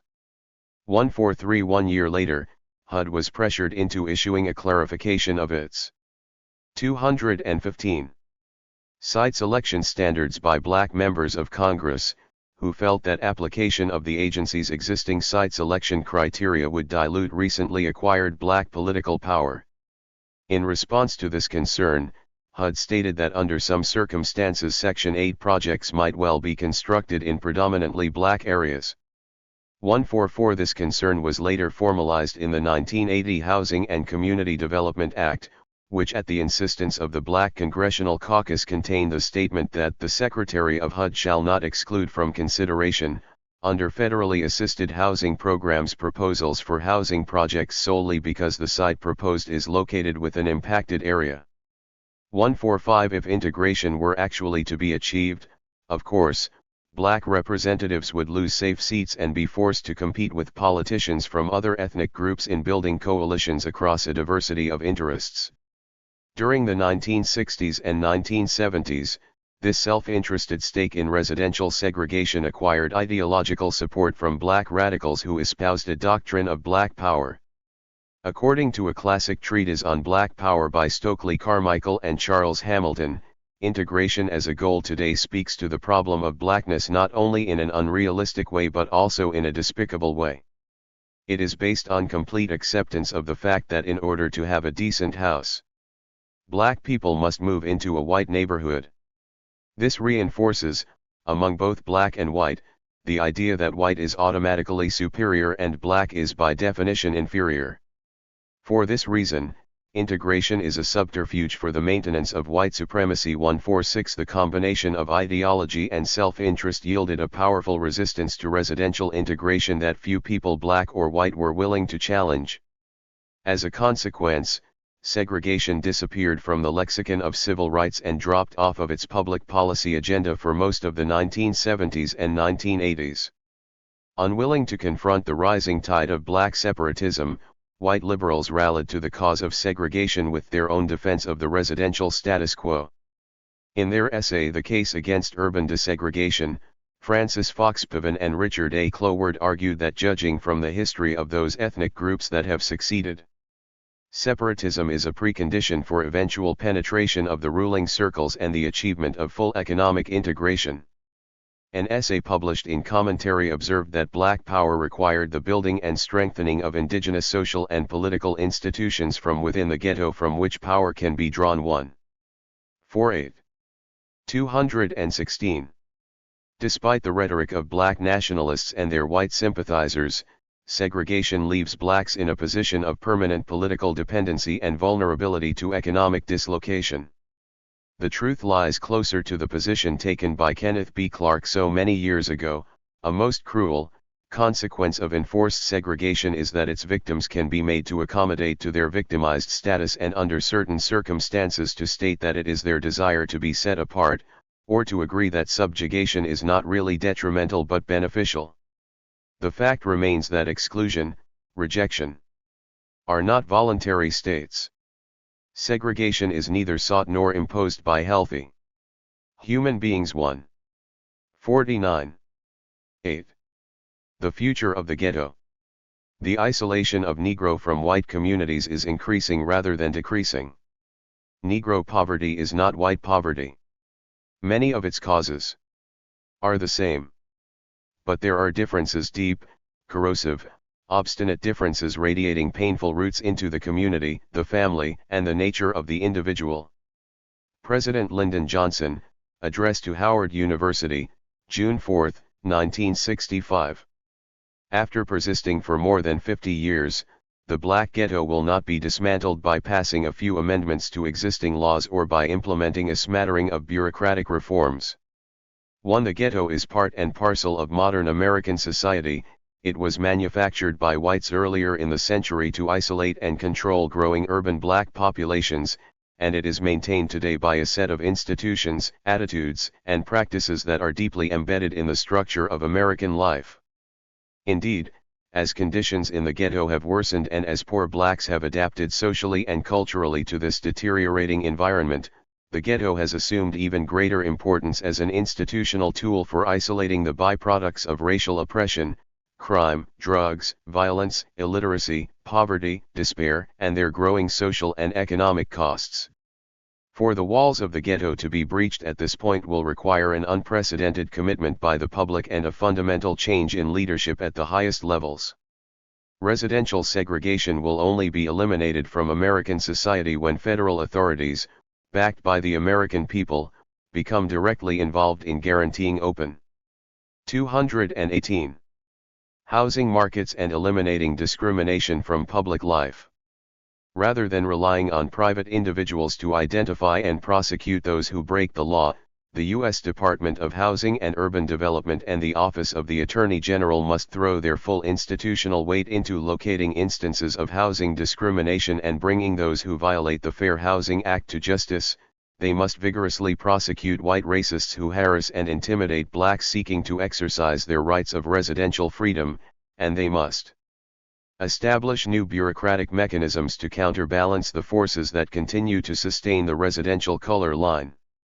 Given the fact that black poverty is exacerbated, reinforced, and perpetuated by racial segregation, that black-white segregation has not moderated despite the federal policies tried so far, and that the social costs of segregation inevitably cannot be contained in the ghetto, we argue that the nation has no choice but to launch a bold new initiative to eradicate the ghetto and eliminate segregation from American life. To do otherwise is to condemn the United States and the American people to a future of economic stagnation, social fragmentation, and political paralysis. Race, class, and public policy. In the United States today, public policy discussions regarding the urban underclass frequently devolve into debates on the importance of race versus class. Hoi-ci-one defines the UNDERCLASS it is sheer that African, opal who trace their ancestors falling into poverty, remaining there for a long time, and residing in very poor neighborhoods. On almost any measure of social and economic well-being, blacks and Puerto Ricans come out near the bottom. The complex of social and economic problems that beset people of African origin has led many observers to emphasize race over class in developing remedies for the urban underclass. 2. According to these theories, institutional racism is pervasive, denying blacks equal access to the resources and benefits of American society, notably in education and employment. Given this assessment, these observers urge the adoption of racial remedies to assist urban minorities. Proposals include everything from special preference in education to affirmative action in employment. Other observers emphasize class over race. The liberal variant of the class argument holds that blacks have been caught in a web of institutional and industrial change. 3. Like other migrants, they arrived in cities. To Africa are at greater risk than others. 219. To take low-skilled jobs in manufacturing, but they had the bad fortune to become established in this sector just as rising energy costs, changing technologies, and increased foreign competition brought a wave of plant closings and layoffs. The service economy trajectory rose to replace manufacturing industries generated high-paying jobs for those with education, but poorly paid jobs for those without it. Just as this transformation was undermining the economic foundations of the black working class, the class theorists argue, the civil rights revolution opened up new opportunities for educated minorities. After the passage of the 1964 Civil Rights Act, well-educated blacks were recruited into positions of responsibility in government, academia, and business, and thus provided the basis for a new black middle class. 4. But civil rights laws could not provide high-paying jobs to poorly educated minorities when there were no jobs to give out. As a result, the class structure of the black community bifurcated into an affluent class whose fortunes were improving and a poverty class whose position was deteriorating. 5. The conservative variant of the class argument focuses on the deleterious consequences of government policies intended to improve the economic position of the poor. 6. According to conservative reasoning, federal anti-poverty programs implemented during the 1960s, notably the increases in aid to families with dependent children, altered the incentives governing the behavior of poor men and women.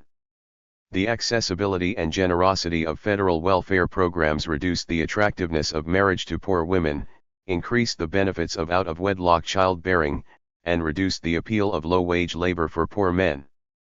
As a result, female-headed families proliferated, rates of unwed childbearing rose, and male labor force participation rates fell. These trends drove poverty rates upward and created a population of persistently poor, welfare-dependent families. Race and class-based explanations for the underclass are frequently discussed as if they were mutually exclusive.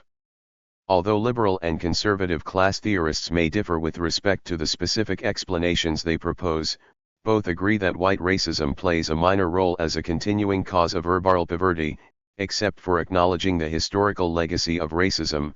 Their accounts are essentially race-neutral. Race theorists, in contrast, insist on the primacy of race in American society and emphasize its continuing role in perpetuating urban poverty.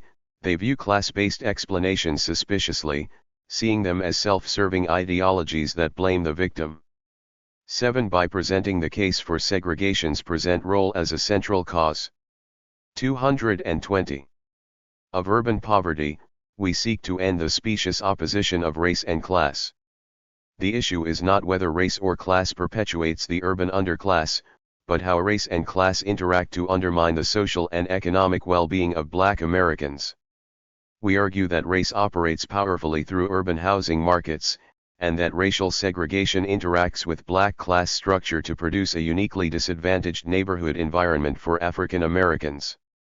If the decline of manufacturing, the suburbanization of employment, and the proliferation of unskilled service jobs brought rising rates of poverty and income inequality to Blacks, the negative consequences of these trends were exacerbated and magnified by segregation. Segregation concentrated the deprivation created during the 1970s and 1980s to yield intense levels of social and economic isolation. As poverty was concentrated, moreover, so were all social traits associated with it, producing a structural niche within which welfare dependency and joblessness could flourish and become normative. The expectations of the urban poor were changed not so much by generous AFDC payments as by the spatial concentration of welfare recipients, a condition that was structurally built into the Black experience by segregation. If our viewpoint is correct, then public policies must address both race and class issues if they are to be successful. Race-conscious steps need to be taken to dismantle the institutional apparatus of segregation, and class-specific policies must be implemented to improve the socio-economic status of minorities. By themselves, programs targeted to low-income minorities will fail because they will be swamped by powerful environmental influences arising from the disastrous neighborhood conditions that Blacks experience because of segregation. Likewise, efforts to reduce segregation will falter unless Blacks acquire the socio-economic resources that enable them to take full advantage of urban housing markets and the benefits they distribute. Although we focus in this chapter on how to end racial segregation in American cities, the policies we advocate cannot be pursued to the exclusion of broader efforts to raise the class standing of urban minorities. Programs to dismantle the ghetto must be accompanied by vigorous efforts to end discrimination in other spheres of American life and by class-specific policies designed to raise educational levels, improve the quality of public schools, create employment, reduce crime, and strengthen the family. Only a simultaneous attack along all fronts has any hope of breaking the cycle of poverty that has become deeply rooted. 221. Within the ghetto. Before discussing policies to end residential segregation, however, we take a quick look at preliminary data from the 1990 census to see if there is any hint of progress toward integration under current policies. 4. Segregation in the 1980s. As this book was being completed, early data from the 1990 census had just become available to update the segregation patterns we observed for the 1970s. Although a complete analysis of the 1990 data is beyond the scope of this brief section, a general sense of trends can be gleaned from Table 8.1, which presents indices of Black-white residential dissimilarity computed for the 30 largest metropolitan Black communities in 1970, 1980, and 1990. These indices give the relative percentage of Blacks who would have to change their census tract of residence in order to achieve an even, or desegregated, residential pattern. Little of the information presented in earlier chapters leads us to expect significant declines in Black-white segregation during the 1980s, and segregation indices computed for northern metropolitan areas confirm our pessimistic expectations. In the north, the prevailing pattern during the 1980s was one of stasis. The average index changed by only 2.3 percentage points, and of the 18 northern metropolitan areas shown, 13 had 1990 indices within 3 points of their 1980 values. Only Boston, Columbus, Kansas City, Los Angeles, and St. Louis displayed declines worth mentioning, but at the average rate of change they displayed, it would take northern areas another 28 years just to reach the upper bound of the moderate range. At the average rate of change across all northern areas, this threshold would not be reached for another 77 years. As of 1990, 8 northern metropolitan areas had segregation indices above 80, indicating an extreme separation of the races. Segregation trends in southern metropolitan areas are more complex. Although average segregation levels did not change much between 1980 and 1990, this overall stability was achieved by counterbalancing several different trends. Modest but significant declines in segregation occurred in 6 of the 12 southern metropolitan areas, but these were offset by a 5-point increase in Greensboro, and a very marked increase of 31 points in Birmingham, Alabama. Segregation levels showed no significant change in Houston, Memphis, New Orleans, and Tampa. In general, southern metropolitan areas appear to be converging to a level of black-white segregation in the range of 65 to 70, with one exception: those areas with indices lying below this range in 1980 increased their segregation, whereas those with indices above it decreased, and those with segregation levels in that range stayed roughly constant. An average segregation index of 67 would put southern metropolitan areas about 10 points below their northern counterparts, yielding a north-south differential close to the historical average. This level of racial segregation remains well within the high range, and at the average level of change recorded during the 1980s, it would take southern areas another 36 years to cross into the moderate range of segregation. Thus, there is little in recent data to suggest that processes of racial segregation have moderated much since 1980, particularly in the North, where segregation remains high and virtually constant. Among the 30 areas we examined, 18 had indices above 70 in 1990, 17 experienced no significant change over the prior decade, and 29 displayed 1990 indices that could be described as high according to conventional criteria. Given that these 30 areas contain 60% of all urban blacks in the United States, we conclude that the ghetto remains very much a part of the urban black experience. Racial segregation still constitutes a fundamental cleavage in American society. Past integration efforts, a scorecard. During the 1970s and 1980s, the fight to end racial segregation was spearheaded by individuals and by private fair housing organizations. The National Committee Against Discrimination in Housing was founded in 1950 with a small coterie of local open housing groups, but after 1968 additional chapters were set up around the country to take advantage of new enforcement mechanisms created by the Fair Housing Act. Presently the NCDH has 75 local affiliates. 9 these local chapters assist individuals in filing and pursuing fair housing suits, they supply low-cost legal advice to victims of discrimination, they organize testing efforts, they assist litigants in compiling evidence of discrimination, and they provide legal counsel to plaintiffs in trial proceedings. 224. Though hamstrung by weak enforcement provisions in the Fair Housing Act itself and hampered by limited financial resources, personnel shortages, and a lack of community support, these private organizations have established a variety of legal precedents to enable the more effective prosecution of housing discriminators. Over the years, they have gradually expanded the list of parties with legal standing to file fair housing suits. They have firmly established the housing audit as an acceptable method for proving discrimination in court, and they have succeeded in declaring a variety of real estate practices illegal under the Fair Housing Act. 10 Despite these successes, however, discrimination and segregation persist in urban America. The heroic efforts of individual victims, idealistic activists, and dedicated organizations are not enough to dismantle the institutional apparatus of segregation. Whereas the processes that perpetuate segregation are pervasive and institutionalized, fair housing enforcement has been individual, sporadic, and confined to a small number of isolated cases. Rather than eliminating the systemic foundations of segregation, private efforts have only chipped away at its facade. Although the 1988 amendments provide tougher penalties against those who violate the Fair Housing Act and make it easier to prosecute discriminators, the basic organization of enforcement still relies heavily on individuals. As long as the Fair Housing Act is enforced by these private attorneys general rather than by federal authorities, it is unlikely to be effective. Proof of the inefficacy of individual enforcement comes from Chicago, which has led the nation in fair housing litigation. Since 1966, the Leadership Council for Metropolitan Open Communities has mounted an aggressive campaign against residential segregation in the Chicago metropolitan area.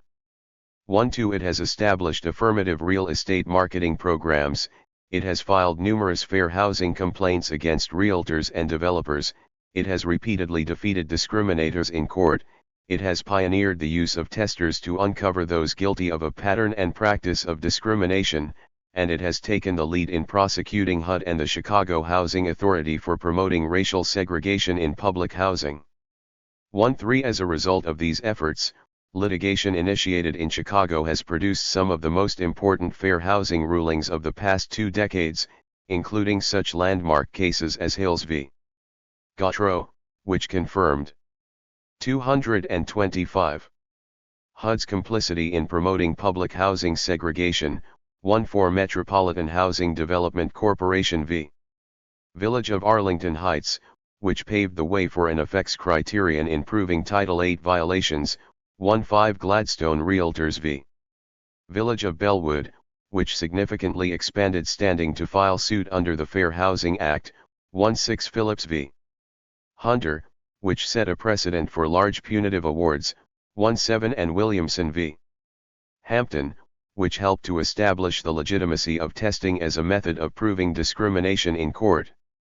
1-8 Probably no fair housing group in the country has been more energetic or successful in promoting equal housing opportunities than the Leadership Council for Metropolitan Open Communities and its allies, but despite its efforts, the Chicago metropolitan area remains one of the most segregated areas in the United States. In the 20 years since the passage of the Fair Housing Act, the level of black-white segregation has hardly changed. As of 1990, the index of black-white residential dissimilarity stood at 86, within 2 points of where it stood a decade earlier and within 5 points of its 1970 value. At the rate of change observed between 1980 and 1990, the level of racial segregation would not even reach 70 until the year 2042. Although Chicago's fair housing groups have pushed private fair housing enforcement to the legal limit, they have produced essentially no change in the degree of racial segregation within that urban area. If Chicago's vigorous fair housing efforts have been unable to bring about any significant movement toward residential desegregation, then private efforts in other metropolitan areas with large black populations are unlikely to succeed either. Private enforcement of the Fair Housing Act is not the only weapon in the battle against housing segregation. However, integration maintenance programs have also been used. 1-9 These programs employ a variety of race-conscious techniques to maintain racially balanced populations within specific housing developments, apartment complexes, neighborhoods, or even entire communities. They are typically used in residential settings that lie near or adjacent to existing black areas and are likely to attract substantial black housing demand. White demand in such settings tends to be weak and sensitive to small changes in the relative number of blacks. In the absence of any intervention, white housing demand drops precipitously as black demand and the black percentage increase, leading to racial turnover and residential resegregation. Integration maintenance programs intervene within targeted resident. 226. Tile settings to forestall this process. The techniques of intervention vary depending on the setting, but all essentially work to maintain blacks as a minority. In apartment complexes and specific housing developments, such as New York's Starrett City or Chicago's Atrium Village, integration maintenance programs may involve the simple imposition of a racial quota. 20 The number of minority and white inhabited units is fixed, and separate waiting lists are created for each race. Given the disparity in white and black demand for integrated housing, the black list quickly grows to be several times longer than the white list. Most whites who seek housing in the complex are admitted rather quickly.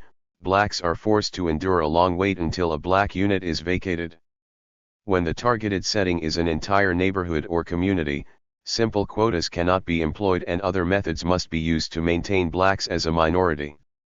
In order to prevent panic selling by whites, for sale signs may be banned and special insurance schemes implemented to guarantee the value of white homes. Meanwhile, white housing demand is fostered by taking steps to improve the quality of schools and increase public security. At the same time, realtors are specially trained to engage in reverse steering, whereby they deliberately encourage white home seekers to consider units in integrated neighborhoods. Integration maintenance programs also engage in extensive public relations, including the preparation of attractive brochures, the placement of ads in magazines, recruiting white home seekers at local universities, and working with employers and corporate relocation services to attract white residents. 2-1 In contrast, little is done to make blacks aware of housing opportunities within the targeted area. Black racial concentrations within the community are carefully monitored, and special efforts are taken to avoid the development of black clusters. Landlords are often required to furnish monthly reports on the race of new tenants, and homeowners are asked to maintain logs of the race of potential buyers brought in by realtors. In contrast to whites, black home seekers are steered away from black clusters toward homes in areas that are all white or that contain few black residents. 2-2 Although integration maintenance programs are consistent with the spirit of residential desegregation, ultimately they operate by restricting black residential choice and violating the letter of the Fair Housing Act. They limit black housing options either directly, by applying quotas, or indirectly through a series of tactics designed to control the rate of black. 227. Entry. As the geographers Robert Lake and Jessica Winslow point out, ensconced in fair housing rhetoric, integration management relies on a highly restrictive interpretation of the goals and procedures of national fair housing policy. The maintenance of black minorities, rather than the guarantee of equal housing access, is the underlying objective of integration management programs. 23. These violations leave fair housing advocates vulnerable to attack from interests opposed to the expansion of black civil rights. As noted in Chapter 7, for example, during the early 1980s the Reagan administration filed lawsuits attacking integration maintenance schemes implemented at New York's Starrett City Development and elsewhere. 24 Civil rights groups were forced into the awkward position of devoting scarce time and resources to defending housing practices of questionable legality.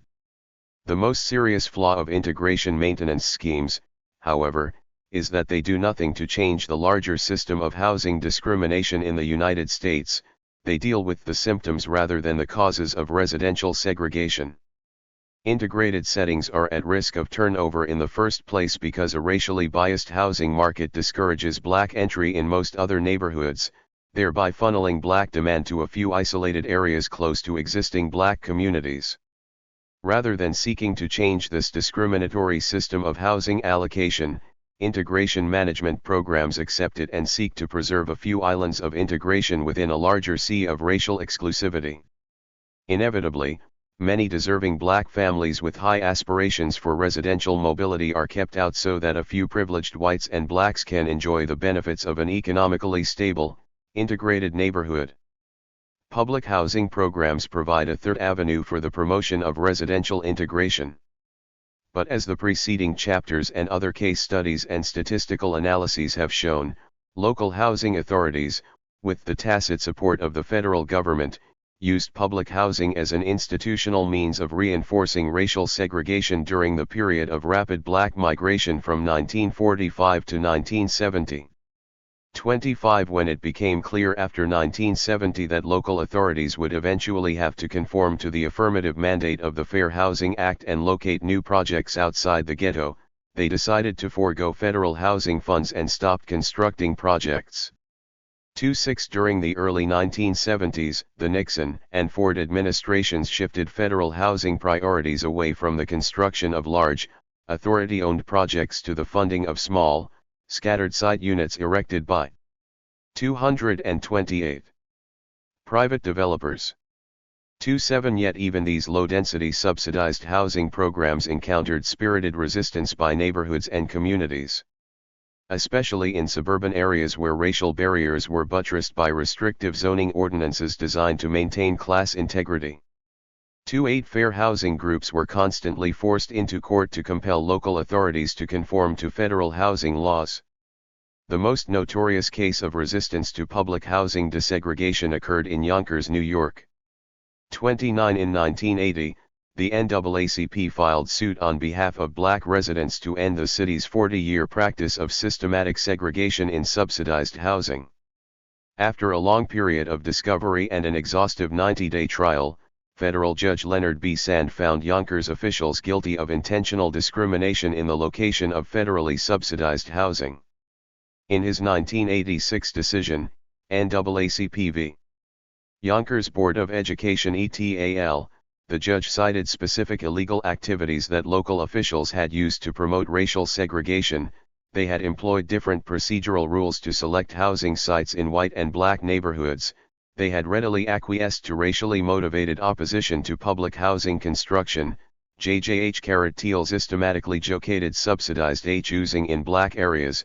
THEY had refused to seek all of the Section 8 housing certificates for which they qualified. Although there was a pressing need for low-income housing, and they had limited the use of Section 8 certificates it acquired to THE Black Quadra NT of the city. The judge ordered the city of Yonkers to designate a set of sites outside of the ghetto for the construction of 200 new subsidized housing units and to develop a long-term plan for the desegregation of subsidized housing. City officials refused to comply, however, and obstructed all remedial efforts. 3-1 Although Judge Sand's settlement was confirmed by a federal appeals court in December 1987, the city still refused to obey the court order, and during the summer of 1988 Yonkers made headlines by incurring $800,000 in fines as a result of a contempt of court citation for failure to comply. As the fines mounted daily, city officials undertook a vitriolic and racially based media campaign against the judge, the federal courts, black residents of Yonkers, and the NAACP. It was not until September 1988, 8 years after the original lawsuit was filed and 2 years after the initial court order, that the City Council, under financial duress, finally accepted a plan to build the 200 units on 8 sites scattered among white neighborhoods of Yonkers, an action that was unlikely to alter the racial composition of any neighborhood or significantly change the structure of segregation. 3-2. T. 229. Although other attempts to desegregate public housing have not achieved the notoriety of the Yonkers case, they have met with similar hostility and organized political resistance. Events surrounding the Blackjack case, involving a nonprofit developer who sought to build subsidized housing in an unincorporated area outside of St. Louis, lasted 7 years from start to finish, and by the time of the settlement, financing for construction had fallen through and the contested apartments were never built. 3-3 The Gautreaux case, as we have seen, dragged on for 15 years until the U.S. Supreme Court finally settled it. 3-4 A proposal in the early 1980s to build 105 units of subsidized housing in a white neighborhood of Houston met with heated protests and marches until the plan was finally shelved, and a proposal for an 80-unit development later met with a similar fate. 3-5 Partly because of the staunch legal and political resistance that public housing desegregation efforts inspire, they have not been successful in promoting the broader integration of urban America. Even if scattered site programs could be smoothly desegregated, moreover, the potential effect on overall segregation levels is limited by the small number of units involved.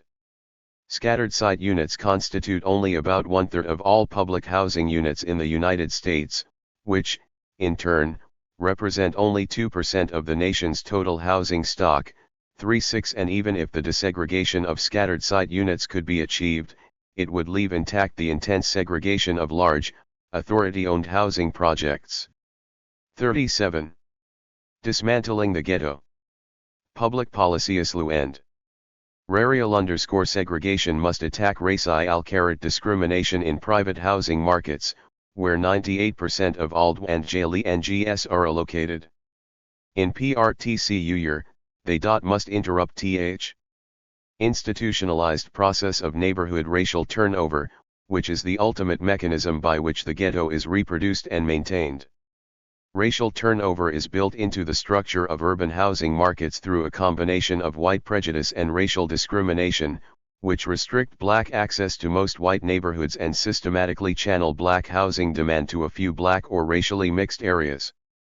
The elimination of racial barriers in urban housing markets requires the direct institutional involvement of the federal government.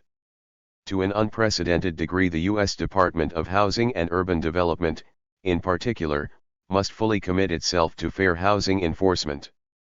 230. First, HUD must increase its financial assistance to local fair housing organizations to increase their ability to investigate and prosecute individual complaints of housing discrimination. Grants made to local agencies dedicated to fair housing enforcement will enable them to expand their efforts by hiring more legal staff, implementing more extensive testing programs, and making their services more widely available. But spirited individual prosecution, even when federally assisted, is not enough. As a second step, HUD must establish a permanent testing program capable of identifying realtors who engage in a pattern of discrimination. A special unit dedicated to the regular administration of large-scale housing audits should be created in HUD under the Assistant Secretary for Fair Housing and Equal Opportunity. Audits of randomly selected realtors should be conducted annually within metropolitan areas that have large black communities, and when evidence of systematic discrimination is uncovered, the department should compile additional evidence and turn it over to the Attorney General for vigorous prosecution. Neither of these two proposals requires significant changes in fair housing law. Indeed, the 1988 Fair Housing Amendments, in making it easier to pursue discriminations and increasing the costs for those who are caught, make the 1990s a particularly opportune time to redouble enforcement efforts. The new law authorized a Fair Housing Initiatives program at HUD to fund state and local governments and nonprofit corporations seeking to carry out programs to prevent or eliminate discriminatory housing practices. 3.9 The amendments empowered HUD to initiate investigations on its own, without a prior complaint of discrimination, clearing the way for a bureaucratically based testing program. 4.0 Racial discrimination is a problem not only in real estate transactions, however, but also in the home loan industry, where blacks are rejected at rates considerably above those of whites. 4.1 Congress therefore has required financial institutions to compile detailed racial data on their lending practices. The 1974 Equal Credit Opportunity Act requires them to tabulate the race of clients they accept and reject for home loans.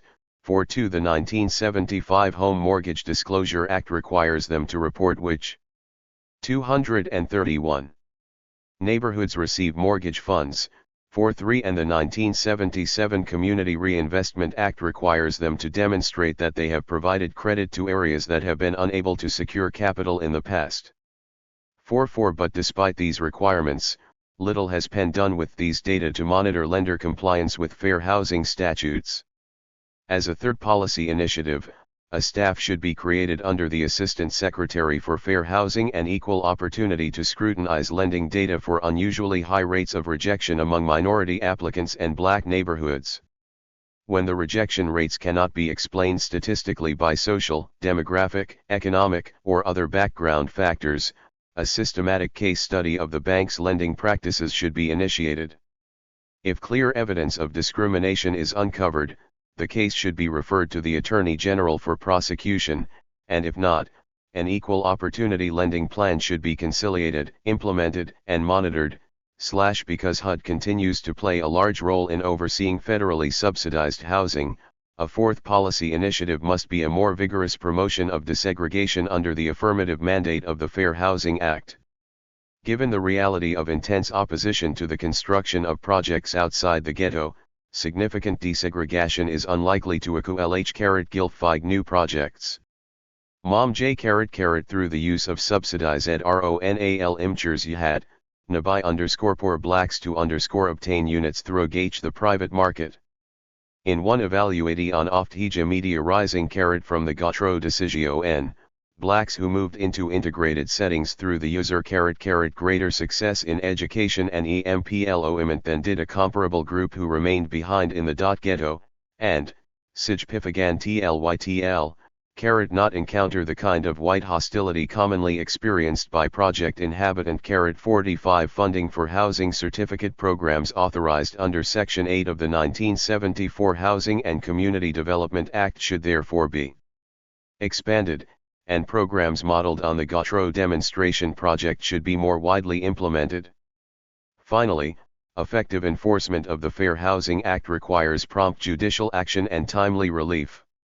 Since 1968, fair housing enforcement has been a long, drawn-out, expensive, and emotionally draining process for plaintiffs, even if they ultimately prevail.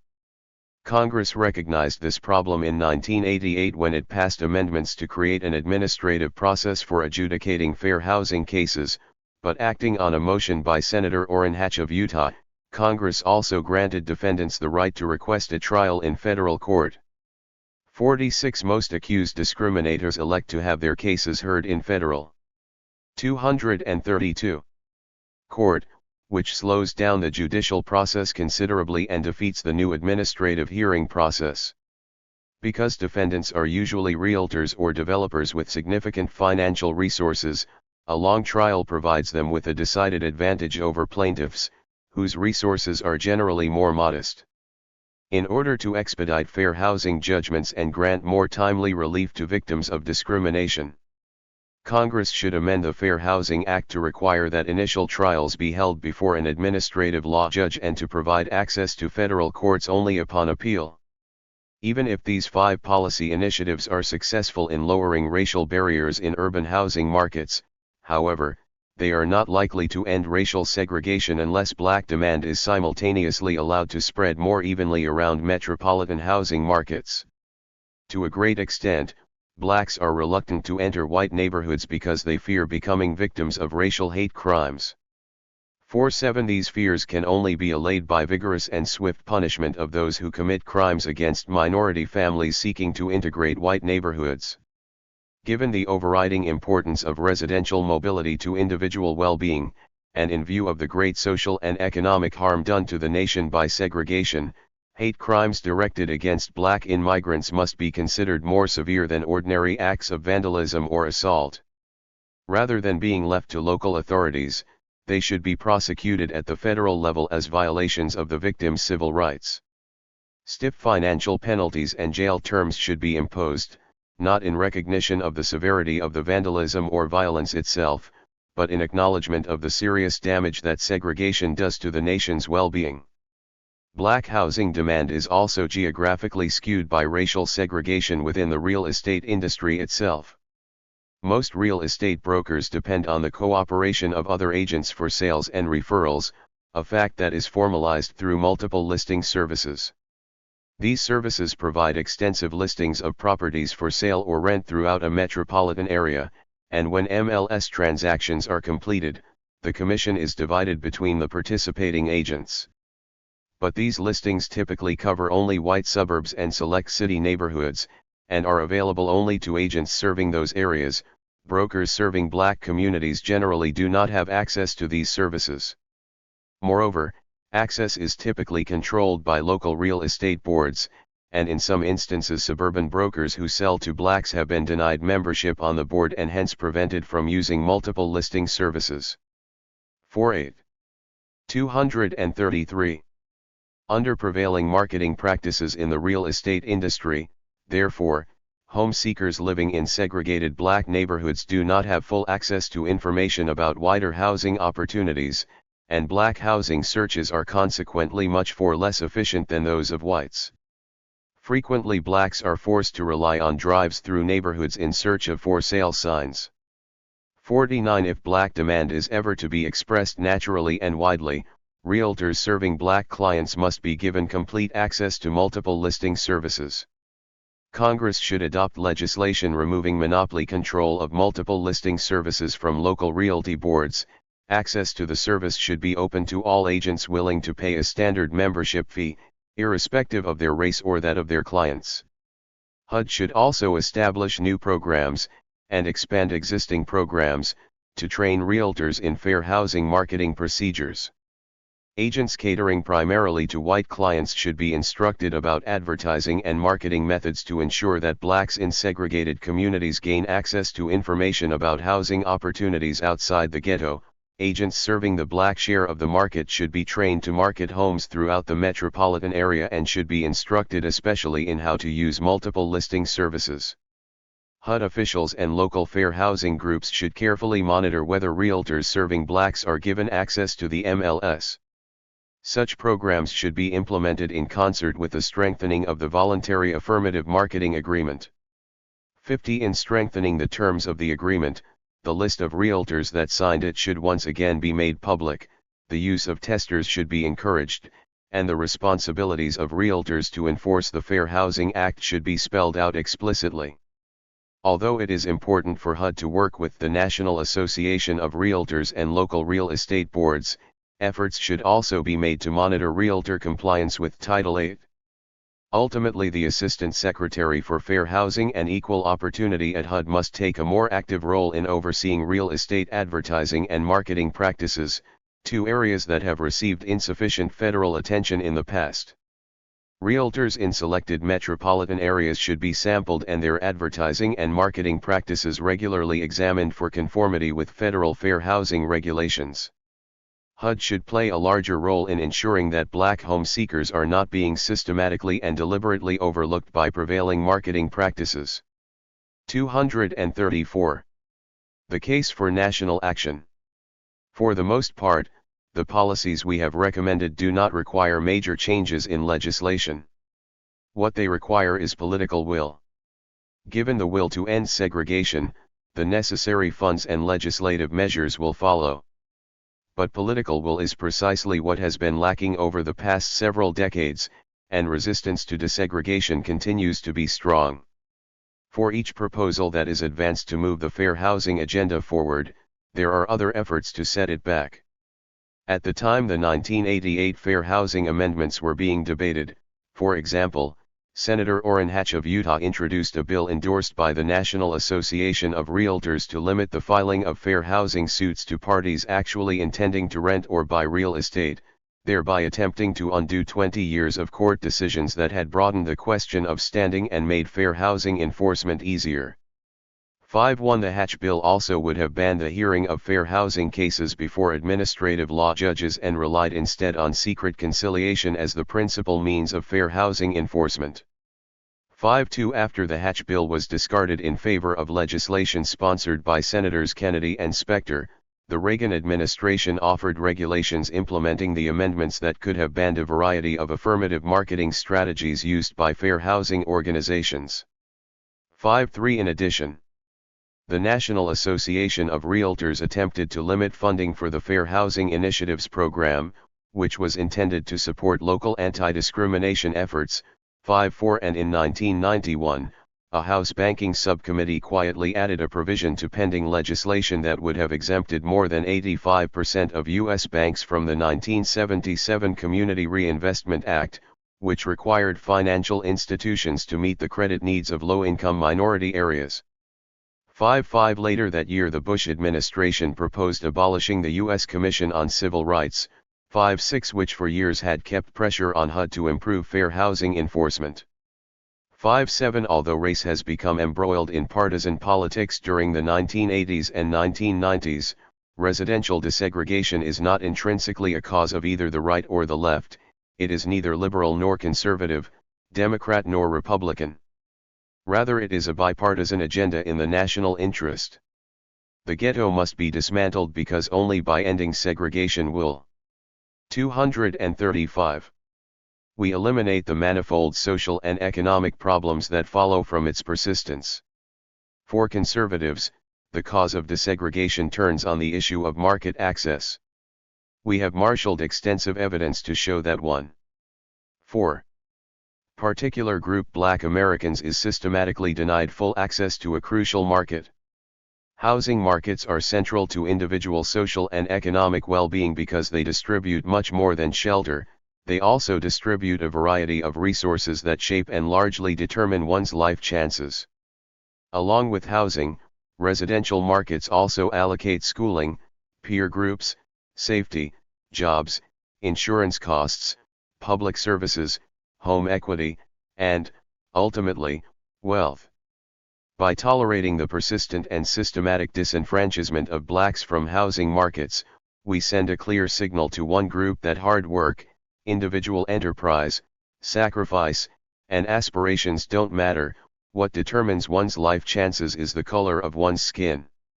For liberals, the issue is one of unfinished business, for residential segregation is the most important item remaining on the nation's civil rights agenda. In many areas of civil life, desegregation has occurred. In the South, Jim Crow is dead, and throughout the country blacks are accepted in unions, sports, entertainment, journalism, politics, government, administration, and academia. Many barriers have fallen, but still the residential color line remains, and from residential segregation follows a host of deadly social ills that continue to undercut and overwhelm the progress achieved in other areas. Residential desegregation should be considered an effort of national unity. Any other course of action is politically indefensible. For conservatives, turning away from the task means denying the importance of markets and individual enterprise. For liberals it means sweeping the last piece of unfinished civil rights business under the rug.